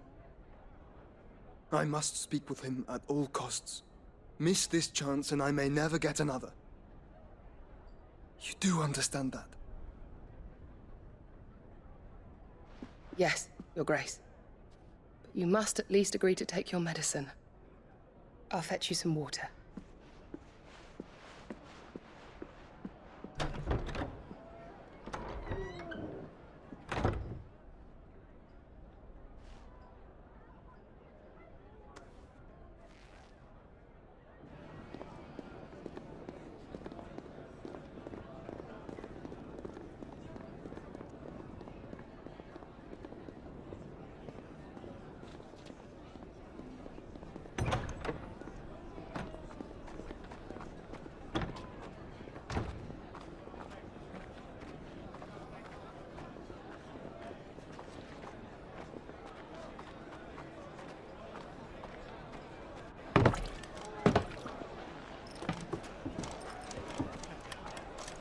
Keep watch, they tell us. But all I see is sand. I hear they got our guest back to the Fang without any trouble. We'll be leaving soon enough. Why the Lord Commander dragged us all this way just to save that blockhead skin, we'll never know. Dominant or not, he's a bloody idiot. That'll be Cooker, then. Well, let's get this down us. We've a long way to go. Hey, you!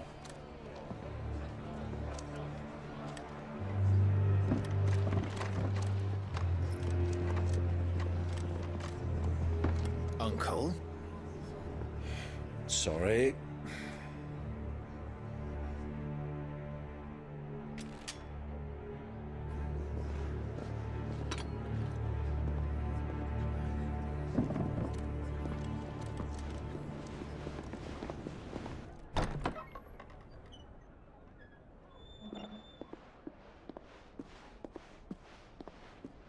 Can you walk, Your Grace? What's wrong? I fear trouble may be brewing downstairs.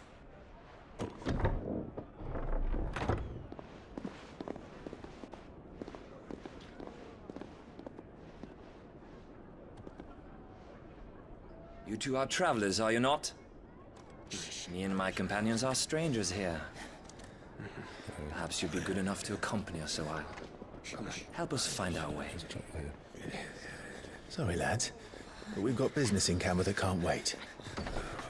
Ah, I'm sure you could spare us an hour or two. Come on.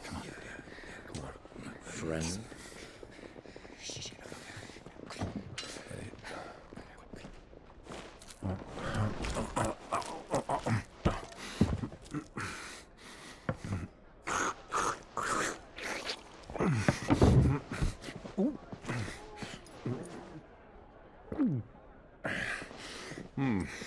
I'm afraid we don't have a moment to lose. Stay back, Uncle. Gladly.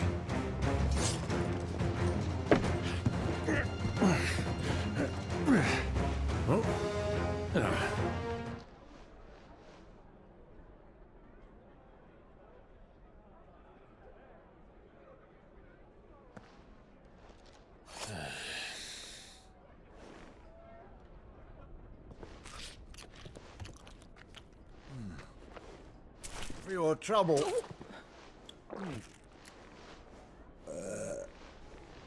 Word of advice, miss. That soup could do with a touch more salt.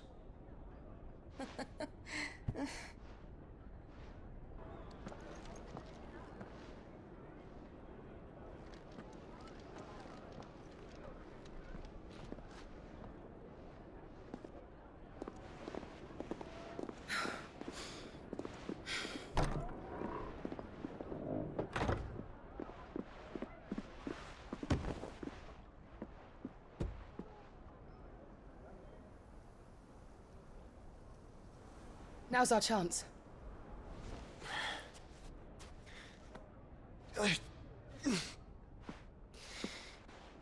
Your Grace? I'm fine.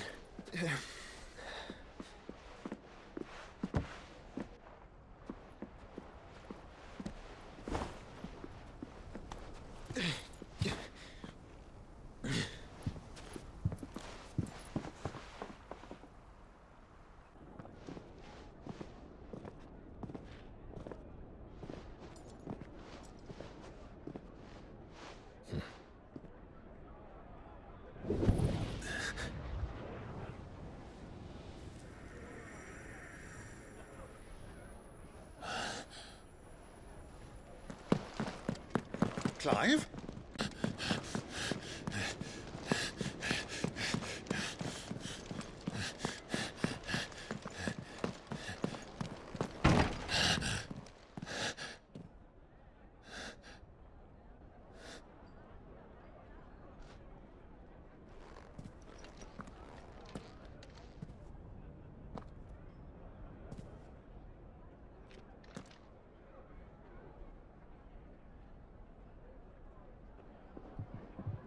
What is it now?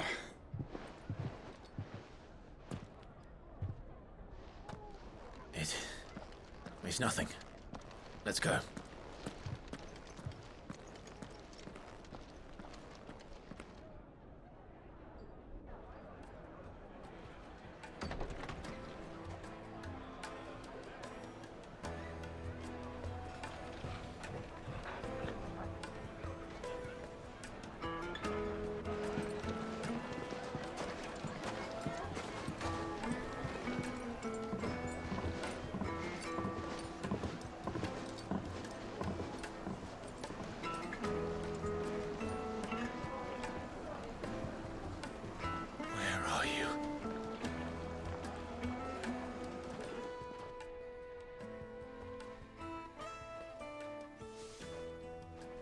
Ah, they've closed the road.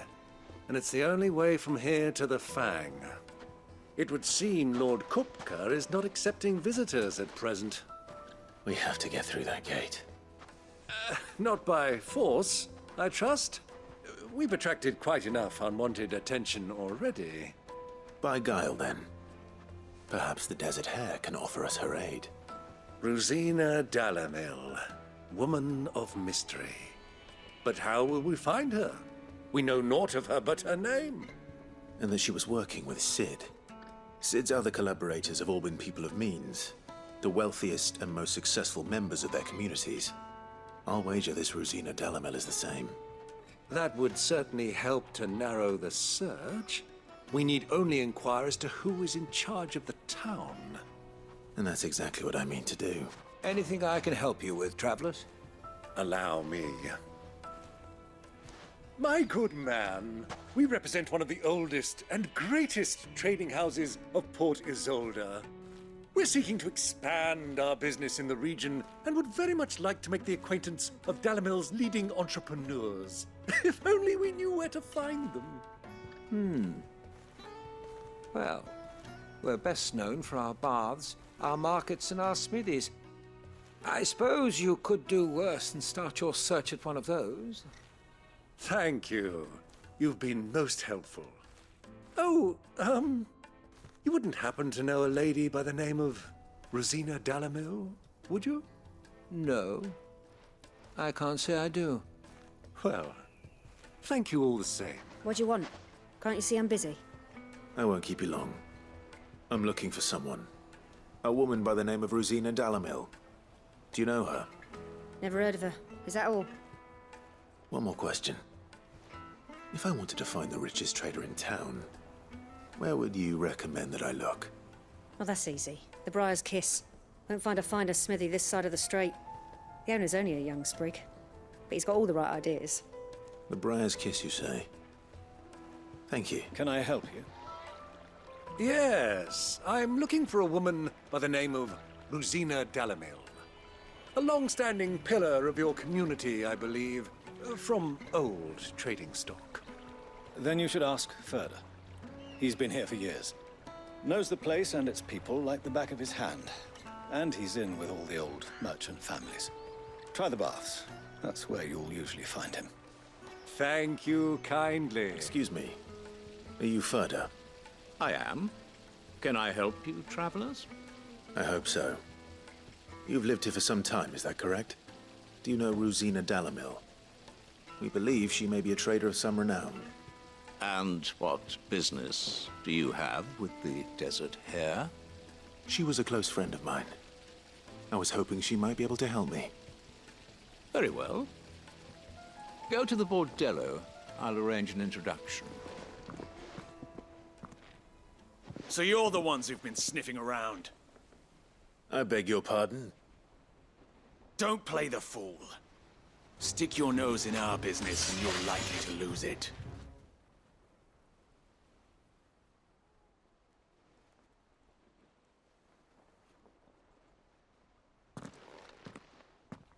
Who are you working for? Him or her? Him. The boss. He wanted us to test you. Though one could hardly call that a test. Lord Furder? Look what the cat dragged in. Your skill with the blade is rare indeed, my lord. A fitting talent for an outlaw. You know who I am. So what now? Call in the Men of the Rock and collect the bounty? That isn't my decision to make. Our work is done. Take him to meet his precious Rosina. She will be interested to make his acquaintance. Yes, my lord. To the Lock of Leisure, then. To the Lock of Leisure.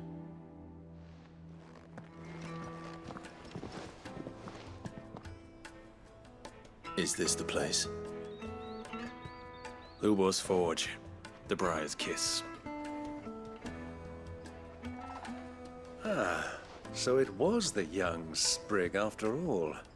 So much for Rosina Dalamil being a woman of experience. How wrong I was. It was an easy mistake to make, Uncle. After all, it must have been years since Sid last saw her. Sorry, him. Whoever this Lubor truly is, he's clearly a man of means. I'd say he deserves our respect. See that he gets it.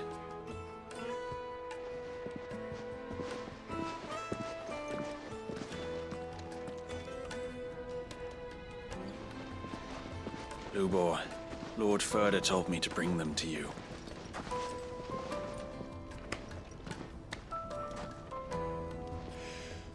My boys tell me you're in need of assistance. Sid the Second? I won't waste your time. I need passage through the south gate.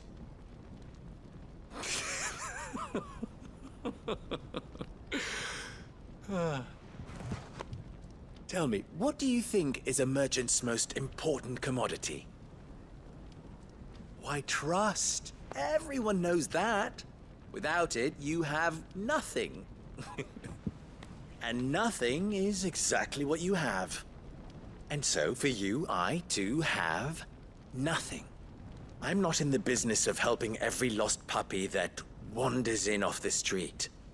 I'm a busy man, as you can see. Let's leave this mummer to his farce. By all means.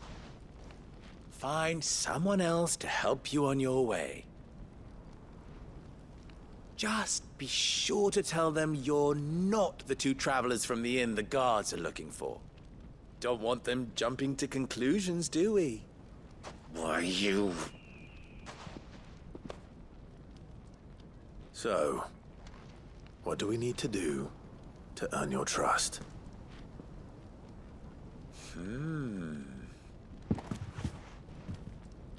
I like this one. Willing to do whatever it takes to get what he wants. Ha! Men like you have a special place in my heart. Why, you ask? Because they get me what I want. Always. Fine. So what do you want? Don't tell me you're going to listen to this swaggering scruff! We might as well hear him out. It's only natural that an ally of Sid's would seek assurances of strangers. Assuming he is an ally, of course. 5 years ago, he would have still been a boy. And yet even then I had more good sense than a man, 5 times my age? But enough of the pleasantries. We were speaking of what I want. I want you to put an end to the trouble in Dalamil. Return to me when you have done so, and you shall have my aid. Until then, I bid you good day. What trouble? If you're going to give us orders, be clear about them, damn you! Manners, Greybeard. One catches more damselflies with honey than with vinegar. What did you call me? My apologies. A word of advice in recompense. Follow the crystals. Oh, but that was 3. Oh, I'm making this too easy for you. Ha! It will be easy. Solving his little riddle should be like dealing with him. Child's play. Let us divide our forces, Clive. I'd rather not drag this parlor game on any longer than we need to. All right. Good luck, Uncle. Do you have a moment? Depends what for. Just a question. Dalamil seems to be thriving compared to the other villages I came through on the way. Is there a reason for that? Well, we're a stone's throw from Drake's Fang, for one. The soldiers guarding the Mother Crystal and the shipments need a place to spend their hard-earned gil. The men of the Rock throw their money about like there's no tomorrow. Is that so? Well, thank you. Don't let me keep you from your work any longer. What can I do for you, soldier? Need that sword polishing? I'm not a soldier. Ugh, then be off with you. I serve the men of the Rock and the men of the Rock only. You have an agreement with them? Don't be stupid. I just know which side my bread is buttered. Don't want to be stuck under some pauper when they come knocking. With pockets deeper than Zemeckis and an urge to empty them. No, just leave, will you? Before you scare them off. Excuse me. Is it true there's been trouble with crystals of late? You've heard, then? I've heard rumors. Damn thieves. Pilfering the crystals that were meant to fill our cups and light our stoves. Us common folk have hardly had a shard to share between us these last few moons. And it isn't as if we can buy them on the black market, either. Whoever's taking them, they aren't sharing. It's you, the one who broke all our furniture. What do you want? Haven't you caused enough trouble already? I'm looking for my pal. Have you seen him? The gentleman who was with you? Yes, he's upstairs, but...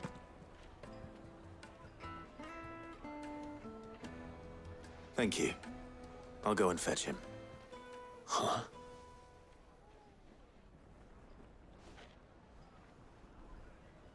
Will this suffice as a deposit? By the sands. That's a black pearl. One of the many treasures in my collection that I would be only too happy to part with, should you give me reason to do so. All right. I'm sure that we can come to an agreement, but not here. What are you doing, Uncle?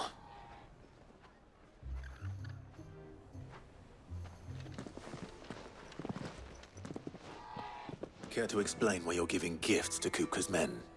Bait, my boy. One cannot catch one's prey without it. And I do believe I've snagged us quite the quarry. I started by asking around the markets as to where I might purchase crystals. I had no luck, of course. It's forbidden to trade in such things. But my uncharacteristic indiscretion just happened to attract the attention of those uniformed ruffians. They took me aside and said they could procure the crystal I sought if I proved I could pay for it.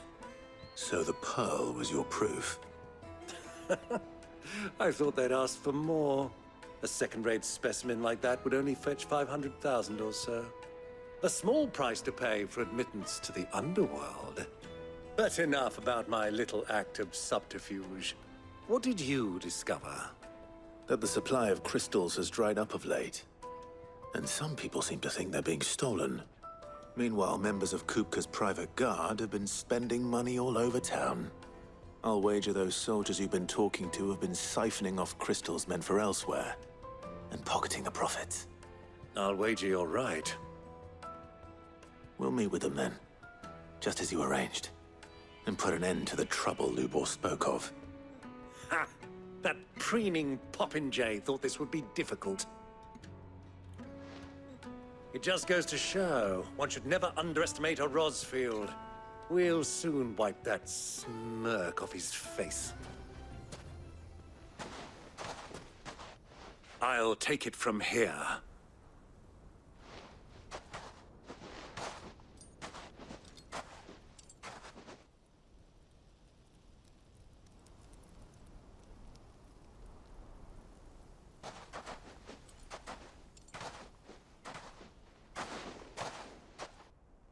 I was beginning to think you weren't coming, my lord. You've brought your contribution? All the silver and stones I could scrape together at such short notice? You brought the whole 500 talents. That was the price we agreed upon, yes? If you've no objections, I'd like to see the crystal. Of course. Right this way, my lord.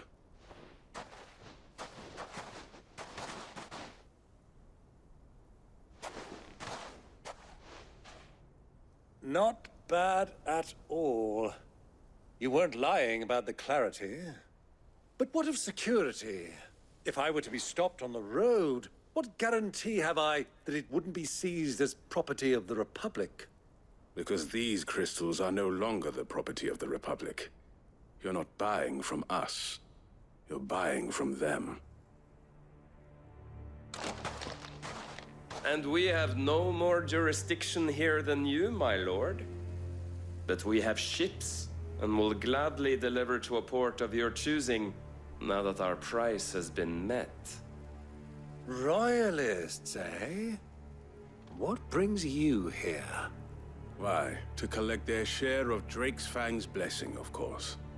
Our nations are allies, and so they are entitled to a portion of the Mother Crystal's bounty.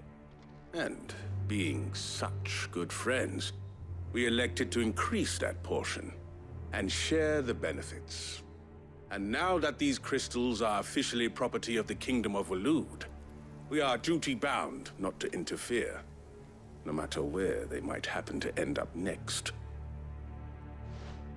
Did you get all that? They're in cahoots! So it would seem. My lord, what is the meaning of this? Double-crossing dogs.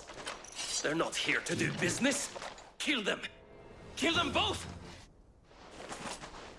Well, that wasn't too bad. How'd you like my performance, huh? I've often played the villain on the stage. I think I did the role justice. Don't you? Greybeard, you were magnificent. The battle scene was particularly thrilling.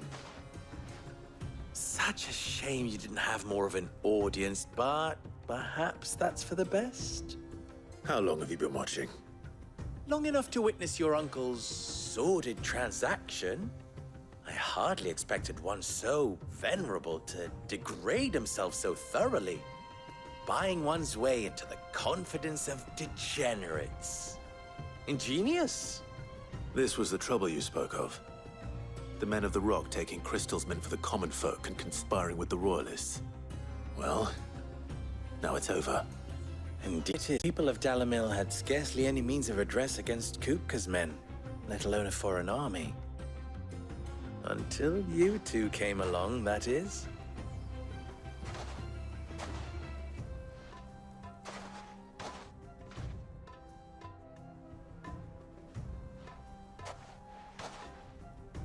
Well, we'd better get these crystals back to town. You won't mind fetch a wagon.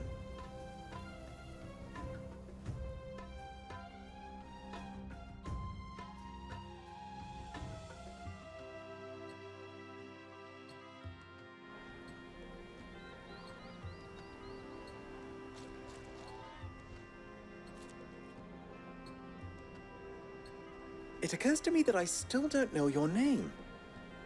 Clive. So, Sid the Second is a Clive.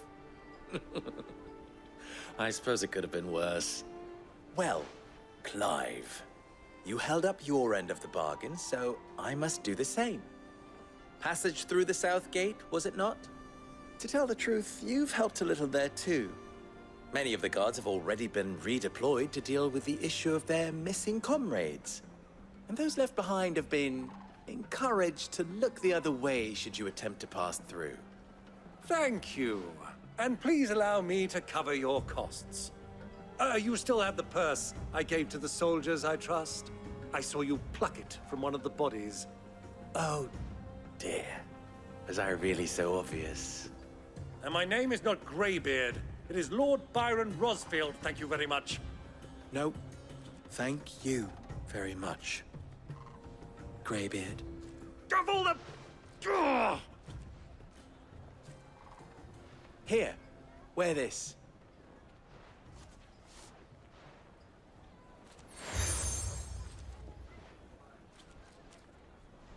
Any friend of mine who sees you with it shall be a friend of yours.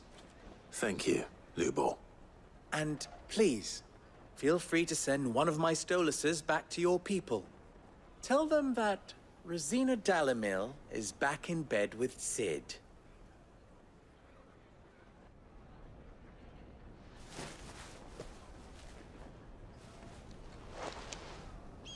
Omia lostelan. Tu isakelis.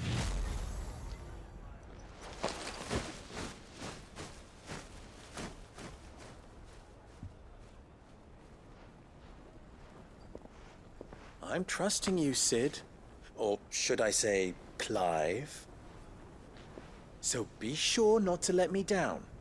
I have a reputation to uphold.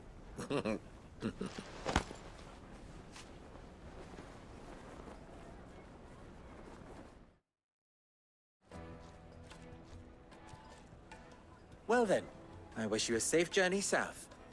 Thank you. Not at all. It was my pleasure. Come on, Uncle. Let's go. Ah, I'm not too late. What is it, Lubor? A question that I neglected to ask earlier. Where is it that you're bound? To Drake's Fang.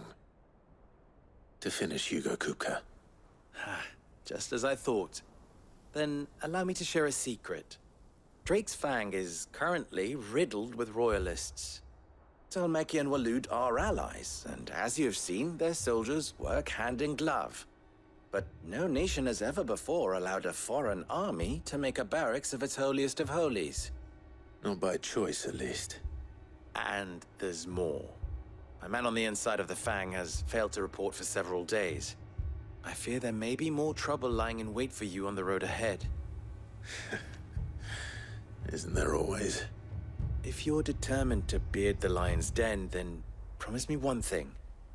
That you will enter via the mines, where the guard is lightest. I've lost one Sid already. If I lose another, people will start to think me careless. I don't plan on dying.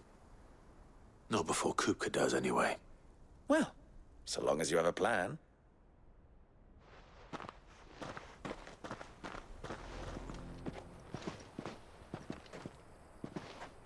There it is.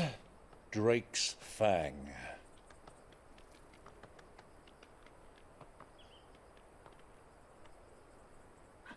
Kupka will be hiding inside.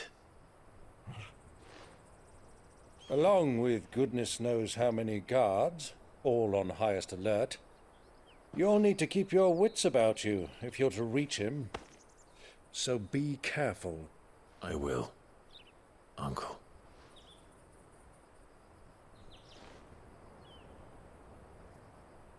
Before you go, Clive, allow me to apologize.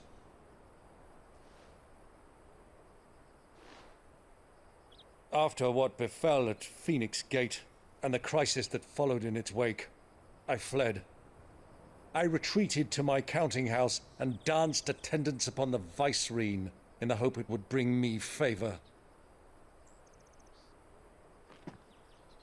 I betrayed my nation to save my skin, like the coward I am. And I'm sorry. Uncle, please. It's not too late, Clive. Rosaria is yours by right, and there are those that would help you to take it back.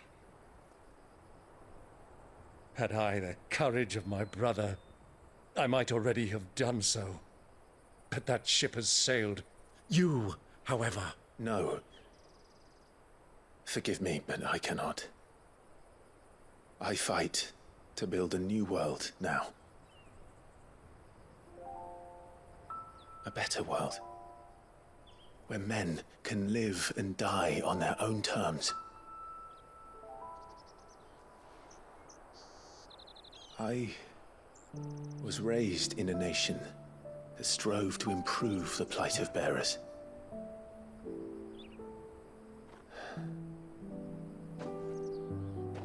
Only later did I realize that spark of freedom did not arise by chance, but was kindled by my father. You would see me follow in his footsteps. And that is exactly what I mean to do. Not by ruling Rosaria, but by extending his ideals to the whole of the twins. Though every soul in the realm may judge my actions heresy, I am certain my cause is just. You really are just like him, you know?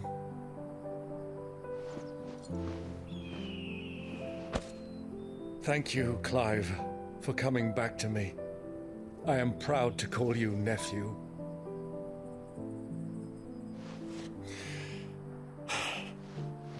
Well then, this is where we must part ways.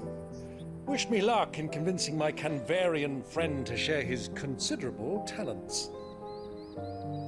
I mean to plunder his coffers and prove myself worthy of a place in your merry band. Till then, my boy. Till then, go safely, Uncle. And you, nephew. We have much to catch up on, you and I. I shall expect you to regale me with the tales of all your adventures when next we meet. You can regale me too, Torgal.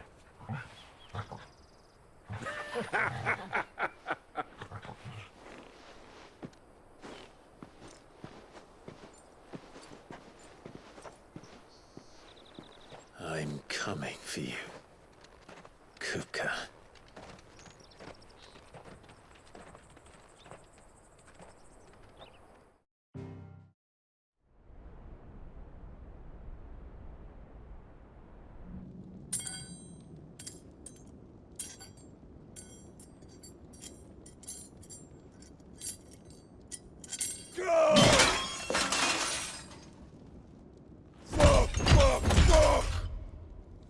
What have they stored? What has that gutter rat done to me?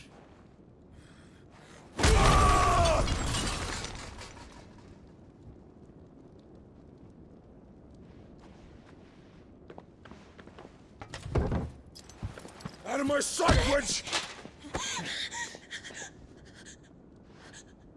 I'll kill you, Rossfield! I'll rip out your heart! I'll tear you limb from limb! Peace, Hugo. The table shan't hurt you any longer. He sought to humiliate me. Me!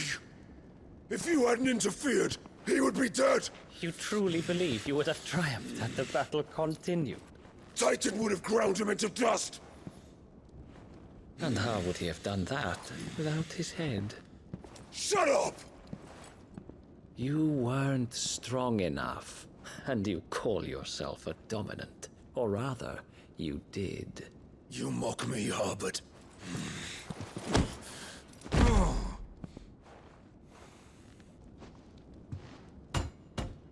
Do you see, Hugo? You are weak. Fuck! But so long as that fire burns within you, there is still hope. There may yet be a way for you to take your revenge. Tell me, what must I do? Please, I'll do anything. Just tell me.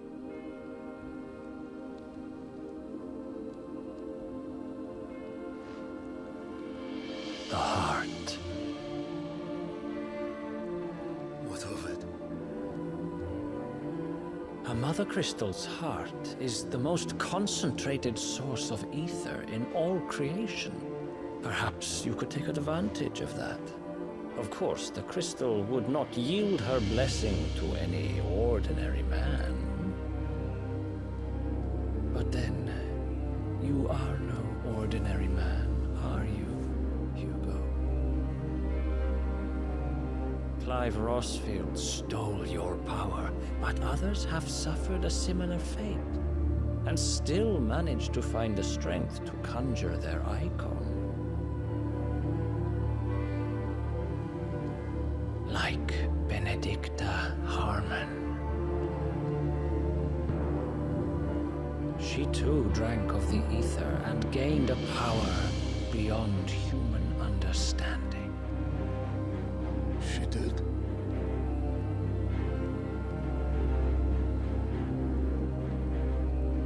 Benedicta. Benedict.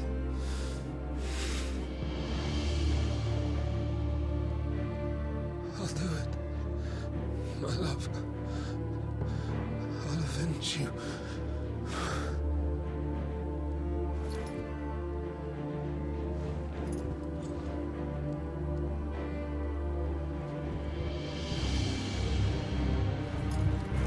Run along now, Hugo. You need only follow the light.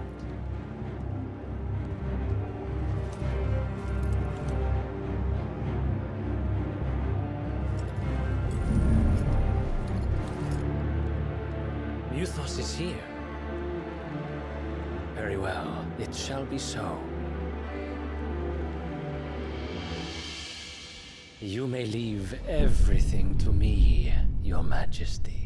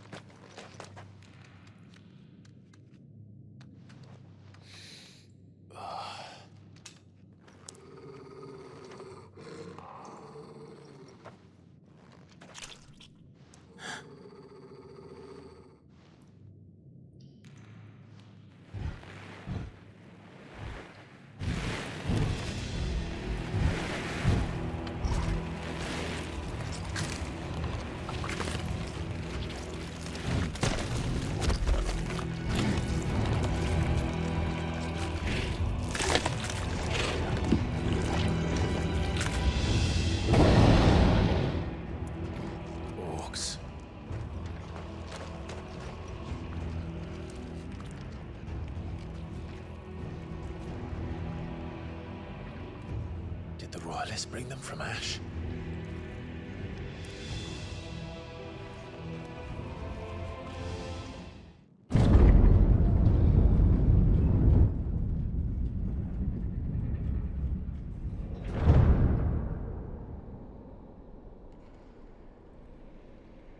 By the flames.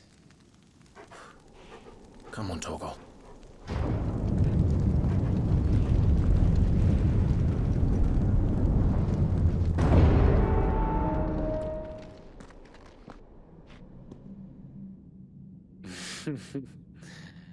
Let the trial begin.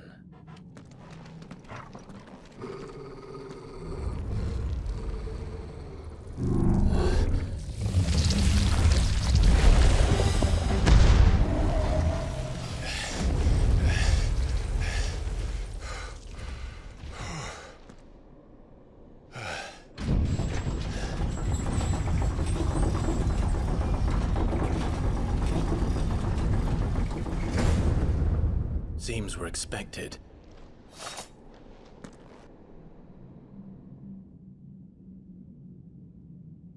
So this is the power of Muthos.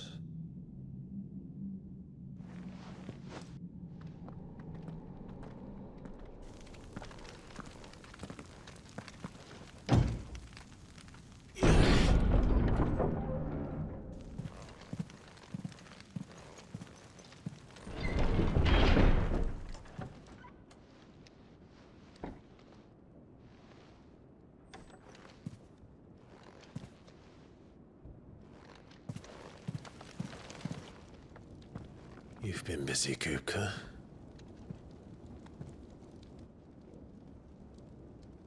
But where did you go?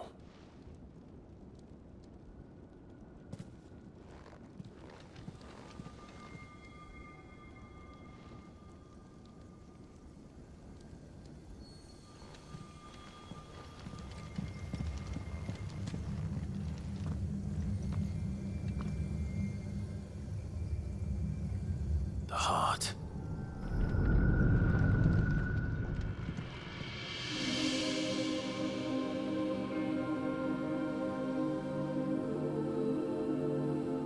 Benedicta, my everything. I've missed you so much. Kuka!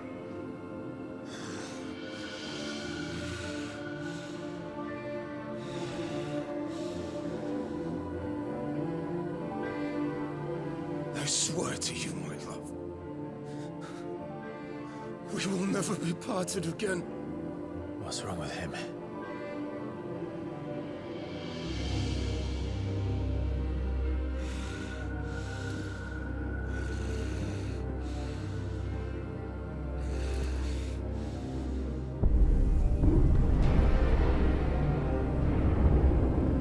You got away from her!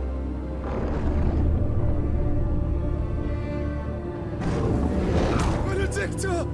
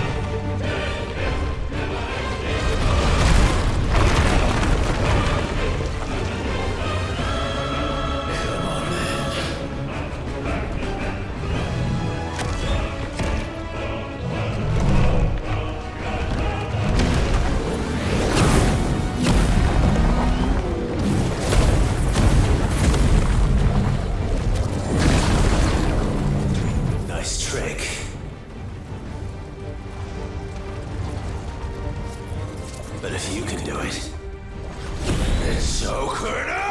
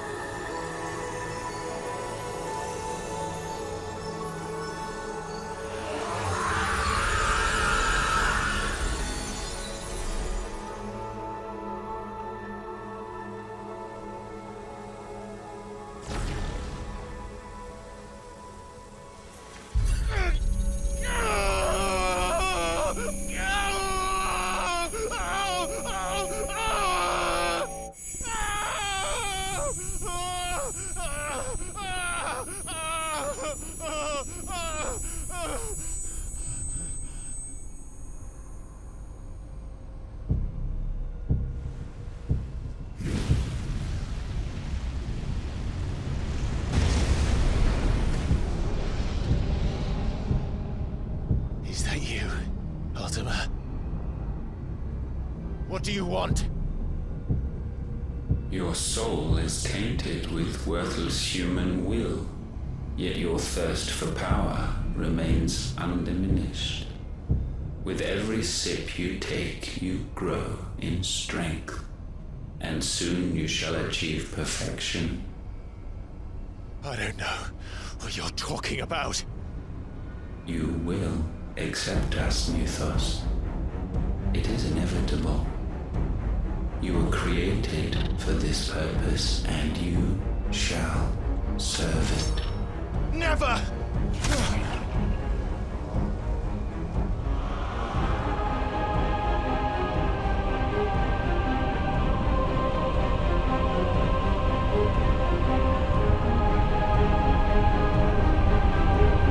Fight it, Clive! Don't let him in! Consciousness. We see now. Human will is so insubstantial it cannot exist in isolation. You mitigate its weakness by interweaving it with your consciousness. We believed we had merely to purge you of your will to claim our vessel.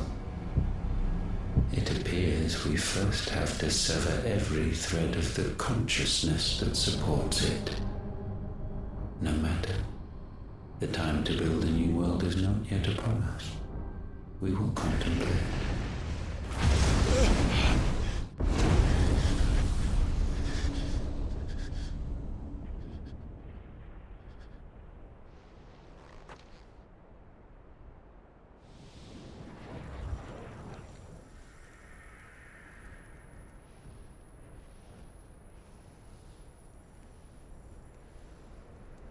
Thank you, Joshua.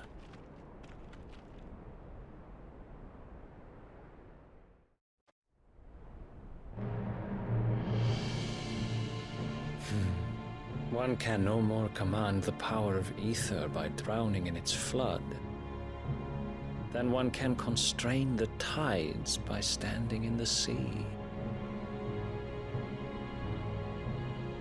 I had thought Hugo wiser than this, but it seems his head was full of rocks after all. Titan was strong. Your Majesty. But Mythos is stronger. For 5 years, that man lived only for revenge. Clinging fast to a fiction, even as it swept him into the abyss.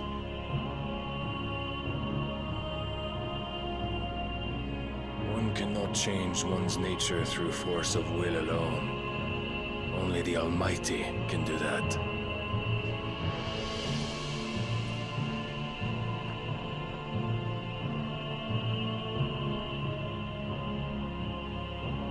Hugo Kupka. The man who gave his life for a woman's head. A fool like all the rest.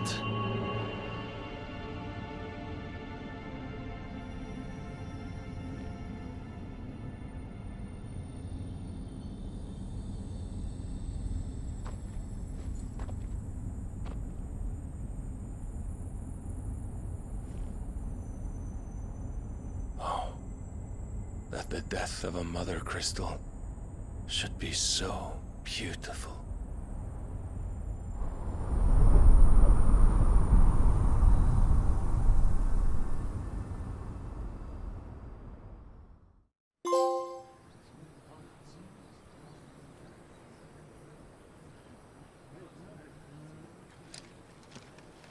Some medicine, my lord?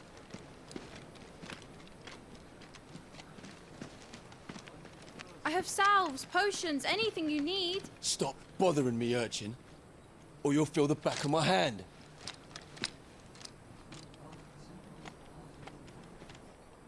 You must consider your health, my prince. If a show of force is needed to keep the Dalmex at bay, you may trust in your dragoons. I beg you to call on Bahamut only as a last resort. His strength comes at too great a cost. The Empire agreed to an armistice with the Republic, and yet the Emperor still plots its ruin. For now, the Dalmex suspect nothing, and as long as I can hold their gaze, war need not be inevitable.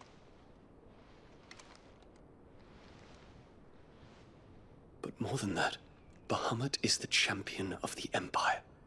When our people look to the heavens, the sight of him gives them hope.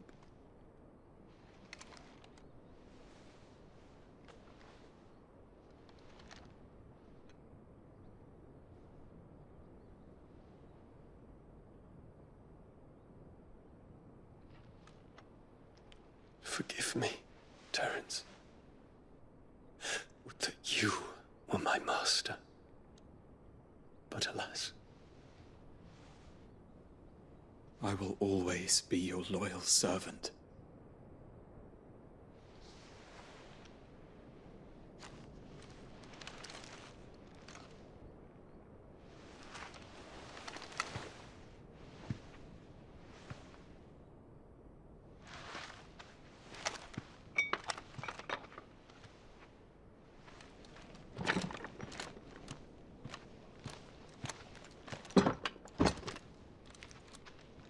Should the Council's brazen maneuvering prompt the Republic to tear up their own treaty and launch a new assault, our soldiers would advance to meet them, cutting across the Central Isles, but not in time to prevent their forces from breaching the southern defenses and storming Twinside. And so the capital would become a battlefield. Thousands of innocents would die. I cannot allow that to happen. There is one small mercy, at least. You will not be forced to do battle with Titan.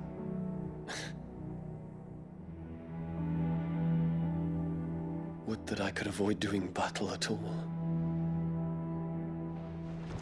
1,000 pardons, Your Highness. What is it?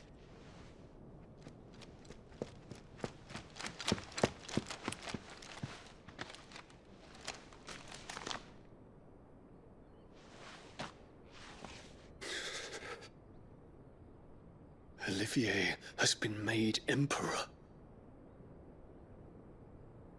What is the meaning of this? My father's orders. What were they? Quickly! Yes, Your Highness. His Radiance requests that Your Highness maintain position here and... Ah!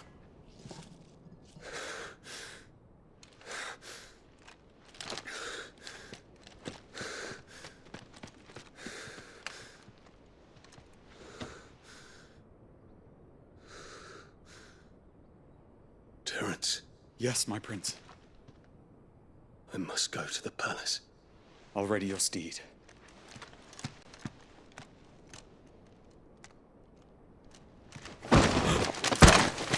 What is it now?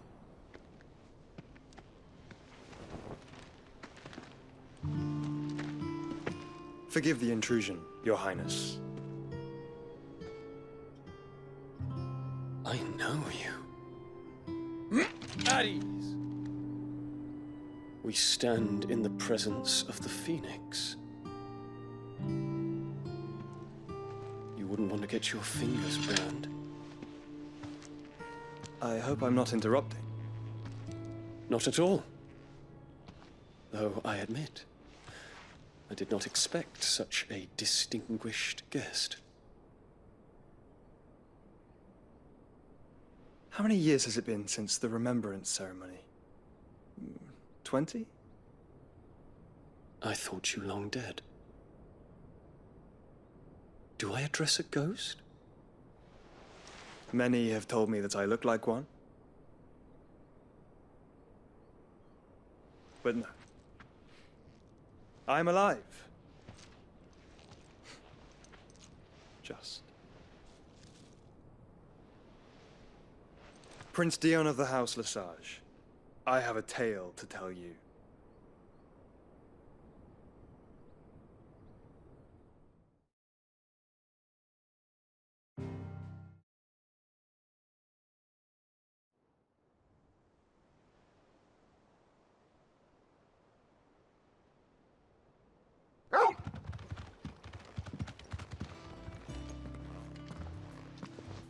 Clive, you're back.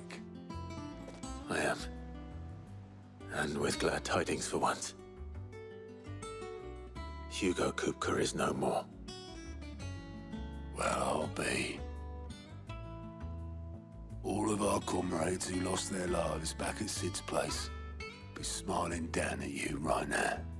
We had a stolus from Lubor saying Drake's Fang had fallen. I expect that was your doing as well, was it?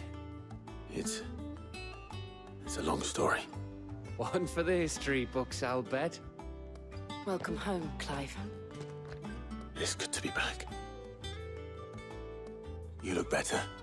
I feel it. Which means I'm coming on your next little adventure. You're not leaving me behind again.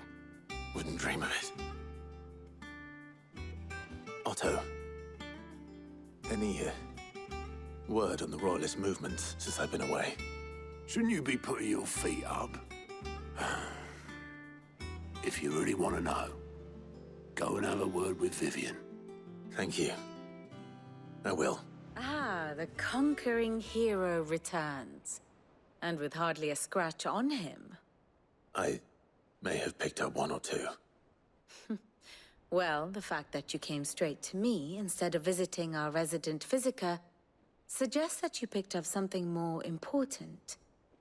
A scent. The scent of Waludas. The very same. But whatever plans Kupka was hatching with the Royalists, he took them to his grave. As did his men. Slaughtered by the orcs who'd taken over the Fang. Orcs, Vivian. I've never seen such creatures in Storm before. The Waludas must have ferried them over from Ash, but why? Why work to rescue Kupka only to invade his home, the mother crystal of an allied nation, and let both fall? It makes no sense. Do you know the tale of the blind men and the Adamantus? One can often be led astray by focusing too closely on individual details. One must instead see the bigger picture. And what bigger picture is there than my map?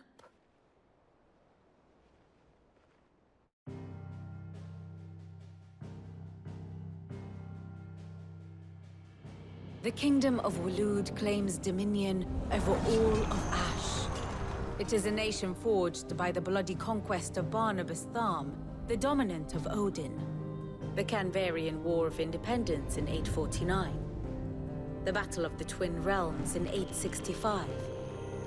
The Battle of Belinus Tor in 873. Wheresoever his armies fought, Odin was found where the fighting was fiercest. But of late, the warrior king appears to have laid his sword to rest. Battle rages for control of the crystalline dominion. Yet Tharm sends not a single ship in support of his Dhalmekian allies. Meanwhile, the Blight ravages great swathes of Ash. Yet warlike Waloed shows not the faintest interest in laying claim to untouched lands.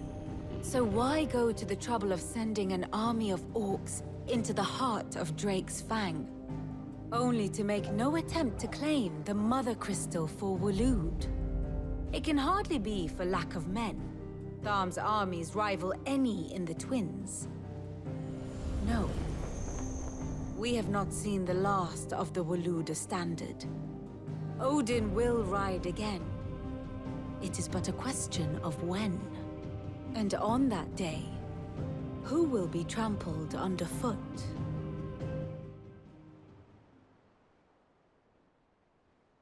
In summary, I know not to what end the Royalists betrayed Kupka. I know only that it is part of some broader scheme. A scheme tied to the ambitions of one man. King Barnabas. But there is no need to wallow in confusion. If one is to cure a sickness, one must first identify the symptoms.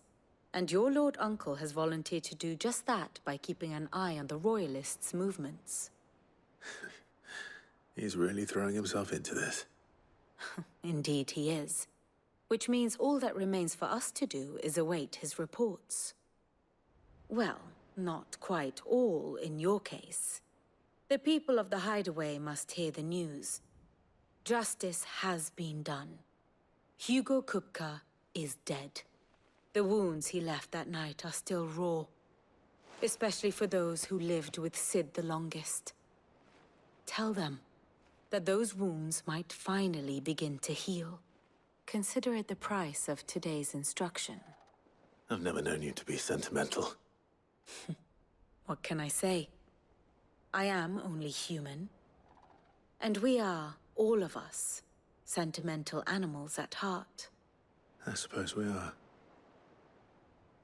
Very well. I'll go and spread the word. Clive, have you come seeking the gift of knowledge? No. To share mine, actually. Hugo Kupka is dead.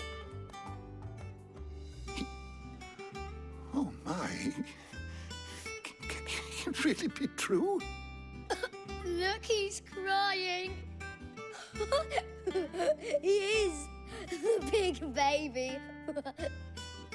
And with good reason, children. These are tears of joy. We must offer up a prayer to your parents that the heavens might weep with us. There shall be no lessons today, only thanksgiving and merrymaking. Go, put away your things. All right.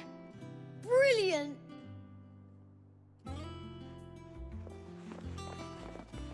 Finally, a new dawn has broken. It has. Thank you, Clive. I cannot wait to share the good news. Hippocrates. After Kupka fell, Ultima came to me. I need to know what he is. Have you learned anything? Alas, no. And not for want of trying. I have scoured nigh every historical tome in our collection and found nothing. Not even the sort of conspicuous absence that might suggest a concealment of fact. One is almost tempted to conclude that such a creature never existed. But I saw him. With my own eyes. I don't doubt that you did. Alas, it seems you are the only one who has. To others, he reveals naught. We see only that which he leaves in his wake, like some terrible force of nature beyond the ken of mortal man. A bringer of death. Whether the Ultima you met with was the being itself, or merely another projection of its power, I know not. But until I do, my investigations shall continue. Thank you. It means a lot. Well, someone looks pleased with himself. It's true what I'm hearing, then. Nothing escapes you, Lady Karen. It's true. Kupka is dead. No more looking over our shoulders, then. Good. I'm starting to get a crick in my neck. Don't let it go to your head, though. Do you have a moment? What is it? I'm busy. I wanted to tell you that Hugo Kupka is dead.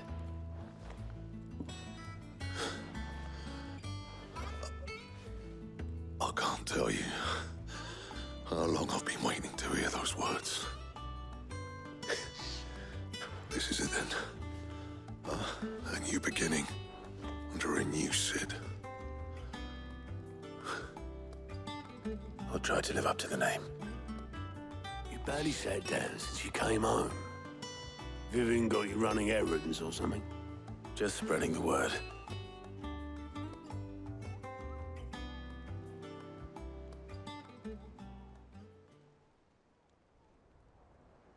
So, the Professor's got a soft side, has she?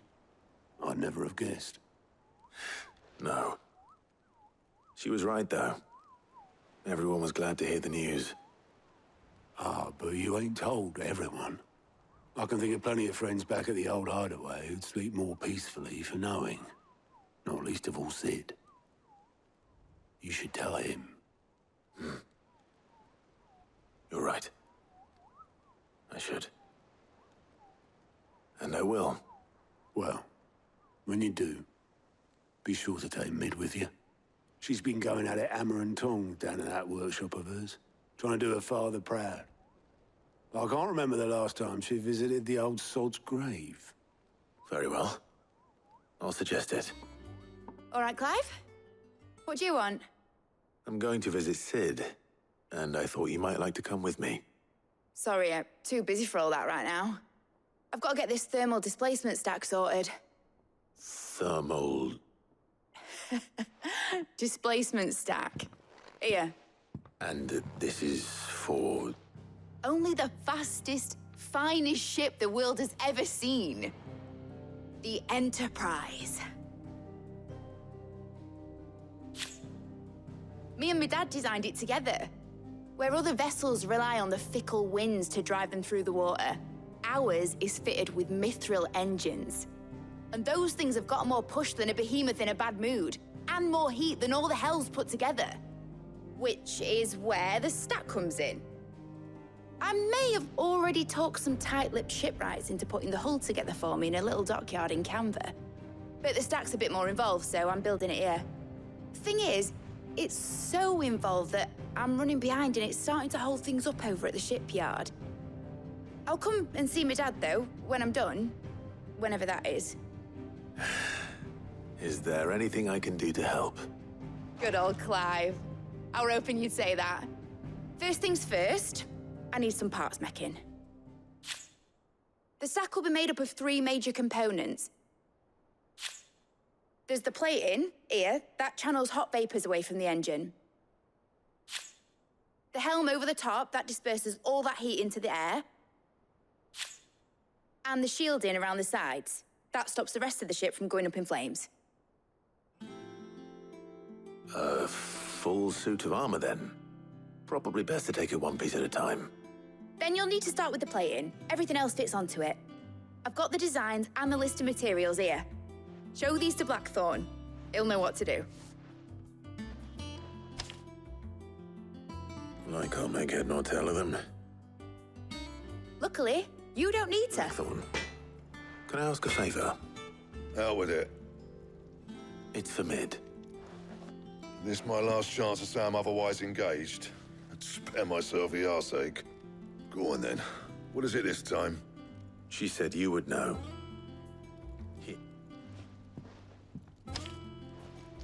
Krieger's Tates.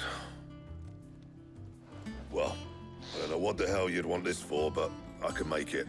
Won't be easy, though. And I'll need help. Get Gavin-Otto in here, will you? All right.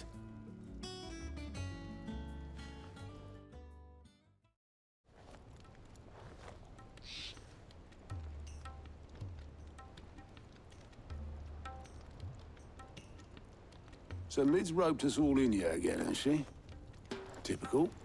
Still, if that's what it takes to get her to visit Sid's grave, I'll do what I can. And, what is it we need to do, exactly? Take a look at this. It's this plating.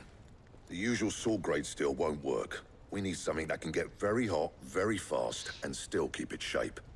That means an alloy. Something that won't break or buckle at the temperatures she's talking about. Which is where you lot come in. I need materials, and I've got my work cut out already. You'll have to fetch them. Now, there's a special kind of sand I'm after that you can only find out in the Valproy. Stardust, they call it. As for the rest of the stuff, my usual supply should have it in stock. It just needs buying and bringing back here. Well, we'll get it done quicker if we split up. One of us should probably give you an hand collecting the sand. And the other can go and get the rest from this supplier. Right then. Well, make your minds up who's going where, we can get this over with. You going after the stuff? Which one of... Otto, you're with me. All right, then. Where do we find this stardust, and how will we know it when we see it? There's a river that runs through the southern reaches of the Valproy. It's the black sand that washes up on its banks that you're after. And I'm guessing you'll be needing sack loads of the stuff. Might be worth our importers at the Dalimil Inn. I'll head down there. See about finding us a wagon. All right. I'll meet you by the river. You two take care, eh? I'll go and see the supplier. Just don't let the bastard fleece you, eh? He wouldn't do that. He's Blackthorn's mate. Isn't he? Best of luck. Otto, sorry I'm late. Oh, Clive. I had a quick scout about, and I reckon this area's our best bet. Seems Blackthorn's the only one who thinks smithing with his Stardust stuff's a good idea. It's just lying here, waiting for any old fool to fill his boots. But unlike any old fool, you thought to bring a wagon. Well spotted. Now get filling. How much did you get? Enough. I hope.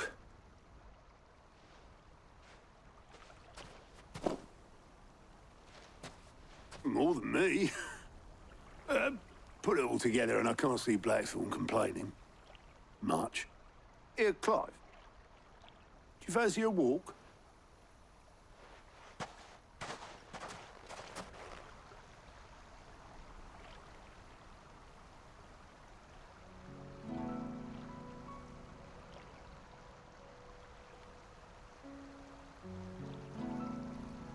Sid would be proud. Of what? Of you, you idiot. The way you've carried on what he started. When we first met, I had you down as a spoilt little puppy who enjoyed nothing more than biting the hand that fed you. But 5 years on, you're the one doing the feeding.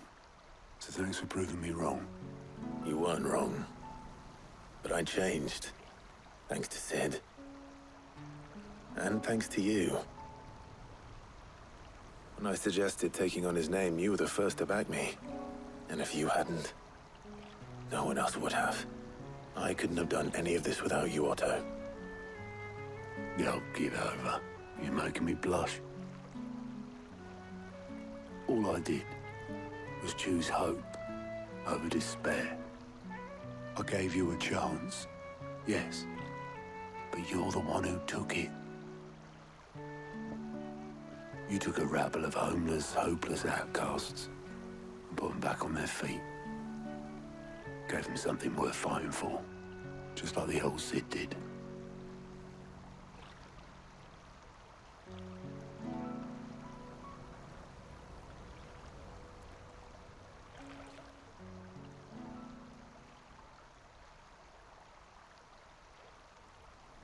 About time I was heading back, I reckon.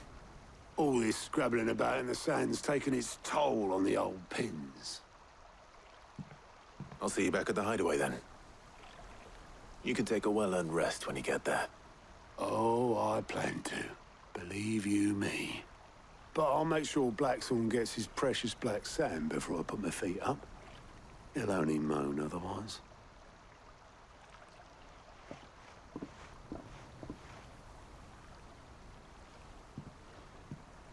Right.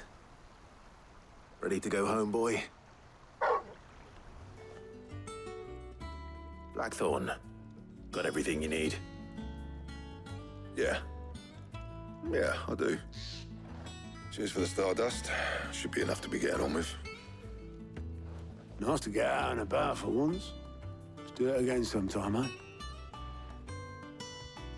I'll make a start on putting this thermal plating together then. It'll take some time, mind. So if you've got other things to be getting on with, I could do without you breathing down my neck. Thank you, Blackthorn. I'll let Mid know construction's underway. You'll be pleased to hear that Blackthorn's started work on the plating. Excellent. 1 down, 2 to go. So, what's next? The helm, of course. For this, we'll be repurposing fallen scrap. Salvage from the ruins? I thought that material was all but impossible to work. Ah, but we don't have to. I'm sorry. Just so happens there's one particular ruin that's broken into exactly the right shape and size pieces for what we need. What's the name back there? I'll give you all the details. What's her name? Right. Oh, Sid, is this about the helm? Yes. Mid said I should speak with you. I'll show you the plans then. Here you see the mithril engine, in which mithril is burned to generate heat. That heat is then harnessed to produce motive force. excess heat is dealt with by means of the thermal displacement stack, which disperses it into the surrounding air. Now, were we to rely on thermal plating alone to achieve this effect, the rate of excess heat buildup would far exceed the displacement coefficient of the plating. In other words, the reactor would overheat and eventually explode. This is where the helm comes in. It connects to the plating, you see, and serves as a sort of thermal sink to absorb all that excess energy. Our experiments have shown that fallen ceramics are remarkably thermophilic. They can withstand and absorb levels of heat far above anything we are able to make today. And not only that, they're also waterproof and immune to rust, making them the perfect material for our protective hood. Why? If sea or rainwater were to enter the reactor proper, it would vaporize instantly. The forces produced would tear the ship from stern to... You can stop there. I understand. Mid said we might be able to use parts of a fallen ruin. Where would I find it? Ah, yes. It's in Lorbert's Pass, near Lostwing. The thing is, well, I probably should have arranged to have the pieces we need brought here sooner. You see, a certain unwanted visitor has taken up residence there. It's no longer a matter of just walking in and taking them. It's, going to be considerably more dangerous than that. I see. Then I suppose I'd better deal with this unwanted visitor for you. Would that help? Oh, very much. Thank you, Sid. I'll gather my team and head there right away. We'll meet you outside the ruins. Mid. Helena has recovered the material for the helm. She'll be along shortly. Excellent. Another job well done. And just one remaining. Right. The shielding. This one's a bit of a bugger. How so? The plating's enough to stop the engines going pop, but those things will still be spitting out enough fire to set the rest of the ship ablaze. Which is why you need proper shielding. A prism for the dragon's breath that's blazing away inside. I thought a triple thick layer of tempered steel might do it. Or more of the stuff that the Fallen use, but they'd both be too heavy. The helm and the plating are bulky enough as it is. Add any more weight and the whole ship would be at the bottom of the briny before we'd even started. I need something light. But I've racked my brains and I just can't think what would do it. Well, if I were in need of obscure knowledge, I know whose counsel I would seek. Harpocrates. Tomes? Yeah, well, I'd thought of that, obviously. I've got all the details written down here. Can you take this to him, see what he makes of it? Right away. Harpocrates. Do you have the moment? For you, Clive, always. Well, actually, it's for Mid this time. Could you take a look at this?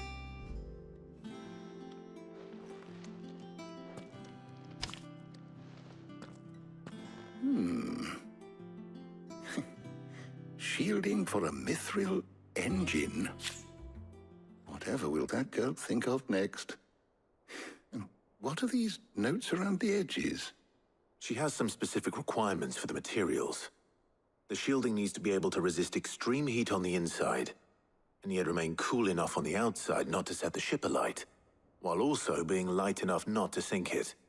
As you can imagine, she's struggling to find anything that meets her needs.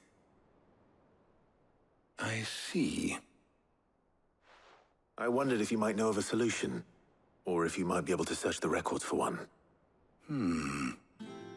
Perhaps it is not a different material she requires, but a different approach. What do you mean? Consider the lake we have made our home. Its blighted waters eat away far more quickly than fresh water or even brine, at timber and steel alike. And yet, we have made a home here from those very materials nonetheless. We have. But Bardolph must varnish every board twice over to keep it from rotting. And Obelus complains that without a constant supply of pitch. I see. Early Gregorian histories speak of a preparation known as moon dew.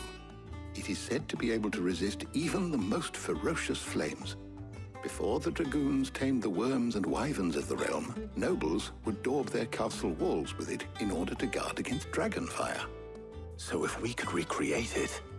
It might be applied to some material or other in order to provide the protection Mid requires. As to how best to apply it and to what material, perhaps Bardolph and Obolus might be of assistance. I shall speak to them and see what wisdom they might have to offer. If you would be so kind as to procure the necessary ingredients, I shall discuss the specifics of how it might be most effectively put to use with our two friends. The knowledge of the past may yet prove useful to we of the modern era. Thank you, Hippocrates. And since you're asking others to help you, perhaps I should too.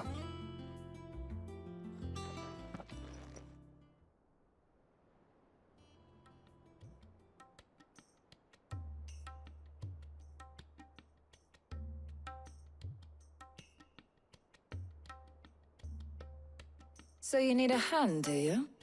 We do. I'll be heading to market for the ingredients we need. I could do with some help. And some company, too. The other can assist me in researching how best to prepare the shielding itself. Can we count on your aid? Always. Well, if Jill's game. Thank you. I am sure either of these fine young minds would prove indispensable in my research. I leave the decision as to who will go with whom in your capable hands, Black. So, who will... Very well. So then, what do we need to find? I have taken the liberty of preparing a list. Here. White chocobo eggs. Pepio nuts. Are you sure this list is right? Everything on here seems very edible. I would have thought the ingredients would be a little more exotic. Though these items may seem mundane, they have potent effects that are rarely exploited, effects for which they were once highly prized. So much so, in fact, that they were harvested almost to extinction, hence moon dews having fallen from favor. Now, of course, they can be obtained with ease. You should be able to find everything you need at the market in Northreach. Is that so? I've been meaning to visit Northreach anyway. I'll set out now.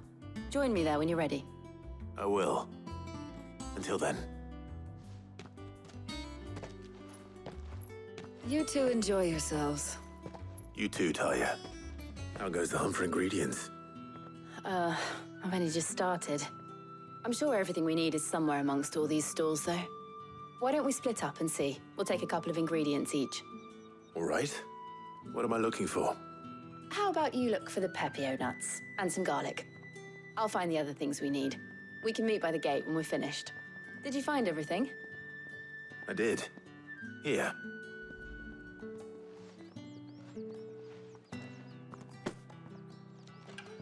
Garlic and pepio nuts. Perfect. Now all that remains is for Hippocrates to somehow turn all this into what Mid needs to keep her engine cool.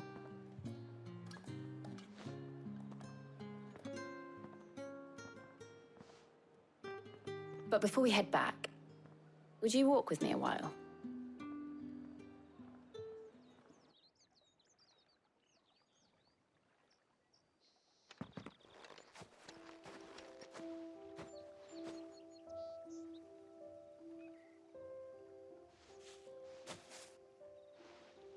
Thank you for asking me to help you today.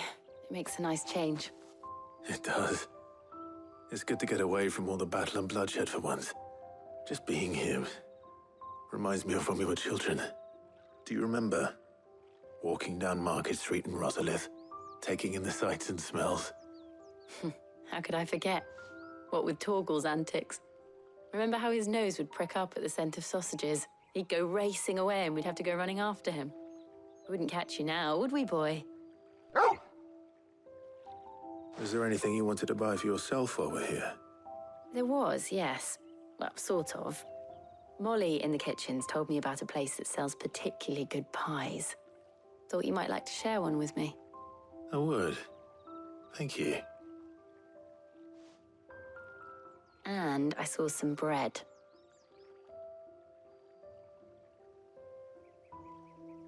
Big white cobs like the baker back in Rosalith used to make. What do you think? I thought we might get some soup to dip it in. But then I tried a slice of the butcher's dry-cured ham and it was just, oh. You all right?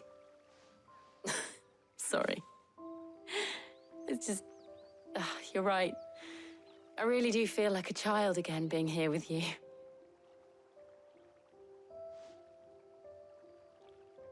Clive. Is it wrong of me to enjoy this?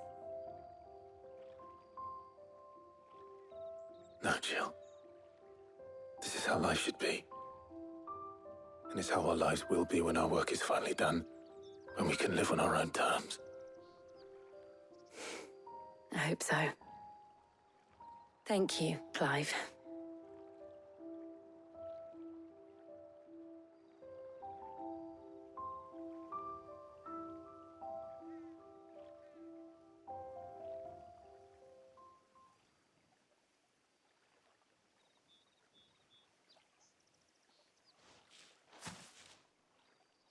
Well, I suppose we better be getting back. I need to give these ingredients to Harpocrates and Talia. I'll see you at the hideaway. Take care. I will. You too. How's work on the shielding progressing, Harpocrates? Well, very well indeed. And thanks in no small part to your kind assistance.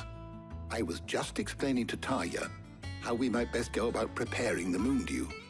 And now that we have all the ingredients, we may begin. You can count on me. I've mixed more than a few mysterious concoctions in my time. I'm sure you have. What about the shielding itself? Work is underway, under the watchful eyes of Bardolph and Obolus.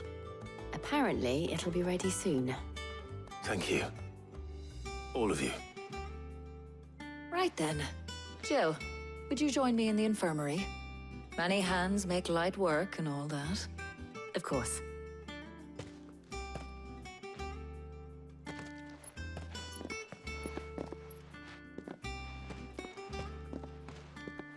Oh, and Clive, thank you. It was nice just being with you.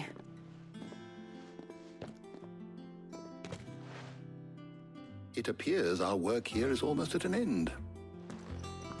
A shame. I was enjoying playing the man of action for once. When both the shielding and the moon dew are ready, it will merely be a matter of applying the one to the other. Followed by a rigorous process of testing and retesting, of course. Perhaps someone ought to warn young Mid of that. Leave it to me. Thank you, Harpocrates. Sorry to keep you waiting, Mid. But you'll be pleased to know that work on the shielding is underway. You found something for it? In a manner of speaking, Harpocrates knew of a substance that's highly resistant to heat. A coating that should provide the protection you need. He's supervising the construction and testing of the shielding as we speak. Brilliant! I knew you wouldn't let me down. Don't thank me. I'm just the errand boy. Right then, better start working out how to bolt all these bits together. To the Black Hammer!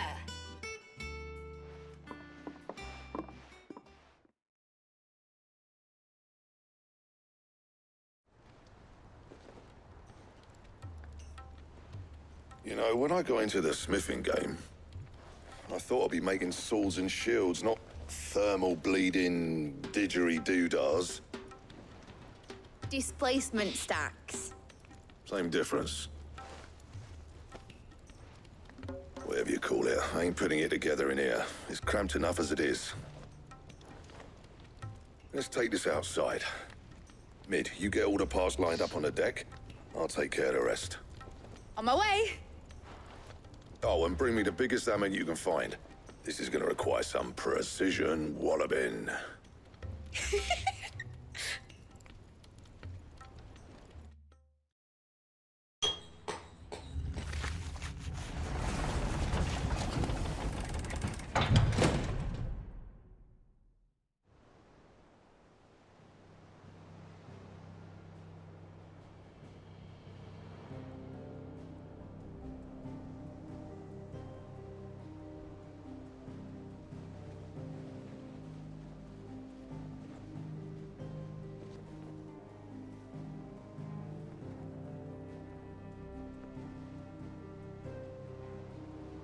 It's finished! It's finally finished! Thank fuck for that. I'll be feeling my hammer arm for weeks. Thank you, Clive, Blackthorn, everyone. That's one down and just 3 more to go. I'm sorry. Oh, didn't I tell you? The Enterprise has 4 mithril engines, and we'll be needing a displacement stack for each. You don't mean... Don't worry. Now they've got a finished one to work off, my gang in Canva can build the rest. Good luck to them, I say. Right, I'm off to get a sling for this elbow. Any other work comes in, keep it to yourselves, eh? What's the matter? Nothing. Just daydreaming. Thinking about the Enterprise sailing off over the horizon to shores unknown. Searching for a land untouched by the Blight. Just like me and my dad planned. So if the worst came to the worst and every scrap of soil in the Twins turned black, we might still have a chance. That's what she was meant to be. You see, one last chance just in case we needed it. But now she's so close to being finished, I've realized I don't want her to be that. I don't want her to be just a lifeboat for us to cling to if things get desperate. I want people to sail aboard her by choice, not from the lack of it. In a world where we're not just trying to survive, but where we can actually live. I'm working on that. And I'll do everything I can to get you what you want. Don't you always? All right. My mind's made up. As soon as the Enterprise is fit to sail, I'm putting her under your command. Sod our plans, I'm trusting in yours. Are you sure about this? Something tells me it's what my dad would have wanted. He'd be proud of you. You were gonna visit his grave, weren't you? I was. And you can come too, now that your little project is finished. Right. There's just one thing I need to finish up first. Won't be a mo. All right. I'll let Otto know you're coming. Meet us in the mess when you're ready. Aye, aye, Captain. All right, Clive. Astrix. We'd finished sending half the hideaway traipsing across the Twins, has she? I swear, that girl'd do anything to put off visiting her old dad's grave. No excuses now, though, eh? Not quite. She said there was one final thing she had to take care of. I'm sure she'll be finished soon enough. She said that? In those words? She did, yes. Clive? Were you born yesterday or something? There is no thing. She'll probably be halfway to Canva by now. Mid. I might still be able to catch her. Obolus, have you seen Mid? Yep. In a boat, going that way. Then I'm too late. You in a hurry and all, are you? Oh, I offered to take her across, but she wouldn't wait. Just paid for a dinghy and rowed off. Oars going like the clappers. Got some life in her, ain't she? But anyway, I was on my way up to see you, as it happens. Got a letter for you. Urgent, by the sound of it. One of your uncle's men said I was to hand it to you in person, post-bleeding haste. And you're here now. Thank you, Obolus. Don't mention it. What tidings, Uncle? Trouble in Canva. Well, I'll need someone to keep an eye on Mid.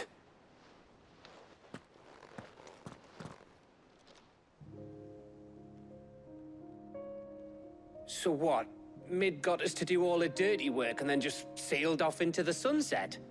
It, seems that way. Well, nothing we can do about it now. But next time you plan on visiting Sid, you might want to tie her to something before you suggest it. Ah, don't be so hard on her. Gotta admit, the dirty work was kind of fun. Everyone pitching in, all that bollocks. Just like when we built this place. You're right. Anyway, we all set to head to the old hideaway. I could do with getting to Canva pretty sharpish. Wouldn't do to keep Lord Rosfield of the Seven High Houses waiting now, would it? Not after he asked for me personally. Gav will be leaving with me. Will you mind the place while we're gone? You can count on me. Just be sure to give Sid and the others my regards. All right. Oh, by the way, Jill will be joining us too. She's got some things to take care of, but she'll meet us there. I hope she's telling the truth at least.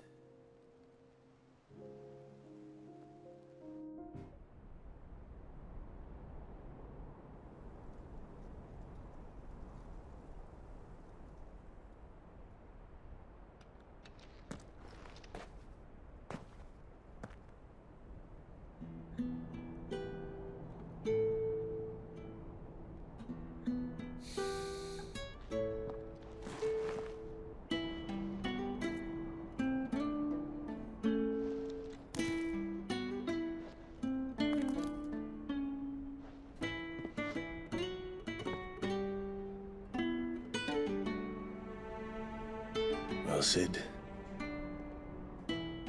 I remember what you told me.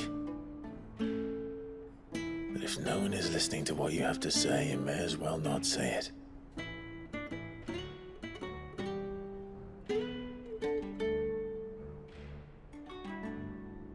But I will say this, old friend. Hugo Kuka is gone. His shadow looms over us no longer. It's a pity the Phoenix can't be in two places at once. If he'd have been with us, maybe he could have done something for the lost. Not even the Phoenix can bring people back from the dead. Life has a beginning and an end. So we must live while we have the chance. As slaves to the crystals, but as free men. May we join you?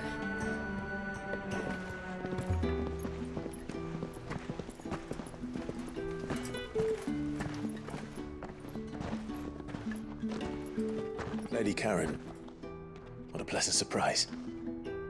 I thought I'd drop by and see how you were all doing before heading off to restock my supplies.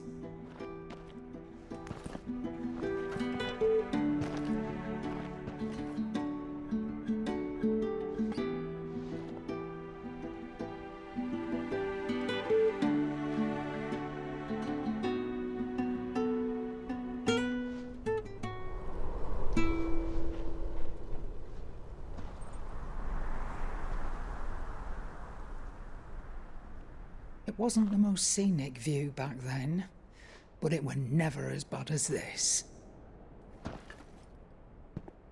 I know. The blight marches on. And soon, there'll be no escaping sights like these.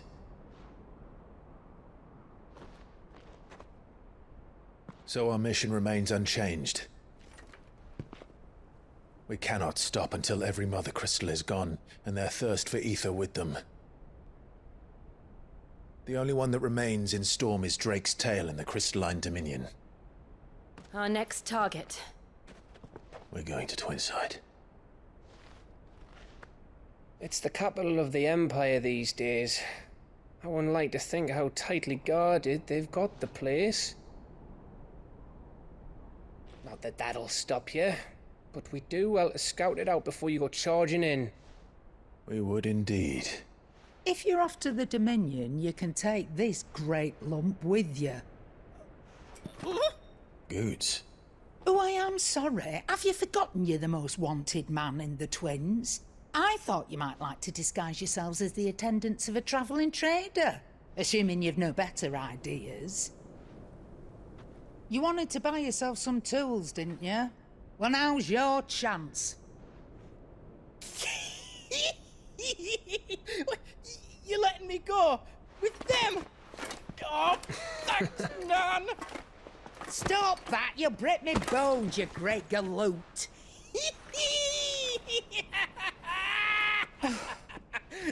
There's a caravan that runs back and forth between the Dominion and the Bocklad markets. It's managed by the Merchants Guild. Just show them Goots' traders pass and you'll be on your way. It'll be a damn sight less risky than footing it the length of the Crystal Road. That's for sure. Thank you, Karen. And glad to have you with us, Goots. Okay then. I'll get me things and I'll meet yous there. See yous down in Bocklad. Get off! Me poor fingers! Jill, you're with me. Understood. And Gav? Already on my way, Captain. Be careful. Aren't I always?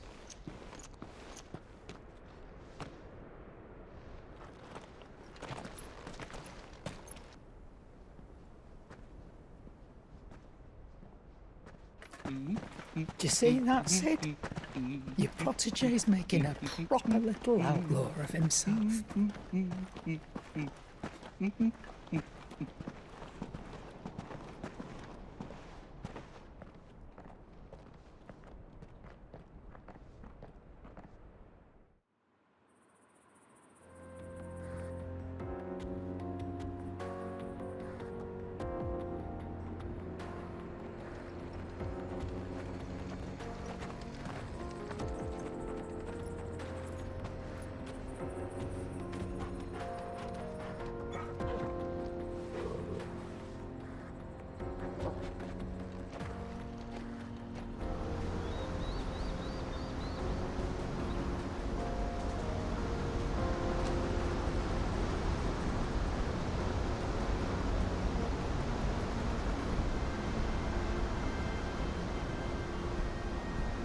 So this is Zemeckis.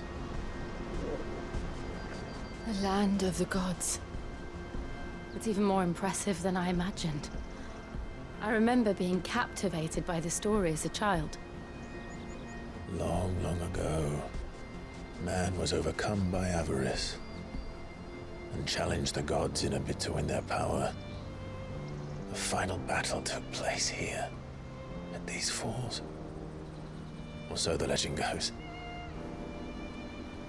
If anyone ever manages to plumb those depths, perhaps we'll learn if there's any truth to the tale. That the gods emerged victorious and punished man for his defiance by visiting upon him 2 curses. Dominance and bearers.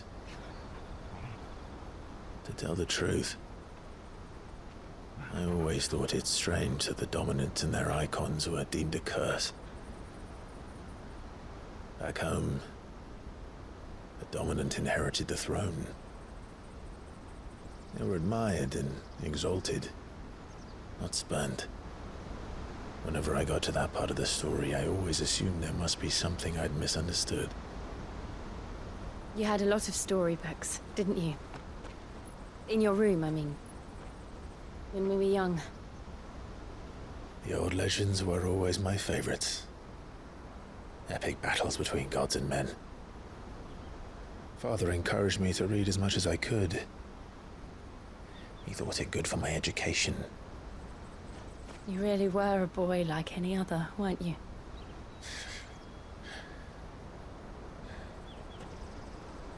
Just look at this place. It's enough to make you believe the legends are true.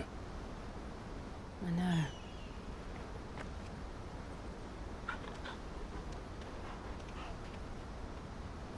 We're not far from Bocklad. The road will be busier up ahead. And we'll have to keep our wits about us.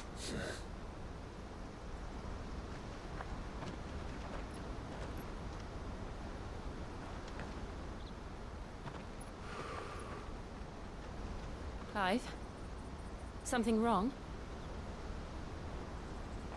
Nothing. It's nothing.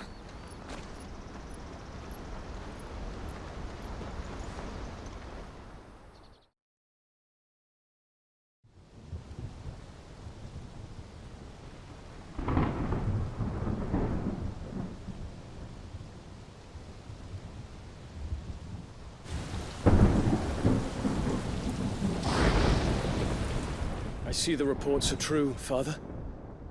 You have surrendered the throne to Olivier. I have. Emperor Olivier shall rebuild the Holy Empire of Sanbreque.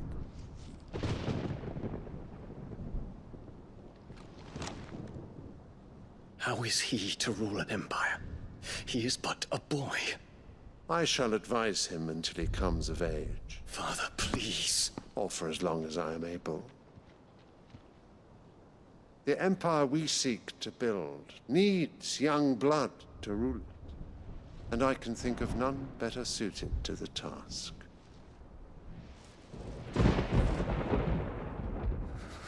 There is other news, Dion. Hugo Kupka is dead, and Drake's Fang destroyed. The pillars of the Republic have fallen. Ere long, the Imperial banner shall fly over every city in storm. And then Valisthea. All shall bow before their Emperor. Father, these are the words of a tyrant. They are the words of a god. The Emperor whom I gladly serve. Great Greeker, made flesh.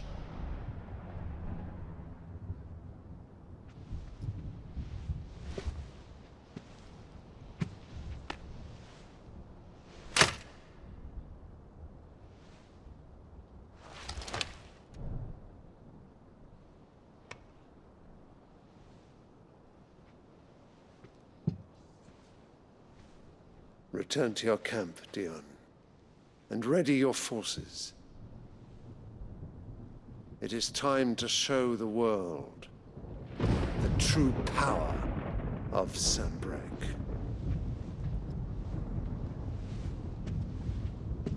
Father. I find you much changed. Is this truly the path you wish to tread? Or are these the ambitions of another? Of Ultima, perhaps? What nonsense is this? I speak my mind, and my mind only. Though I do owe Annabella thanks for reminding me of certain truths regarding the nature of nations, of rulers, and of the divine. You would trust the words of this traitress? She betrayed her country. She slew her husband. You have ever been an invaluable servant to Sanbreque, Prince Dion. I trust you will continue to serve your Emperor in the wars to come. The canker! Silence! Insolent wretch! You will bend the knee. All else is heresy. Sire, forgive me. This audience is over. Come, your Radiance. The Rowena Syndicate awaits your pleasure. Oh, not another meeting with silly old men. They're so boring. I'm hungry, Father. Can't we have luncheon instead?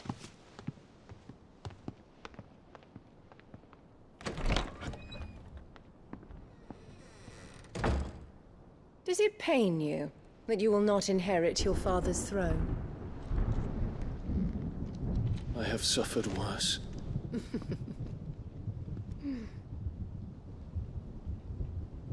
Count your blessings, Dion.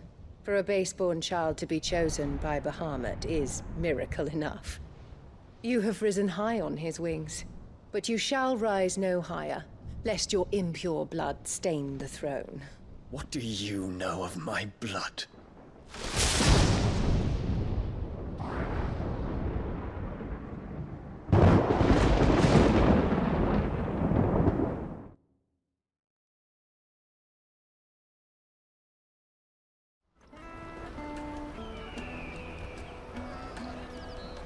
wonders from across the water. Come one, come all, feast your eyes.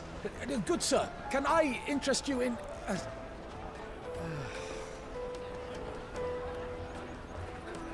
How much? For a measly crust of bread? You won't find any cheaper. Not nowadays. But you're more than welcome to look.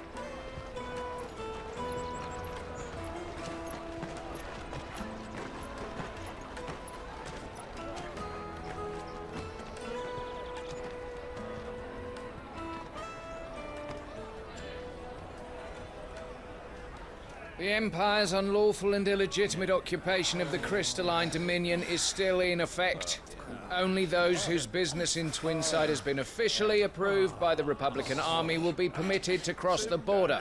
All who seek entry are to form a line and ready their documents for inspection. It looks like we aren't the only ones who are eager to leave. And they're checking everyone. Can't you make an Not for the likes of you. We won't get through without that pass. Let's go in and find Good, shall we? Ah, Good. There you are. Clive, I'm so sorry. Don't tell Nan, will you? Slow down, Good. Just tell us what happened. It's me trader's pass. It's gone. We cannot ride the caravan without it. We won't even be able to get through the flipping checkpoint. Do you remember when you last saw it? It was in my pocket a minute ago. Then a bairn bumped into me and... Yeah. You don't think that they might have nicked it, do you? It wouldn't surprise me. A busy market like this is prime territory for pickpockets. So, to get the pass back, we need to find this child. Where would we even start? I know where! I've got a pal in Bocklad who might be able to help us. No one knows more about what goes on round here than she does. Where do we find her? She's the owner of the Crimson Caravans, up that way. Sign's got a red chocobo on it. No time like the present. You two go on ahead. I'm gonna check the rest of my stuff, make sure naught else is missing. All right. We'll meet you there. Looking to hire a coach? It's 10 million for a two-birder to the Crystalline Dominion. Take it or leave it. Oh, we're not here for that. Then I bid you good day. Oh, wait! Don't go, El. He's me mate. As I live and breathe. Goots, what are you doing back in Bocklad?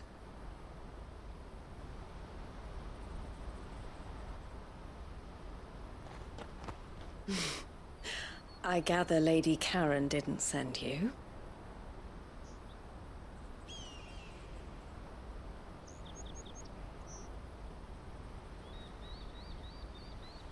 So what trouble have you got yourself into this time? It's me trader's pass. It got stolen. By a little bairn. Of all the... You're the size of a marble. Honestly. Ugh. Goots told us that you know the markets well. Might you have an idea which little bairn could have done this? We don't intend to punish them. We just need our pass back. Then, we can be on our way. I see. So neither of you has a trader's pass either. Not that anyone would take you for traders, but I suppose that's why you came to me, correct? Now, I can't say for sure who took your pass, but I suspect I know why they did it. Let me explain.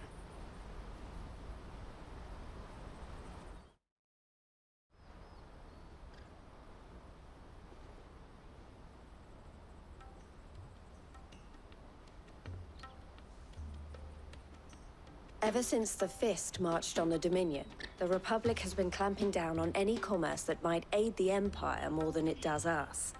Which means traders' passes have gone from being merely a way of easing one's progress to being essential if one wishes to cross the border at all. And with demand outstripping supply, they've become a precious commodity, leading some to seek to acquire them by less than legitimate means. So the children are stealing passes to sell on the black market? Yes and no. Passes are inscribed with the names of their owners, and yet none of the victims' names have appeared on the register of those passing through the checkpoint. Which means? That someone is doctoring the stolen passes. The same someone who is encouraging the children to steal them. And the same someone who has Goots's pass, no doubt. Whoever they are, they're ruining the livelihoods of honest merchants, which is why we've decided to take a stand. Will you stand with us? You want to get your pass back, and we want to ensure that no more are stolen. Catch whoever's behind it all, and 2 birds shall be slain with a single stone. Is there any other way of getting to the Crystalline Dominion goods? They won't let you in if you're not with the caravan. It's that, I don't know, try swimming across the strait. But the guards will definitely spot you if you try and do that. Like, we don't want to get spotted, right? So either we find the people who took the pass, or give up all hope of entering the Dominion. All right. We'll help. Thank you kindly. But I don't know your name. Eloise at your service. Clive. A pleasure doing business with you, Clive.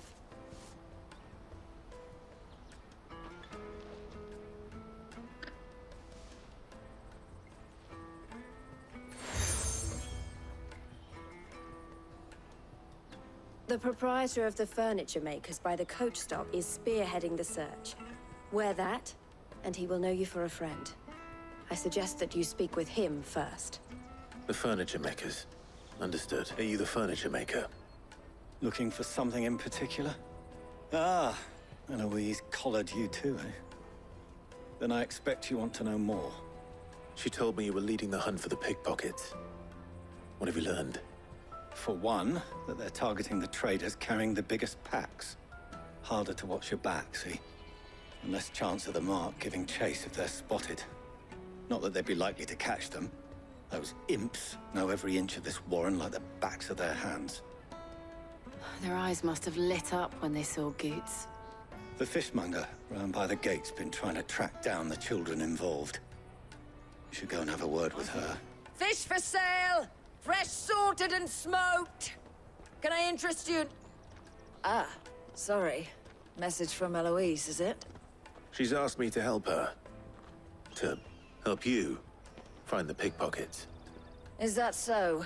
Suppose I better tell you what I know, then. For one, this isn't a family operation. All the traders say the children who stole their passes were dirty, dressed in rags. Street urchins, by the sound of it. We get a lot around here. Orphans from the wars. A few, perhaps. You saw the refugees gathered by the entranceway? They're all looking for a new start in the Dominion and beyond. Some of them take it as an opportunity to rid themselves of unwanted baggage. The shame of it. Whoever's behind this would have to have made themselves known to the children at some point. And so should we. You should start with the children around here, then. I doubt they're the ones involved, but they might have heard something. It's worth a try. Do you have a moment? What do you want? What I want is to know who's asking children like you to pick pockets. I don't know. Nobody's asked me. What's picking pockets? Do you get paid for it? No, you get in trouble for it. So if they come calling, you know what to tell them. Excuse me? What do you want? I don't have any money.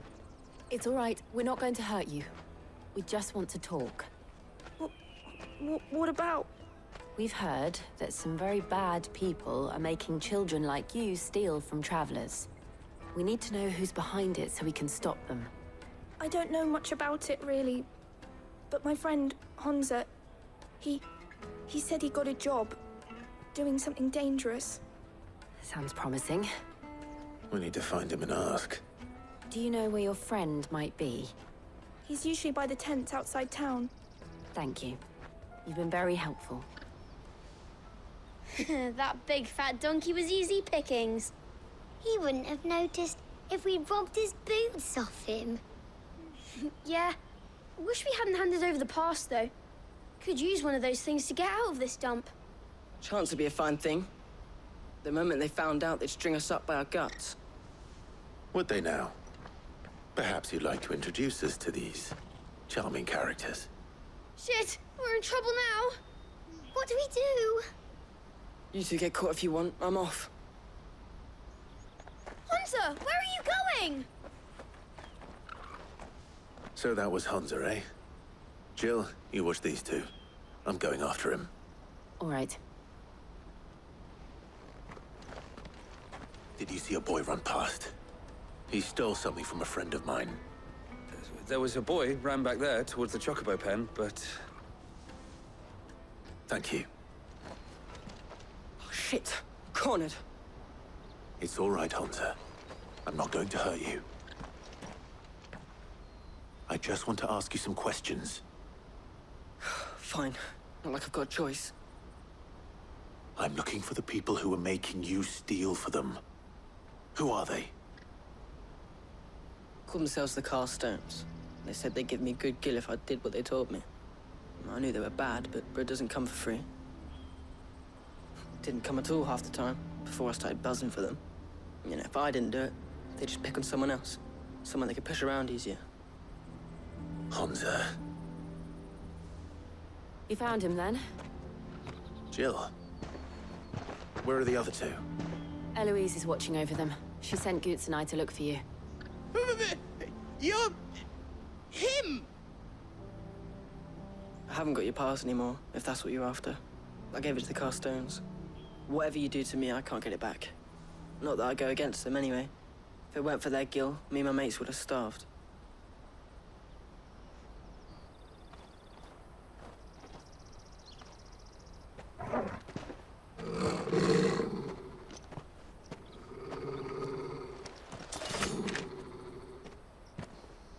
Cowards. You will not force another child to do your bidding. Wait, we're not... Don't hurt him.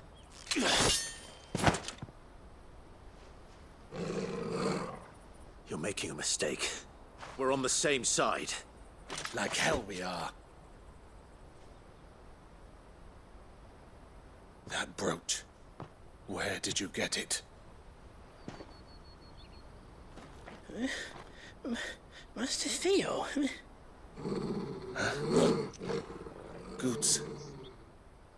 What are you doing with these people? Unless you're the ones my sister was talking about. Your sister?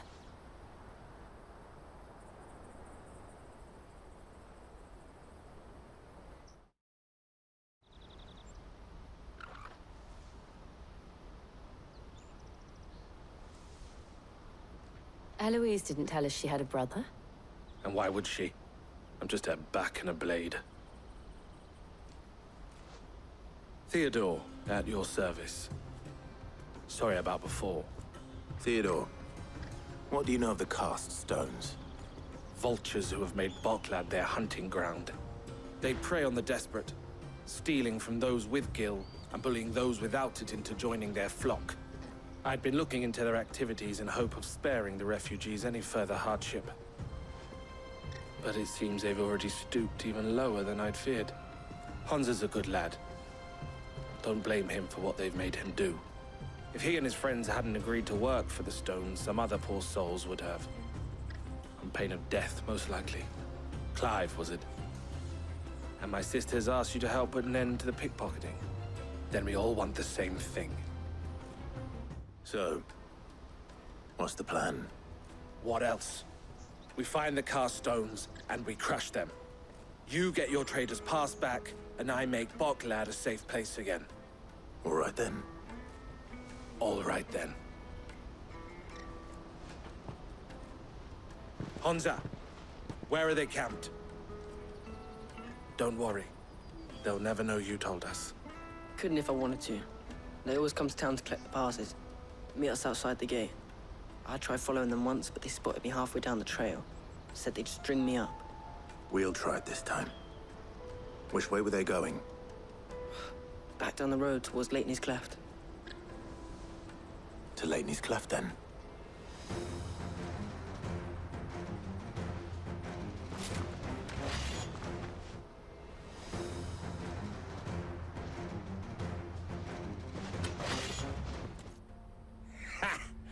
Not a bad haul today, eh? Aye. Some of our new recruits are natural-born ne'er-do-wells. Especially the little ones. That Hans has got nimble fingers, all right. It will be a shame when they chop them off. But till then, let's make the most of it. Scum. The leaders of the cast stones, I take it. They don't deserve any mercy, Clive. I wasn't planning on showing them any. We're ready when you are, Theodore. Oh, I'm ready.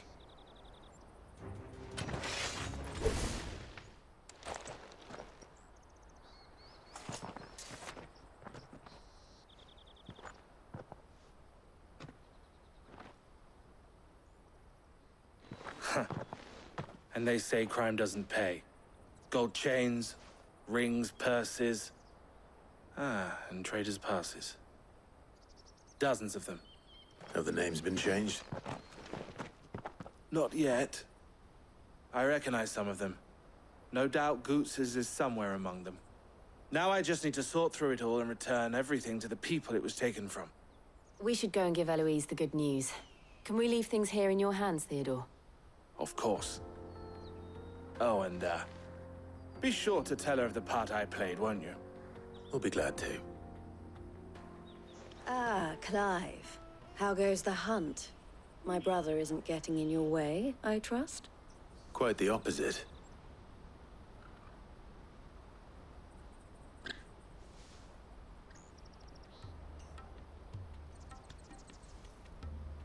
So it was the cast stones who were behind it all. Theo told me he'd been on their trail. And their demise solves 3 problems at a stroke. That of the pickpockets, the bandits pulling their strings, and the passes they were stealing. I only hope yours is among the items you recovered. Only time and Theo's return will tell. Speaking of whom, welcome home, dear brother. You are too kind, Eloise. Here, Clive. Goots's pass. Ask him to keep a closer eye on it from now on, would you? I will. Thank you.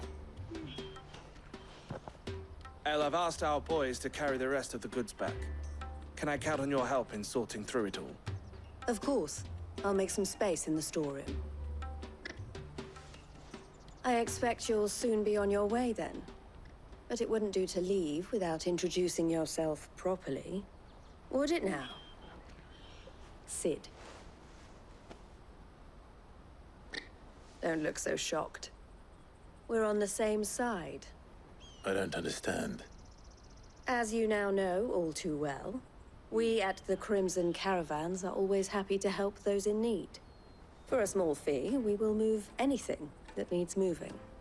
Be that goods to market, or bearers away from it. I was the first my sister helped escape. If it wasn't for her, I'd have been branded as a boy. I had no idea.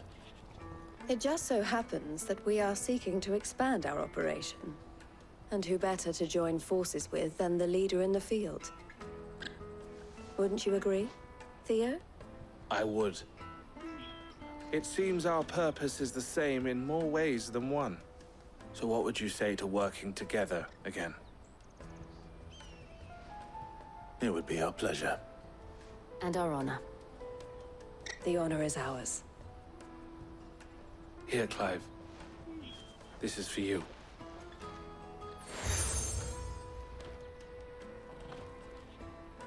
What is it?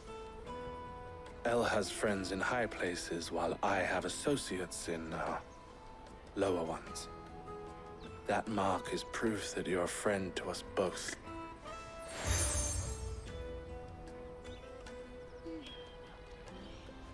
I shall bear it with pride.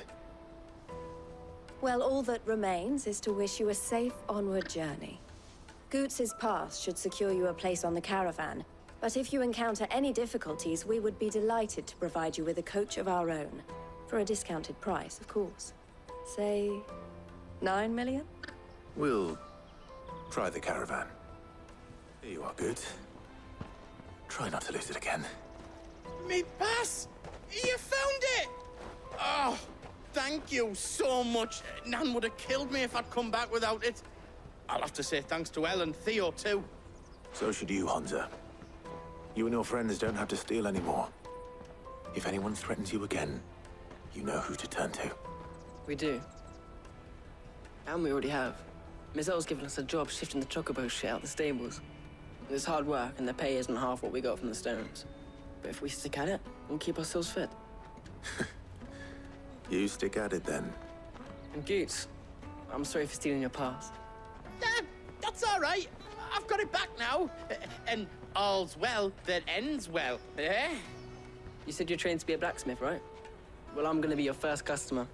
I'm gonna save up all my gil and get you to make me a massive sword. I'll do me best. Till then, eh?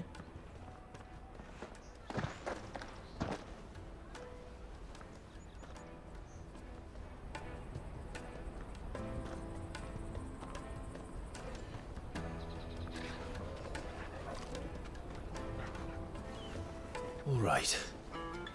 We have a place on the wagon.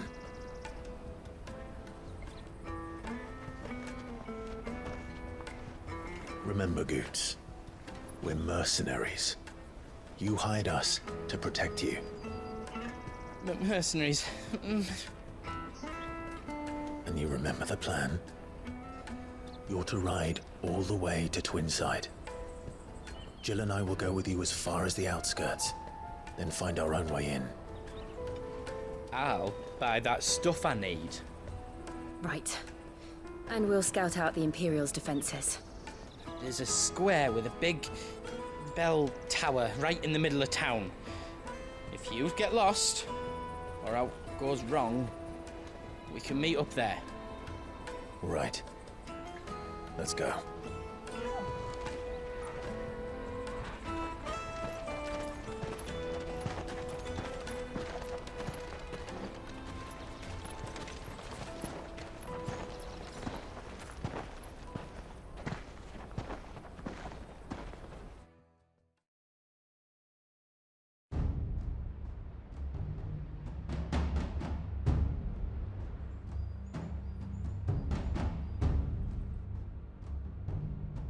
I see.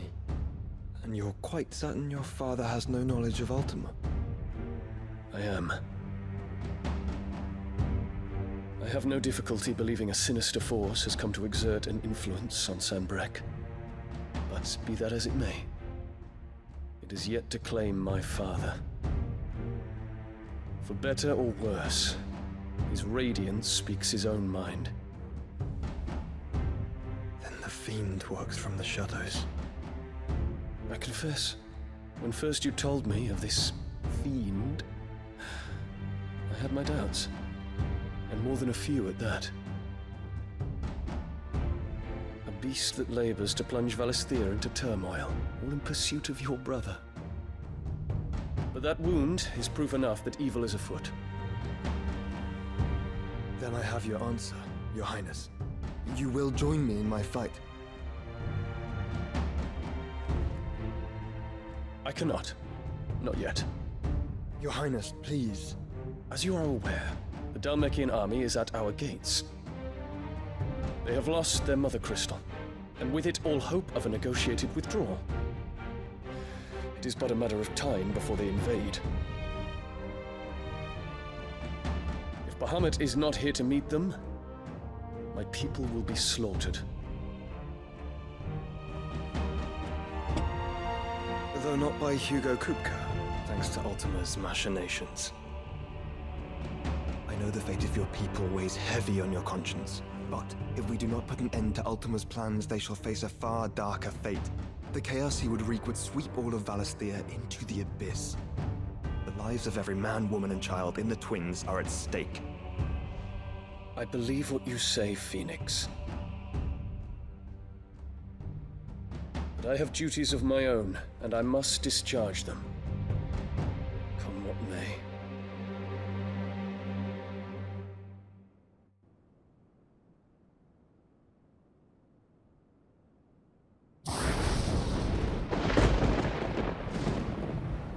What do you know of my blood?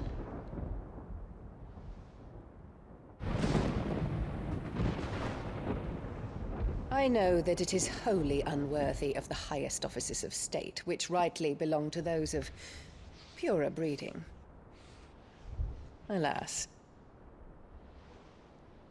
Your bloodline runs through the Oriflamme gutter, from a whore who weighed her child's worth in gil. Have you threatened my father? Of course not. I merely whispered in his ear that his mongrel son is plotting a rebellion. What? Sylvester listens to the words of his astrologers. And they have ears too. You have been feeding them your lies! Should you remain loyal to Emperor Olivier, his radiance may yet crown your head with laurel, and not with tar. Fork-tongued witch!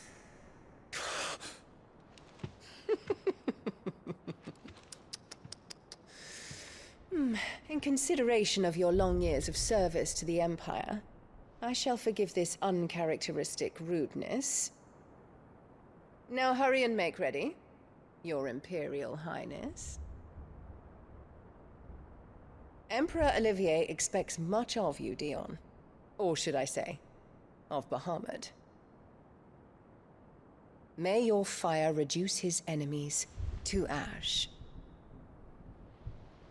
till all of Valisthea bows to its rightful ruler.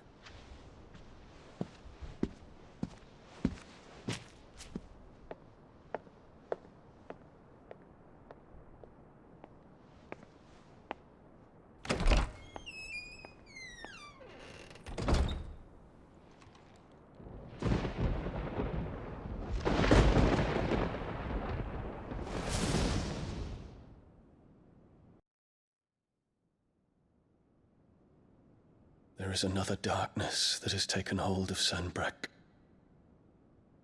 And until its grip is released, the flames of war shall spread ever wider, just as Ultima wishes. Forgive me. My family has caused you much grief. You are not her keeper, Phoenix. This is a matter for the Imperial household now, and as a member of that household, it falls to me to resolve it. At such time as that is done, what strength I have shall be yours.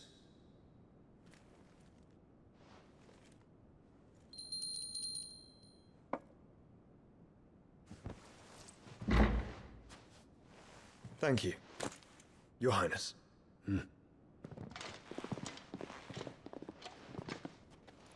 Let us take to the skies together, and bring a new dawn to Valisthea.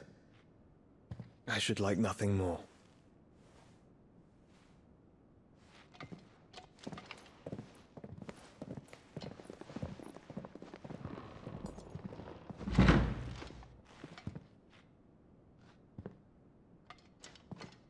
Terence.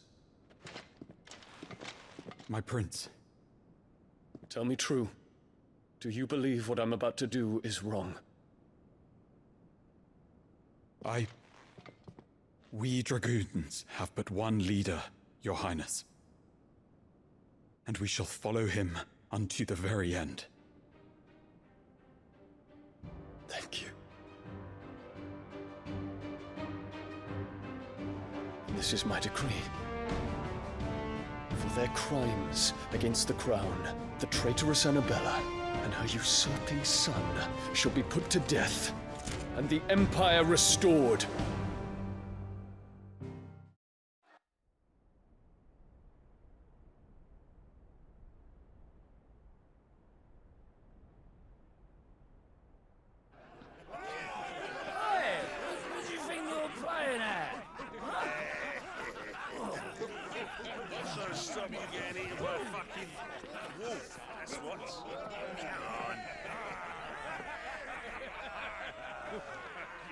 One would never guess that these people stood on the brink of war.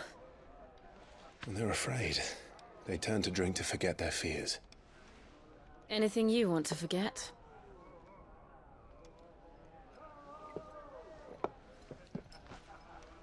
The harbor is empty, and half the market stalls too. The city may seem peaceful on the surface, but it's balanced on a knife edge.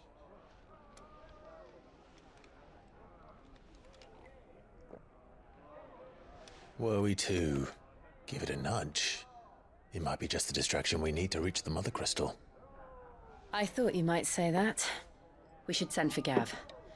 We'll need someone to keep the fires we start from going out. And we can busy ourselves scheming until he gets here. I'll send a Stolas then.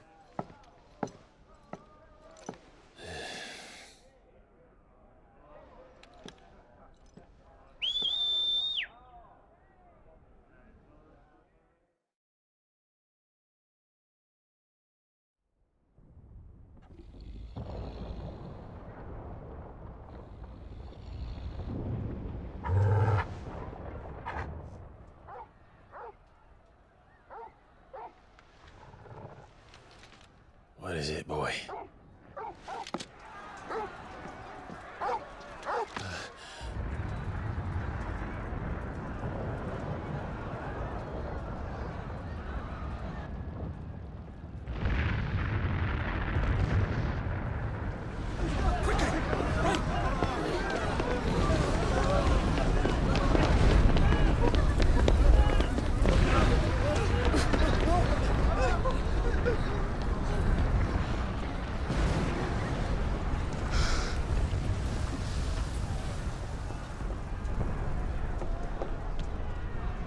What's happening? I don't know. Torgal!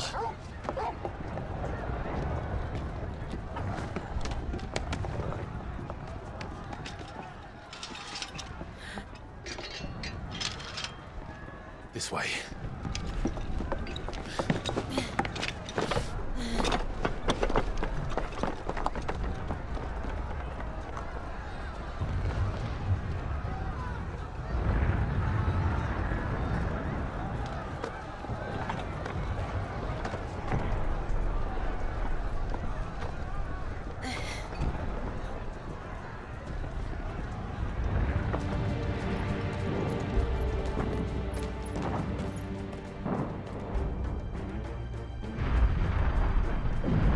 What in the hell is going on?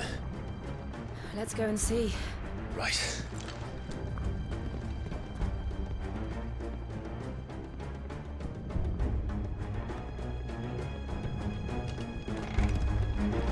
But first we find Goots.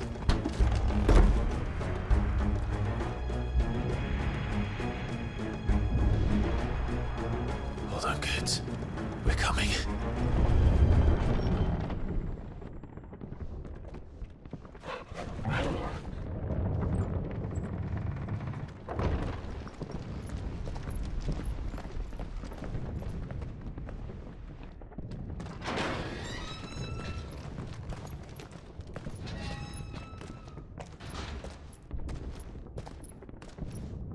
Can you see him anywhere?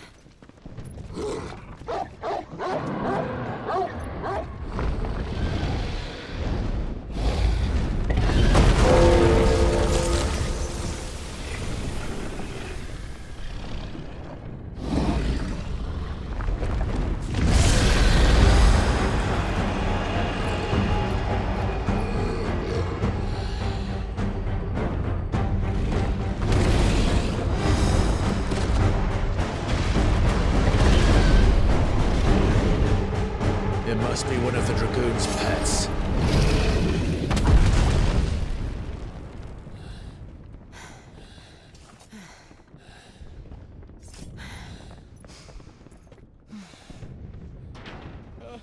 Over here, Clive! Are you all right? Goots, there you are. I didn't know there'd be a dragon. All right, let's get out of here. Oh! What now? Is that... crystal's heart. What the hell is it doing up there?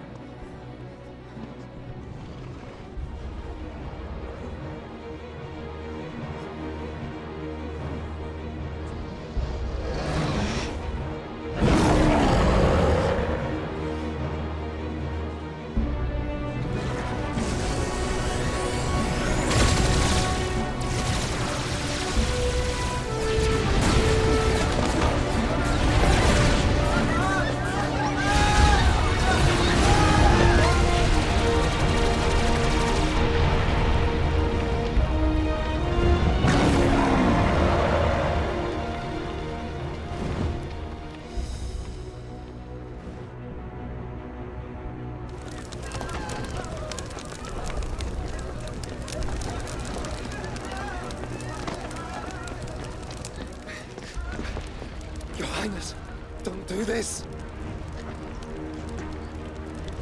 We must leave. Now, Your Grace. I beg of you. This is not what he wanted. Something's happened.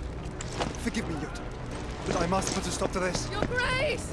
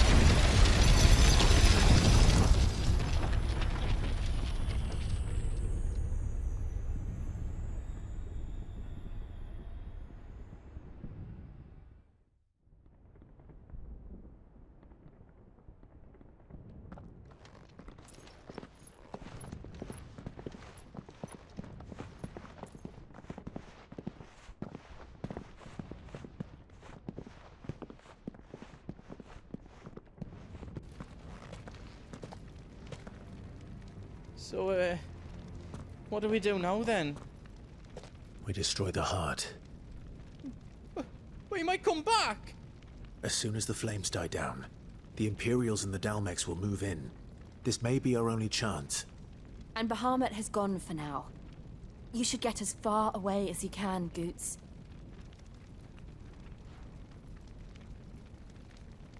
What?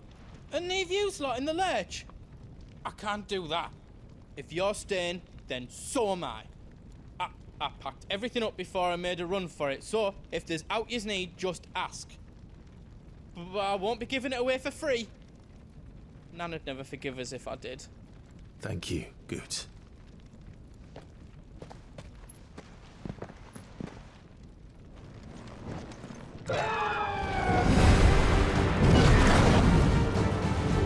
Is that the Phoenix? Joshua! What is he doing? Keeping Bahamut occupied.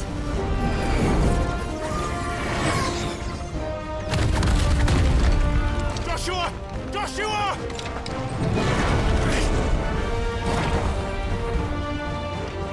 Don't, Clive. It's too dangerous. Fuck! Hold on, Joshua! I'm coming! There he is. Joshua! I'm here, brother! Clive. He can't hear you. Joshua!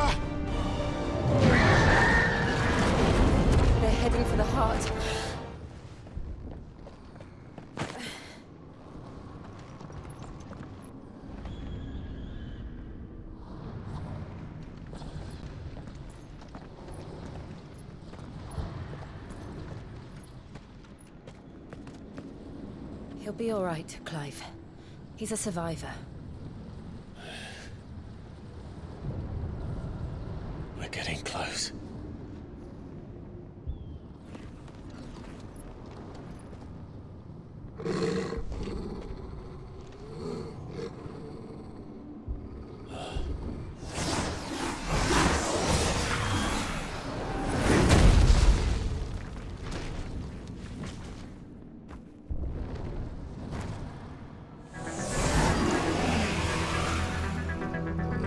Looks like somebody doesn't want us getting any closer. I don't care what it wants.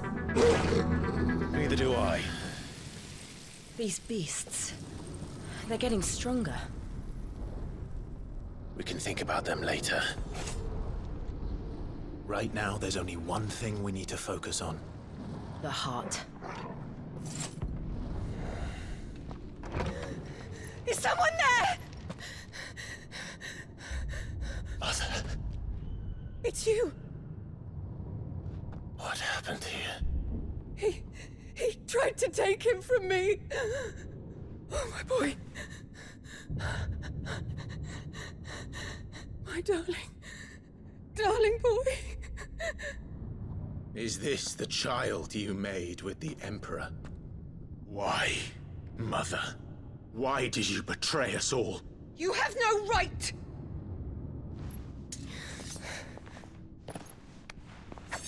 Answer him. We took you in, savage. Show some respect for those who raised you.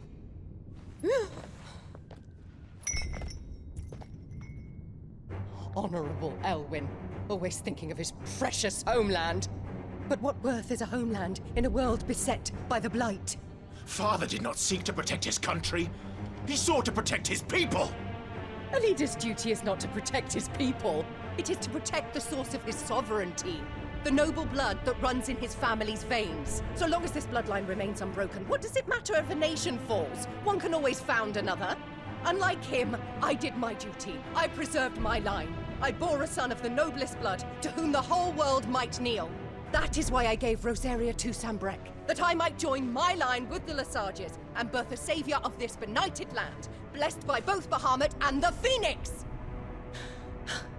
You sold your country for a child. Why did he need another? You had Joshua. I had nothing. You were always your father's son, so very strong and bold and daring, and yet you failed to awaken. Would that Joshua had been granted 1/10 of your strength? Oh! How the nobles laughed that Elwyn's firstborn was surely the son of a concubine, and my own, not long for this world. The shame of it! The shame of being slandered by one's inferiors! How could you ever know how that feels? It should have been you! Why didn't the Phoenix choose you? Joshua's every waking moment was spent trying to shoulder the burden that you and the Phoenix and the Duchy foisted on him. That's why I became his shield. To help bear the weight. But what did you do? You betrayed your own blood and surrendered your son to his fate! Joshua, my darling boy. I never meant to hurt him. The soldiers' orders were clear. He was to be spared. Why did you survive when the only one I truly cared for died? What? Have you not looked out of the window? Joshua is here! The Phoenix lives on! He's battling Bahamut as we speak!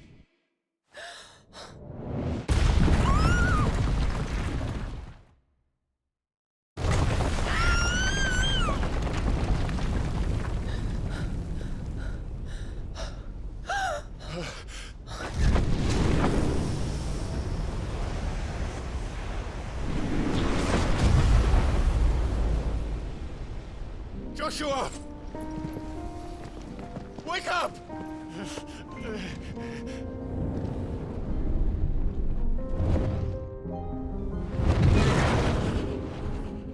I am a shield of Rosaria.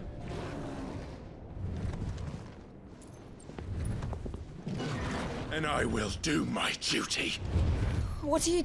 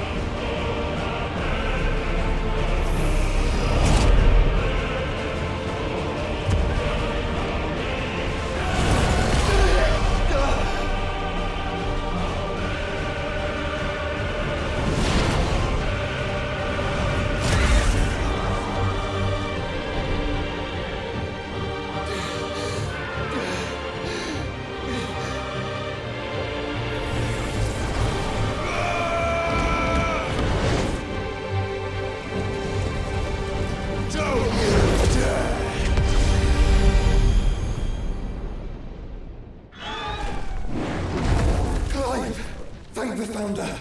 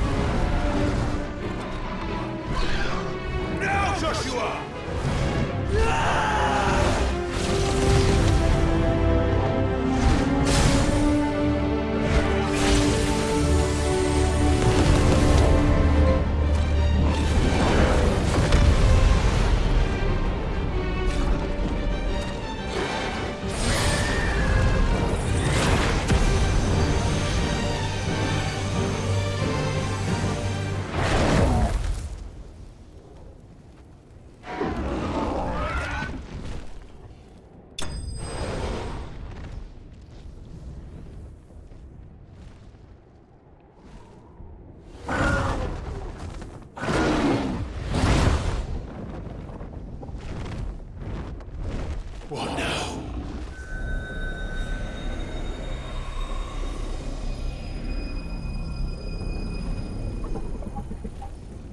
This is drinking the ether. We have to stop him.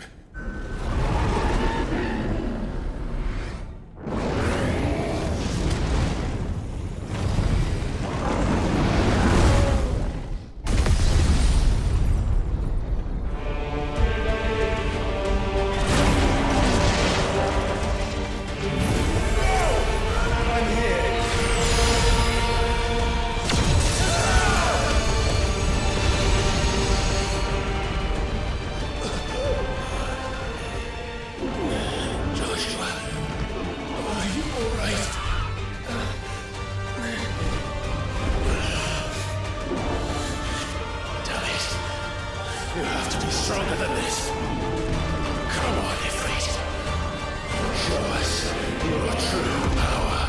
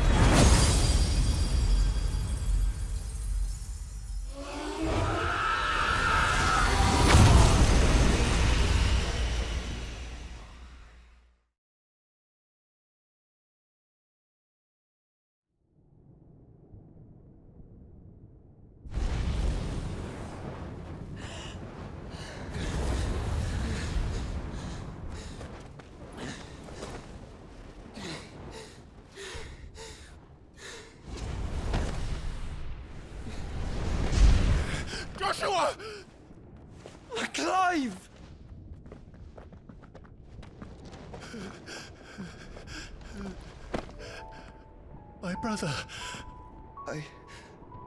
I'm sorry. I'm so sorry. You're alive. We both are. Nothing else matters.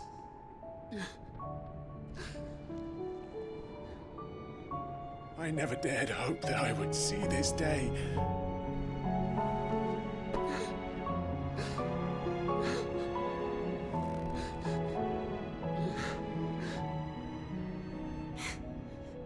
Reunited at last. Jill.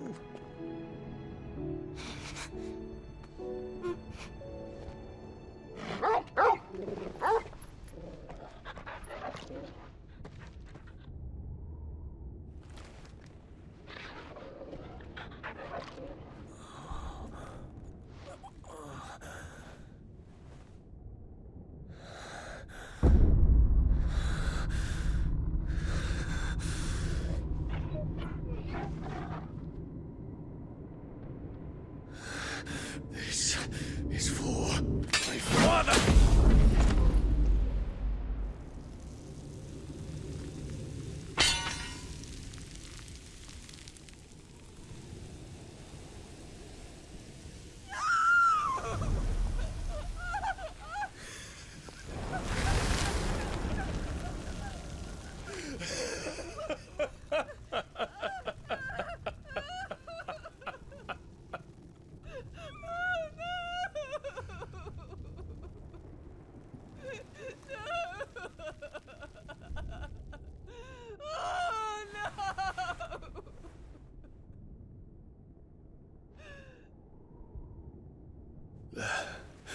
It is done. The demon that would tear our house apart is no more. Father.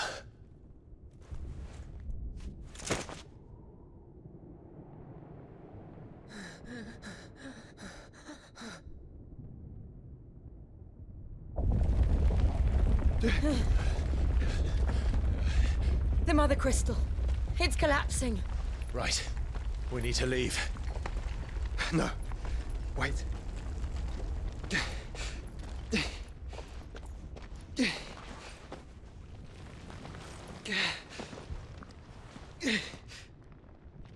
I owe him a debt. Fine.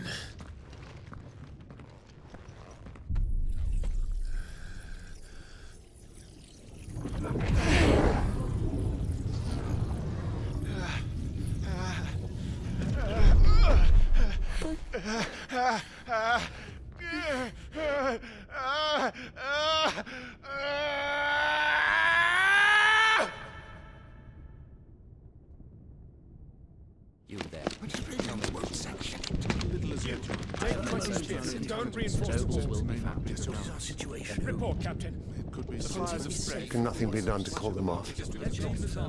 I regret not, Your Radiance. The Dragoons answer to none but His Imperial Highness. The Council is powerless to intervene. We're hearing reports of rebel Madness is this, Dion. throughout the neighboring districts. Focus all efforts on extinguishing the fires around the capital. The city can wait. What about stocks of weapons and armor? Don't be dally, man. Go! Your Radiance. And I want you to find out Make sure the doors are locked. next movement. By the light. Dion. Have you taken leave of your senses? Call off the Dragoons at once. Fear not. The populace will come to no harm at their hands.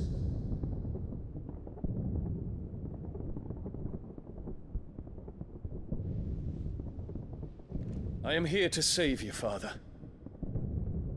Save me? A creeping darkness hides in the heart of Sanbreque. It stems from your wife, the traitorous Annabella.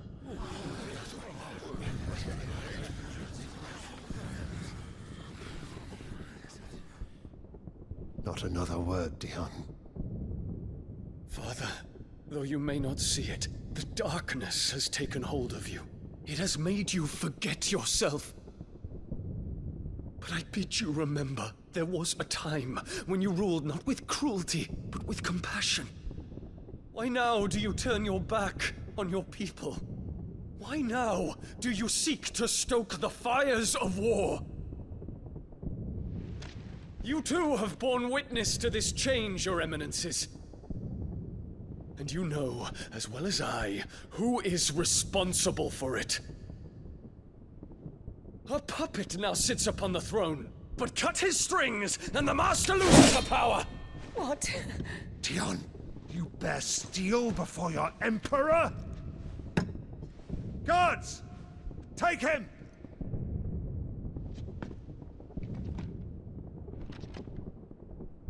For every citizen who falls, another can be bred. For every home that burns, another can be built. Those were your words. But when the last of your citizens has fallen, and all of their homes have been reduced to ash, what will become of your empire, of its rulers, of your god? As the mother crystals crumble one by one, and the blight sweeps in to claim all that we hold dear, our people look to their emperor for protection. Yet he labors not to secure their futures, but to seize what is left of the twins for himself. Even if it should come at the cost of everything his loyal citizens have labored to build. Dion, you must understand. A small price to pay, is it not? You've been blessed with great power, Dion. Enough to win me the world. So go, claim Valisthea for me, brother.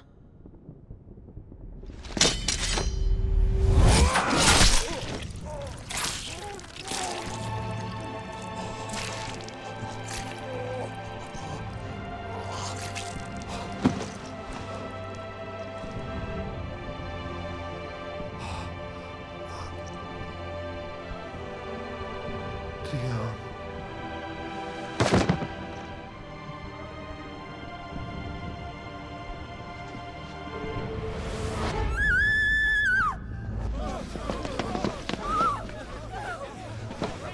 Gods! Gods! Father. Poor father. How he doted on his children. That he would die to protect me was plain. It was but a matter of when. You planned this? You did well to endure so long. But you broke in the end, as I knew you would. And now Muthos approaches. Put him to the proof. I would see if he breaks. Go, Bahamut. Kinslayer.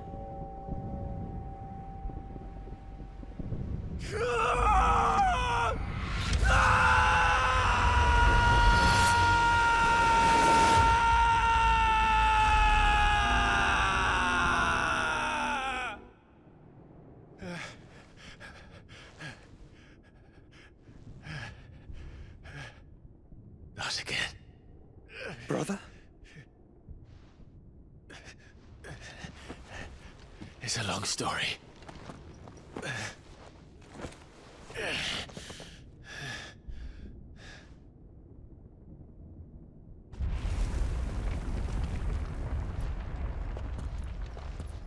You cannot stay here, Mother. Come. Take my hand.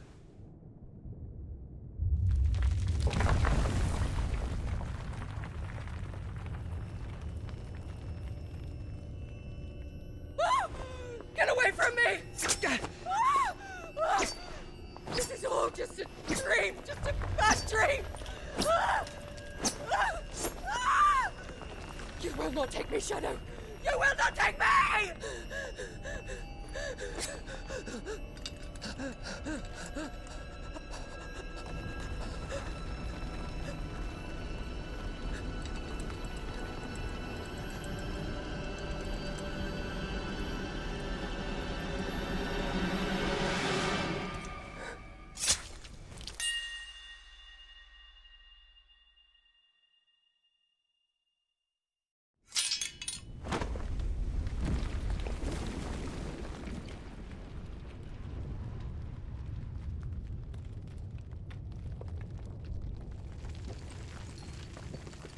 Mother.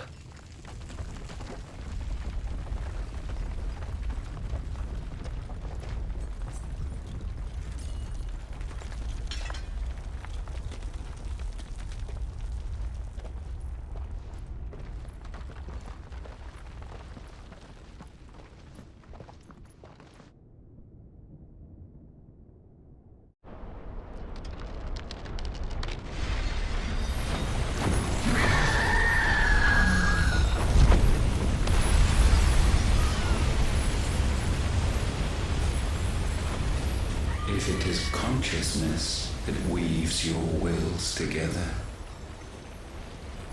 consciousness that blurs the boundary between your own will and that of others, then we shall set you apart once more. The ties that bind you shall be severed, and humanity return to its proper place.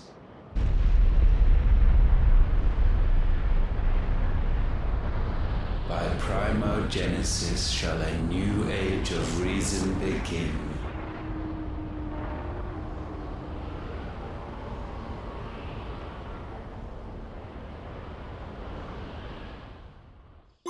Relax, Your Majesty.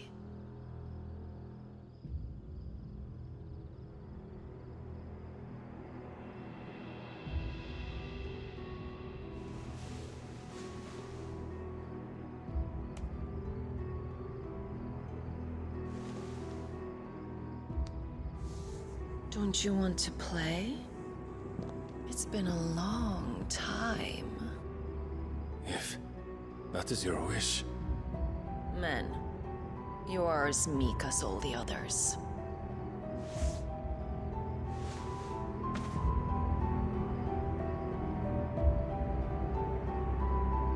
Such feeble creatures.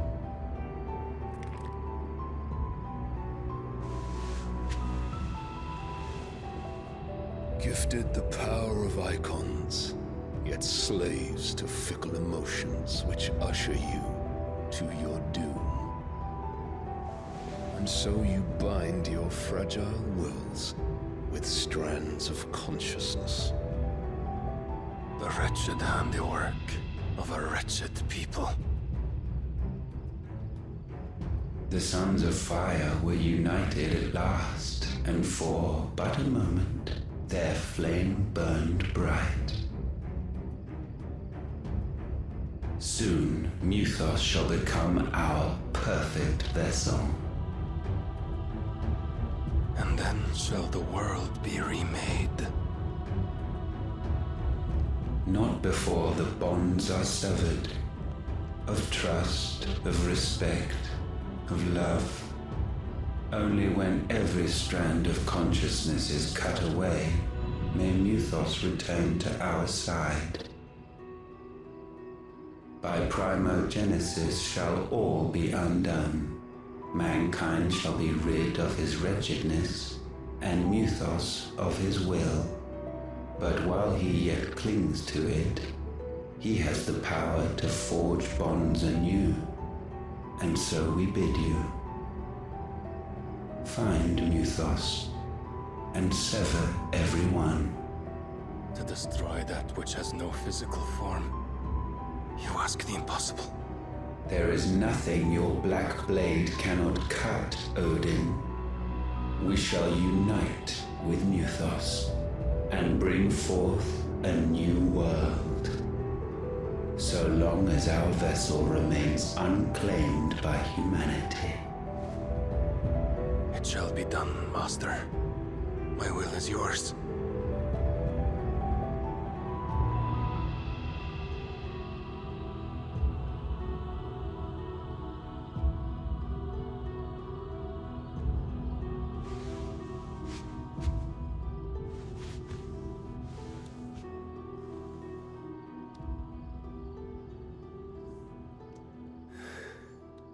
Mother.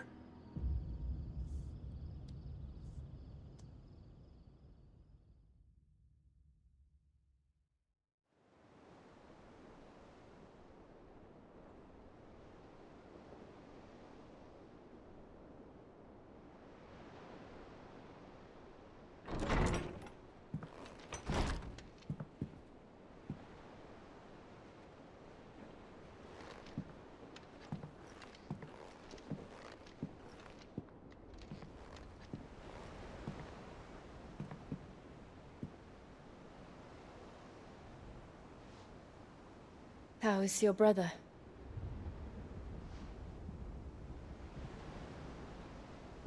Asleep since I returned from the Dominion. Talia says he should be back on his feet soon enough. For a while, at least. She discovered something on his chest. A swelling, circled in stone.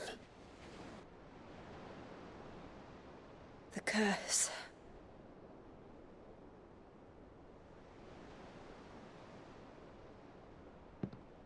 For every mountain we climb, another rises up to greet us, doesn't it? It's never ending.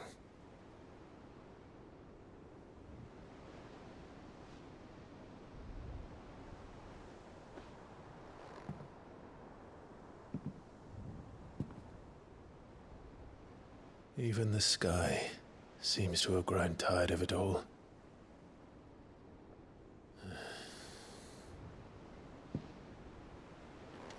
Otto, how fares the realm? The realm? Oh, she's just fine. As long as you look past the fat storms out mother crystals and her skies are a roiling cesspit. And Gav? He's with your uncle in the Free Cities, helping Mid with her project. Sent an owl their way the moment the winds turned foul. Still waiting on a reply, though. Do you have any good news? Well, that depends on your definition of good. All right, fine. What do you suggest we do? Oh, no, I'm just the messenger. I leave the scheming to those more suited to the task. Could be that Lady Vivian and Old Tomes have their own thoughts on the current state of things. Could be that they don't. It certainly can't hurt to ask. I suppose not. How is it that every one of your little excursions presages some inexplicable catastrophe? Not that you are to blame for the Dominion's fate. No one could have predicted the actions of the Crown Prince. I'm sorry I couldn't save your home. My countrymen are stronger than you think. A few toppled clock towers won't break their spirits. They'll be back on their feet in no time. I hope so. Look at us. Bluer than a pair of bog crabs. Tempting though it may be, sulking will not help us find a solution to this mess. You believe there's one to be found? I don't know. But I am certain we're more likely to find it if we first examine the facts.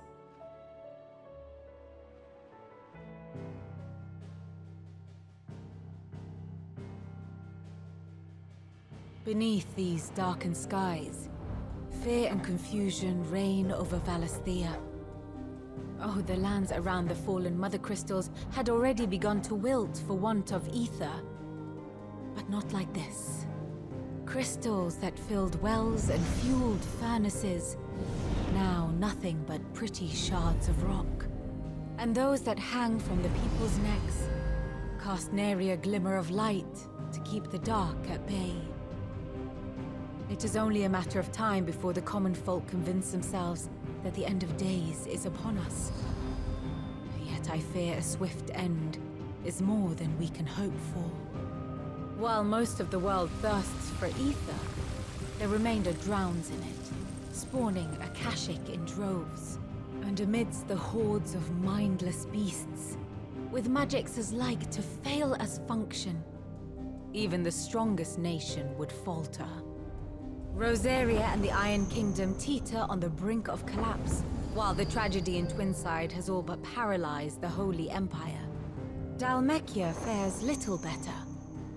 Rumor has it the ministers fled the capital after the fall of Drake's Fang, leaving their beloved republic to crumble. Waloed, meanwhile, moves in earnest. The Einherjar has been sighted off-storm. The world, in short, is in chaos. It would seem our civilization was nothing but a castle of sand, to be washed away at the whim of the waves.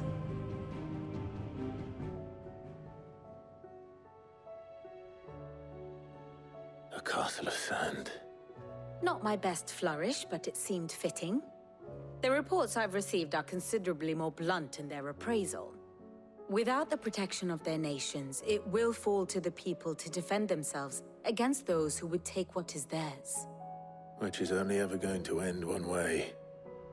Defending a farmhouse against a band of chocobo thieves is one thing, but pitchforks and palisades will do little to stall an army's advance.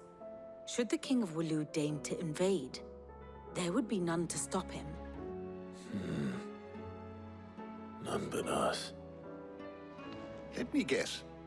You're here about the skies. Is there anything you don't know, Lawsman? It doesn't take a court astrologer to augur the obvious. As for what has disturbed the heavens, that, I believe, is a question the Fallen might be better placed to answer than I. And on the 6th day did the gods tear the sun from the firmament, visiting darkness upon their prideful sons and daughters. But I dare say you remember your childhood lessons on the sins of Zemeckis only too well. You think they're connected? That Ultima was one of the gods responsible? Well, he has certainly exhibited powers that we mortals would associate with the divine. There is nothing divine about him. But he wouldn't be the first god of whom that could be said, now would he? Yet for all the fairy tales that tell of the sins, there is almost nothing in the way of actual historical accounts. Had I the Journal of Moss the Chronicler, I may have been able to tell you more, but alas, I fear all remaining copies have been lost to time. You will forgive me, I hope? Certainly not. Because there is nothing to forgive. Even without this journal, you provided us ample wisdom. And we will always be grateful for it. Clive, we have a problem. Only one. That would be a first. It would. Actually, there are 3. We had as many owls arrive while you were at the shelves. Martha's got a Kashik out her gates, and talk of monsters roaming the hills outside of Northreach has put the wind up Isabel and her lot. And don't forget Dalimil. Lubor says the village was raided by bandits. When it rains... it fucking pours. The curse breakers are spread thin, taking stock of the damage in the Dominion. And even if I could get word to all of them, I doubt they'd get here in time to make any real difference. Which means there's only 2 people who can. Jill and I. Let them know we're on our way. My lord. Milady. We received the dame's message. There have been sightings of strange creatures, I understand. With the blue eyes. Yes. Like a Kashik, but different. They've taken so many. I've lost count. A Kashik, but different. Ultima's thralls. And what of your mistress? Is she here? Oh, no. She went to the garrison to ask what they were planning on doing about all this. Then we'll look for her there. Half the garrison's been slaughtered by those things. We lost the captain this very morning. We've tried requesting reinforcements, but there's been no word from the capital or the Dominion in days! What more would you have us do? I would have you do your duty. Those at the Vale look to me for protection. And protect them I shall. Because they are my charges, and that is my duty. In case you have forgotten, the people of this town are your charges. But more than that, they are your people. Your sisters, your brothers, your lovers. So you have a choice. Lay down your sword and watch as they are slaughtered, or take it up and do what is right. She speaks the truth, you know. This here, it's all we have. It's all that's left.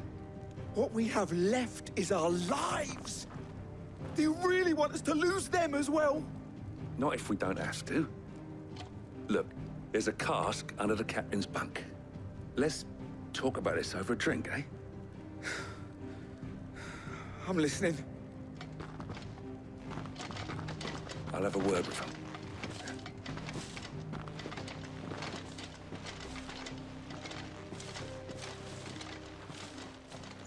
Ah, Clive. I didn't expect help to arrive so quickly. And sought to take matters into my own hands.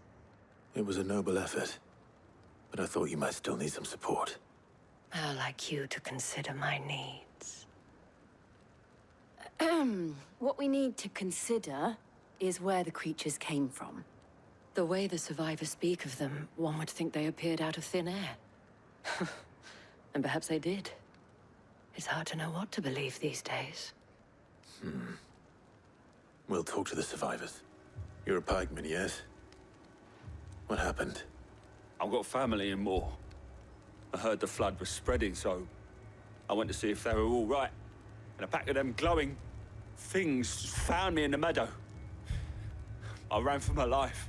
I never did get to the village. Leave that to us. Did you see the creatures that attacked you? Creatures? Yeah, They came out of nowhere. They went for Joseph first, then me, and then they were just gone. Do you remember where you were? On the road from Oriflamme. We just passed Moor when... Where's my Joseph? It's all right. Just rest now. Do you think there are more? There are always more. But I'd say we've done what we can for the time being. Then we should let Isabel know.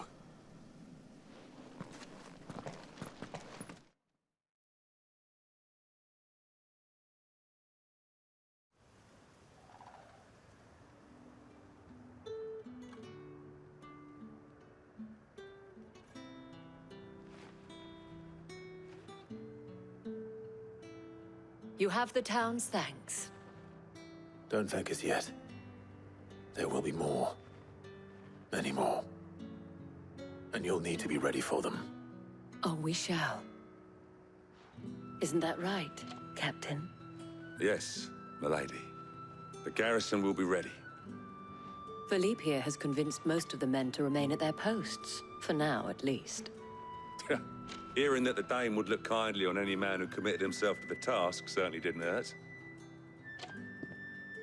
It's not the most selfless of motives, I'll admit. But whatever it takes, eh? Now me, I never needed convincing. I became a soldier to protect the people I love. And the people I love include the ones standing before me. Handsome and chivalrous. Now, if you don't mind, I have sentries to post. Milady.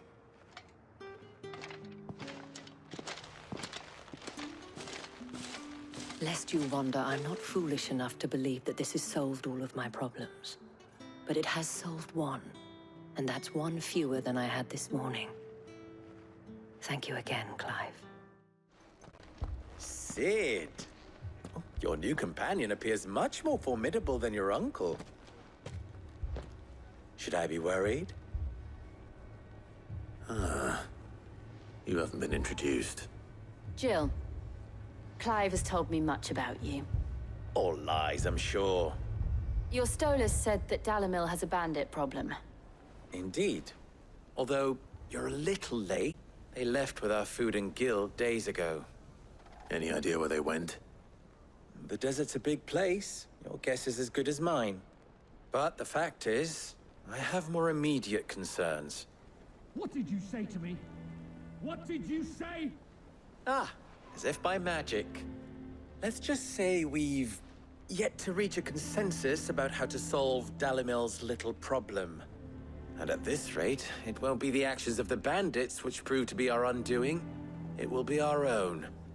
I've tried reasoning with the dissenting parties, but even the Desert Hare has limits. Perhaps we could talk to them. What makes you think they'll listen to us? What makes you think they won't? She makes a fair point, Sid. And you won't have wasted much of your precious time if you fail. They're just across the courtyard.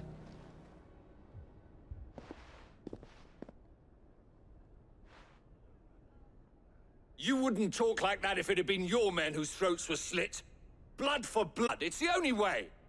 We hire mercenaries and have them mount the bandits' heads on our walls as a lesson to the rest. And what happens when those mercenaries are slaughtered like your men? Are you going to hire more? We're better off using that coin to buy food and some mercenaries. The only thing we're buying is the bandit's ire. And you cannot fill empty bellies with that. Do you hear me? But what happens when they come back? Maybe it'll be your throat that's slit. That's enough. Both of you. Any more of this and I'll throw you out myself. Come back when you're ready to talk like adults.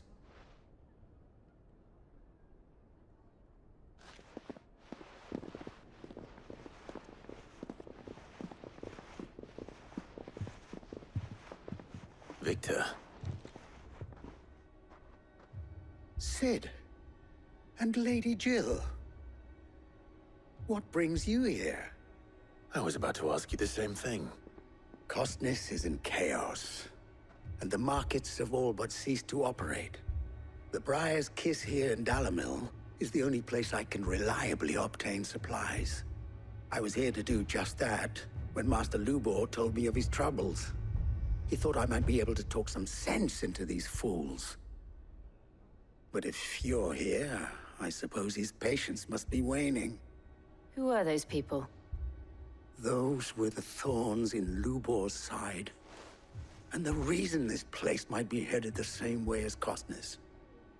It's these accursed skies. The darkness is enough to drive a man to madness. Or an entire city, for that matter. We're still working on the skies. But in the meantime, perhaps we can find a solution to Dalimil's problems. I hope so. For all our sakes.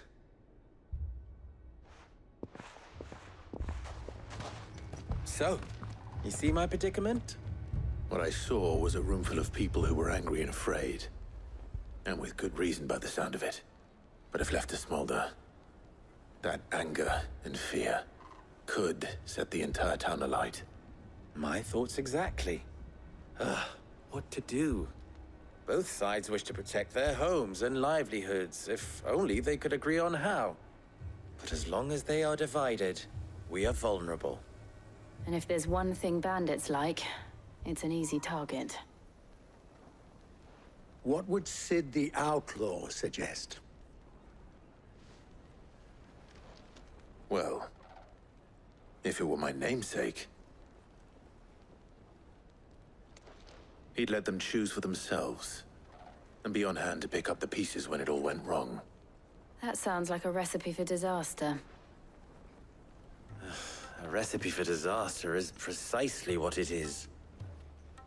But perhaps that realization would be enough to make them question the ingredients. While it's plain neither Conrad nor Natalie will countenance the other's proposal, it may still be possible to make them doubt their own. Before presenting them with a third option. And that would be? To pool our resources and save the city ourselves. Why fight each other? When all that fear and anger can be directed at the bandits. It appears we have a plan of action. Victor, pay Conrad a visit. See if you can't convince him of his folly. I'll speak with Natalie. As you wish. Your faces are not well known in this town. That may prove useful. Don't worry, Victor and I will do most of the talking. You need only play along. Play along? What he means to say is yes.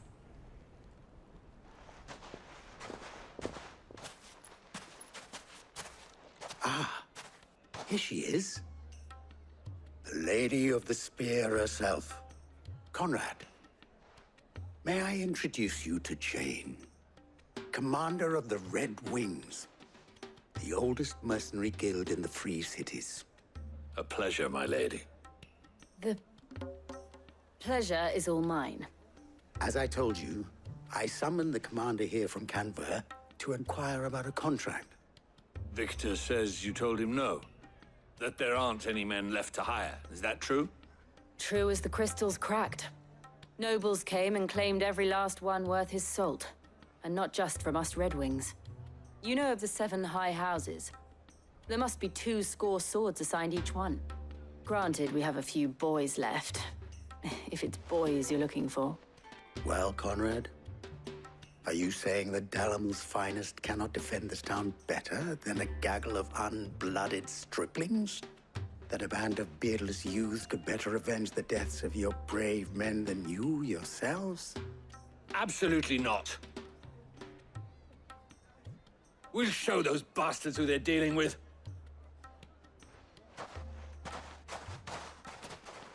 I can't believe that actually worked. Conrad's not what you call the brightest candle in the crypt. And there's a reason why I had you do the talking and not Sid. Well played, my lady. Ah, here he is now. Natalie, allow me to introduce Lord Underhill of Randalar's prestigious League of Merchants. Lord Underhill. At your service. Underhill? I was just telling the good lady of our conversation, my lord, and how you were lamenting the state of the capital's stores. Lubor says that not only are the granaries almost empty, but that war and the Blight mean this season's harvest won't be enough to fill them for winter. Indeed, certainly that is the case. The nobles in the capital are buying up the city's stocks of barley and wine, driving the prices higher than most commoners can afford. It is only a matter of time before the peasants revolt. It is worse than I thought. If what Lord Underhill says is true, I fear we have little hope of supplementing our stores, meager though they regrettably are. And while I applaud your endeavors to dissuade our more bellicose citizens from seeking vengeance, I sense Conrad is not wrong in his assessment of the bandits' likely return. Which means that now, more than ever, we will need to secure what little we still have. Food, weapons, herbs, everything. If our humble town is to endure not only this hardship, but those that are certain to follow, we must stand united. All right. If it will help to protect my home, I'll do it. But you needn't have gone through this charade.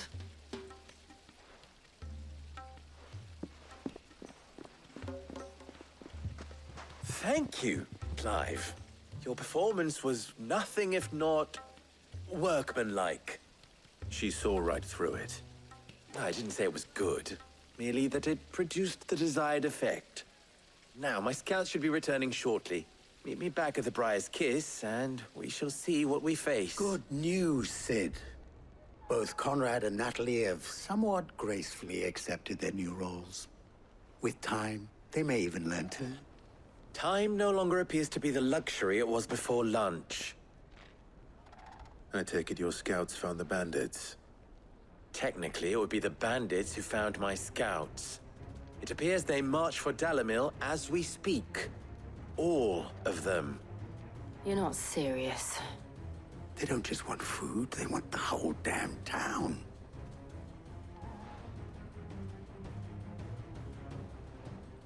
I have a favor to ask. I'm told the bandits march in two groups, one from the south and one from the desert, in a move doubtless intended to stretch our already gossamer-thin defenses. Very well. Jill and I will meet those from the desert. But what of the rest? The rest, my friend, the city shall fight. Together. Mistakes, I concede, are high. But if this does not unite Dalamil, nothing will. That is a lot of faith to put into those who had their hands around each other's throats but a moment ago. Then it will be for us to see that their hands are kept occupied. And I do mean us. I thought you might say that. We'll hold them off for as long as we can. And we will do the same. The townspeople. Could they have held out? I don't hear any fighting. What do you think? That we should hurry.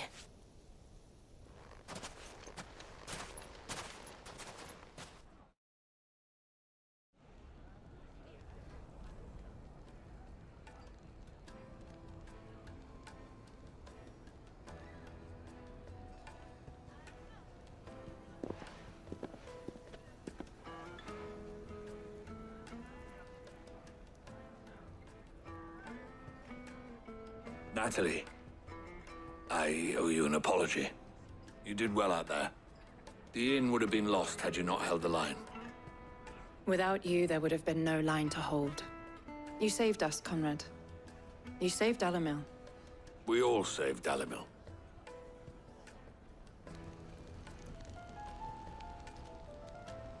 Conrad seems to have had a change of heart. I'd say they both have. I take it from your presence that our visitors from the desert won't be joining us either. Pity. The plan worked, Sid. Granted, it only took an army of bloodthirsty bandits at our gate. Calm now, Victor. Why quibble over the details? We are united, and that is all that matters.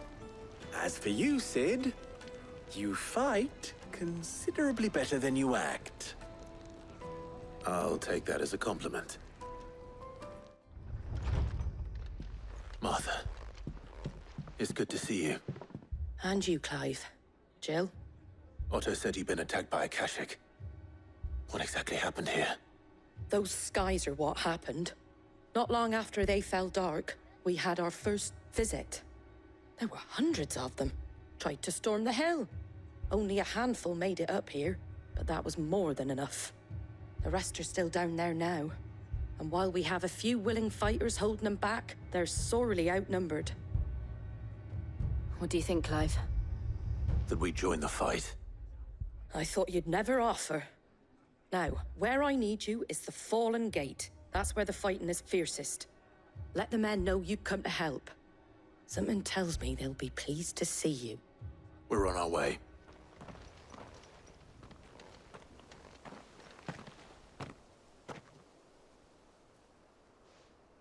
Clive, wounded.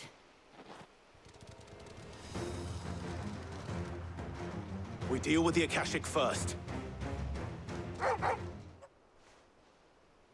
These men don't have the look of hired swords.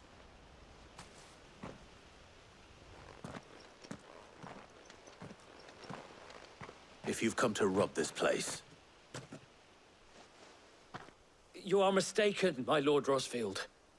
We're here by Madame Martha's leave. How do you know my name? Forgive me, my lord. There wasn't time for introductions. We're with the Guardians of the Flame. Wade's men? But how did you come to be here? Where is your commander? Sir Wade left earlier with a scouting party to find out where the Akashic were coming from. Did he? Take your wounded back to the inn. Martha will see you're looked after. We'll join you anon.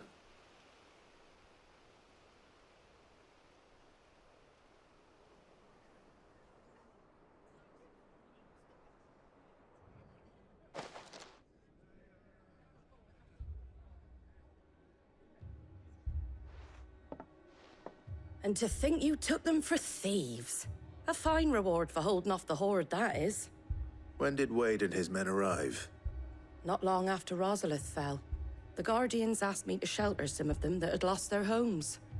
They were making ready to leave just as the skies turned, and we agreed it was best we stuck together. Martha! Trouble! The scouting party's almost at the lift, but they got a pack of Akashic snapping at their heels! And they got wounded with them! They're not gonna make it! Damn it all. We'll worry about them, Martha. You look after everyone here. If any can still fight, send them to the lift. I will. You two be safe now.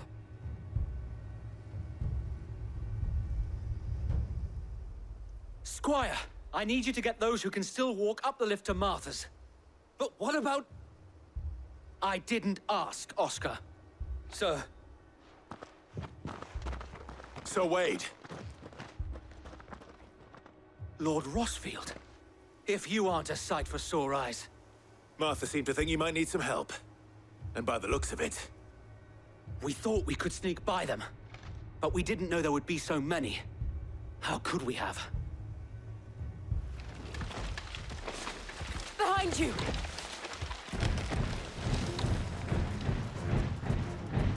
Damn it! We need to get the injured to safety. Do you think we can hold them off? We can certainly try. Are you with us, Sir Wade? Always. Then let's do our duty.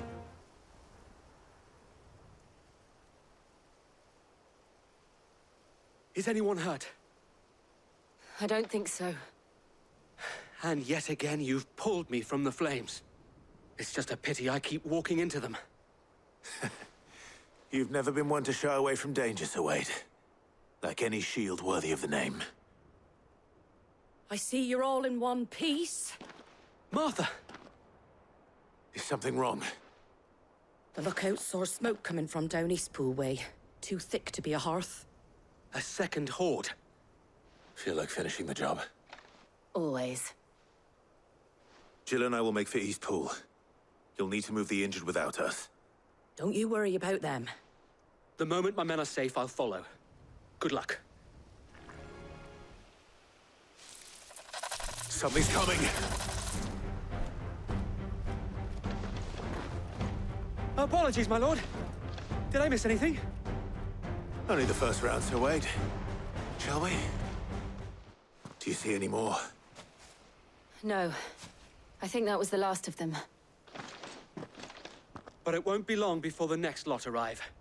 Then we make for Martha's while we can.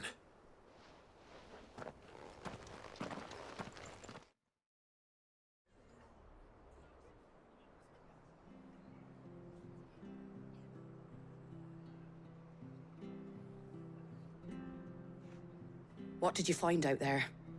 The same as Sir Wade. Scores of Akashic. Well, wherever they came from, they're gone now. Our lookouts say the lowlands are clear. Hopefully we'll have enough time to lick our wounds. How many of your men were injured? A damn sight less than if you hadn't turned up. Thank you. It was a hard-fought victory. But as long as the skies remain dark, I fear the Akashic's numbers are only going to rise. It's not a matter of if the Horde will be back, but when. And whether that's sooner or later, we'll need to be ready. The inn here affords a good view of the land, and is easily defendable. I'd like to make this one of our outposts. What do you say, Martha? You'd have more men to guard the rest. Well, when you put it like that, of course they can stay.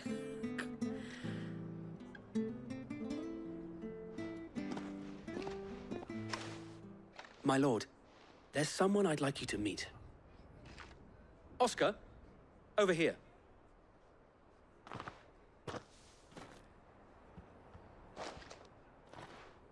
It is an honor to make your acquaintance, Lord Rossfield. I am Oscar. Oscar of House Murdoch. Murdoch? I wasn't aware the Lord Commander had children. Oh, he didn't. But his brother, my father, did. I am Sir Rodney's nephew. Well, go on, then. It's not for me to ask him. Yes, Sir Wade.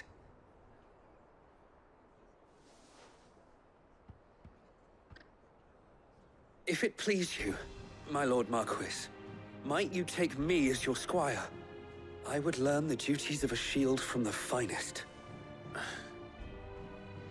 I'm sorry to disappoint you, Oscar. But I'm a shield no longer. Nor was I ever the finest. And spending time in the company of an outlaw hardly seems a fitting education for one aspiring to take his oaths. My Aunt Hannah once told me that a man is not defined by his title, but what he does in its name. You have accomplished much since taking on the mantle of Cid, winning no little honor in so doing. And I would sooner serve under an honorable outlaw than an unworthy shield. Not that Sir Wade and the other Guardians are... I mean to say that, It's all right. We know what you mean. There is only so much the boy can learn from me, my lord. But a squire... Would that really be so bad? You were a squire once.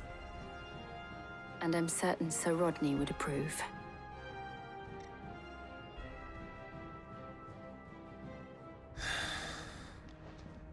Know that I'll show you as much leniency as your uncle showed me. I would not have it any other way. Was wondering when you turn up. Had owls from all our friends thanking you for your timely intervention. How is it you always manage to arrive at just the right moment? Luck, I suppose. Any word on the rest of the realm?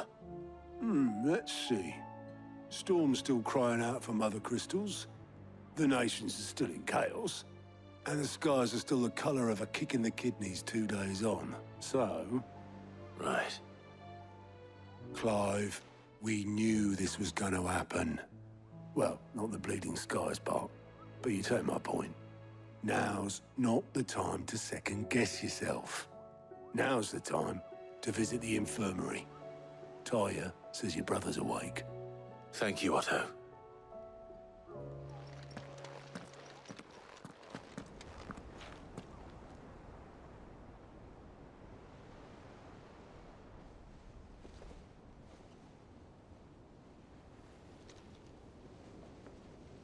So it was not Sylvester, but Olivier who served as Ultima's puppet. And when Dion learned of this, he sought to slay the fiend.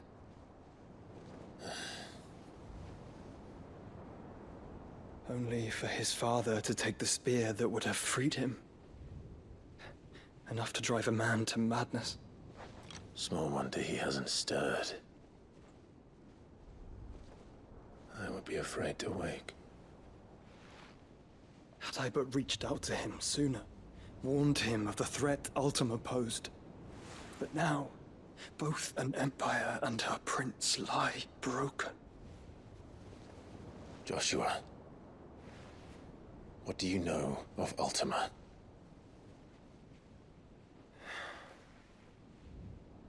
Very little, I'm afraid. Despite my best efforts. 18 years ago, as I lay buried beneath the rubble of Phoenix Gate, 'twas not death who came for me, but another. And it was while in my rescuer's care, I first heard of Ultima. I've been chasing his shadow ever since. Ultima is driven by some deep, dark purpose, and for whatever reason, it would seem you are crucial to his designs. He will stop at nothing to have you, even if that means toppling an empire. But why me? What possible use could I be to such a creature? That is one of many answers that have eluded me. Yet, I am certain of this. It is not mere chance. You were chosen for a reason. All dominants carry within them the might of an icon. Nigh limitless power that is at once acutely limited. I wield fire, and only fire. And I only ice. 8 wardens for 8 elements. But you, Clive. You are different. You're special. Your abilities begin with the flames of Ifrit. But they do not end there. The fact Ifrit can even exist goes against everything we thought we knew of dominance. Perhaps Ultima has been waiting for one such as you, whose potential is truly limitless. I've encountered that thing several times now. If it or he, as you say, needs me, why hasn't he claimed me as he did the boy? Were I to hazard a guess, I'd say the two of you are somehow incompatible. His mind not properly attuned to your body. His mind? Mind, awareness, spirit, call it what you wish. But I believe Ultima to be an embodiment of the concept. This is why I struggle and fail to contain him here inside me. I'm sorry. Inside you? With every setting sun, I feel my strength wane.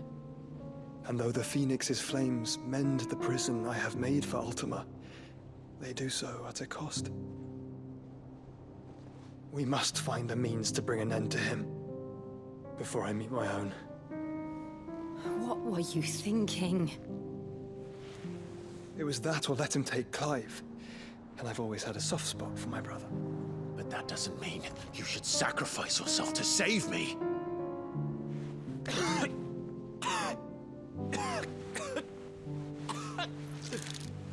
Joshua! Clive! It's Gav!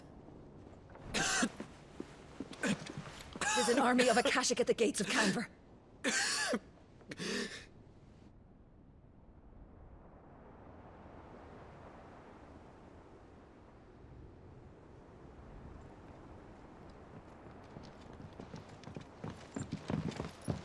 Well, what's the short of it?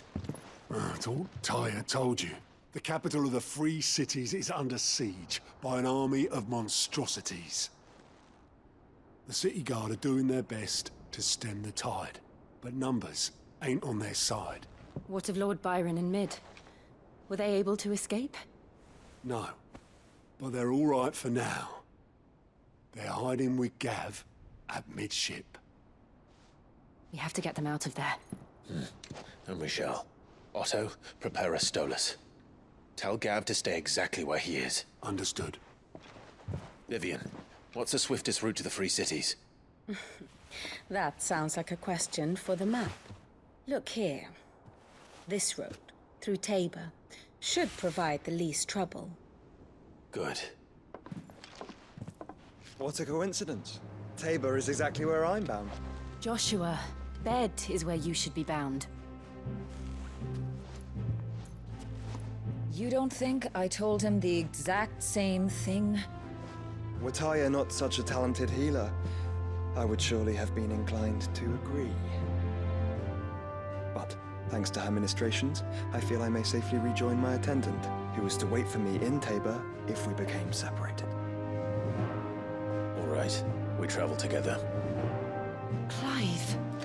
If he stays close to me, he'll be fine. Thank you, brother. I'll look after him.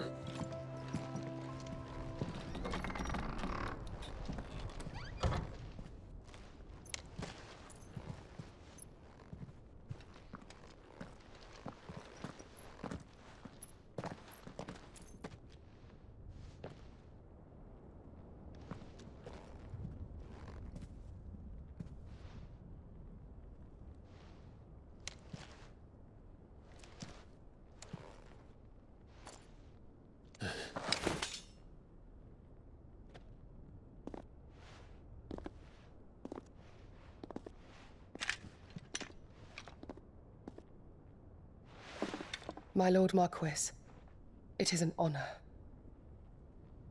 I am Yote, Knight of the Undying, charged with the protection of His Grace Joshua Rosfield, Keeper of the Flame of the Phoenix. Of course. It all makes sense now. Would you care to elaborate? The Undying are loyal servants to the ducal throne. Or more specifically, to its heir. They have served our family for generations, albeit from the shadows.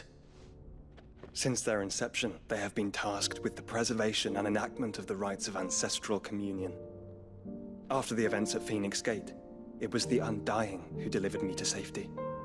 And since the day I left Rosaria, Yote has been my constant companion and protector. Without her sword, I would not have survived my journey across the realm. Rise, Lady Yote.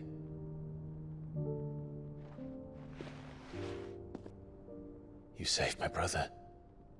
I owe you a debt I can never repay. I but did my duty. Come now.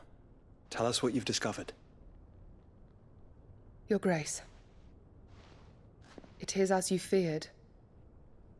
The vessel we spied off the coast of the Crystalline Dominion on the night of her fall. It was the Einherjar. Beyond any doubt. The Black Galleon. Joshua, the Einherjar is the Royalists' flagship. What business would they have in the Dominion? Upon learning of Waloed's involvement in recent events at Drake's Fang, I sensed the malign influence of Ultima, and bid Yote and the Undying look into the matter. We have reason to believe that the Black Galleon weighed anchor shortly after the fighting began, and set a course due south. For Canva? Then it is Waluda Knights who besiege the cities. What is left of them? Yes. And the Black Galleon sails at but one man's behest. Barnabas Tharm.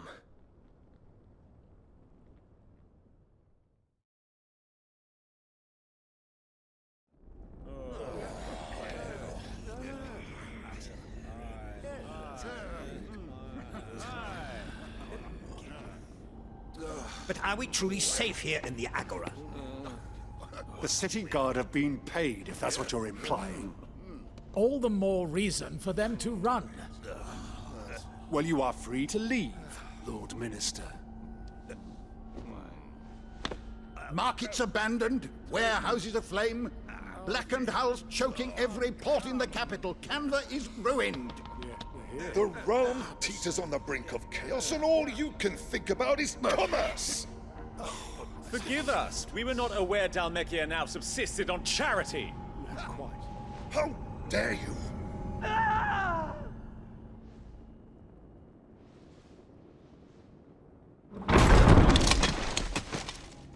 Distinguished members of the Council, you must forgive His Majesty this intrusion. What is the meaning of this? A trifle crowded, but I fear it will have to serve, my liege. Very well. My colleagues, do you not see? The king! He has come to save us from the Akashic!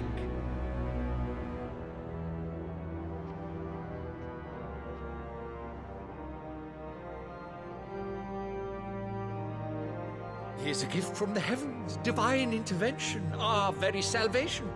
And of course, if it is compensation he requires, we would be most willing to negotiate a fair price for services rendered. Fools! Your ignorance unbecomes you. Your Majesty, correct me if I'm wrong, but I would swear that the fiends washing the cobbles of Canva with the blood of her citizens wear the colors of Walud. Ha! So you do not deny it. Guards, fetter them, and see our guests to the dungeons!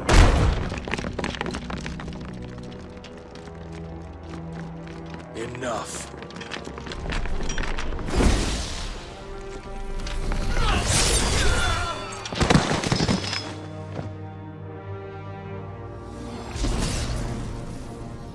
Pathetic creatures.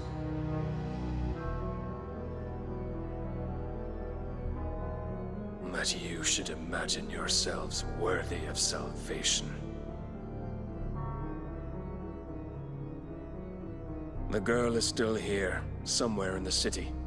Her consciousness fair dripping with her late father's hubris. A consciousness to which Mythos is inextricably bound and inexorably drawn. See that he is made welcome. Yes, Your Majesty. Come, Mythos.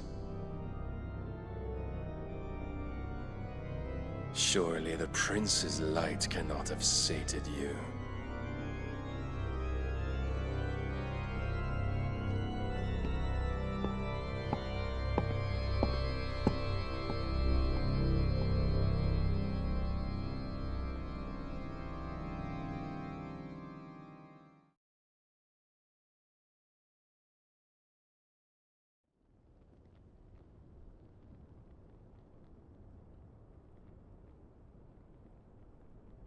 So then, how long has Walud been under Ultima's control? How long indeed? Based on what we know of Barnabas's actions, I would guess some few years, mayhap more. But to what end? What does Ultima want? The tapestry. Show them.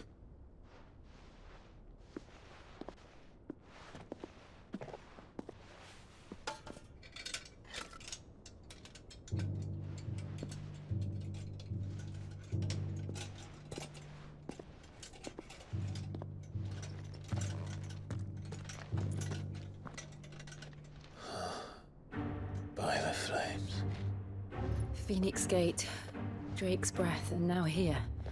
But what is it? It is old, ancient, even. Naught remains of the faith it represents, save what can be gleaned from the image itself. None could tell me what the one in the apothecary meant, even the Undying. But I believe it may be the key to discerning Ultima's purpose. That figure in the center, the one beneath whom the icons congregate, that I believe to be Ultima. He is a god, or at least godlike, his very existence beyond our ken. The icons, and by extension their dominants, are meant to be his subjects, and while some, like Barnabas, have accepted this role, others have rejected it. Like you, Clive, which is rather inconvenient, as it appears he needs you most of all. And gods don't like to be disobeyed. No, I don't suppose they do. Clive, may I tell Yote of the lake? By all means.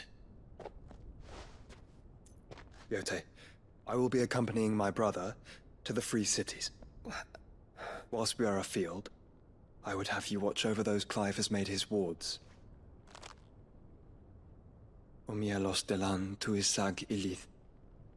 Though well concealed, the hideaway lacks trained fighters to defend its occupants should they be discovered. But it is my duty to... As it has ever been my brother's duty, remember. If that is your wish, Your Grace. But please be safe. If aught were to befall you, You have my word.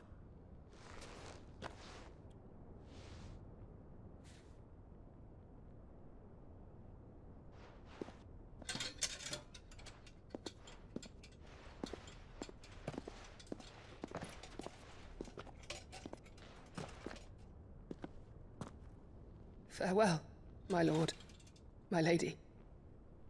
We are in your debt, Yote.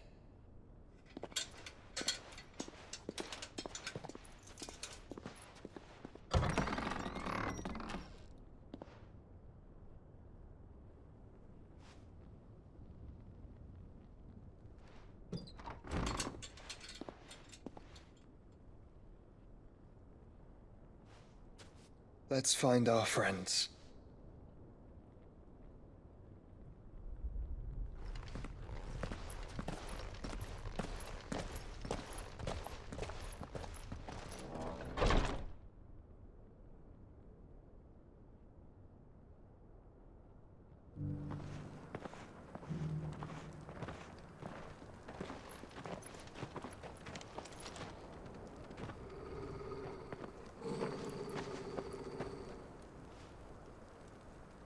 Cyril. How fares the search?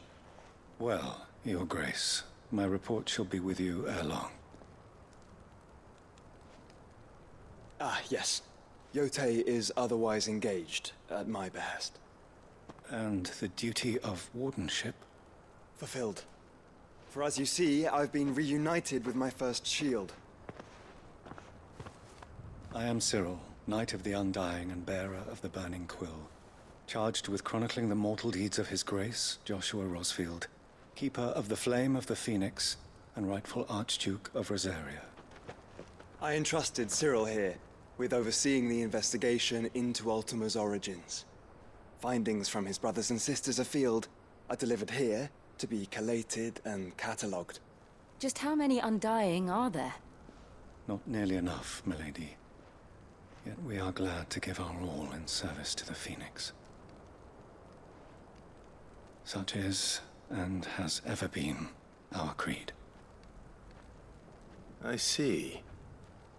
You have your associates, I have mine. But you may now think of them as ours. That won't be a problem, will it? The Phoenix is our sun, and we but the shadows that quicken in his radiance.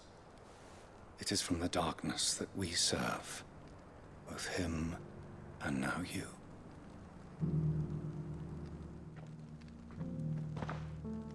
Pray accept this token,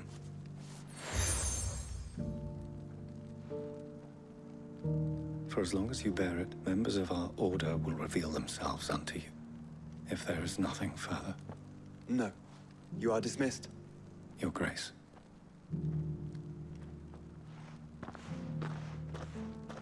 The Canva, then?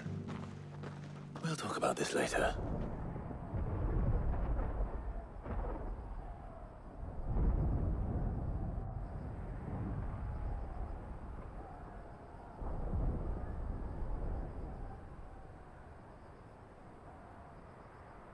The free men are still holding their own, then. Do we have any idea where Gav and the others might be? There's a warehouse near the docks where we agreed to meet if there was any trouble. We should hurry.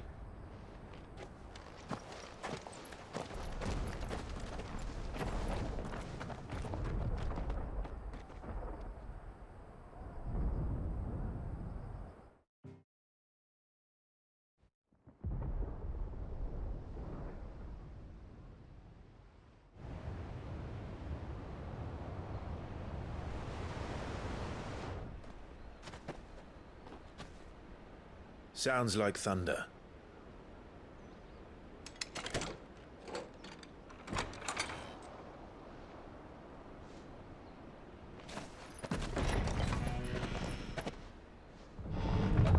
You're late. We're starting to think you'd stumbled off a cliff. I seem to recall that was you, Gav. Good to see you. Any trouble on the road? Nothing we couldn't handle. I knew you'd come. Is that who I think it is? Yes. Allow me to introduce my brother, Joshua. Clive's told me all about you. Or even listening most of the time. Name's Midadol, but everyone calls me Mid. My lady. Hey?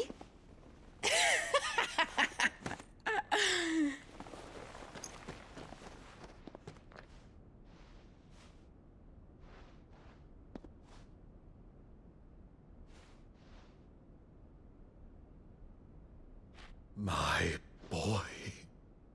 Uncle Byron. It's really you. I never thought I'd see the day.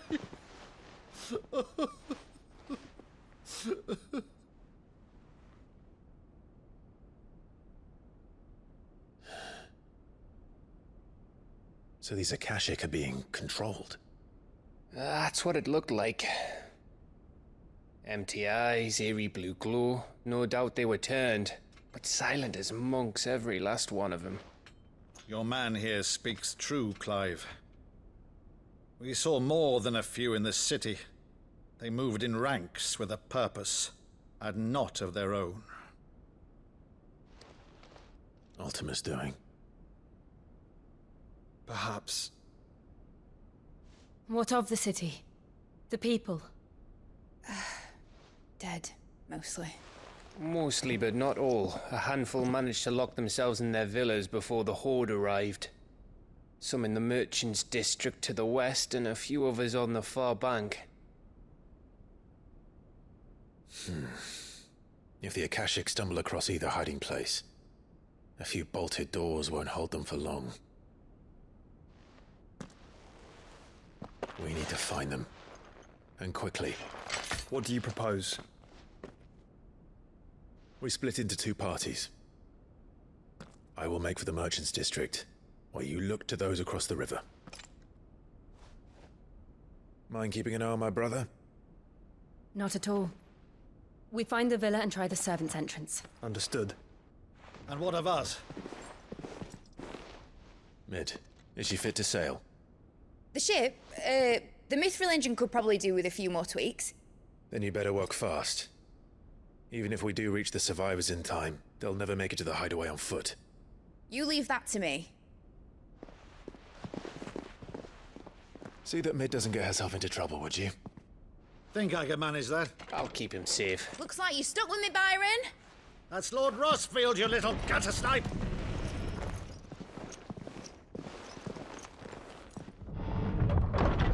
Shall we then? And you keep Clive safe. Be careful. Both of you. You too.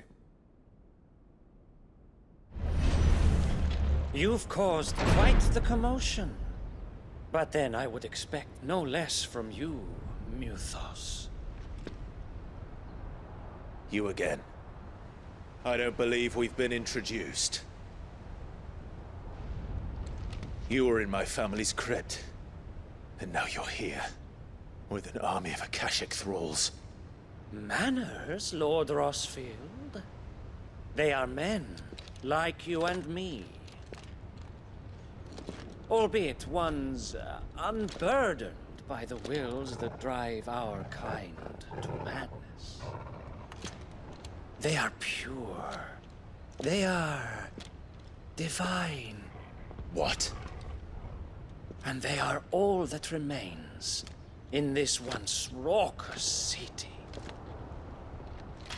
You'll pay for what you've done. As you wish.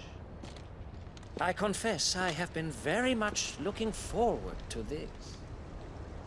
Pardon me this indulgence, Your Majesty. The vessel shall not be spoiled.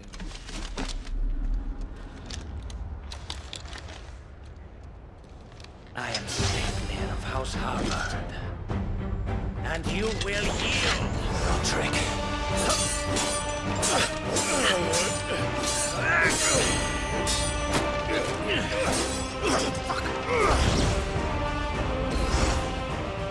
You will forgive me if my performance seems uninspired. It is just that I expected so much more from our chosen one. Perhaps this will kindle your flame? What now? A gift from my liege lord's armory. Gungnir. Watch closely, Mythos. The vessel is strong. My liege.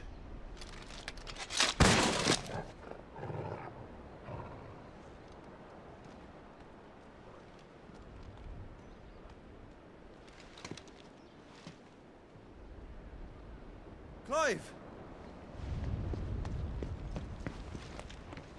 You're all right. As are you, I see.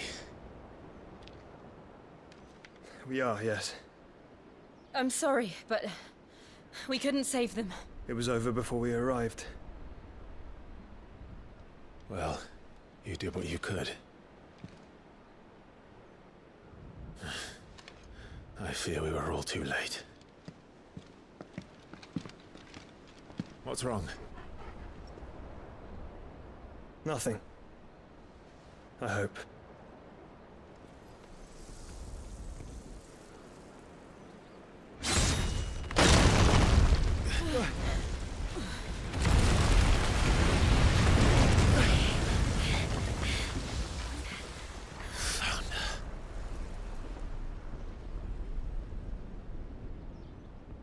Leaving so soon, Mythos?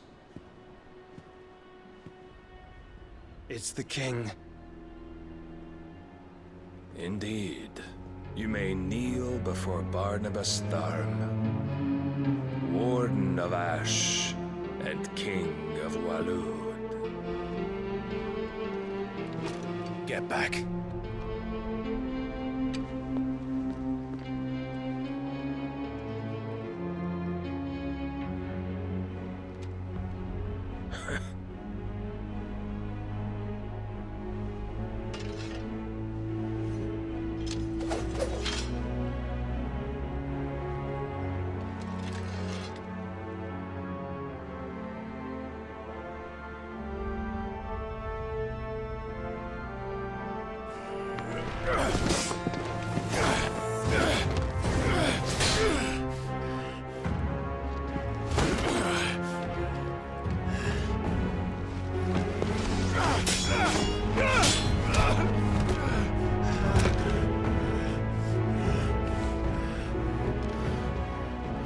Wild and impetuous.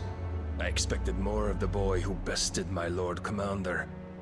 Yet I see why my master covets you so. The power within you, Mythos. The potential.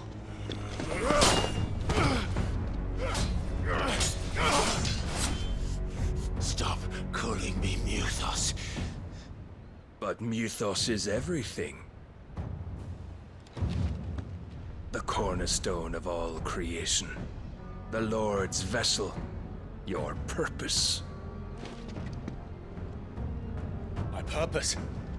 To surrender my mind and body to that thing.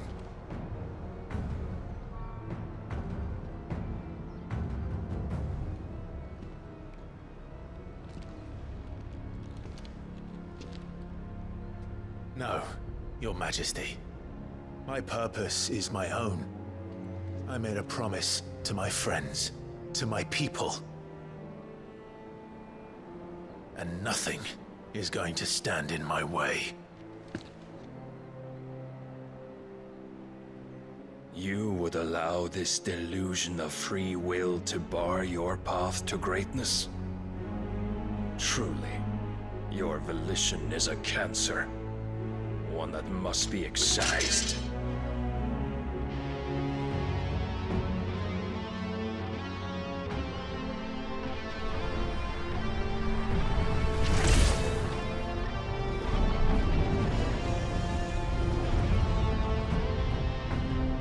Try it.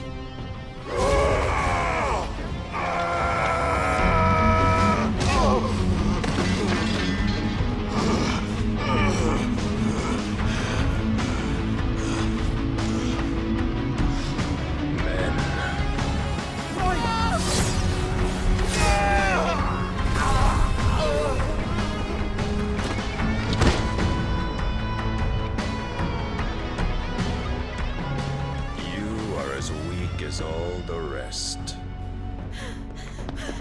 Joshua!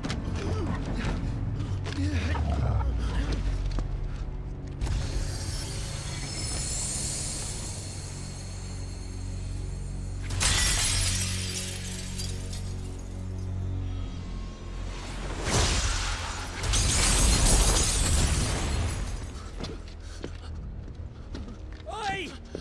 Oi! This way! Hurry!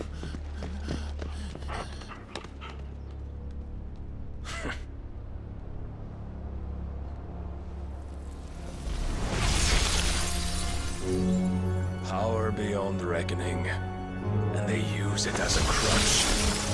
Such a waste.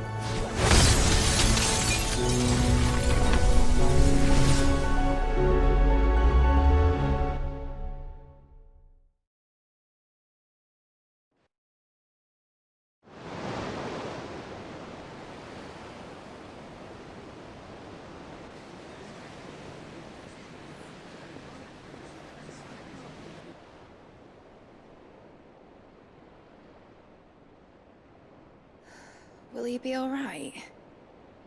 The phoenix can mend flesh, but the spirit must recover on its own.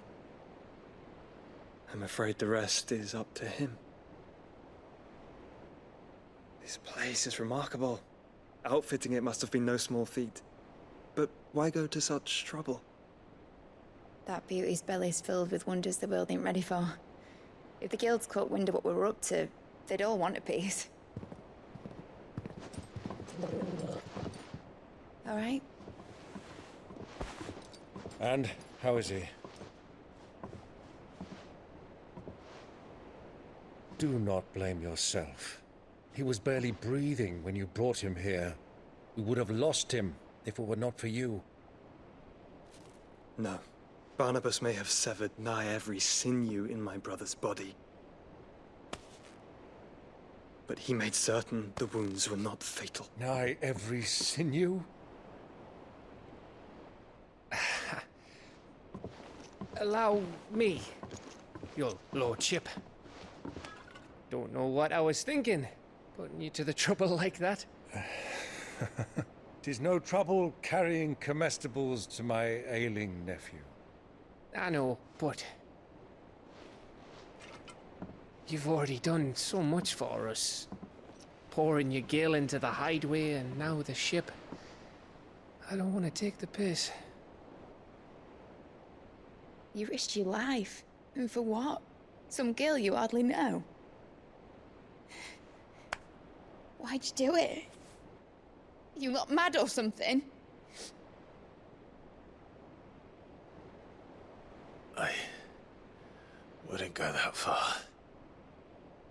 Clive! You're awake. My boy. Oh. All I want to do is help. And the world won't save itself. It was Sid. Your father, who taught me that.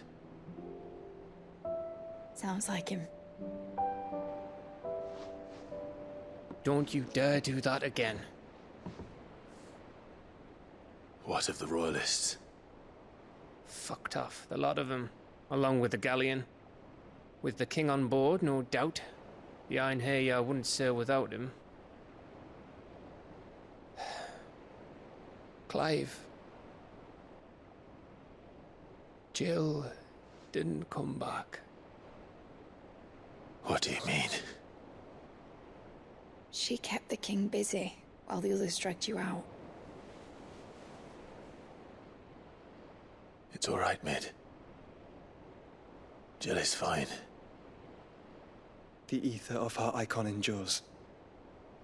And as long as it does, we can be certain she is alive.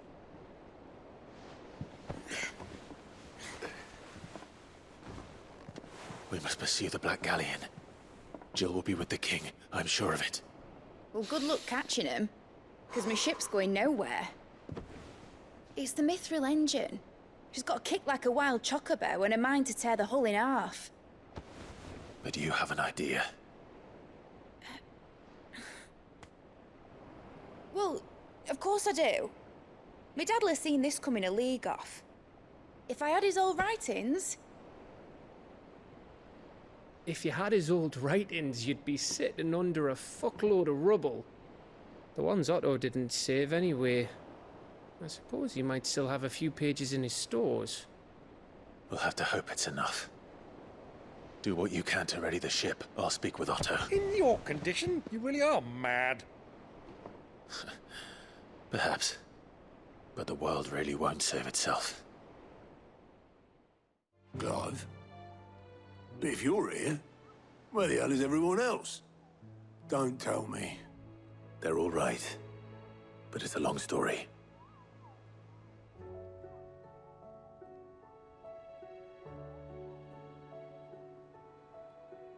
You lot don't do things by halves, do you? Well, at least everyone's still breathing. Now, as for these writings, I'm sorry to say, Clive, but if you had those, you'd be... Sitting under a pile of rubble, I know. But we were able to save a few bits and pieces from the ruins, most of which ended up being used to build this place. The more personal items we gave to the next of kin. In the case of Sid's things, that would have been Mid. Then I'll check the workshop.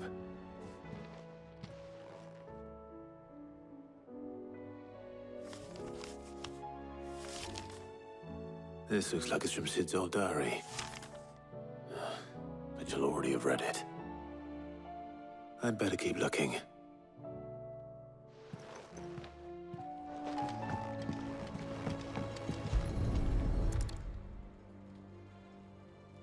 What do we have here? Oh, Sid's pipes. Something tells me Mid won't be needing these. I remember seeing this doll in Sid's cellar. I wonder if it was Mid's.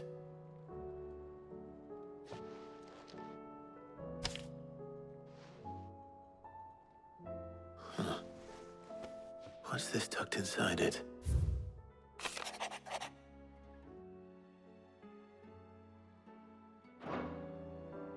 Sid's best invention. Huh. That sounds promising. Well, did you find anything? Possibly. You wouldn't happen to know what Mid's first opus was? Opus? That girl's as tone-deaf as a banshee. Unless you mean the orchestrion. She couldn't have been more than, what, 11, 12 when she cobbled that thing together? It surprised us all. Not least her dad. You should have seen how proud he was of the little scamp. What's that battered old box have to do with anything? I think Sid may have hidden something inside it. Wouldn't surprise me. Those two and their bloody treasure hunts. Half the things in the hideaway were hidden one time or another. I didn't break it. Well, I didn't break it. What didn't you break? Nothing. We didn't break nothing. We definitely didn't break the orchestrion. What's wrong with it? It's broken. Except when it isn't.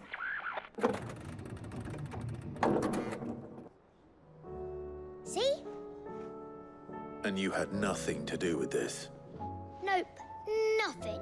We just wanted to listen to all the songs at once. So we pressed all the buttons.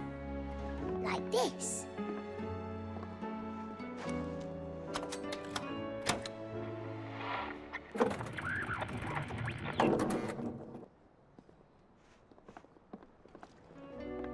See? All too well. All right, out of the way.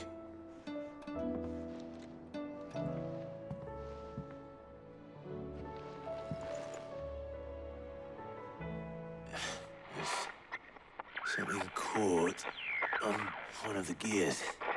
Did you break it? Can you fix it? No, I mean, yes. There. How about now? You fixed it! Sid fixed it! He more than fixed it! Yeah, new music! Huh. Never heard this one before. They started playing when I removed this. Whatever it is.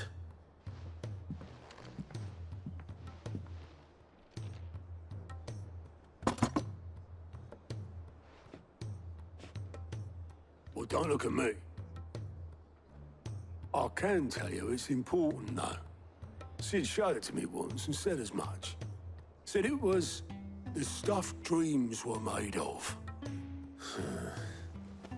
Let's just hope it's the stuff ships are made of as well.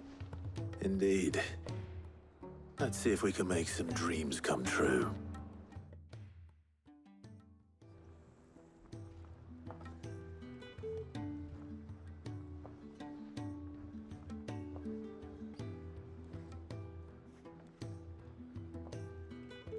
Just the two I was looking for. Aye. Who's a patient? Actually, yes. The Crown Prince just left. Dion left? Unless you've another word for stood up and walked off. Yes, left. He did have the decency to leave a message with Obelisk before commandeering one of his dinghies. Should we go after him? No. We're not the Prince's keepers. He's free to do as he sees fit. I'd rather he did so in bed. His wounds are nowhere near healed. Much like yours, I suspect. Otto told me what happened in Canver. What is it with this realm's princes and their aversion to rest? Ask me when I get back. Though I may be sometime. Then at least try to stay safe. And if that fails, try to stay alive, eh?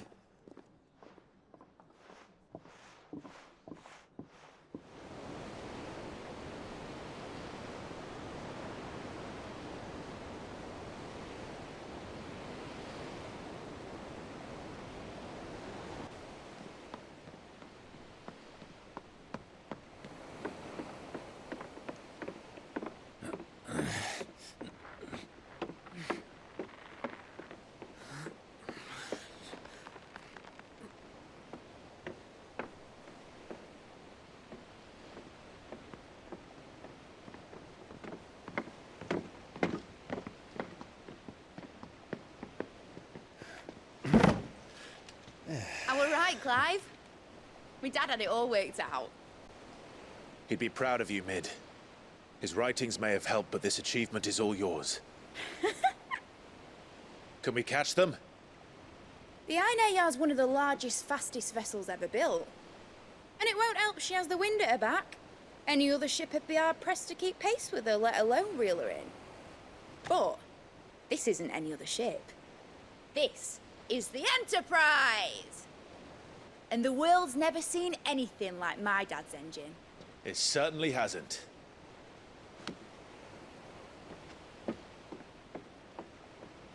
Clive, what do you know of Barnabas Tharm? Only what the bards sing. That he sailed to Ash from southern lands. That it was his mastery of the blade which won him the throne.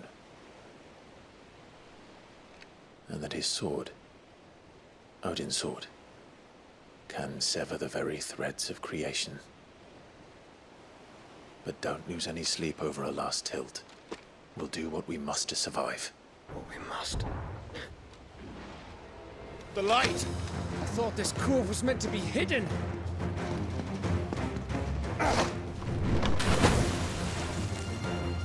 Mid! Company! Eh? We'll hold them off until the ship is ready. But hurry! Bollocks! All hands! Man your stations!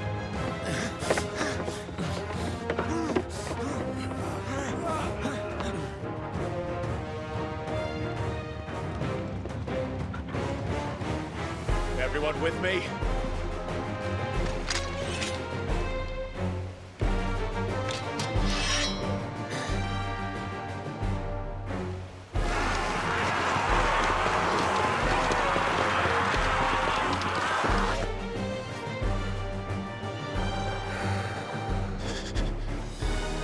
Here they come!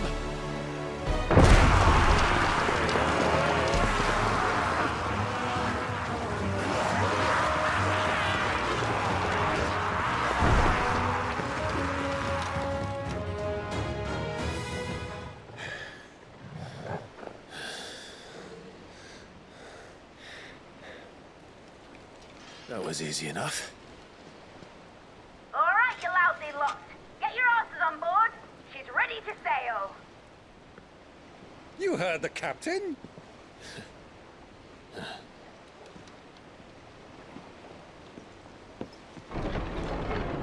Clive?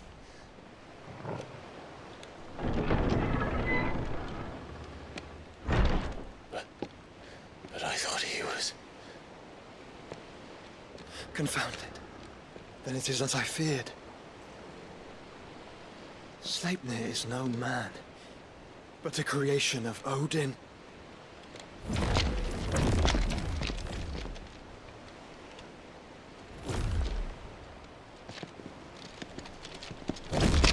Phoenix's fiery fundament. Have you no normal enemies?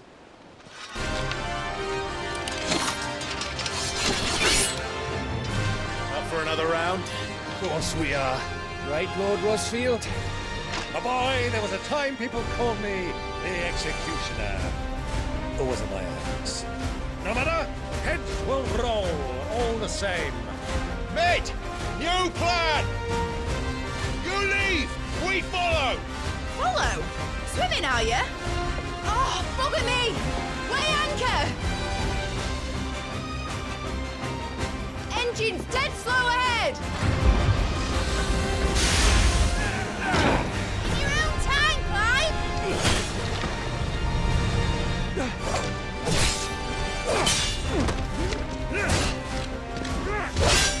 Right, run for it!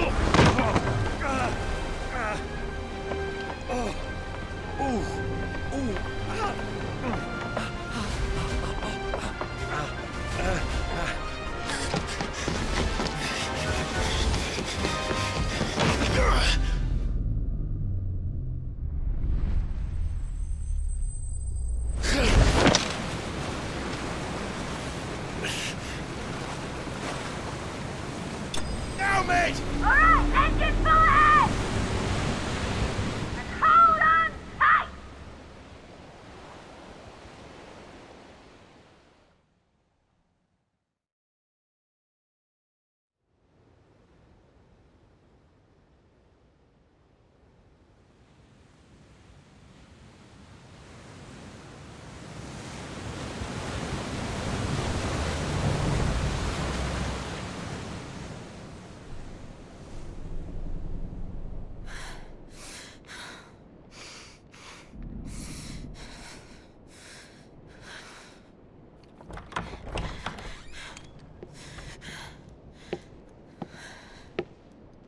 What do you want?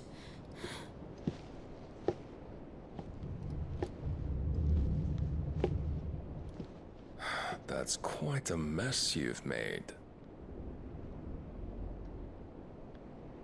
And wholly unnecessary. You are my offering to Mythos. I would not see you damaged.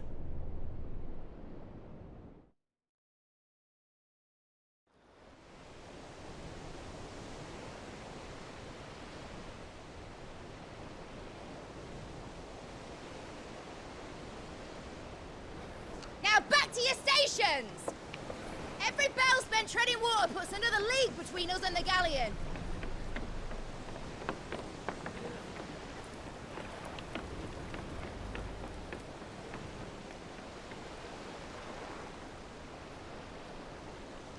I don't suppose Mid has a spare engine?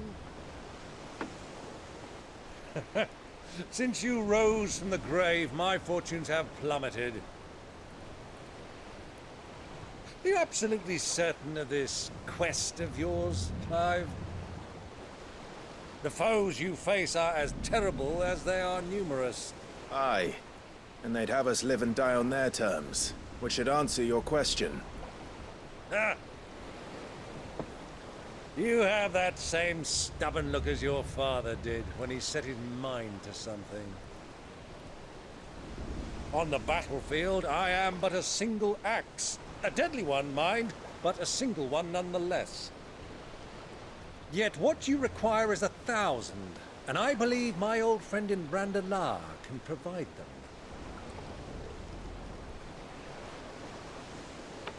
Take care, Clive. I have many more tales of your father's exploits to share. And I cannot very well do that if you're dead. Again. Good luck, Uncle. And may fair winds attend you. As for you, Joshua, take care. I shall do my best, Uncle. Farewell, my nephews. When next you see me, it shall be with an army at my back.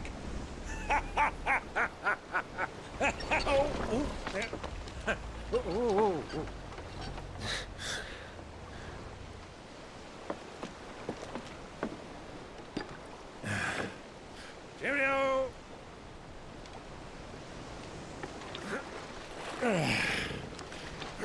Oh, yeah. Do keep up, my boy.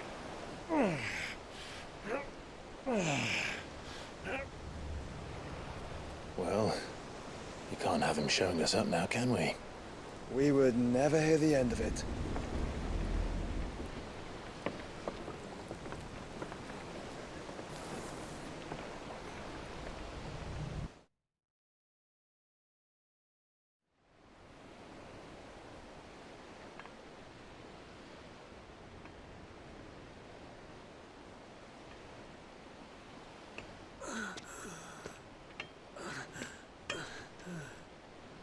Grigor of mercy.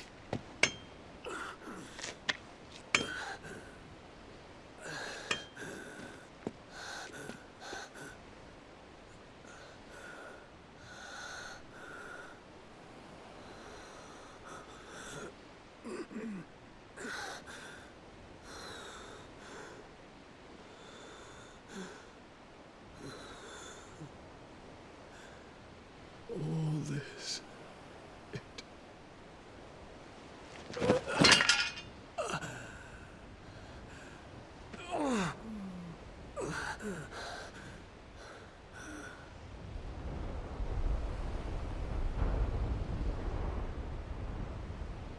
What have I done?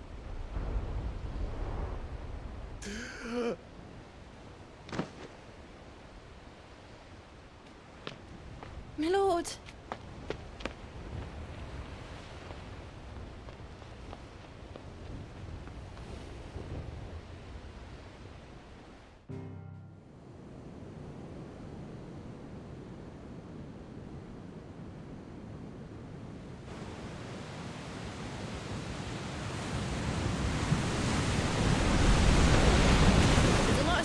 between here and Waloed. But any ship heading north has to round Zemeckis and put through the Narrow. Maintain our current bearing north-northeast, and we'll catch the Black Galleon before she vanishes again. What's to prevent her from circling around Ash from the south? With these winds in those waters, it'd take 'em forever and a fortnight to reach Stonehere. Mid knows what she's talking about, Clive. Better than any of us lot, anyway. I say we do as she tells. Sails on the horizon. She's ours.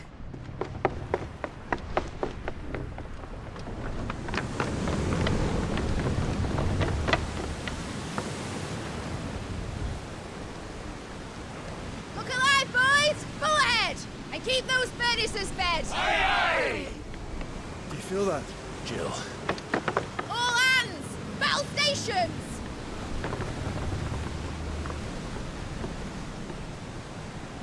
Let's see what this girl can do.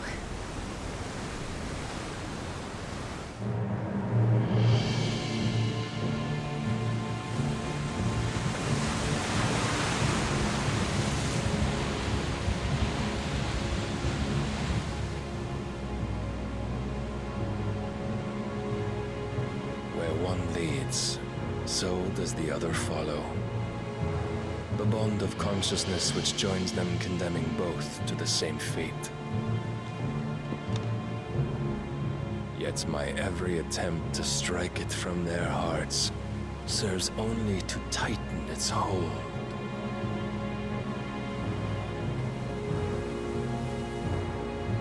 Fascinating.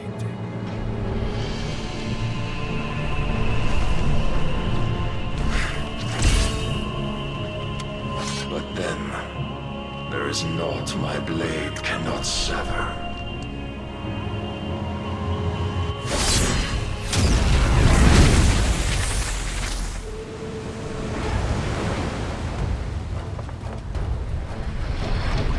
Great Gregos, gosh!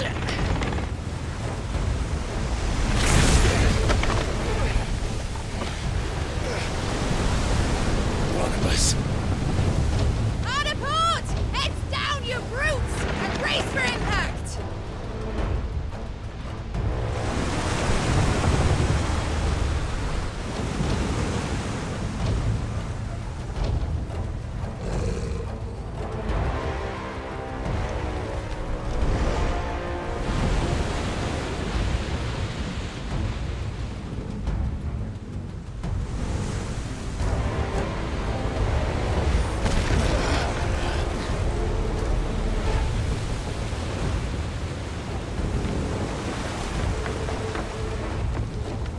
Now or never. I'll find her.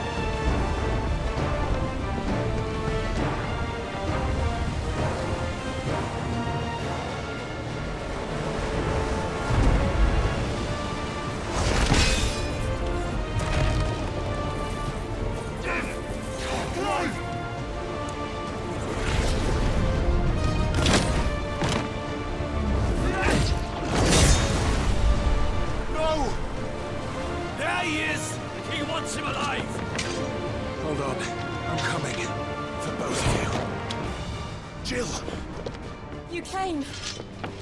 Get back.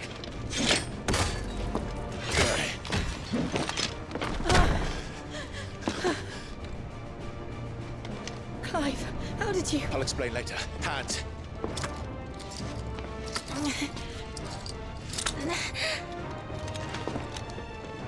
Can you walk? Out of here I can.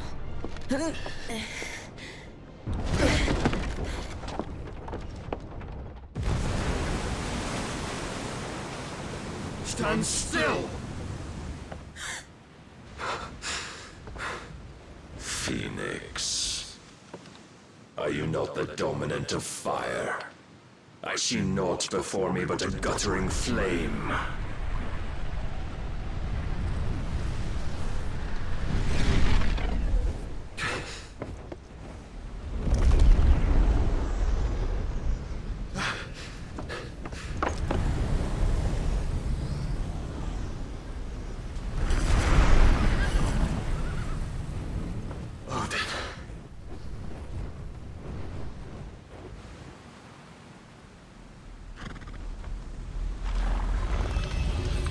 In earnest, then.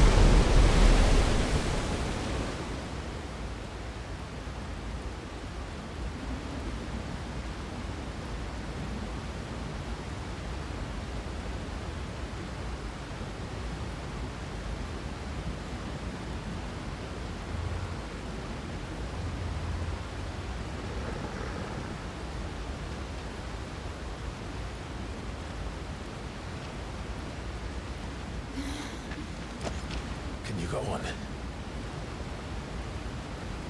I think so.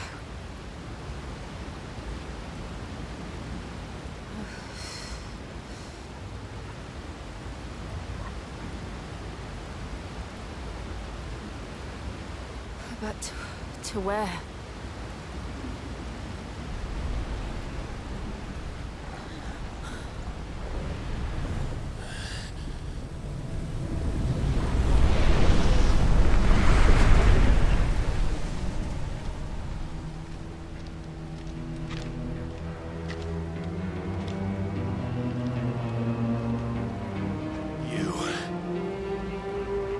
What did you do to Joshua?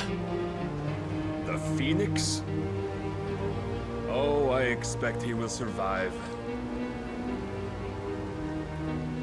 This consciousness in which you coil your feeble souls is grown thick with desperation. And thus has my master turned to my blade.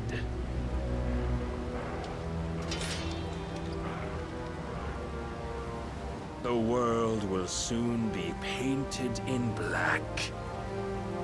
And all that live shall gather in death's autumn wake. Not if we remove the cause of this misery. Not if we destroy the last of the Mother Crystals and restore balance to the world. Come. Do you truly think it's so simple?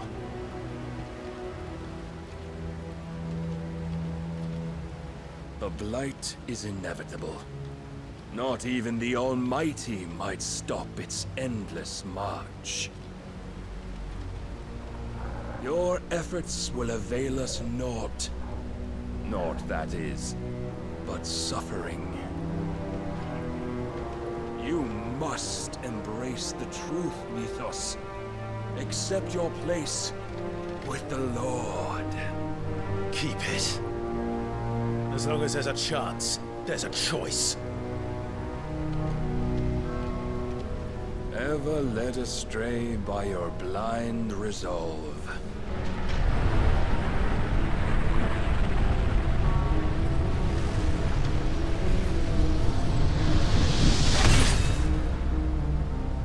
Now, it is time you learn the inevitability of your divine fate. However much it may hurt. Get as far away as you can. Clive, no. Trust me, Jill.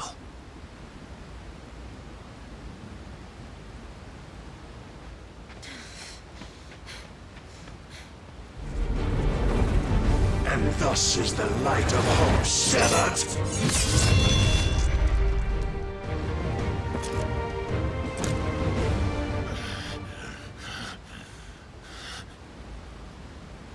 You would yield so soon. Never. Clive!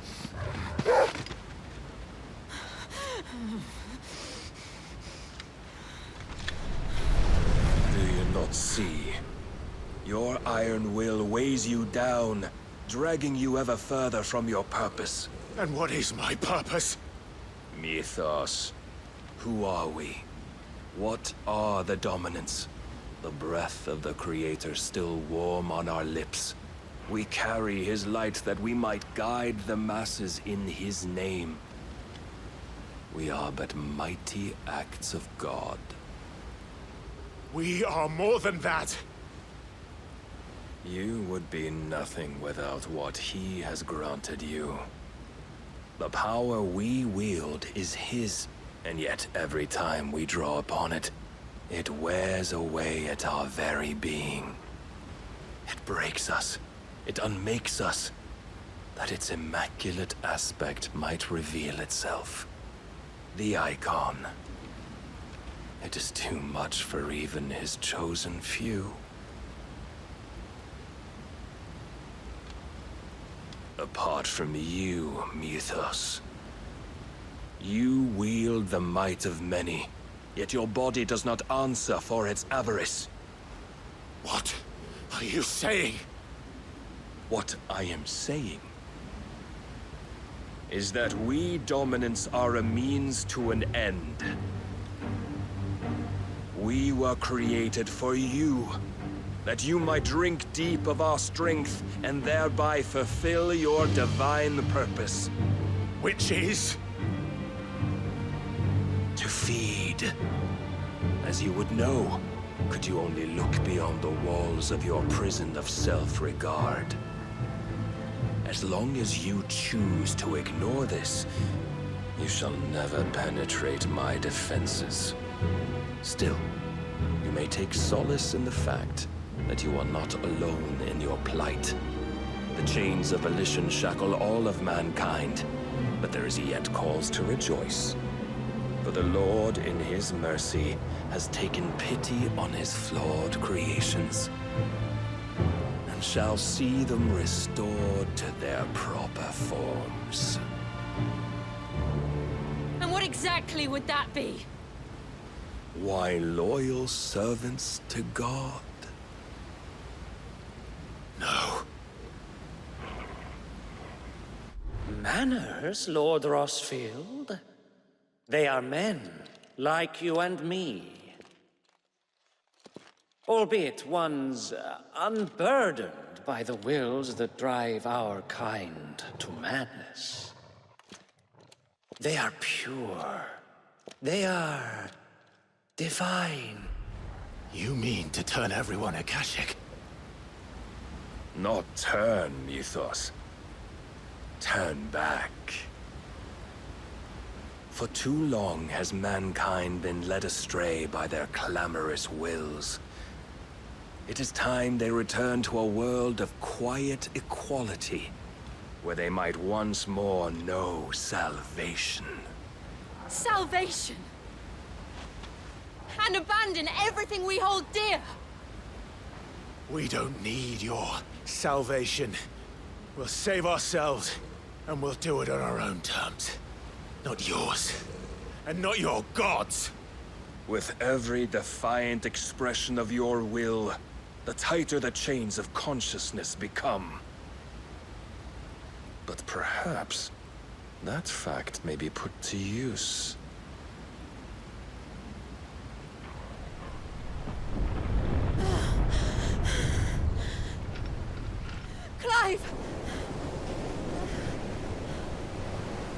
the faster it binds you to the remaining dominance, the stronger your hunger will become.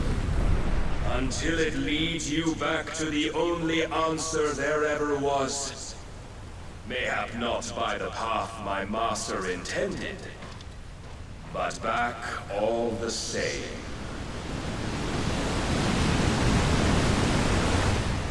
Ash is not far. I could freeze a path. You're in no fit state.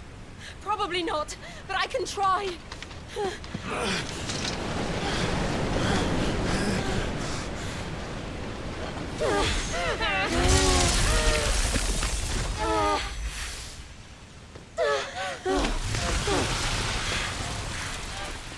Don't look back!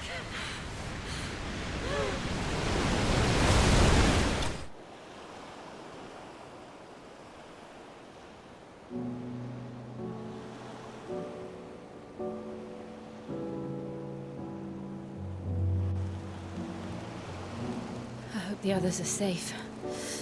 The Enterprise was clear of the gap when we fell. They made it, Jill. And they would have seen the ice where it led. We need only wait till dawn.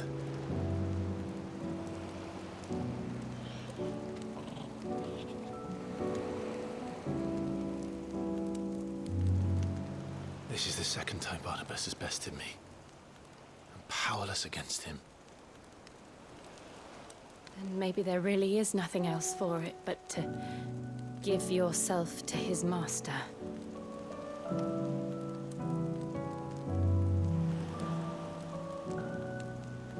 Only you won't do that. The Clive I know would never do that. So you believe? But do you really know me? If what Barnabas said was true, then I'm more monster than man. And each time I summon the flames from within, I burn away the things that make me who I am. Do you, though? Think of what you've used that power for, of all the people you've saved. It doesn't matter how or by whom it was granted, only how you choose to use it. And you've chosen to use it for good, haven't you? I've also used it to kill. What if that's my purpose? What if it's all I'm good for?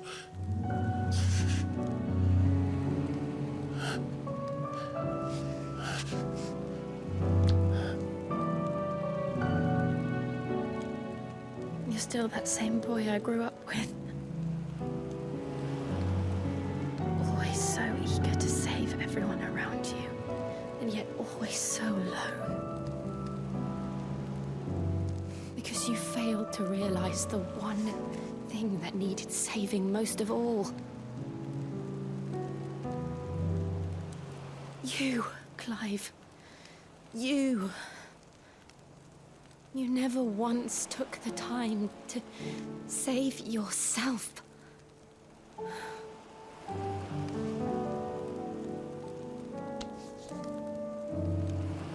Myself.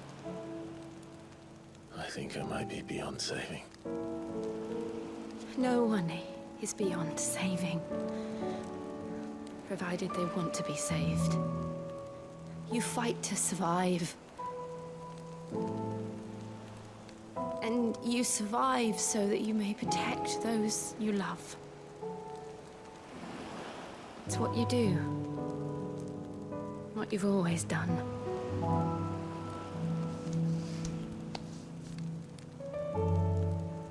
And I know you're not about to change. So I'm going to help you. To give you what you need to protect us all.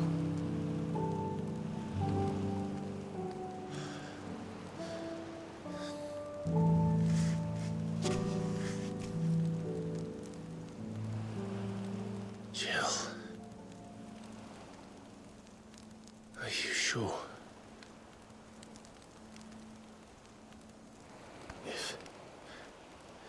If this is what you want, then...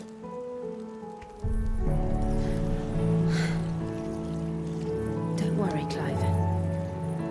It is.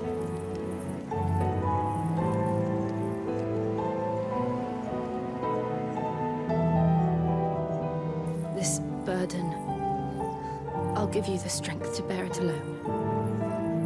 But I'm not alone. These burdens I carry, my sins, my pain, my sorrow, I see now that they are all a part of me.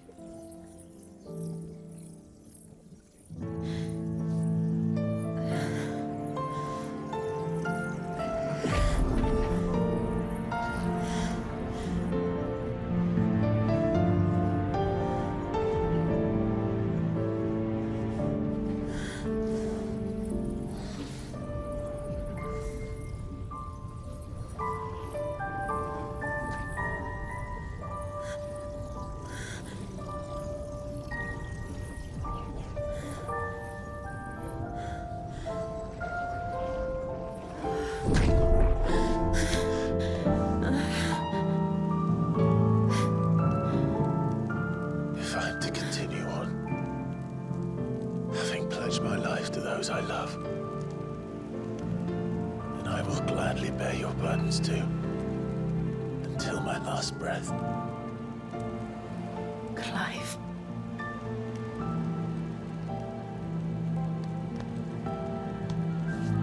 I promise you, Jill, we will find a way to escape this fate. Find a way to save each other.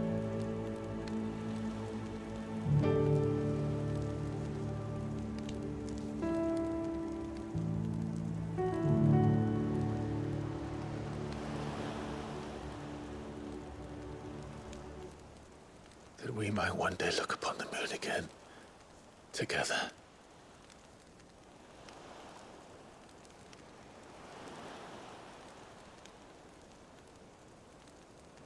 And I promise you, Clive, that I will be there, no matter what you must become. I know.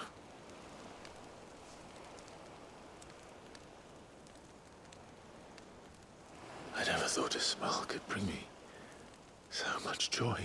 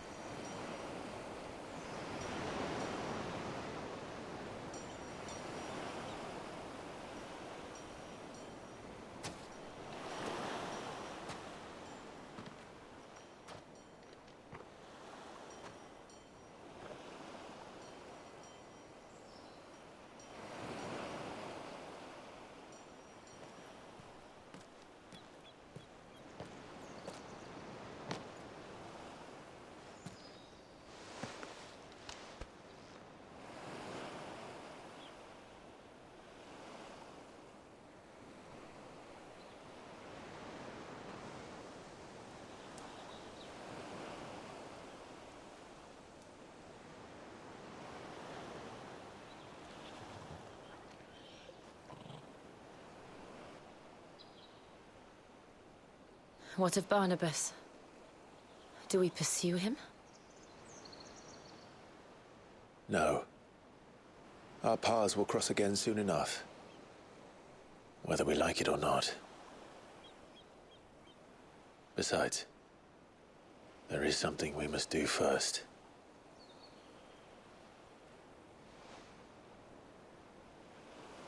Of course. Drake's spine. The last mother crystal. The Einherja is at the bottom of the sea. Waloed won't dare move on Storm without her. But they know we're coming now. We'll need a plan. And a damn good one at that. Then let's go home and find one. Ash will have to wait.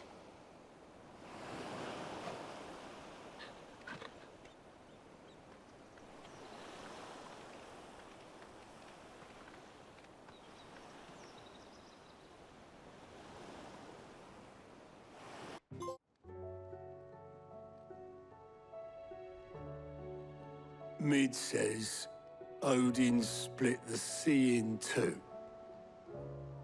She's always been partial to a tall tale.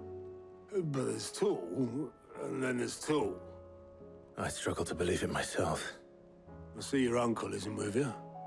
He stayed with the Enterprise. After our brush with the Einherja, she was in urgent need of repair. And my uncle knows a shipwright in Randalar.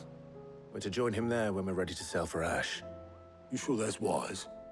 Last I heard, the place was still overrun with Akashic. Show me a city where that isn't true. Ultima's plague is spreading. We're running out of time, aren't we? We've done our best to shore up that hideaway. I doubt a few planks will stop what's coming. Still, we'll keep at it. Every little helps, I suppose. Let's hope so. How are you feeling, Joshua? Better than I was. But not nearly as well as you should be. Your cuts and burns may have healed, but your body still bears the burden of every spell cast. And what would you have had me do? It was no ordinary foe we faced. It was the Warden of Darkness. Yet still, it was not enough. The king could have ended me at any moment, but instead chose to toy with me like a curl does a mouse. You underestimate yourself. Oh, it was crystal clear. Only one man established his dominance that day, and that man was Barnabas. I'm sorry, brother. That was ill-spoken. It's just, I have never felt so powerless. And when so many are looking to us for strength, perhaps the prince feels the same.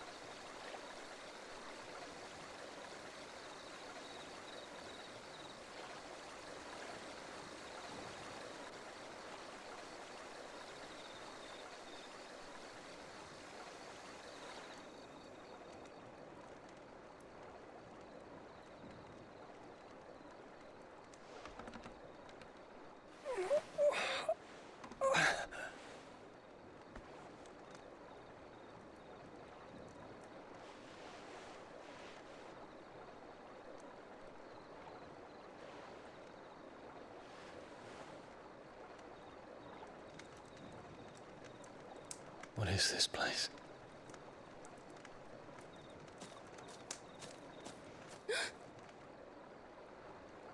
Don't move.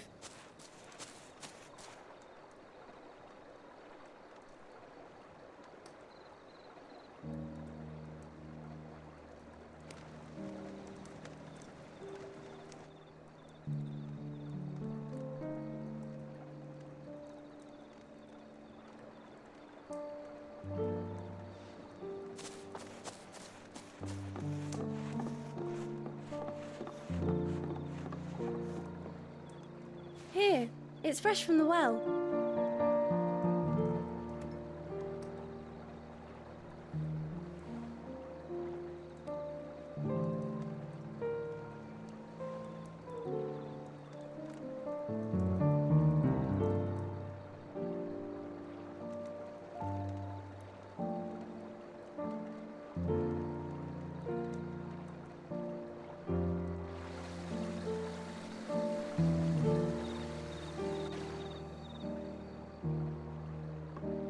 Grandmother told me spirits sometimes get lost, and that the lanterns guide them to their proper place.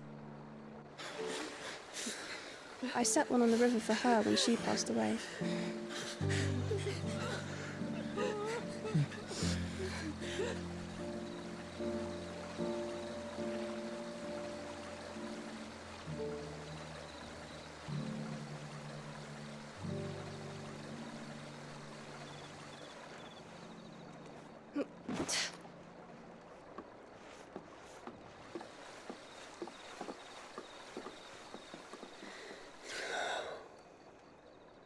The fiend works from the shadows.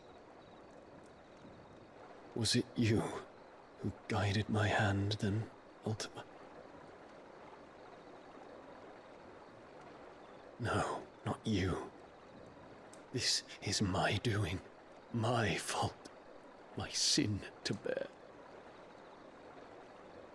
And for it, I must atone. Your hurts are healing nicely. It was my poultices that saw you well. You make them? And sell them, or try to. Earns me enough for bread, most days. Forgive me. I have nothing to... I know, but I couldn't just leave you lying there.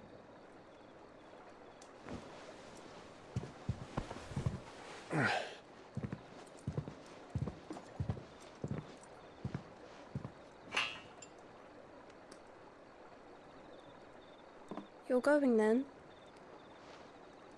Of course. I'm healed. Thanks to you and your poultices. Will you promise to come back and visit?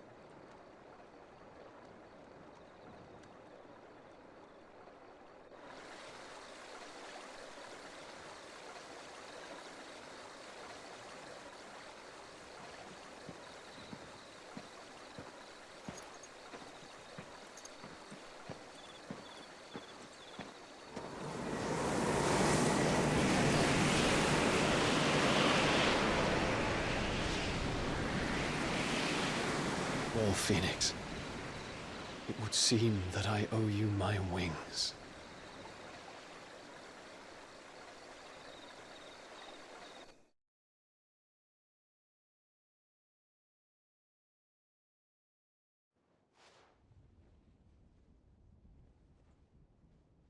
Perhaps he can find an answer. You will be returning to Waloed soon, I gather. I see no reason to wait. Then neither do I. I can think of a few, but I doubt they'll stop you. You will take your medicine. Of course, Lady Daya. Set on leaving already, are you? How long will it take us to get back to Ash? Dunno, about the same amount of time it took us to get here. Maybe less, if your uncle can find someone trustworthy to patch up the Enterprise. All depends on where we're putting into port, mind. Yes. It's not as if we can put ashore wherever we choose. We have to assume that the whole of Ash is hostile, and that we'll be attacked on sight. Then we must find a place they won't think to look. And I have an idea who might know of one. The Professor! I'll go and tell you come in. While you're plotting our course, I'll be in the shelves with your lawsman. I wish to pick his brains about Ultima. Then I'll talk to Karen about supplies for the journey. They may not be easy to come by in Ash.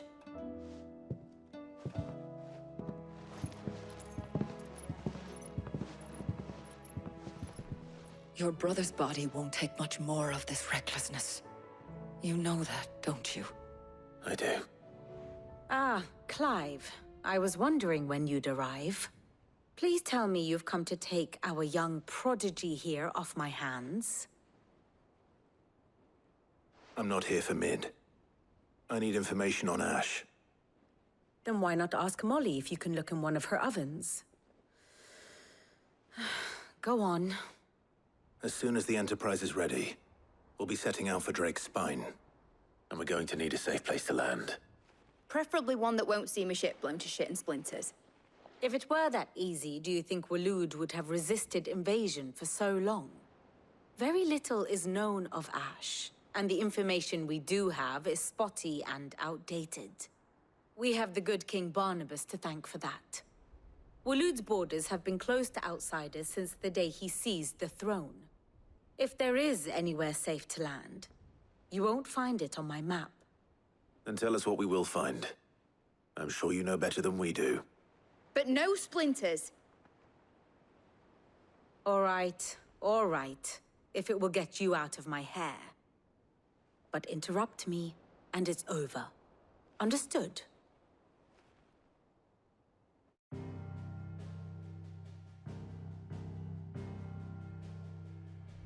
Barnabas Tharm, the one they call the Last King.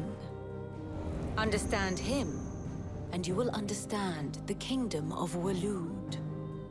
Barnabas was only a boy when he arrived from beyond the southern seas, and barely a man before he united the ragged tribes of Ash. And having unleashed them upon the formidable Veldemark, he set his throne upon the ancient kingdom's ruins. The victory sent shockwaves around Valisthea, tales of Odin's might spreading through every court, parlor, and drinking hole in the realm. Note that this was in the year 843, and that the king still sits upon his throne some 40 years later, quite untouched by time. Waloed's recent inaction left many wondering if Odin had lost his appetite for war. And yet here we are. The Einherjar was committed to the fray, a bold declaration of intent. Orcs swarm around Drake's Fang, and throngs of Akashic haunt Canvas streets. Though how precisely the havoc they wreak serves Waloed remains unclear. Regardless, if the order to attack truly came from King Barnabas, then one thing is certain. Waloed has achieved the impossible, and made bedfellows of beastmen and the ether-addled alike. All of which is a roundabout way of saying that you will be in unknown territory when you set foot on Ash. Much of the continent has already been lost to the Blight, and what few ports remain will be fiercely guarded. And that is to say naught of its natural defenses. Offshore currents will cast an ill-equipped ship out to sea one moment, and dash it against the rocks the next. But then the Enterprise is anything but ill-equipped, and Mid has made land there before. Now, if only there were someone with an intimate knowledge of the Shadow Coast, and where a daring gentleman might put ashore.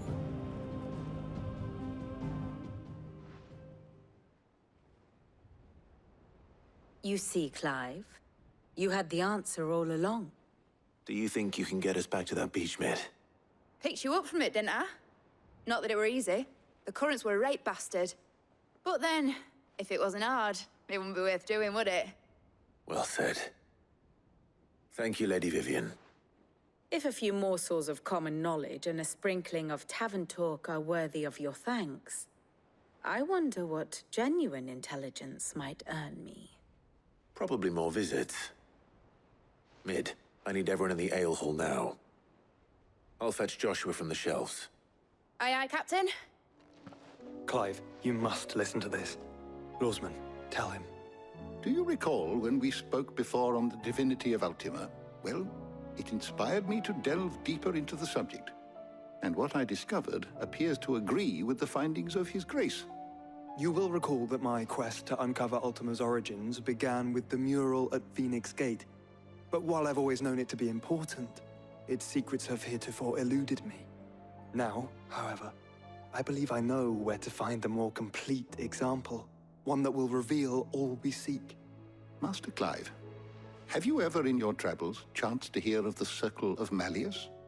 I would think not, if you have. But there was once a time when the faith flourished, the oldest known religion in the Twins, and though its popularity eventually waned on Storm, hints of its dogma remain embedded in more modern faiths such as the Crystalline Orthodox. Wait, you said it waned on Storm. What of Ash? Religious monuments are often torn down or repurposed when new faiths rise to prominence. But If no new faith arose, then perhaps the ancient temples might still stand. And so, you see now why I must accompany you to Waloed. It would appear the past still has much to teach us, though in this case, it would not have been possible without the musings of Moss. To think that you carried a copy of my old mentor's chronicles all along. I am relieved to discover it in good hands. I shall guard it with my life. Joshua, if you're finished here, join me in the ale hall. I need to speak to everyone before we leave. Right away.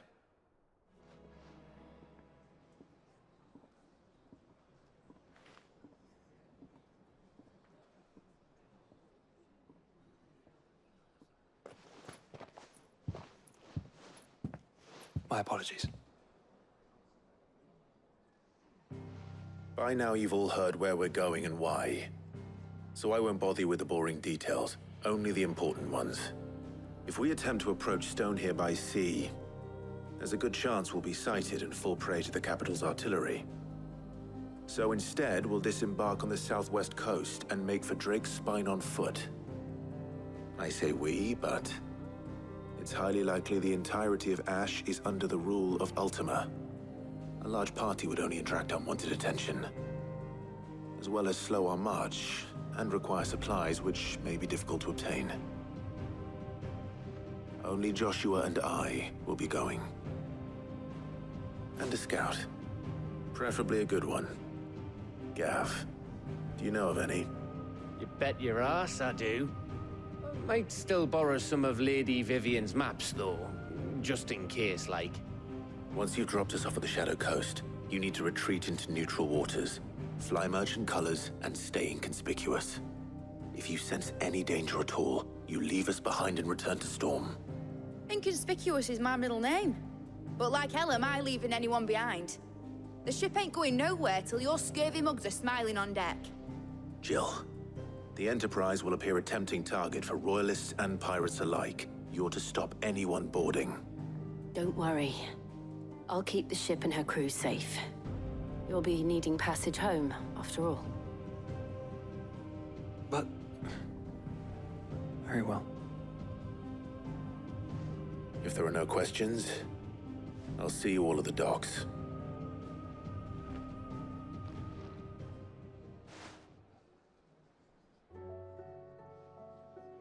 Let me know when you're leaving.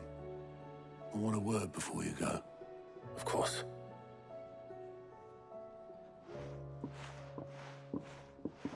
Is something wrong? Not at all. Honestly. Can't a man wish his friend farewell? Just wanted to let you know that I'll keep things in order while you're off saving the world. I'll hold you to that.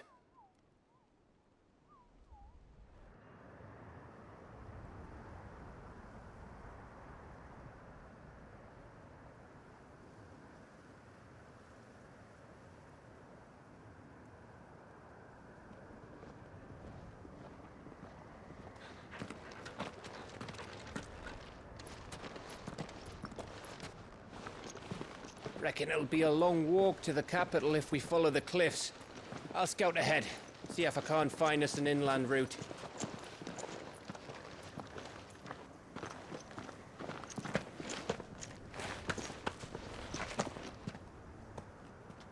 Clive.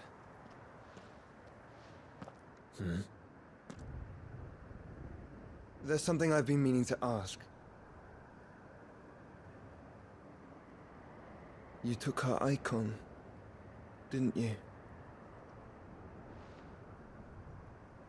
Yes, I did. She understood.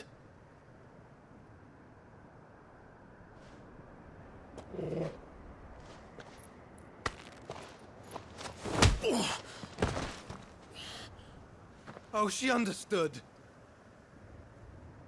Understood that you decided to save the world all on your own, and that you'd die without her power. How dare you make her choose? You knew damn well she'd never refuse you. But I will. You can't keep pushing us away, Clive. The world is ours to save, not yours.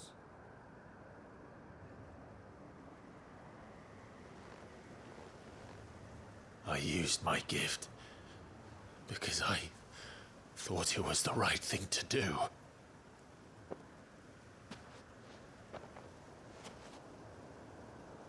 And you truly believe this will save you? Will save us all? I do.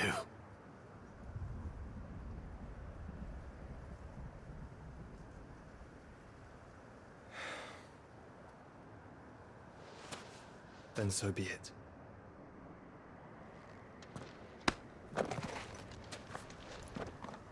Just don't forget, you're not alone.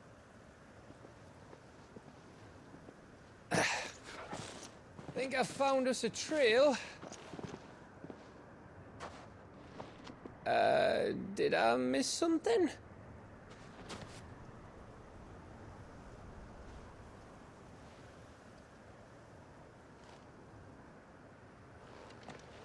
Only that Joshua didn't.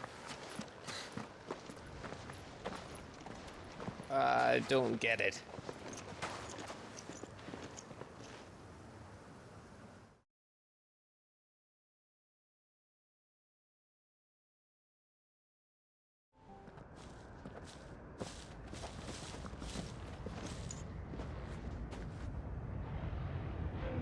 Aye, aye.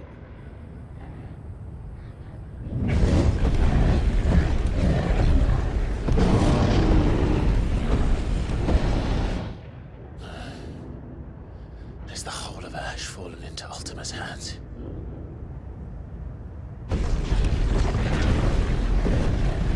That's no peace delegation. We should send a warning to the others. No. My uncle will have an eye on the coast. I trust he'll find a way to entertain any uninvited guests. Our mark is Drake's Spine, and there's a lot of road between us and it. We press on to Stone here. Aye, you never know. It might not be a nest of slavering monsters.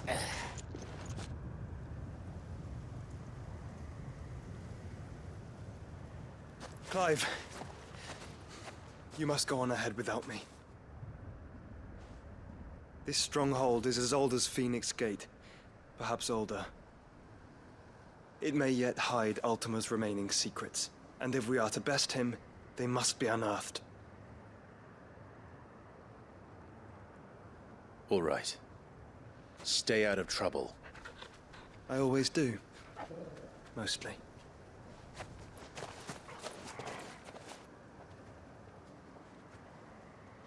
You sure about this? About leaving my brother on his own? Of course.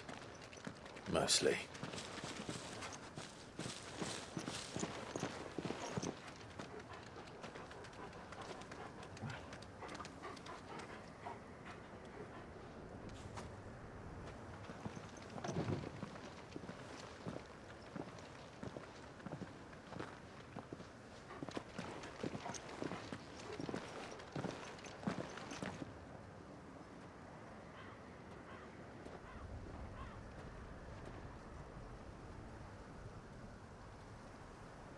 What do you think, Clive? Then we're too late.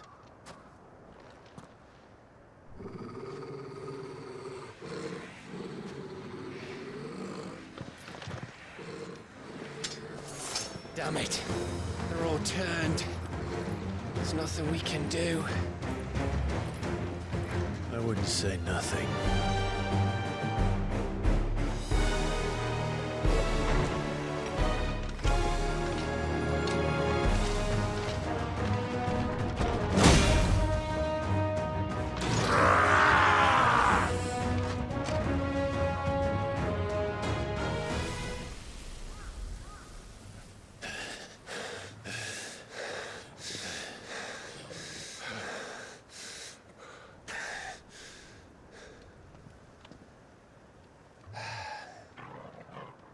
Gav.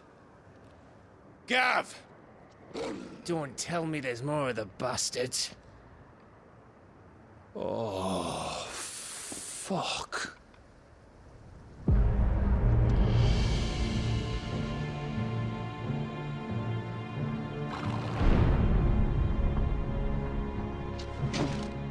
Have you come to watch, Odin? Bound for Stonehill. Good. My master awaits you in the capital, though I cannot allow you to attend him in your present state. And how are you going to stop us? Why, with this!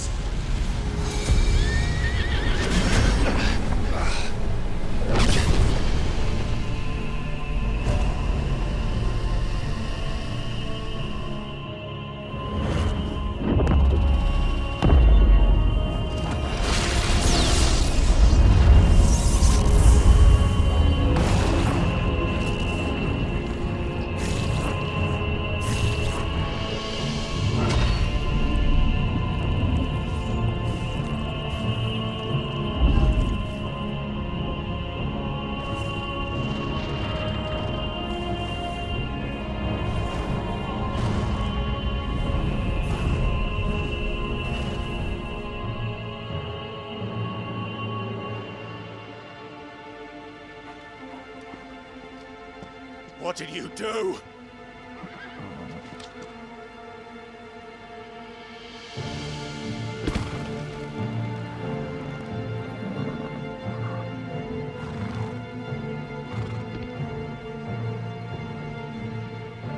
If the vessel would see the path opened, it has but to ask. I shall see that my master's prize is made presentable.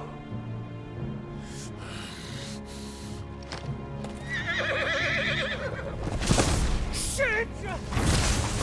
No!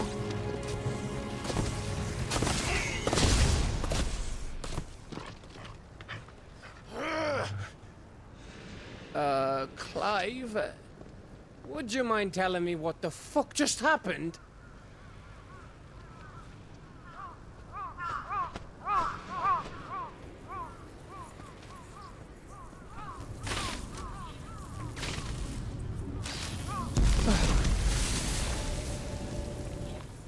Oh, you've got to be. How are we supposed to get through that? We seek an audience with the king. If His Majesty wants me to come and ask him, then that is exactly what I'll do. Before you go practicing your petition, we don't even know where the fucker went. How about we cool our heads and think this through, eh?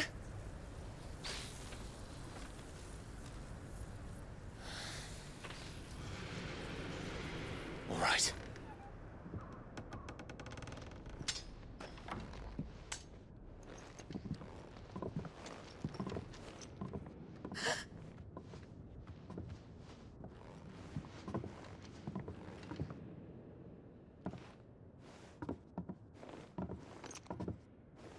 Please. Please. Please, no. Miss. Whoa. Easy. Easy. We're not turned, all right?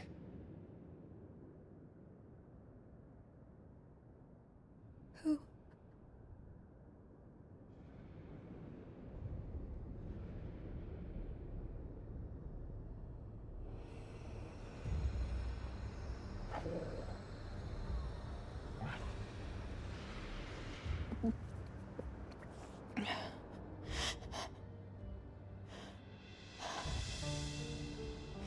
My thanks, kind travelers.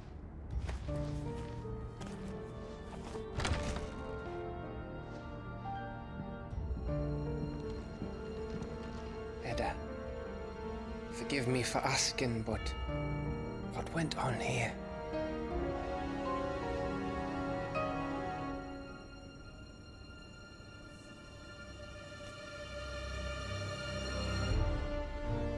It all started when the skies changed. The elders said it was the Arcade. One by one, people went mad.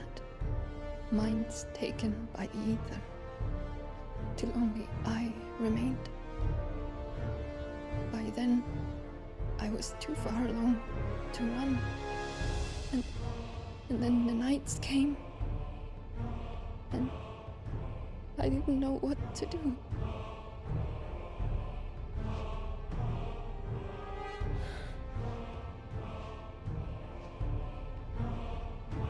And this, Arche is... Just a story.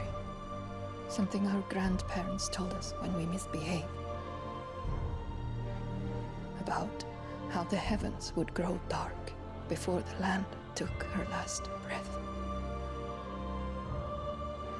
The end of the world. You said the others went mad. But where did they go?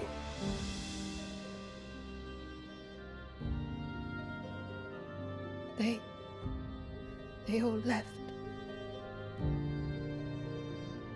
Drawn east to the tower, to reverie. The elders, the healer, the blacksmith, my husband.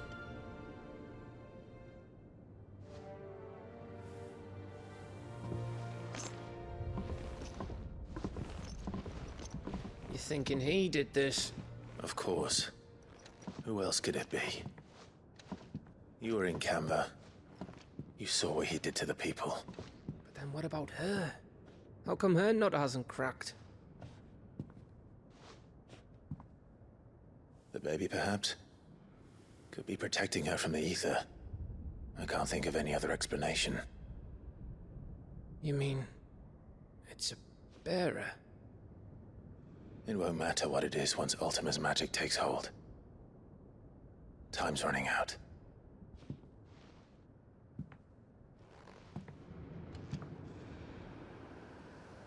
This tower.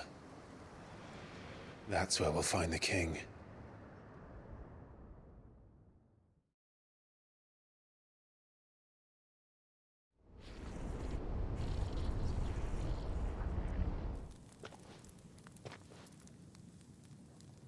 I knew it.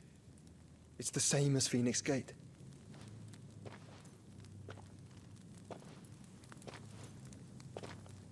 Which means at the end of these stairs should be...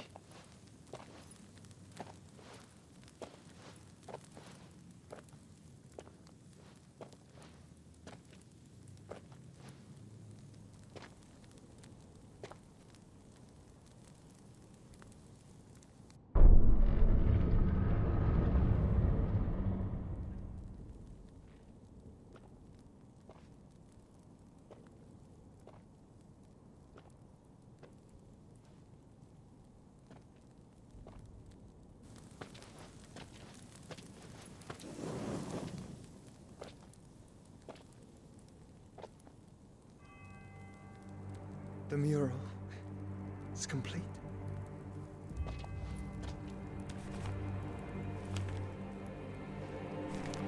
Ultima and his vessel, Ifrit. Garuda, Ramu, Shiva, Titan, Bahamut, Odin. Even Leviathan the Lost is here. But where is the Phoenix?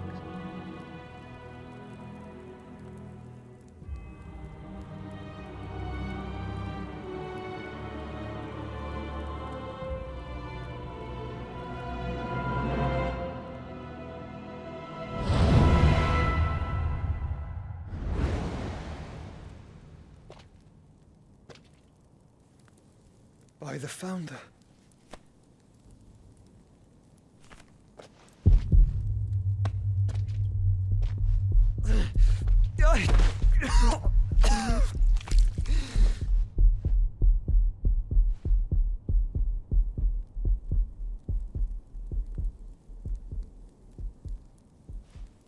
So that's what you want, isn't it, Ultima?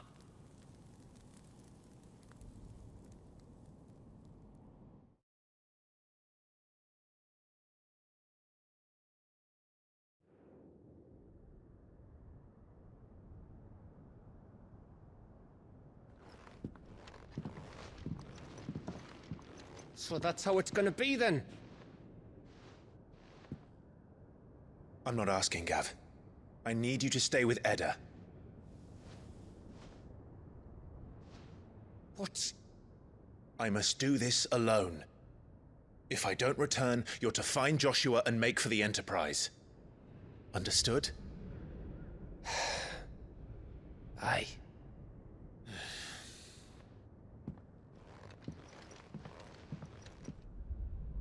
Just don't you go dying on me.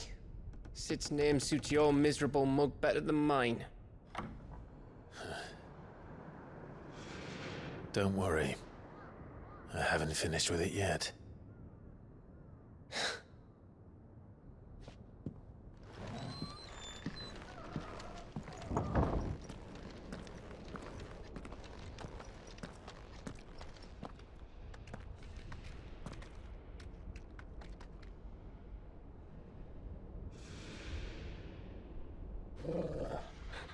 This is it, boy.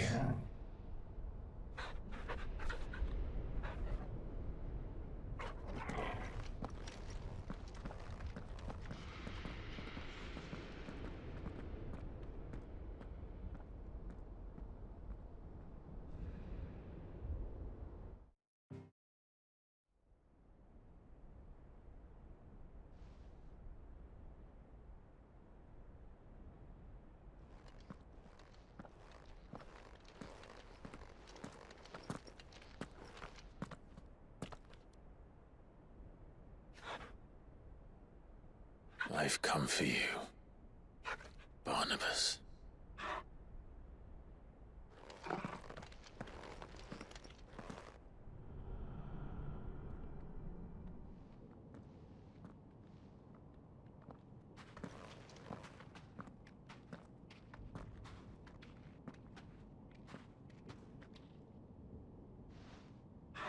Stay close, Torgal.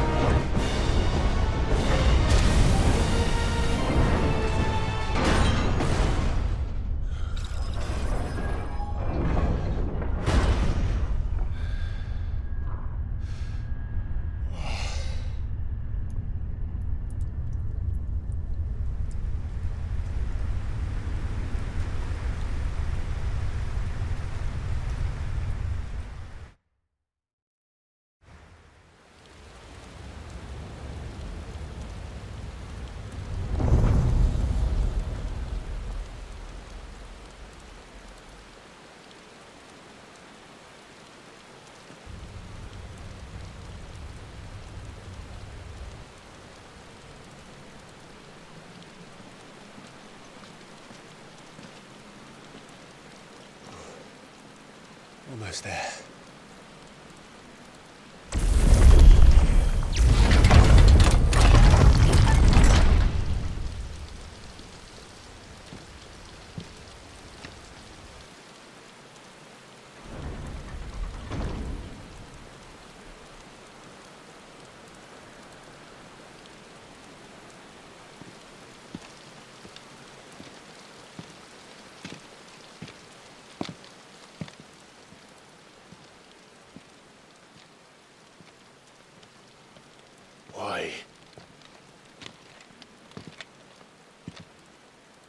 The blade must ever feed if her edge is to remain keen.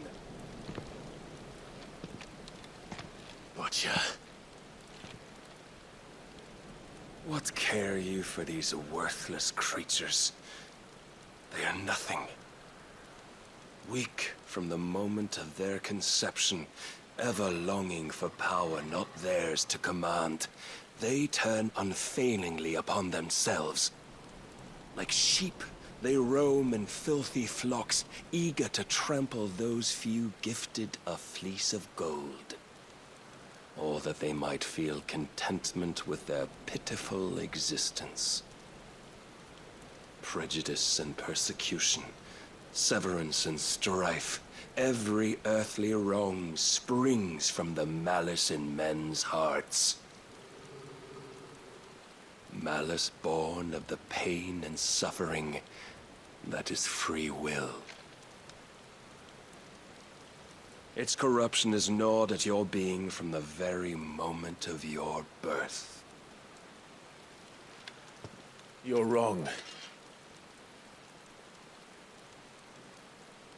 It is no corruption. It is who I am. Every choice I make, right or wrong, gives me reason to carry on. And carry on I shall. Not as a puppet, but as a man. Which are you? There was a time I too thought those the only choices. What? Long ago, God granted man the gift of magic. And with that gift did he build great civilizations. Yet over time, man lost sight of the gift's true meaning, stepping from the path of shared prosperity to one of avarice. He abandoned his creator for sword and flame, and through his folly, beckoned the blight. Yet, there were those few who refused to turn their eyes from the heavens, and they prayed to God that he might lead them back to righteousness. And the Lord, he did answer. Before the worthy shall the gates of paradise open. And so did I spread my arms to the ether, and cast my soul upon its gentle waters. I gave myself unto him.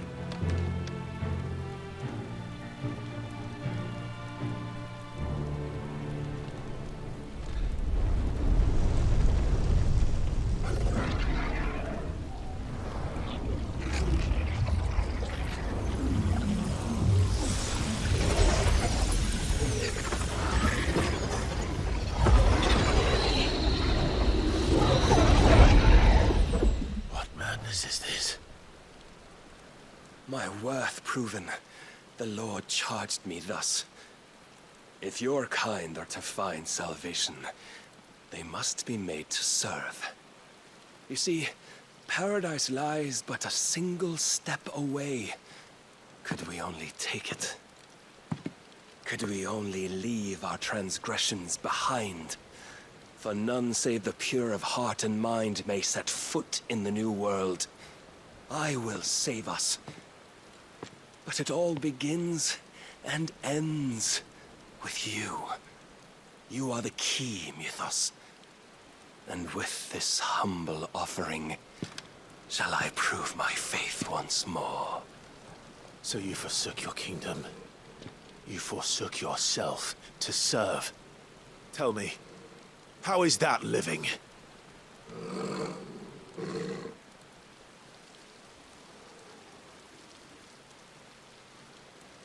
What you seek to provide is not salvation. It's anything but. Life is about always having a choice.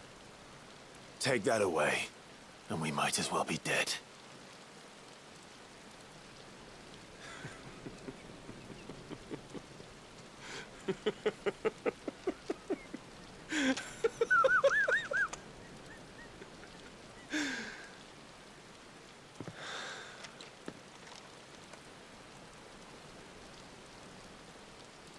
Very well. Come then. Show us the strength of your will. It's not the strength of my will that should worry you, but the weakness of yours.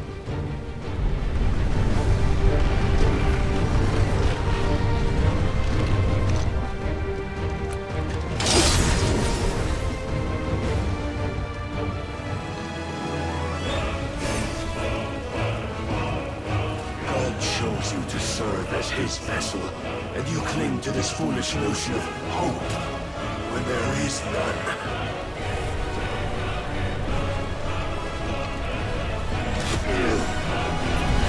Fuck!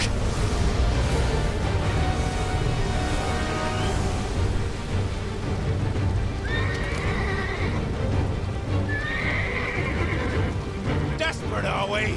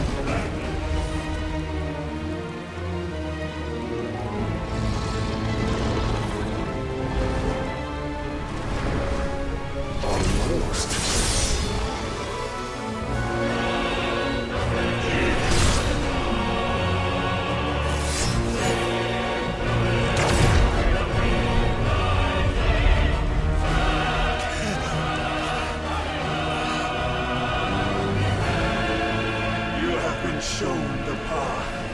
Now you must follow it. Free yourself, Mythos. You will not defeat me otherwise. We'll see. But you cannot be defeated. You admitted defeat the moment you turned your back on us. When you turned your back on the truth, Barnabas. We are not as weak as your god believes.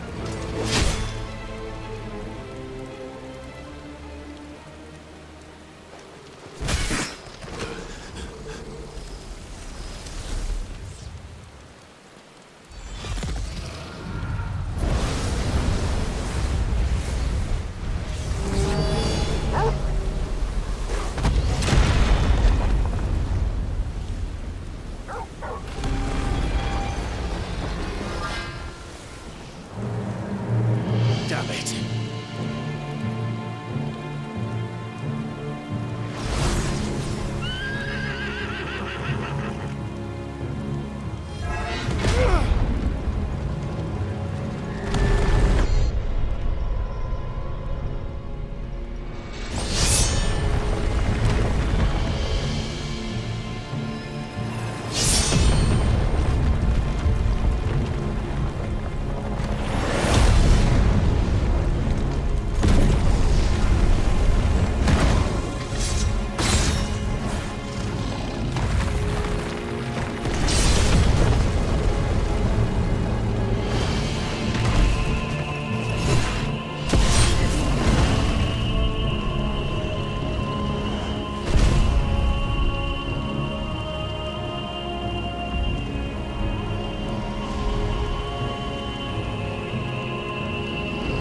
What are you waiting for?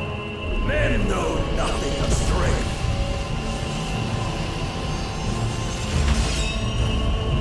But you will.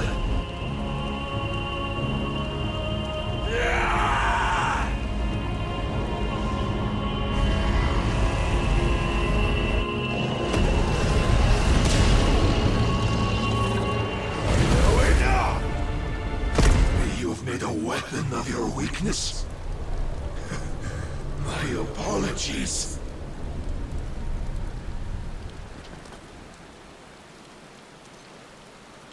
You are not the the fool I took you for. And so it ends. No!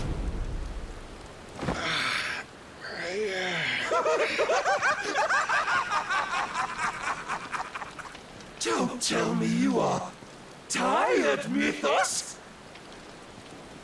Your stubborn defiance has stirred my long-becalmed heart, filling it with a joy that I have not known for generations! I had thought the tantalizing kiss of self-indulgence a dream forever out of reach. And now that its sweet ruin courses through my veins, I shall not be quick to relinquish it. Show me your work, Mythos, that I might revel in it!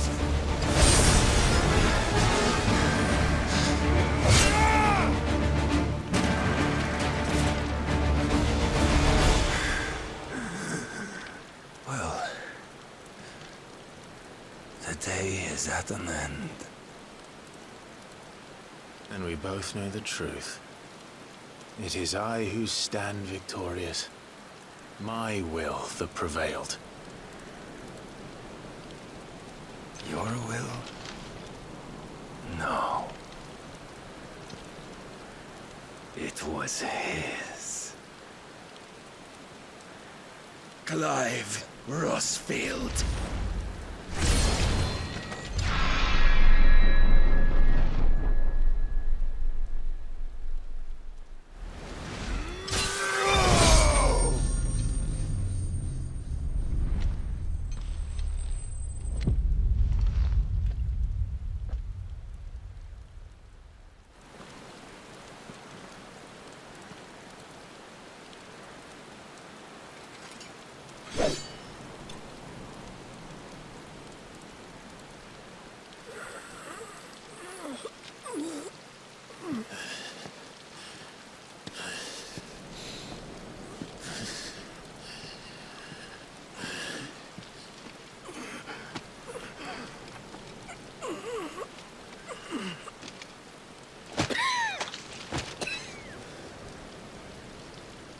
Perhaps there is strength in will. Would that I had not relinquished my own.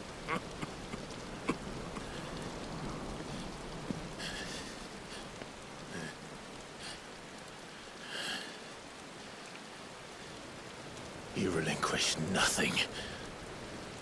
What was it, if not will, that made you strive for a new world? Strive to win your master's approval?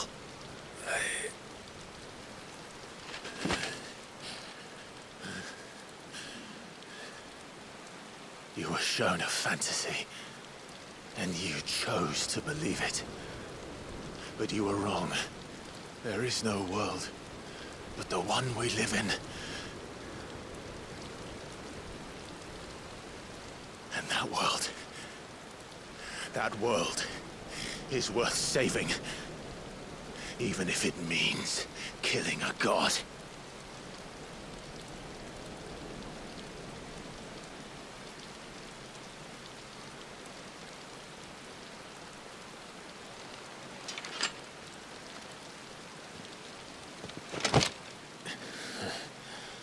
Bold words. From one who has served the Lord so well. This is pointless.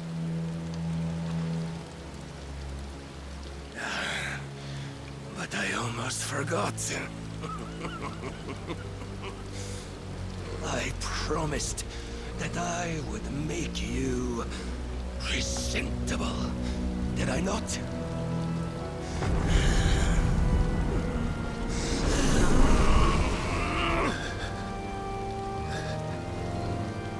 We shall fulfill our destinies, just as the Lord's Mother Crystals have fulfilled theirs. Come, Clive Rossfield, take what is rightfully yours. Become one with God. No.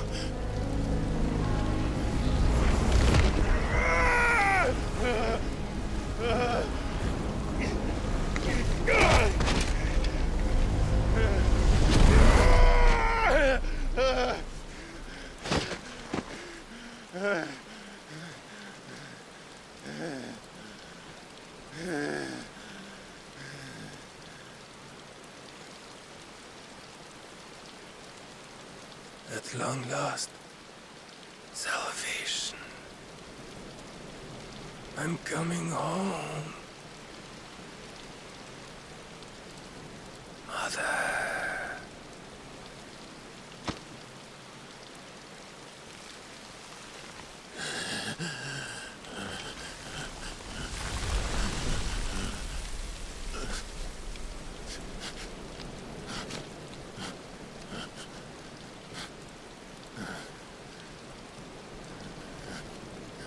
Tell me, how does it feel? Show yourself! Face me! How does it feel to consume your rival's strength, to gorge yourself on their beam, to edge step by trembling step ever closer to the divine?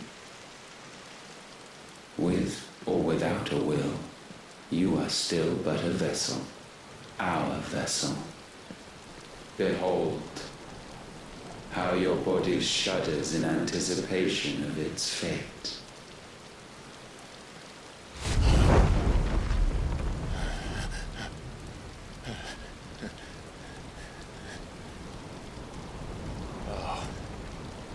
It's not yours yet. No. Come then, O wayward child. We shall await you upon the back of the first worm. There all shall end and begin again.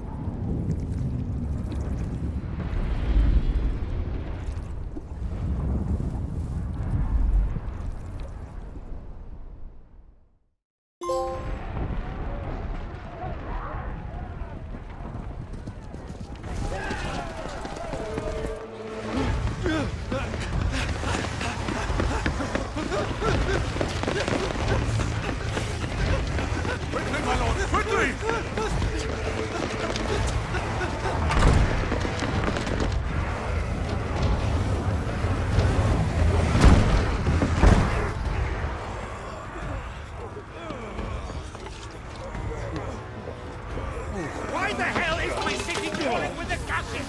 Don't ask me, ask them! Since when was Eugen Havel want to hide when there was a fight to be had? Since they stripped me of my rank and banished me from the battlefield. Now I'm stuck wiping the backsides of this lot while the city burns and my wife sails off with a man half my age! And then you turn up! What the hell are you doing here anyway?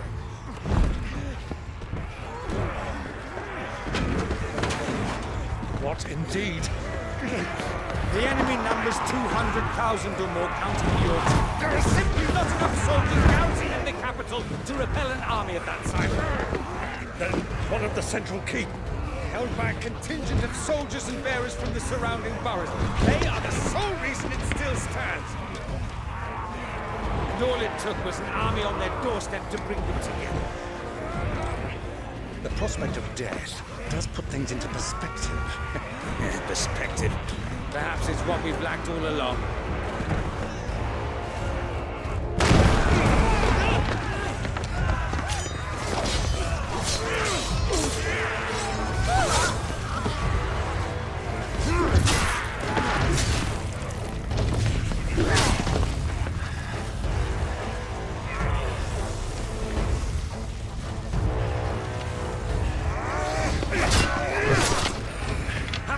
I need you to lend me some of your best men, preferably all of them.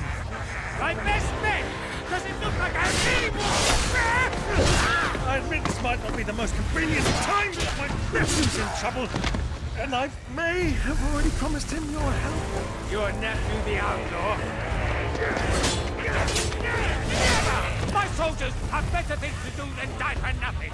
Then you and he are of the same mind. I fights for the opposite. He fights for a world in which we shouldn't have to live and die for nothing.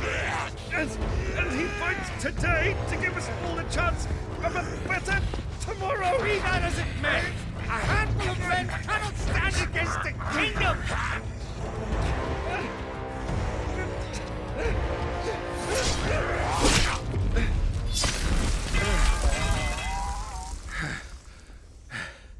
Then mayhap they are the wrong men.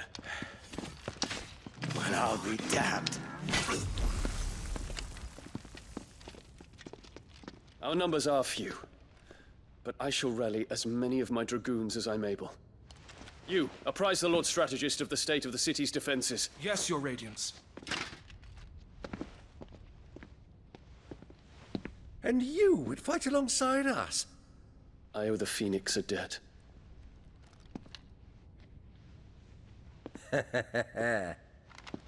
Does this vouch for my nephews? Aye, but I still have my doubts about you. Which we can discuss later. Indeed.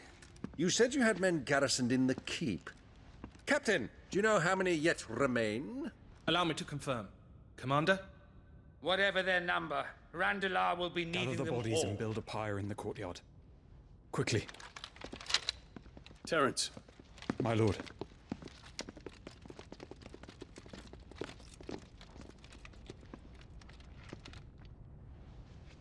You will find a girl there. A girl? We are in the middle of a war. I owe her my life, and I always pay my debts. You are to see that she is provided for. Dion, I cannot leave. But you shall. If I am ever to be worthy of the forgiveness of our people, then I must earn it.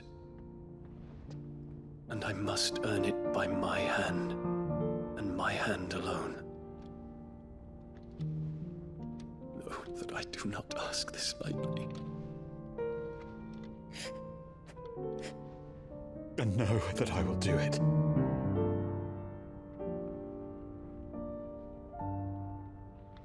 Farewell, Terence.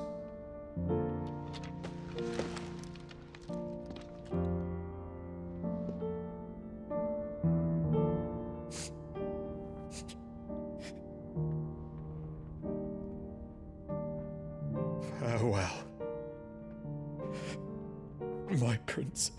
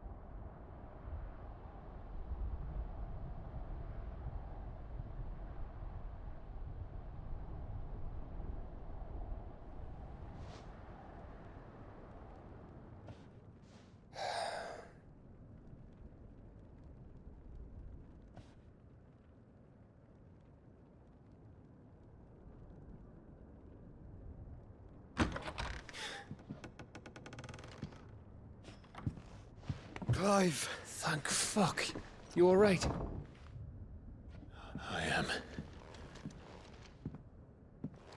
But I'm a damn sight better for seeing you, Joshua. And Barnabas. The king is dead.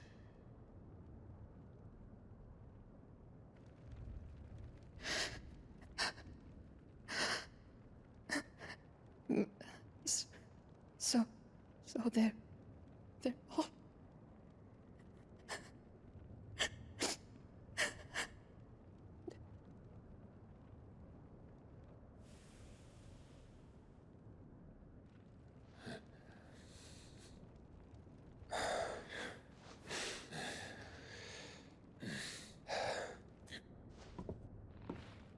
They are, but so is their killer.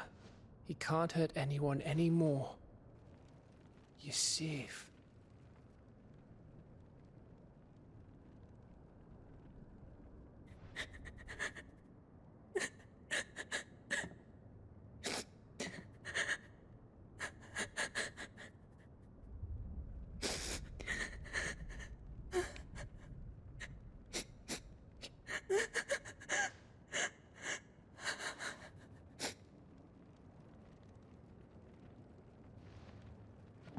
Gav, we need to talk.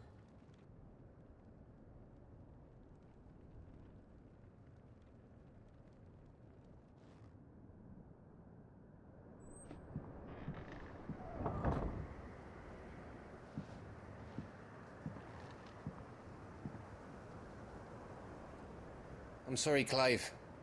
You know I want nothing more than to go with you. I do. But I'm glad you're heading back to the Enterprise nonetheless. And not just for Edda's sake. Our people need to know what happened here. You can count on me. As can she, I hope. Thank you, my lords.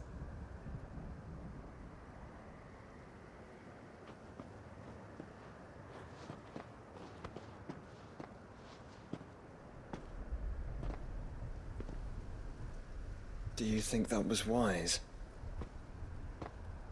Wiser than leaving a woman with child alone in the Deadlands. They'll be safer at the hideaway. For now, at least.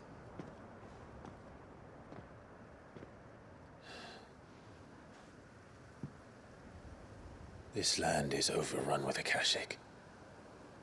The king himself was long turned, albeit by choice. All to serve Ultima, in his damnable quest to forge the perfect vessel. The chaos Barnabas wreaked upon nation after nation. How many were killed for this? He didn't consider it killing. Or a mercy of sorts. A way to end their suffering. He truly wanted to save mankind, and ultimately use that. As he uses us. But why us? What are we? What are we? We are dominance. That is our fate. But that doesn't mean we have to accept it, which is why we fight. For the right to deny it. Is that not so? It is. For our sins.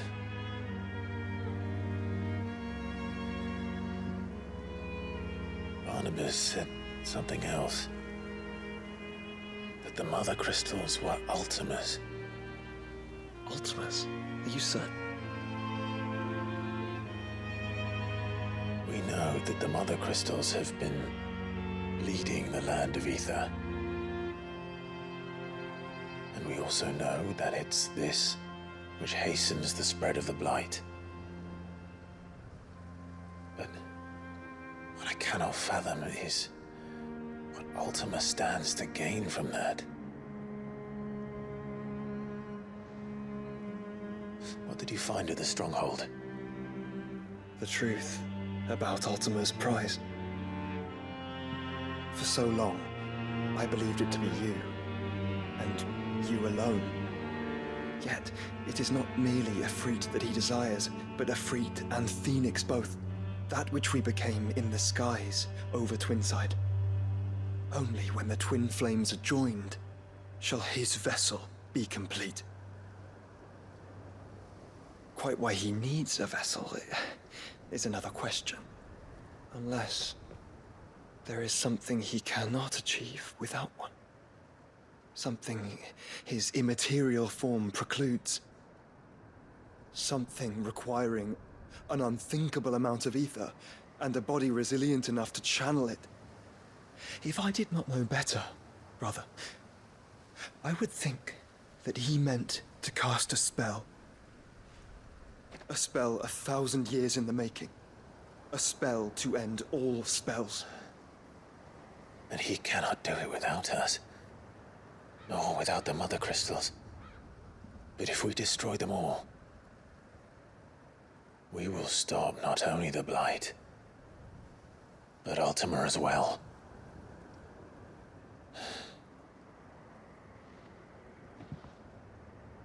We stick to the plan then. Only this time, we face him together. Well, it's a long walk to Stone here. Let's not keep Ultima waiting.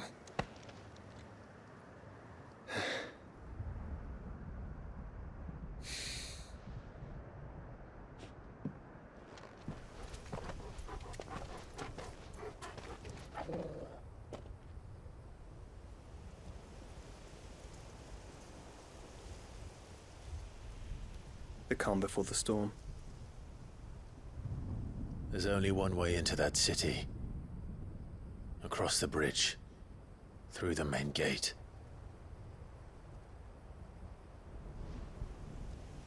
Right into the midst of whatever is left of the late King's army. Are you ready for this?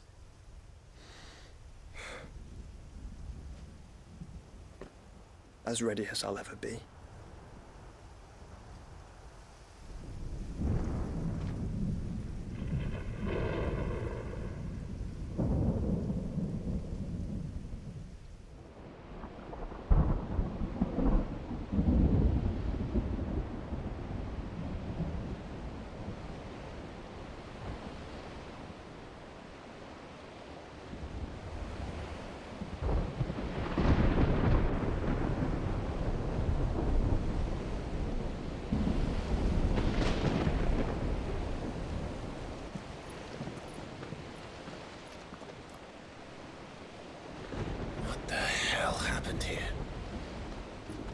I dare not think. A stroke of good fortune, perhaps?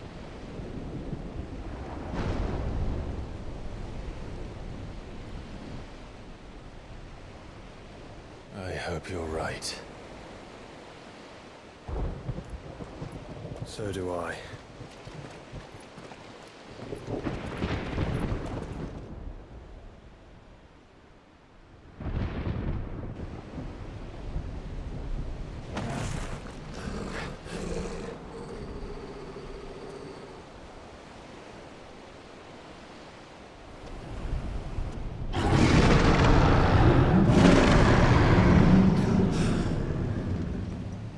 That's a behemoth.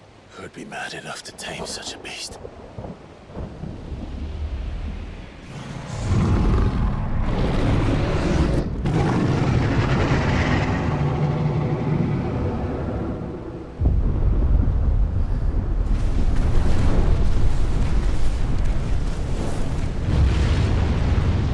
Stand back.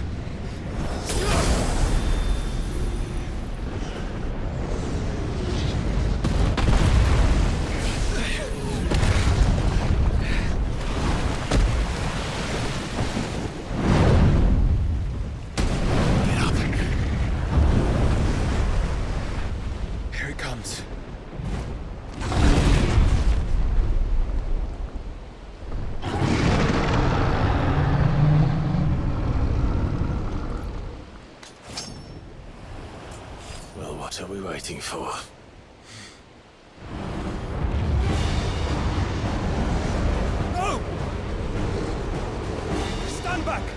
Conjurer Award!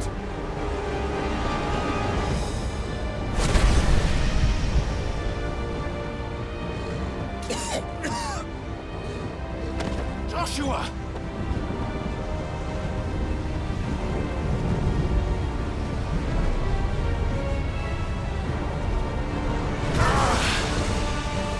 Desperate times. Clive, no! Trust me. I'm your shield, remember?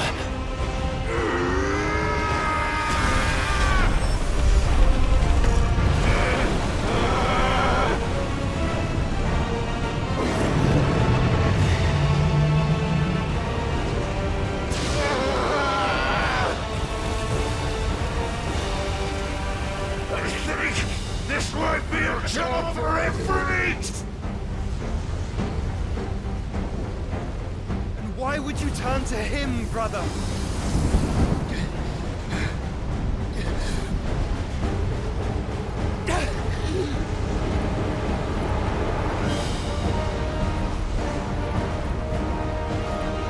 When we fight together.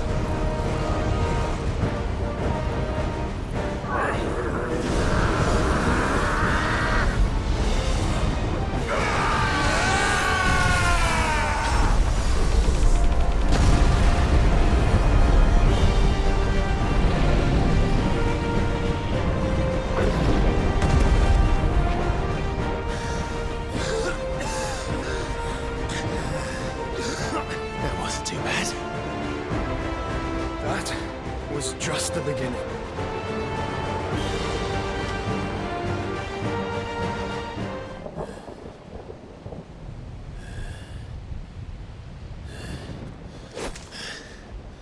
Quickly, before we're cut off for good.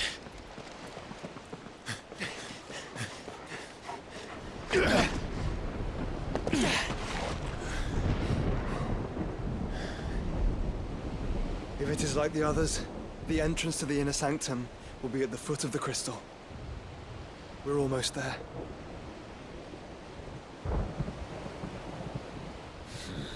Once we step onto that bridge, we'll be easy targets. Then we better move quickly.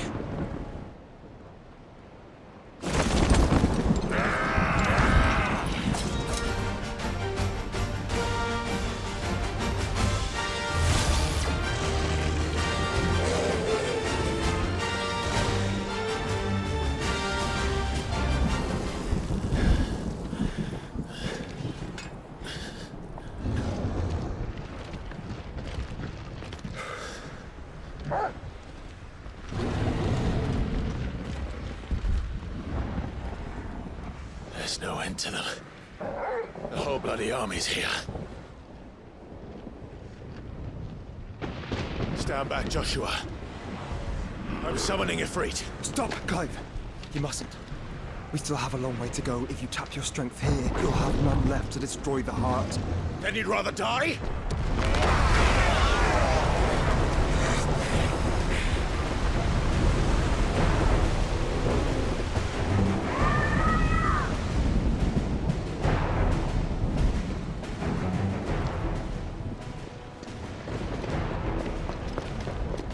Jill!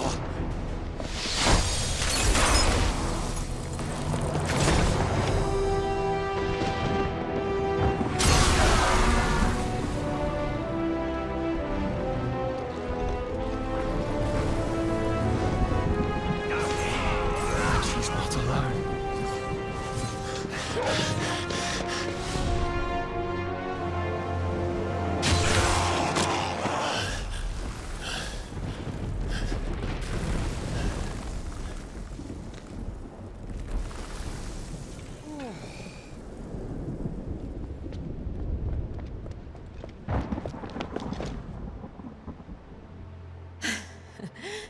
Surprised to see us. How did you? Gav. He told us exactly where you'd be. Even sniffed out a crack in the castle wall. And when we saw the heavens come crashing down, we had no choice but to believe him. It's been quite a day. To what do we owe this honor? A debt I would see repaid. Prince Dion. It's good to see you well. So, this must be Ifrit. Your uncle bade me give you a message. Listen to your heart, and guide your steel true. Your father would expect no less. That is all. Thank you. For everything, Your Highness. Dion, please. You do realize the only thing we've freed so far is this wall from its foundations, right? Now, if your lord and ladyship's quite finished... Well said, Gav. We have work to do.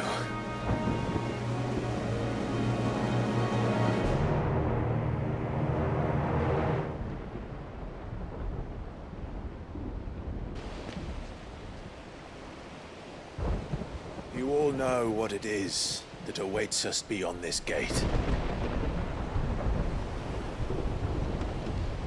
And we shall face it together. Aye.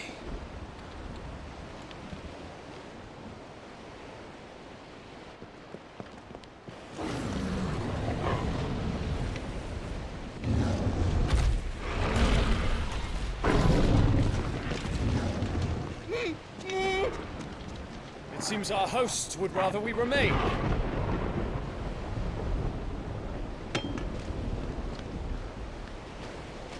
I will stay them. We will stay them. Go! Just don't keep us waiting. Thank you.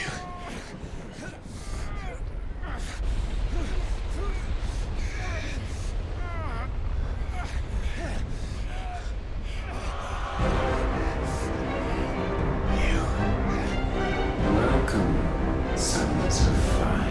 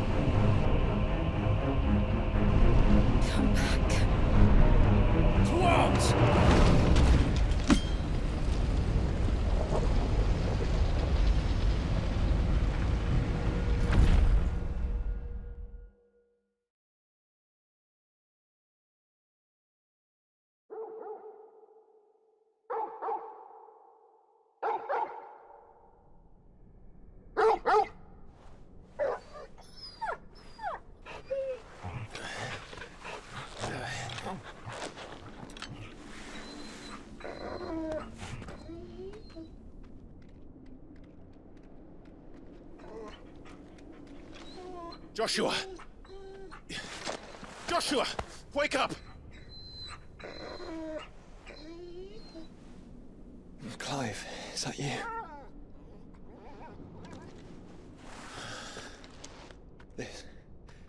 This isn't stone here.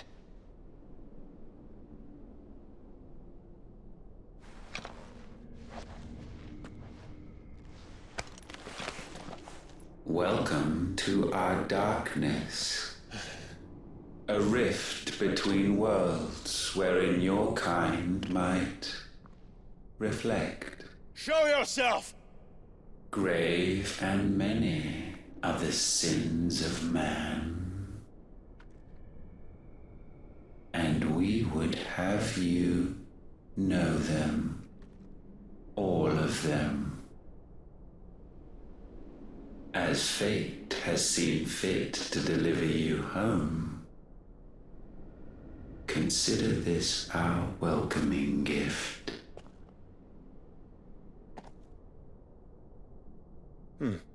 It would seem we are trapped.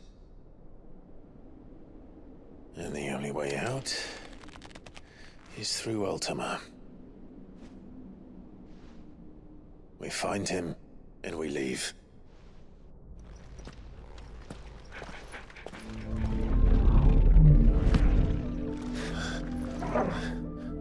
If you are to comprehend the full extent of your transgressions, we must go back to the beginning. When the world was still young, we visited upon it a miracle, magic, and in its light did all life flourish.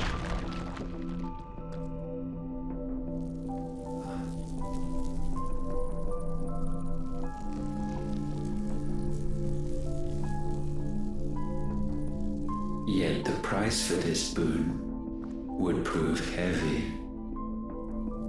A pall descended upon the land, painting the horizon black as night.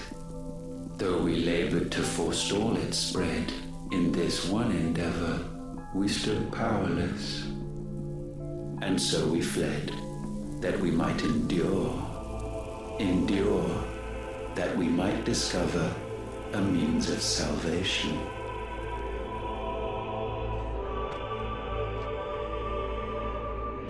But if it was magic that caused the blight, what of the mother crystals?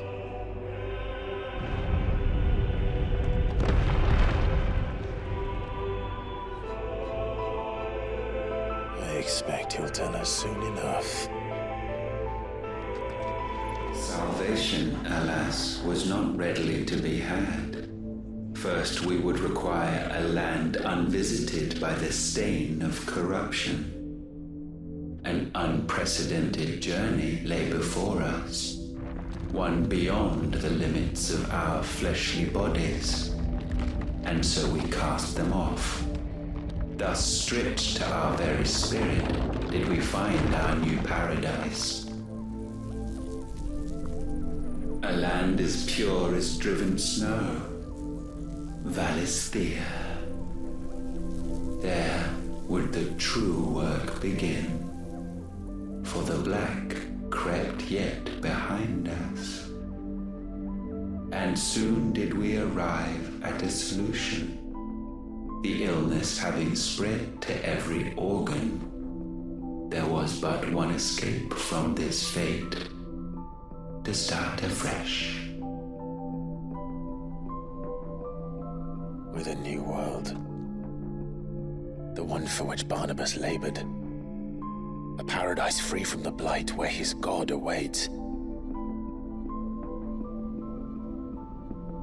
And where, if we only forfeit our wills and abandon everything we hold dear, humanity can join him. So, Ultima would have us follow in the footsteps of the king. And follow we shall. For now.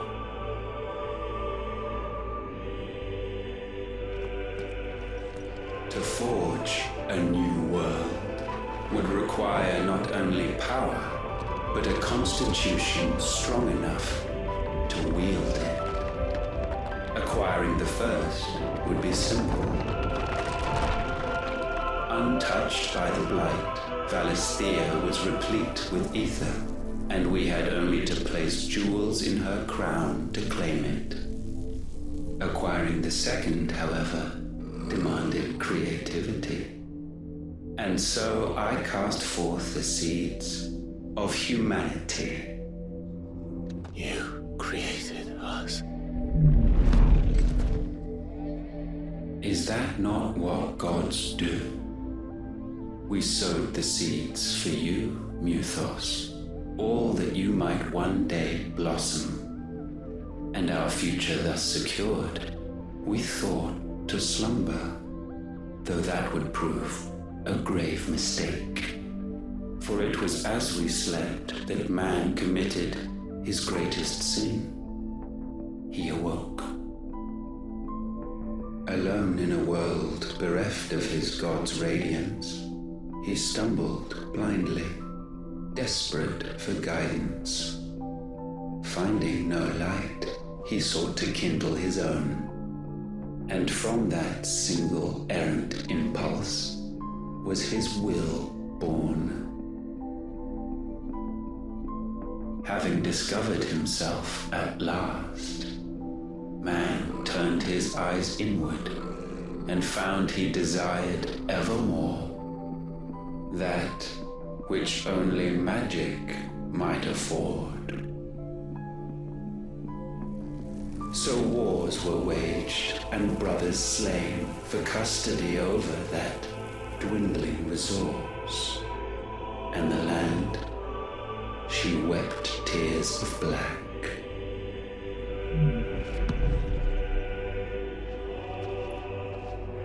He would condemn us for this.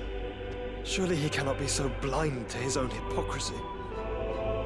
Not blind, just unwilling to admit the truth. But we're one and the same.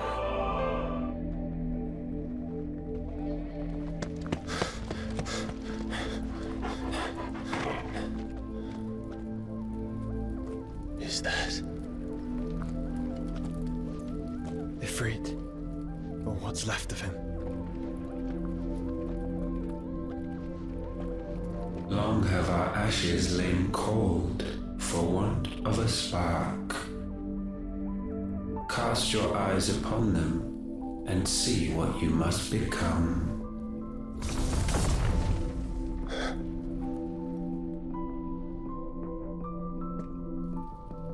Valisthea cannot endure a second claim upon her being. The avarice of man drives her ever closer to destruction. But she may yet be saved by you. It is what you were born to do, why we nursed you and fed you, as your own mother should have.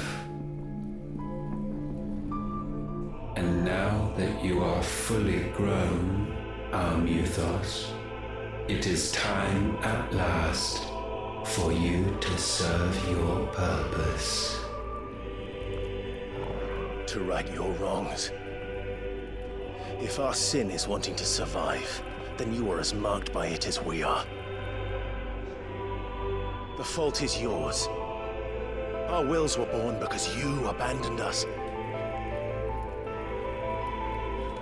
And now, you would have us forfeit them. All for a place in your new paradise. Do you imagine yourselves worthy of one? Mankind has no place in our world. Is this truly so difficult to comprehend? We only ever require you, Muthos, when the time comes to bid this wretched realm farewell. None shall follow, none shall remain. What do you mean, none? This is our world. Once the land's rebirth is complete, humanity will have served its purpose. Why would we continue to suffer that which has caused us so much vexation? Because the land doesn't belong to you. It belongs to us all!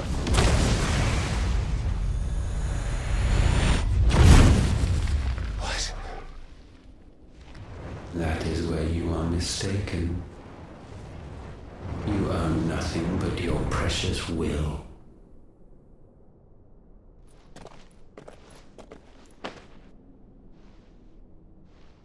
Brother.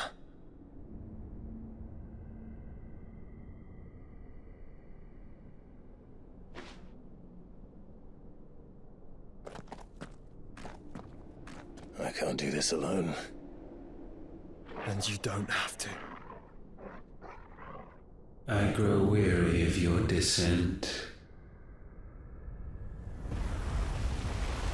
Now you must learn that this master will not tolerate disobedience.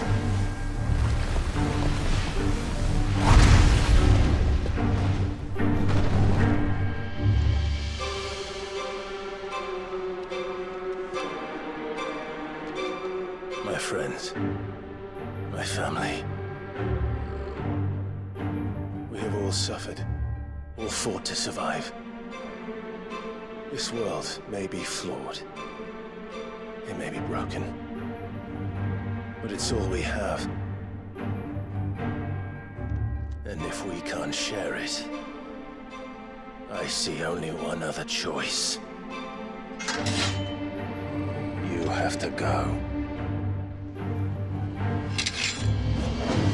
You may have created us, Ultima. But it's time we lived on our own terms. This isn't your world anymore.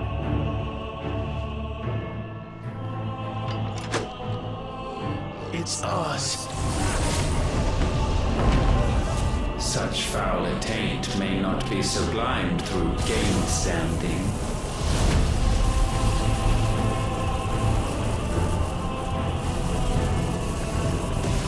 Only with heads hung low is penance paid.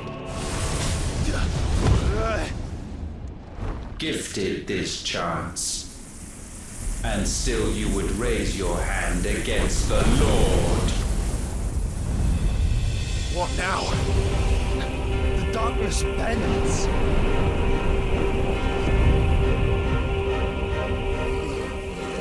He means to end us. It wouldn't be the first time. But let's make it his last.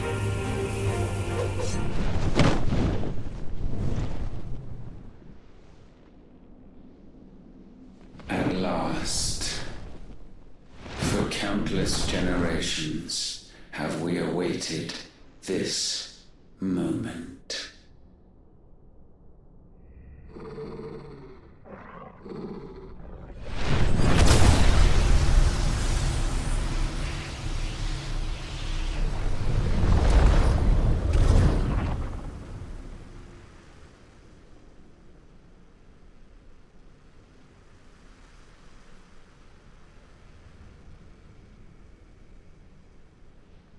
Your struggles have made you strong, yet your soul remains heavy with sin.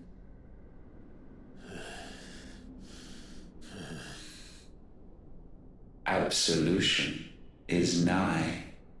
Repent, and all shall be forgiven.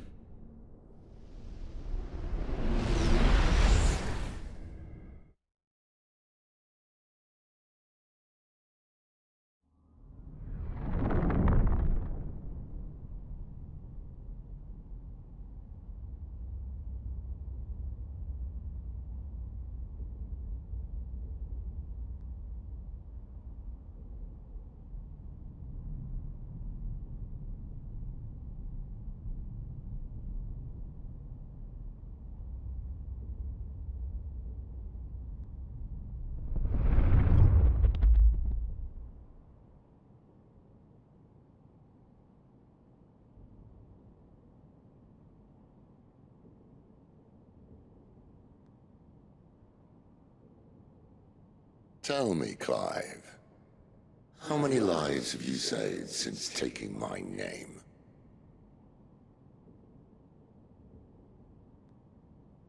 Fewer than we have ruined. Wherever we go, we leave a sea of tears in our wake. These are the wages of your will, son. What good are our choices when all they ever bring, all they will ever bring, is death? There's no atoning, Clive. No matter how hard you try. So why not leave it all behind? Leave it all behind.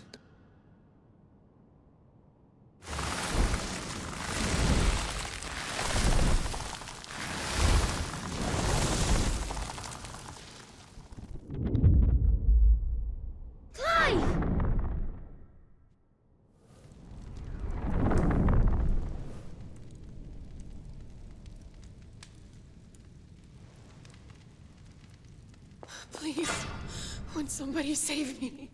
Won't anybody love me? I yearn, yet still she is not mine. Have I not given enough?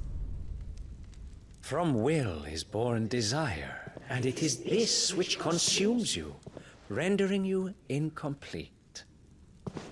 Do you not see how the world bends and warps under the weight of your hungering hearts?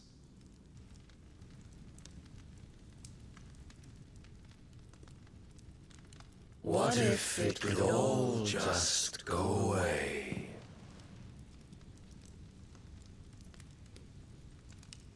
Just go away.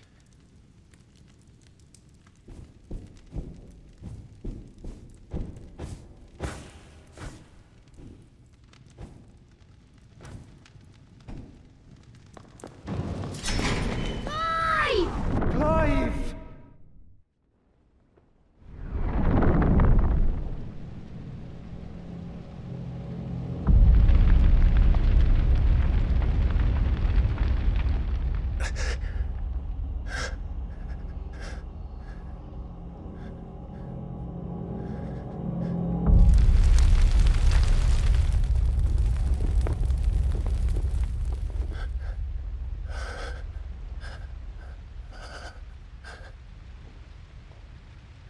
None of this is real. Wake up. It's time to go home, Clive.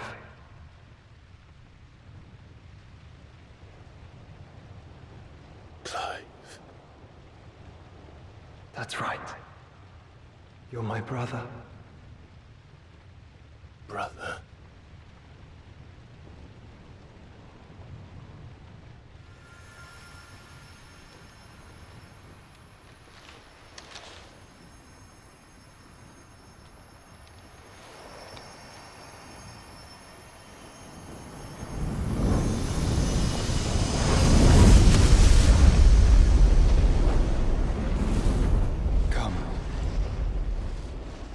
Remember who you are.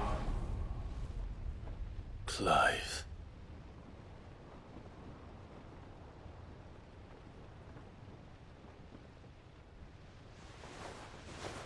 Once more, lest you forget.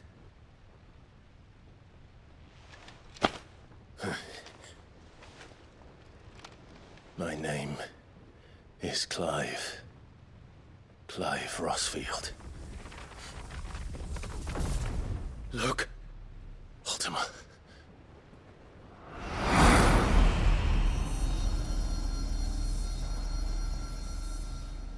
Even here, the light of the vessel's will cannot be quenched. And the Phoenix, his trespass should not have been possible.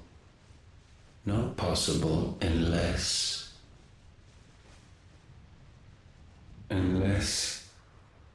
he has been with Muthos all along. The mark of the Phoenix, emblazoned upon his heart, made manifest by the power of will alone. The power of creation. Can it be? Are their wills truly so potent?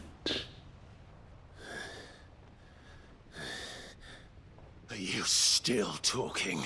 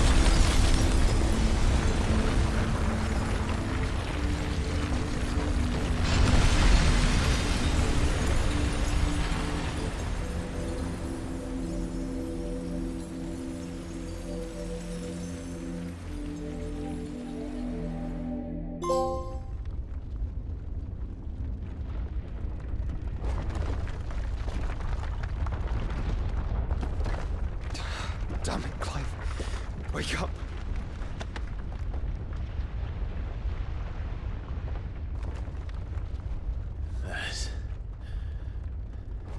Hurt. Sorry to wake you, but I think it may be time to leave. This place.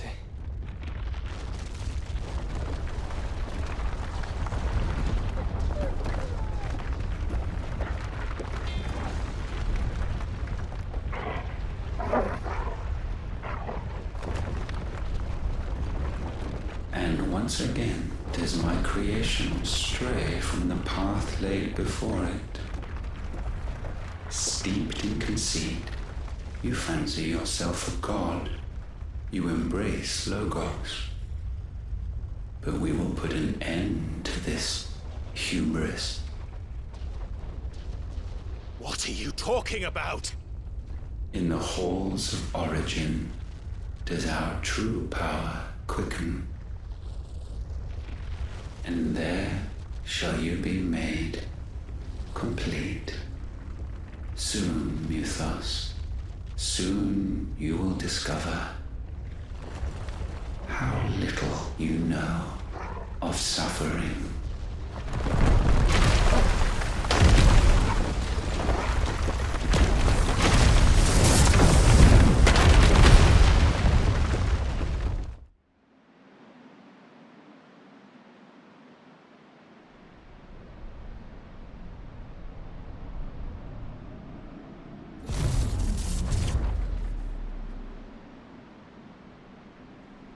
And so the crystals are no more.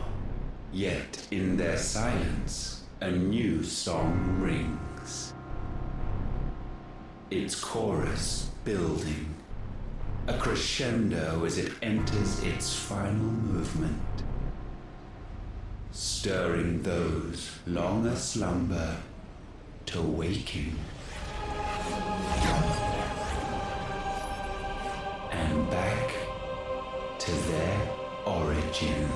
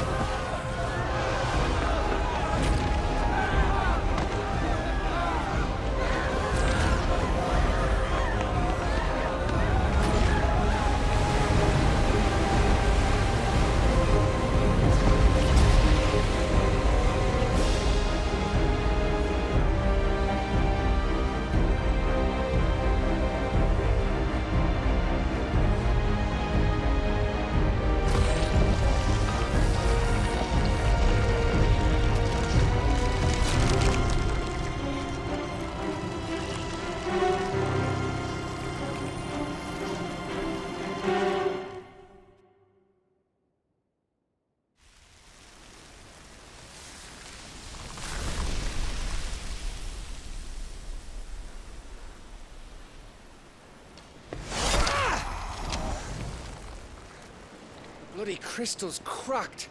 So where the hell are they?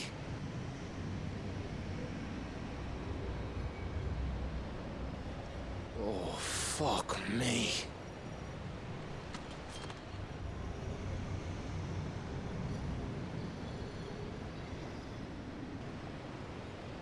Is that ether?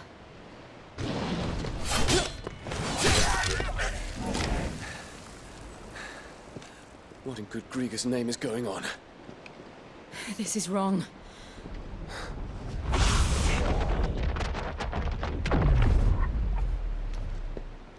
Are we back? Clive! Joshua! Jill!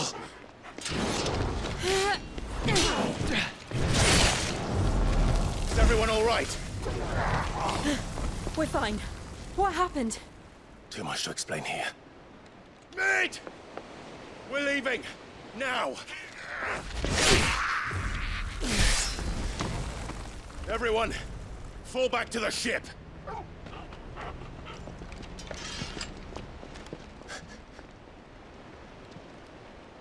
I will be with you anon. Thank you.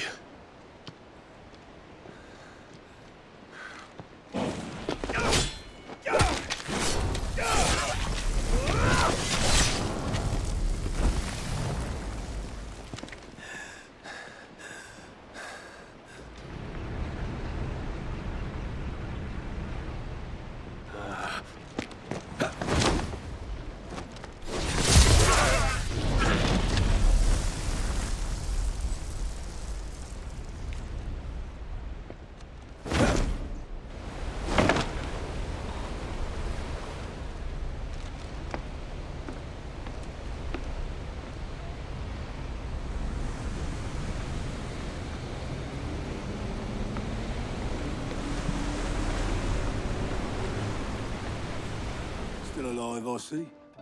Something tells me that eyesore on the horizon is your doing. How'd you manage that? It's a long story. One that I'd rather only tell once. Right. All hands on deck, then.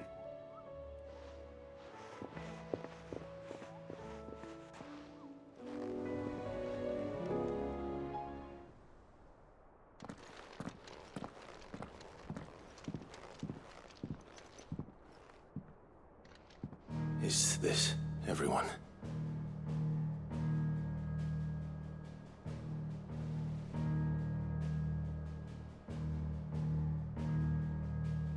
As I'm sure you've all guessed, the crystal which now commands the eastern skies was summoned by Ultima. He called it Origin.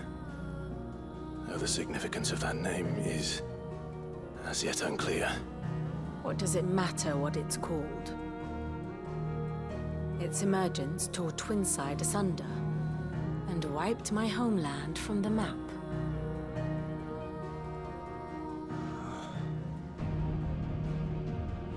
Mention of the Dominion spires can be found in the oldest of Valisthian records.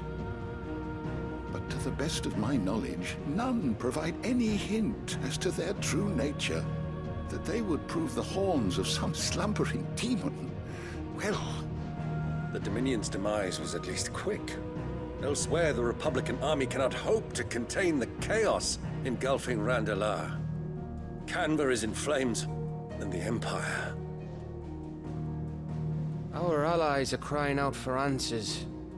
I've sent the Cursebreakers to give them what assurances we can, but right now that amounts to fuck all. They wouldn't be able to stop what the skies have started in any case.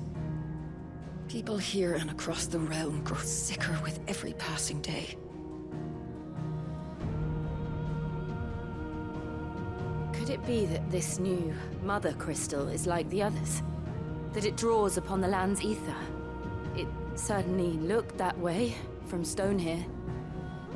If that were true, it would explain the hastening spread of the Blight since the crystal's appearance. Would it not? And as the land's ether slowly rises to the surface, it pools, corrupting all who cannot channel its energies. Archay above, ether floods below, and in the middle, here we languish, hopelessly entrapped.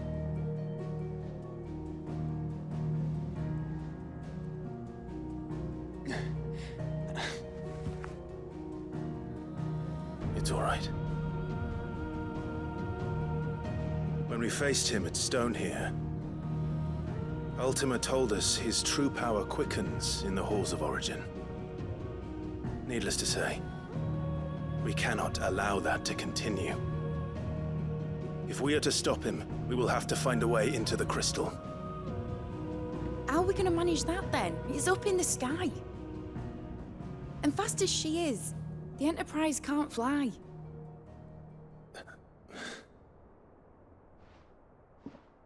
It's a lot to take in, and I reckon we'd all benefit from some time to clear our heads. The answer will come to us. Don't you worry. Ain't that right, Clive? Right. That's right. Well, go on then. Bugger off.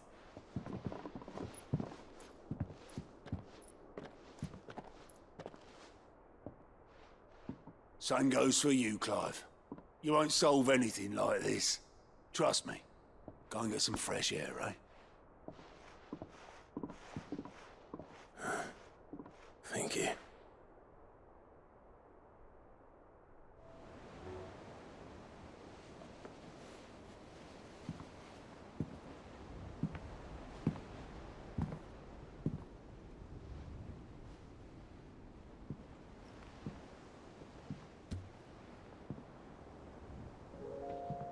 Ultima may have created us, but he doesn't make us who we are. Only we can do that.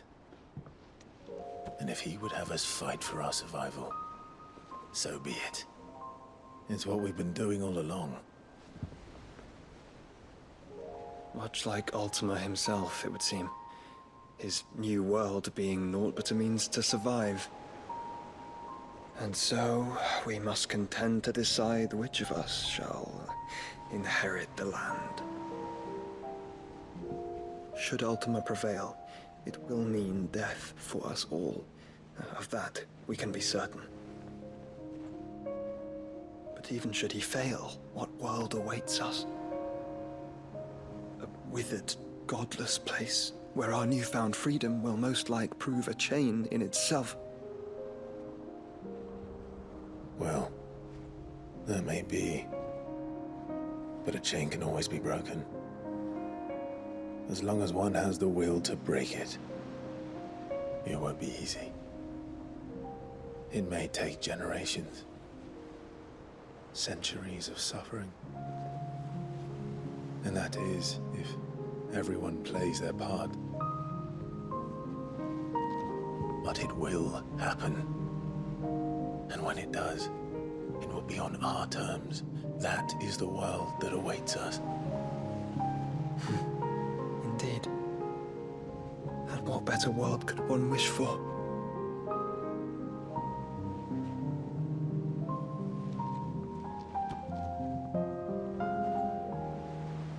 But first, we have to reach that crystal. Then it's a good thing I have wings.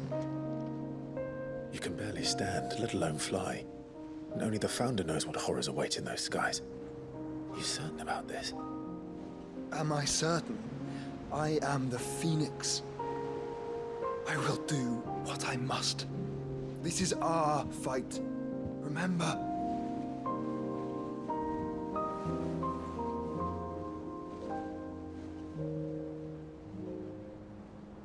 All right. I yield. But only what you must, yes? I'm still your sworn shield. That you are. And what of my wings? Lest you forget, you go to stand against a god. I would not have you succumb to fatigue before the fight begins. Ifrit, your brother mentioned that some few of the dominants who had lost their power to you were still able to prime. Is that true? It is. But their icons no longer submitted to their will.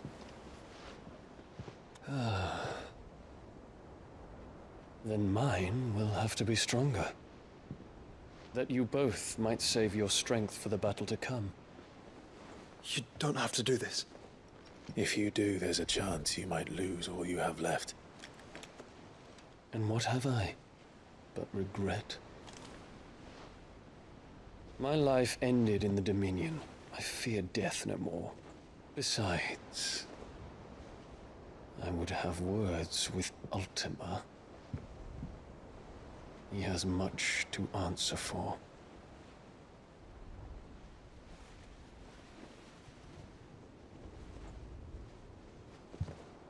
We are in your debt, Dion.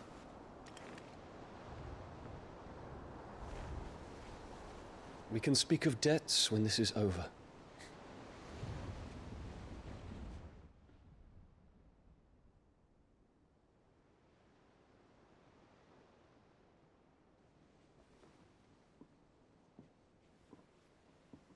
He speaks like a man who knows he's not coming back. And has come to terms with that. That doesn't mean that we have to, does it, Clive?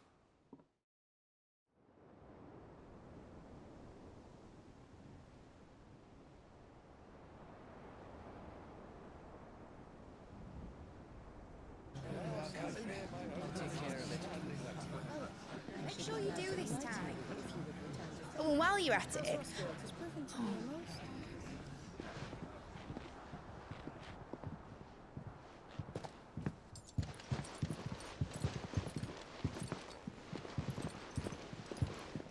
Clive, if you see me dad up there, tell him we were right to leave his legacy with you. Tell him he'll be in the front There's no way he'd miss this.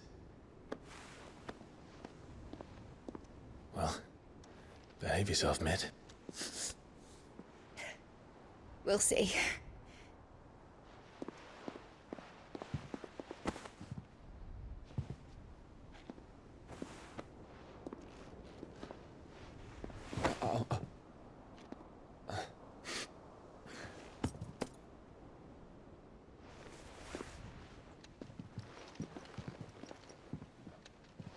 So, you're in charge now, Gav.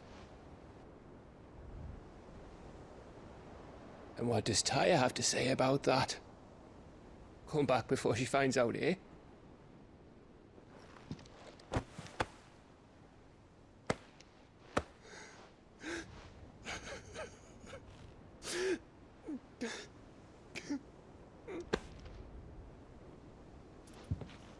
Thank you, Yote. I'm sorry. Your Grace, I shall pray for your safe return. That's kind of you. But you should pray he took his medicine. I didn't spend all night grinding herbs for his lordship to leave them on his nightstand. Again. You needn't fear, Lady Tyre. And thank you. See that your brother comes back in one piece. Or, at most, two. Any more and you can heal him yourself. I'll keep that in mind.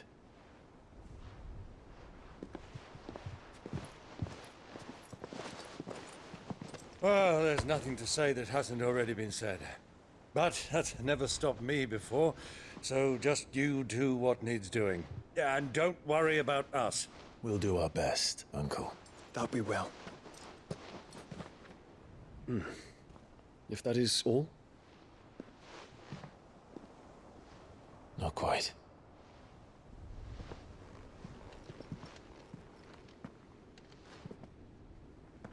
Jill. It's time, isn't it? It is. Take care of him. And you. You take care of her too, boy.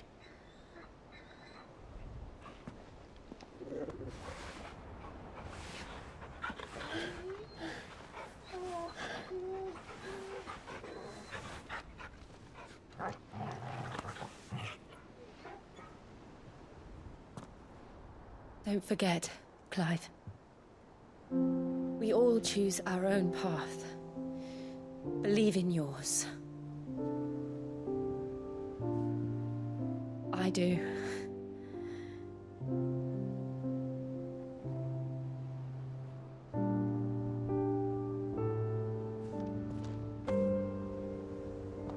I'll be back. I promise. I love you, Jill.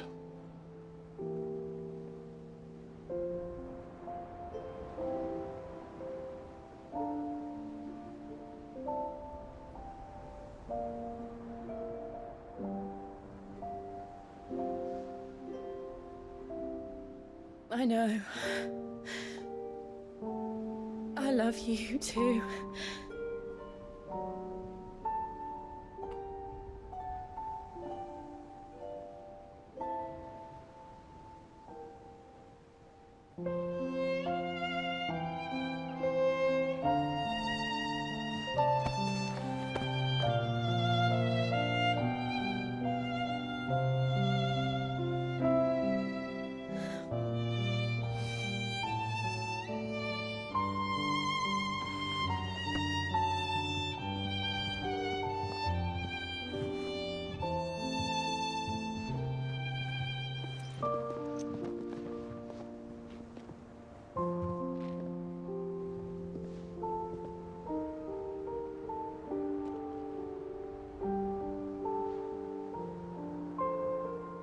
Now, we have a god to kill.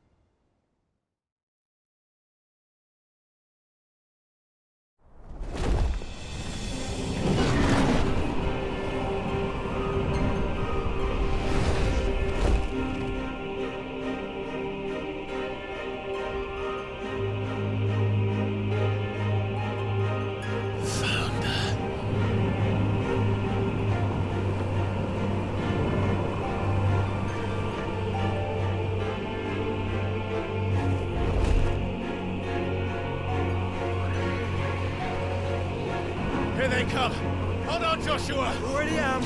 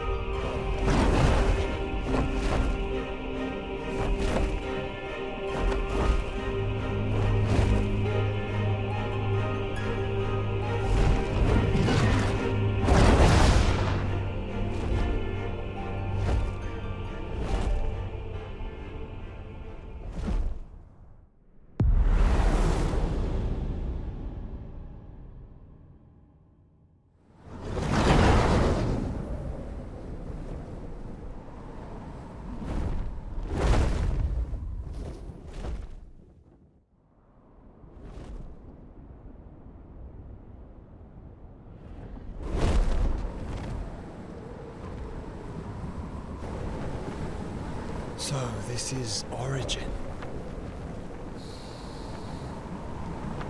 A far cry from heaven.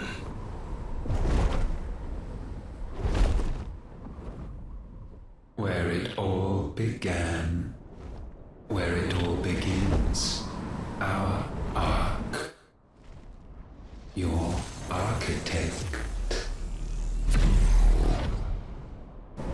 There you are.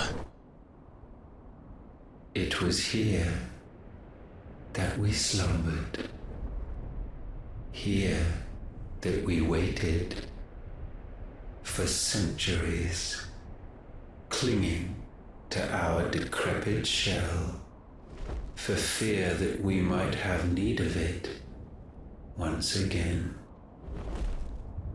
But you have come at last.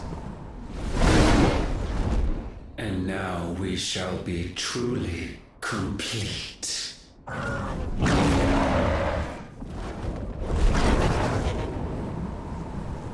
Well, there's 3 of us and 1 of him. Let's make it count.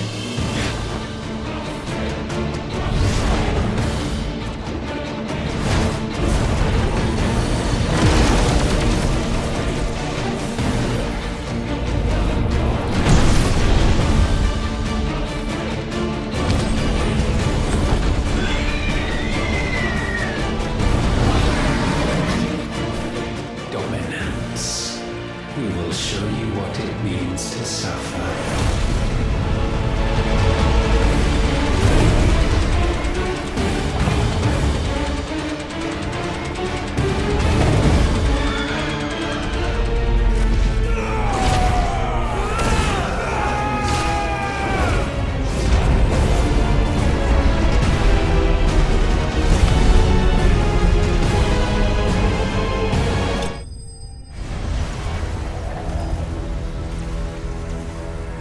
And you only surrendered, this unpleasantness could have been avoided.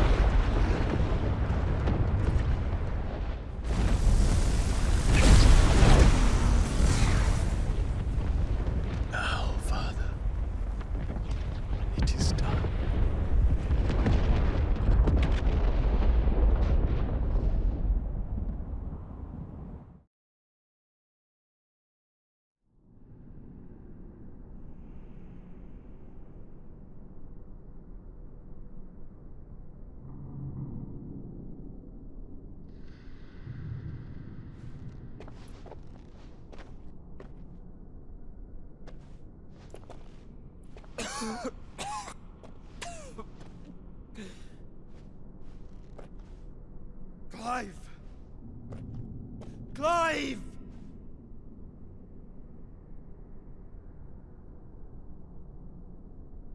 No.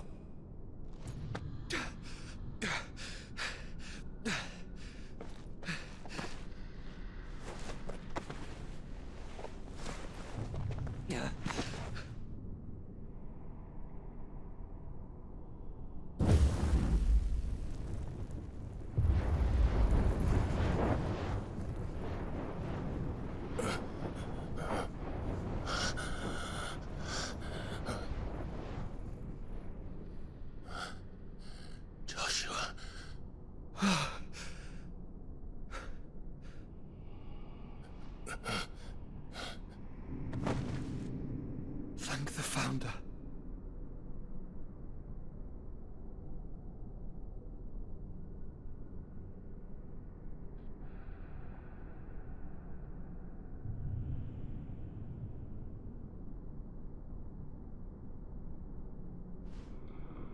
Did I mention you look terrible? That makes two of us. Oh, I'll be alright. And Dion.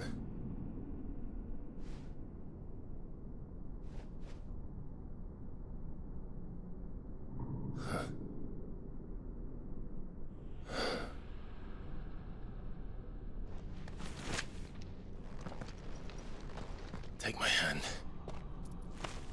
I told you I'll be...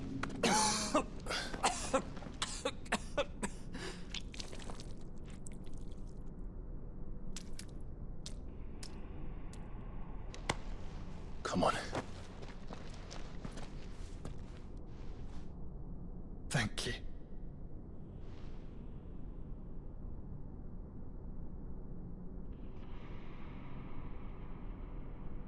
Press on. Always.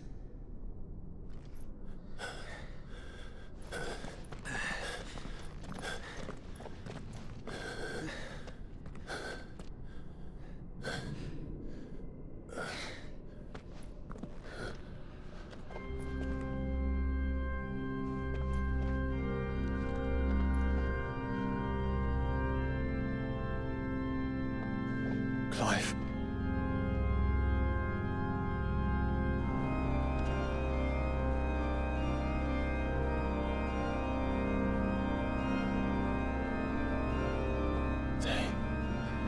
They can't be. But they are. This is the Nexus. A wellspring of life. Yours and ours. As we watch the world stumble slowly to its dark end, it was here we pledged a new beginning.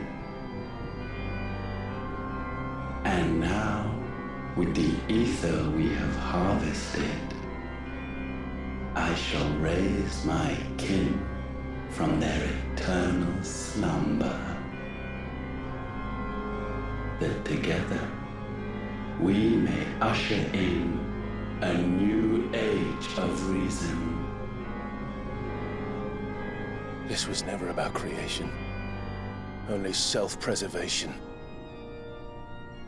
You condemned an entire world so that you alone might escape death. Alone. Him. Alone. Clive. I think I understand. He...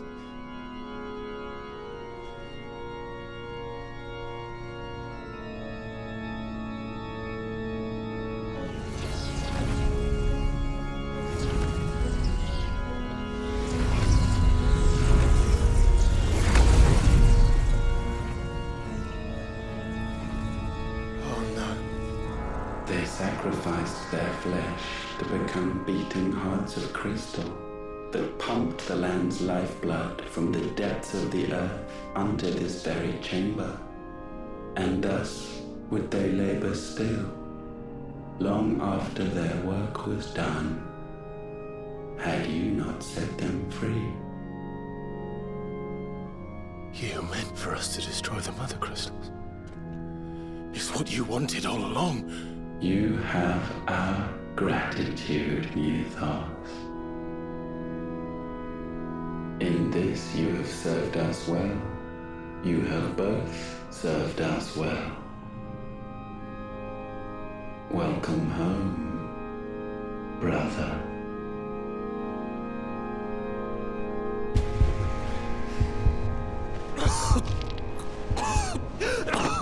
Joshua.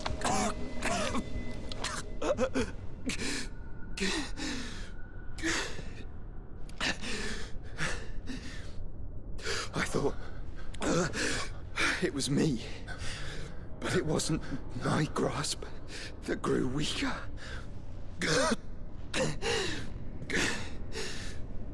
It was theirs that grew stronger.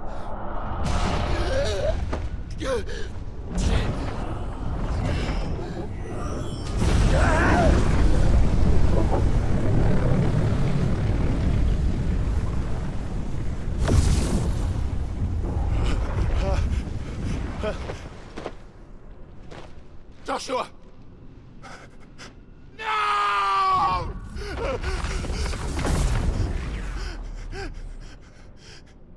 And now we can become one.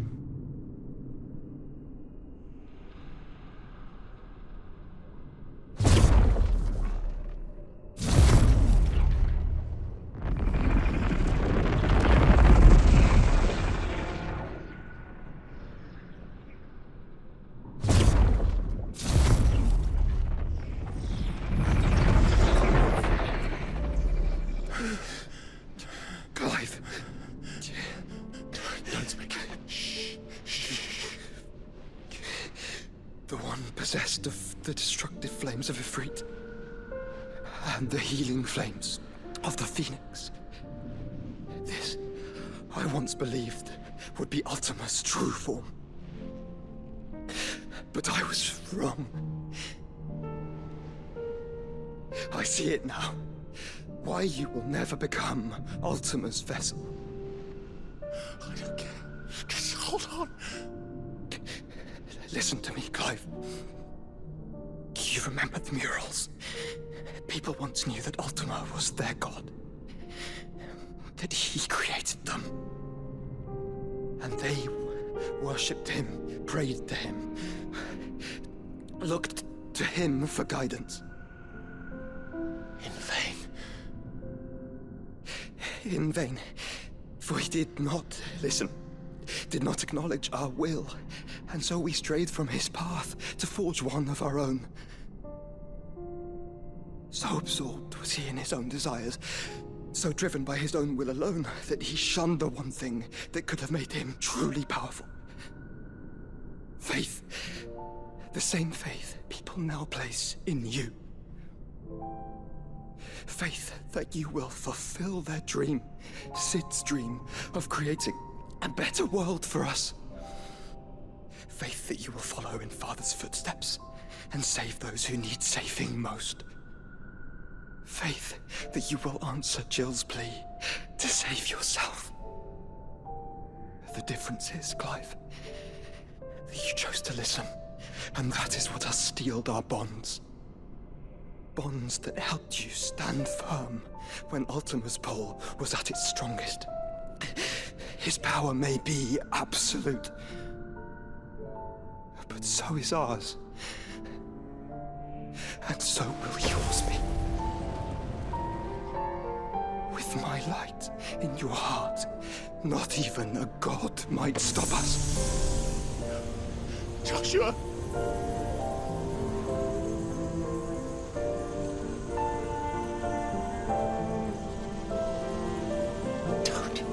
Don't do it, you're... Enough, Clive. My body is too far gone.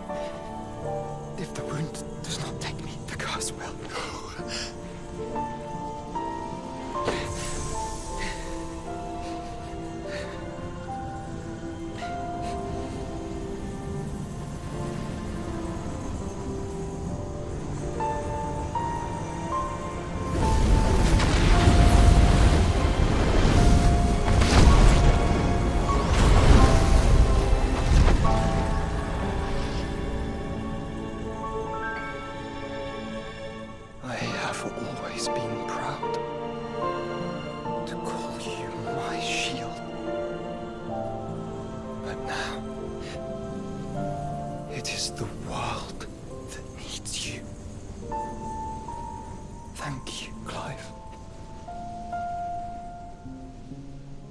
for being my brother.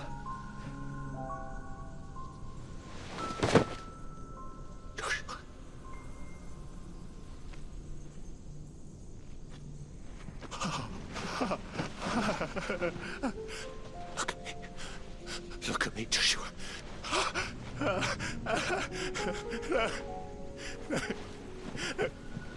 Open your eyes! Open your eyes, damn you!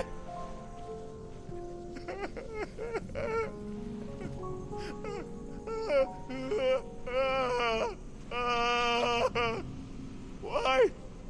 Why did you do this? Joshua!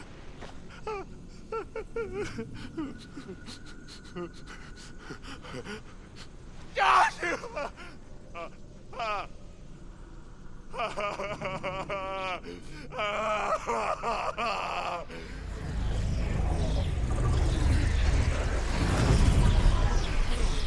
And thus does the final piece fall into place. The incantation primed, but one task remains. To empty the vessel.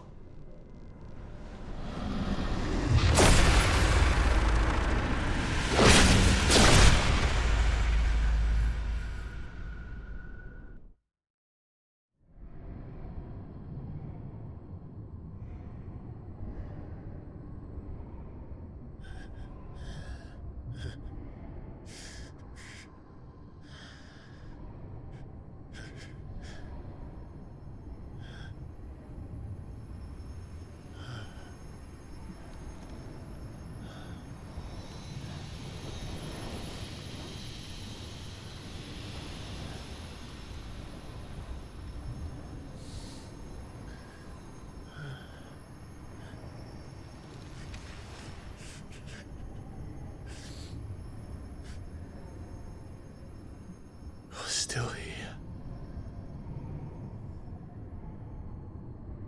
With me to the end.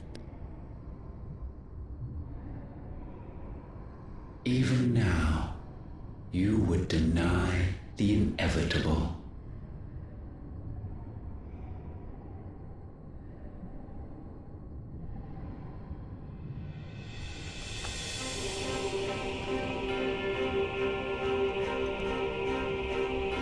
As we always have. And always will.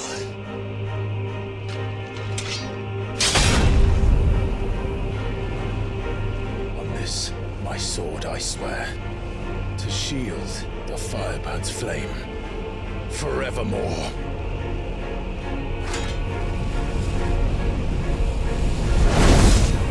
Countless centuries have I waited for this moment. This moment in which I might revel in my creation, only to find it profaned and so it must be cleansed.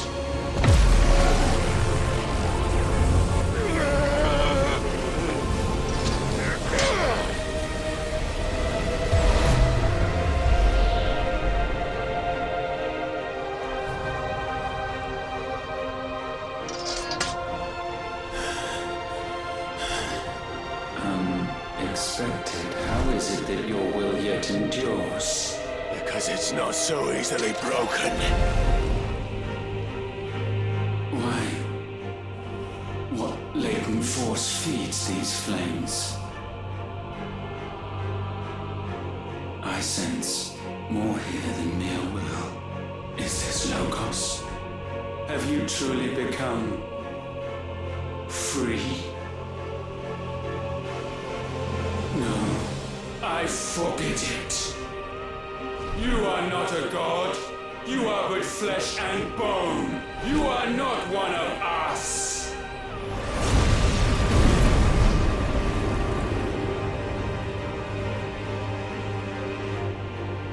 I created you, all of you. And what is mine is mine to destroy. Once, perhaps. But we are no longer yours. Our flames are our own, and they burn as one!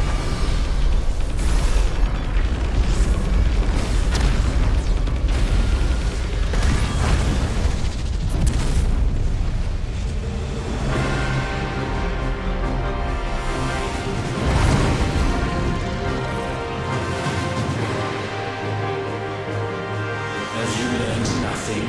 Damned is the slave who will turn the scourge upon his master. Enough! With fire shall fire be repaid.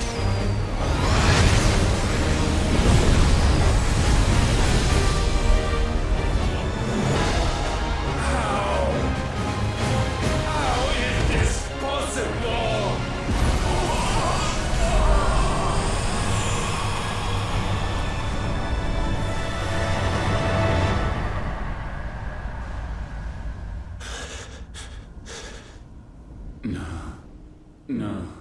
No. My will is inviolable. Something is wrong. You're afraid. You always have been. From the moment the Blight exposed what you were, weak, you conceived us to prove otherwise. But the result shook you to the core. For inner health.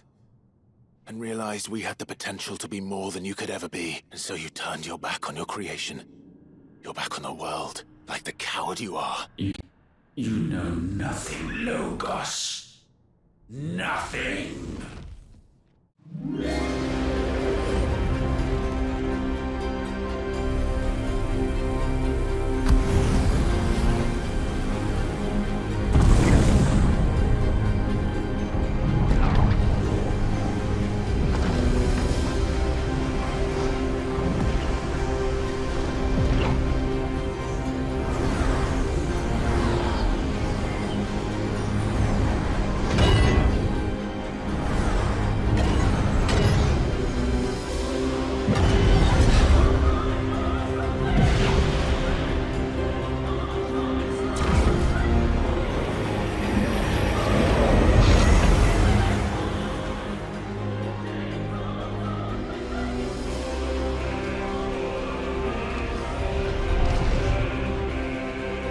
Bathed in light, I stand above you, my rebirth complete.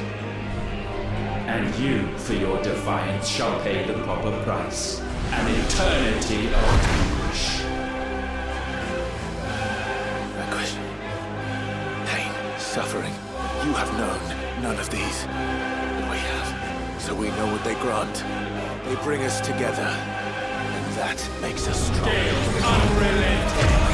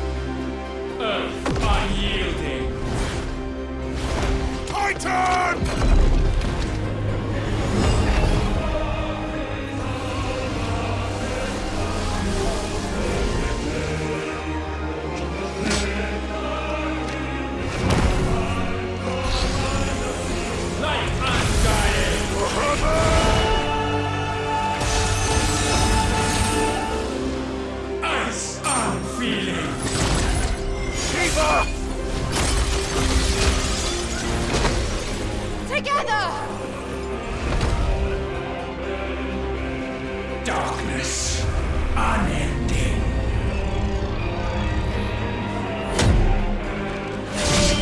Odin. You pray. Mine are the eyes that look down upon you all. And yet still you cannot see. You are no better than us. We are one and the same. Flames are forgiving!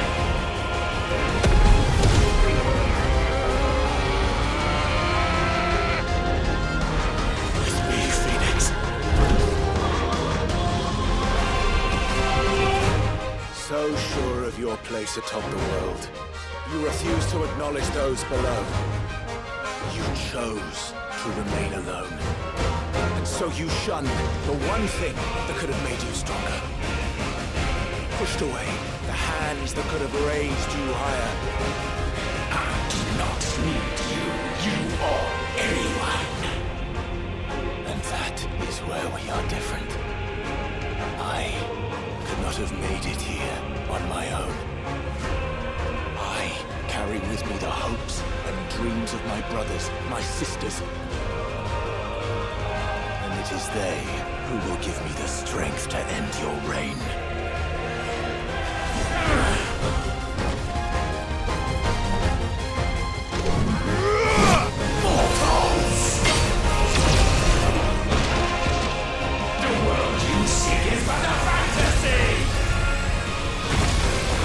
The only fantasy here is yours. And we shall be its final witness.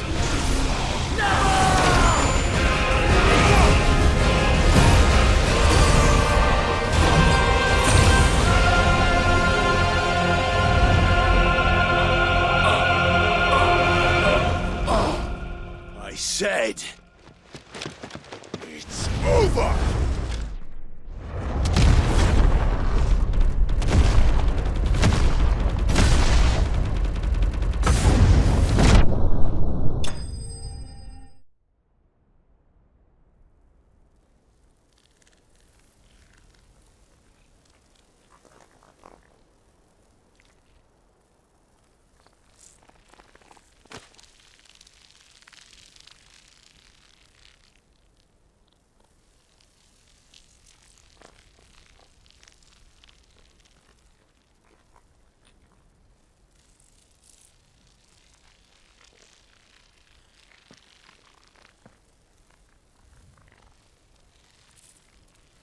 Tell me, what do you imagine will befall this world now that you have gained your precious freedom?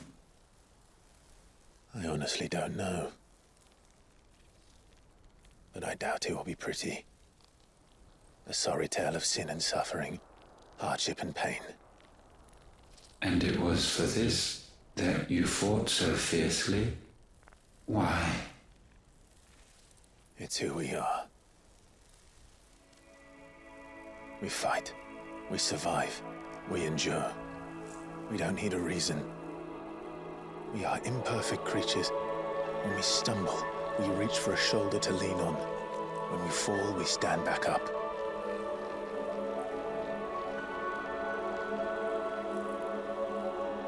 We see the horizon, ever out of reach, and still we march on. Certain the answers lie just beyond it.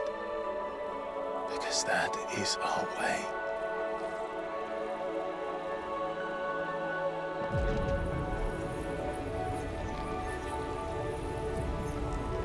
My congratulations. Relish this victory, knowing that you have but delayed the inevitable.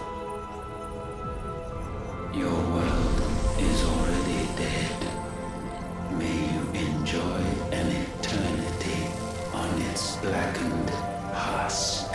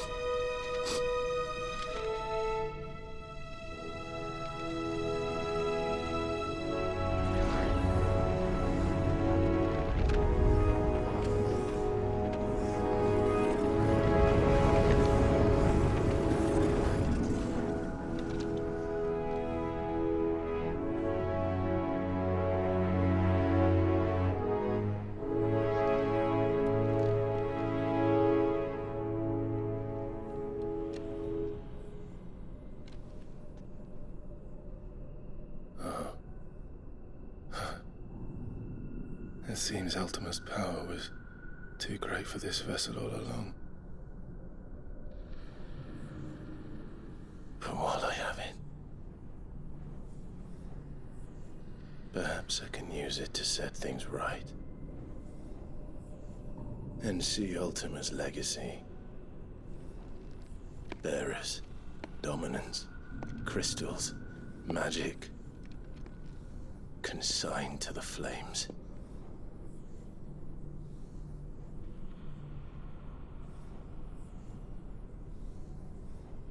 Even if it means the end of me.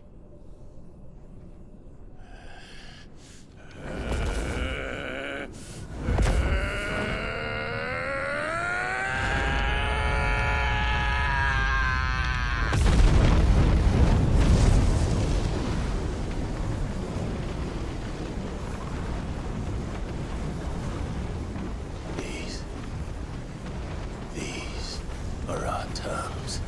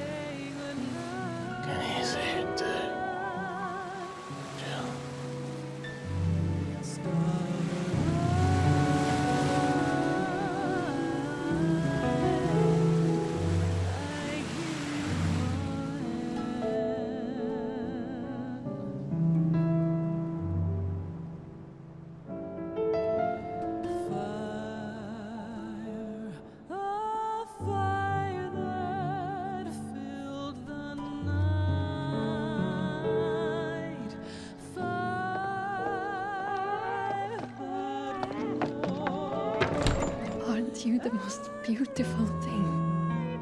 He is, isn't he? What are you gonna call him? Let me see, let me see. Ah, read little one. Got a smile for your Uncle Gav. Not so loud, you burp. What? I was only... Shh, you're scaring him. It's all right.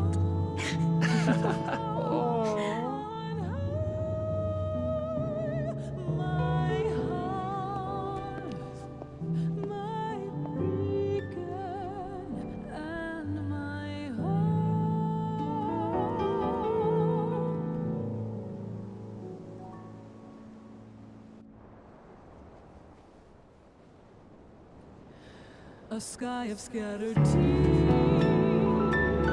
1,000 years apart.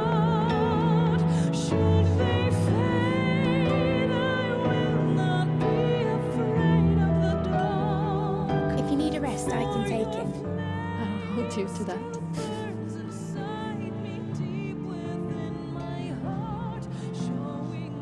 The world's yours now. Yours to do with as you please. That's what Sid wanted. That's what they both wanted.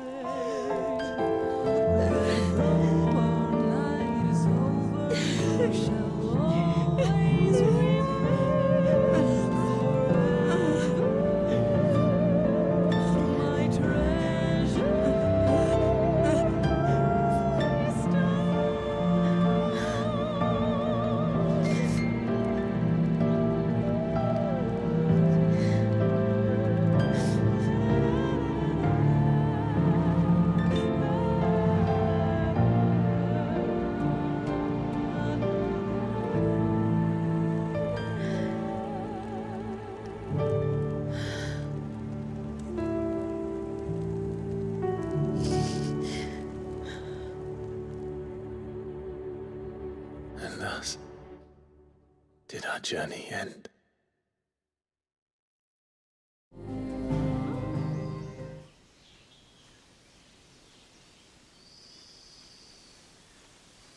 Kitty.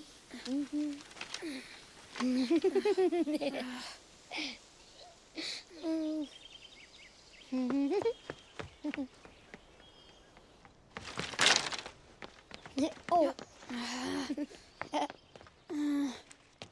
Every time.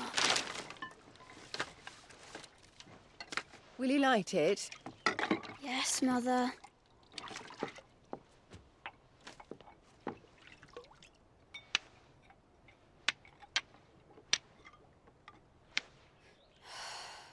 Come on. If only I had the flames of an icon. Icon? Have you been reading that silly story again? Magic belongs in fairy tales, and fairy tales don't boil kettles. You see? Well done. Now, be a good lad, and play with your brother until supper. Come on, hurry! Hurry! All right.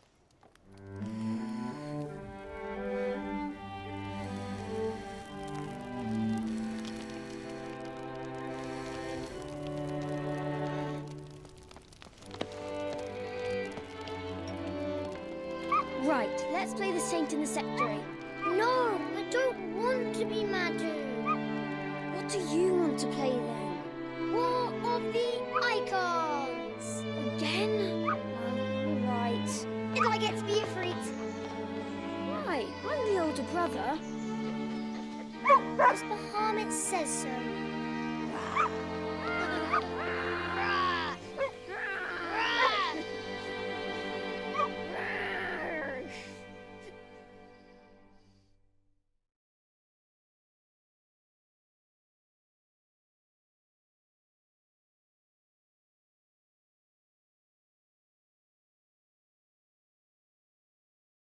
you.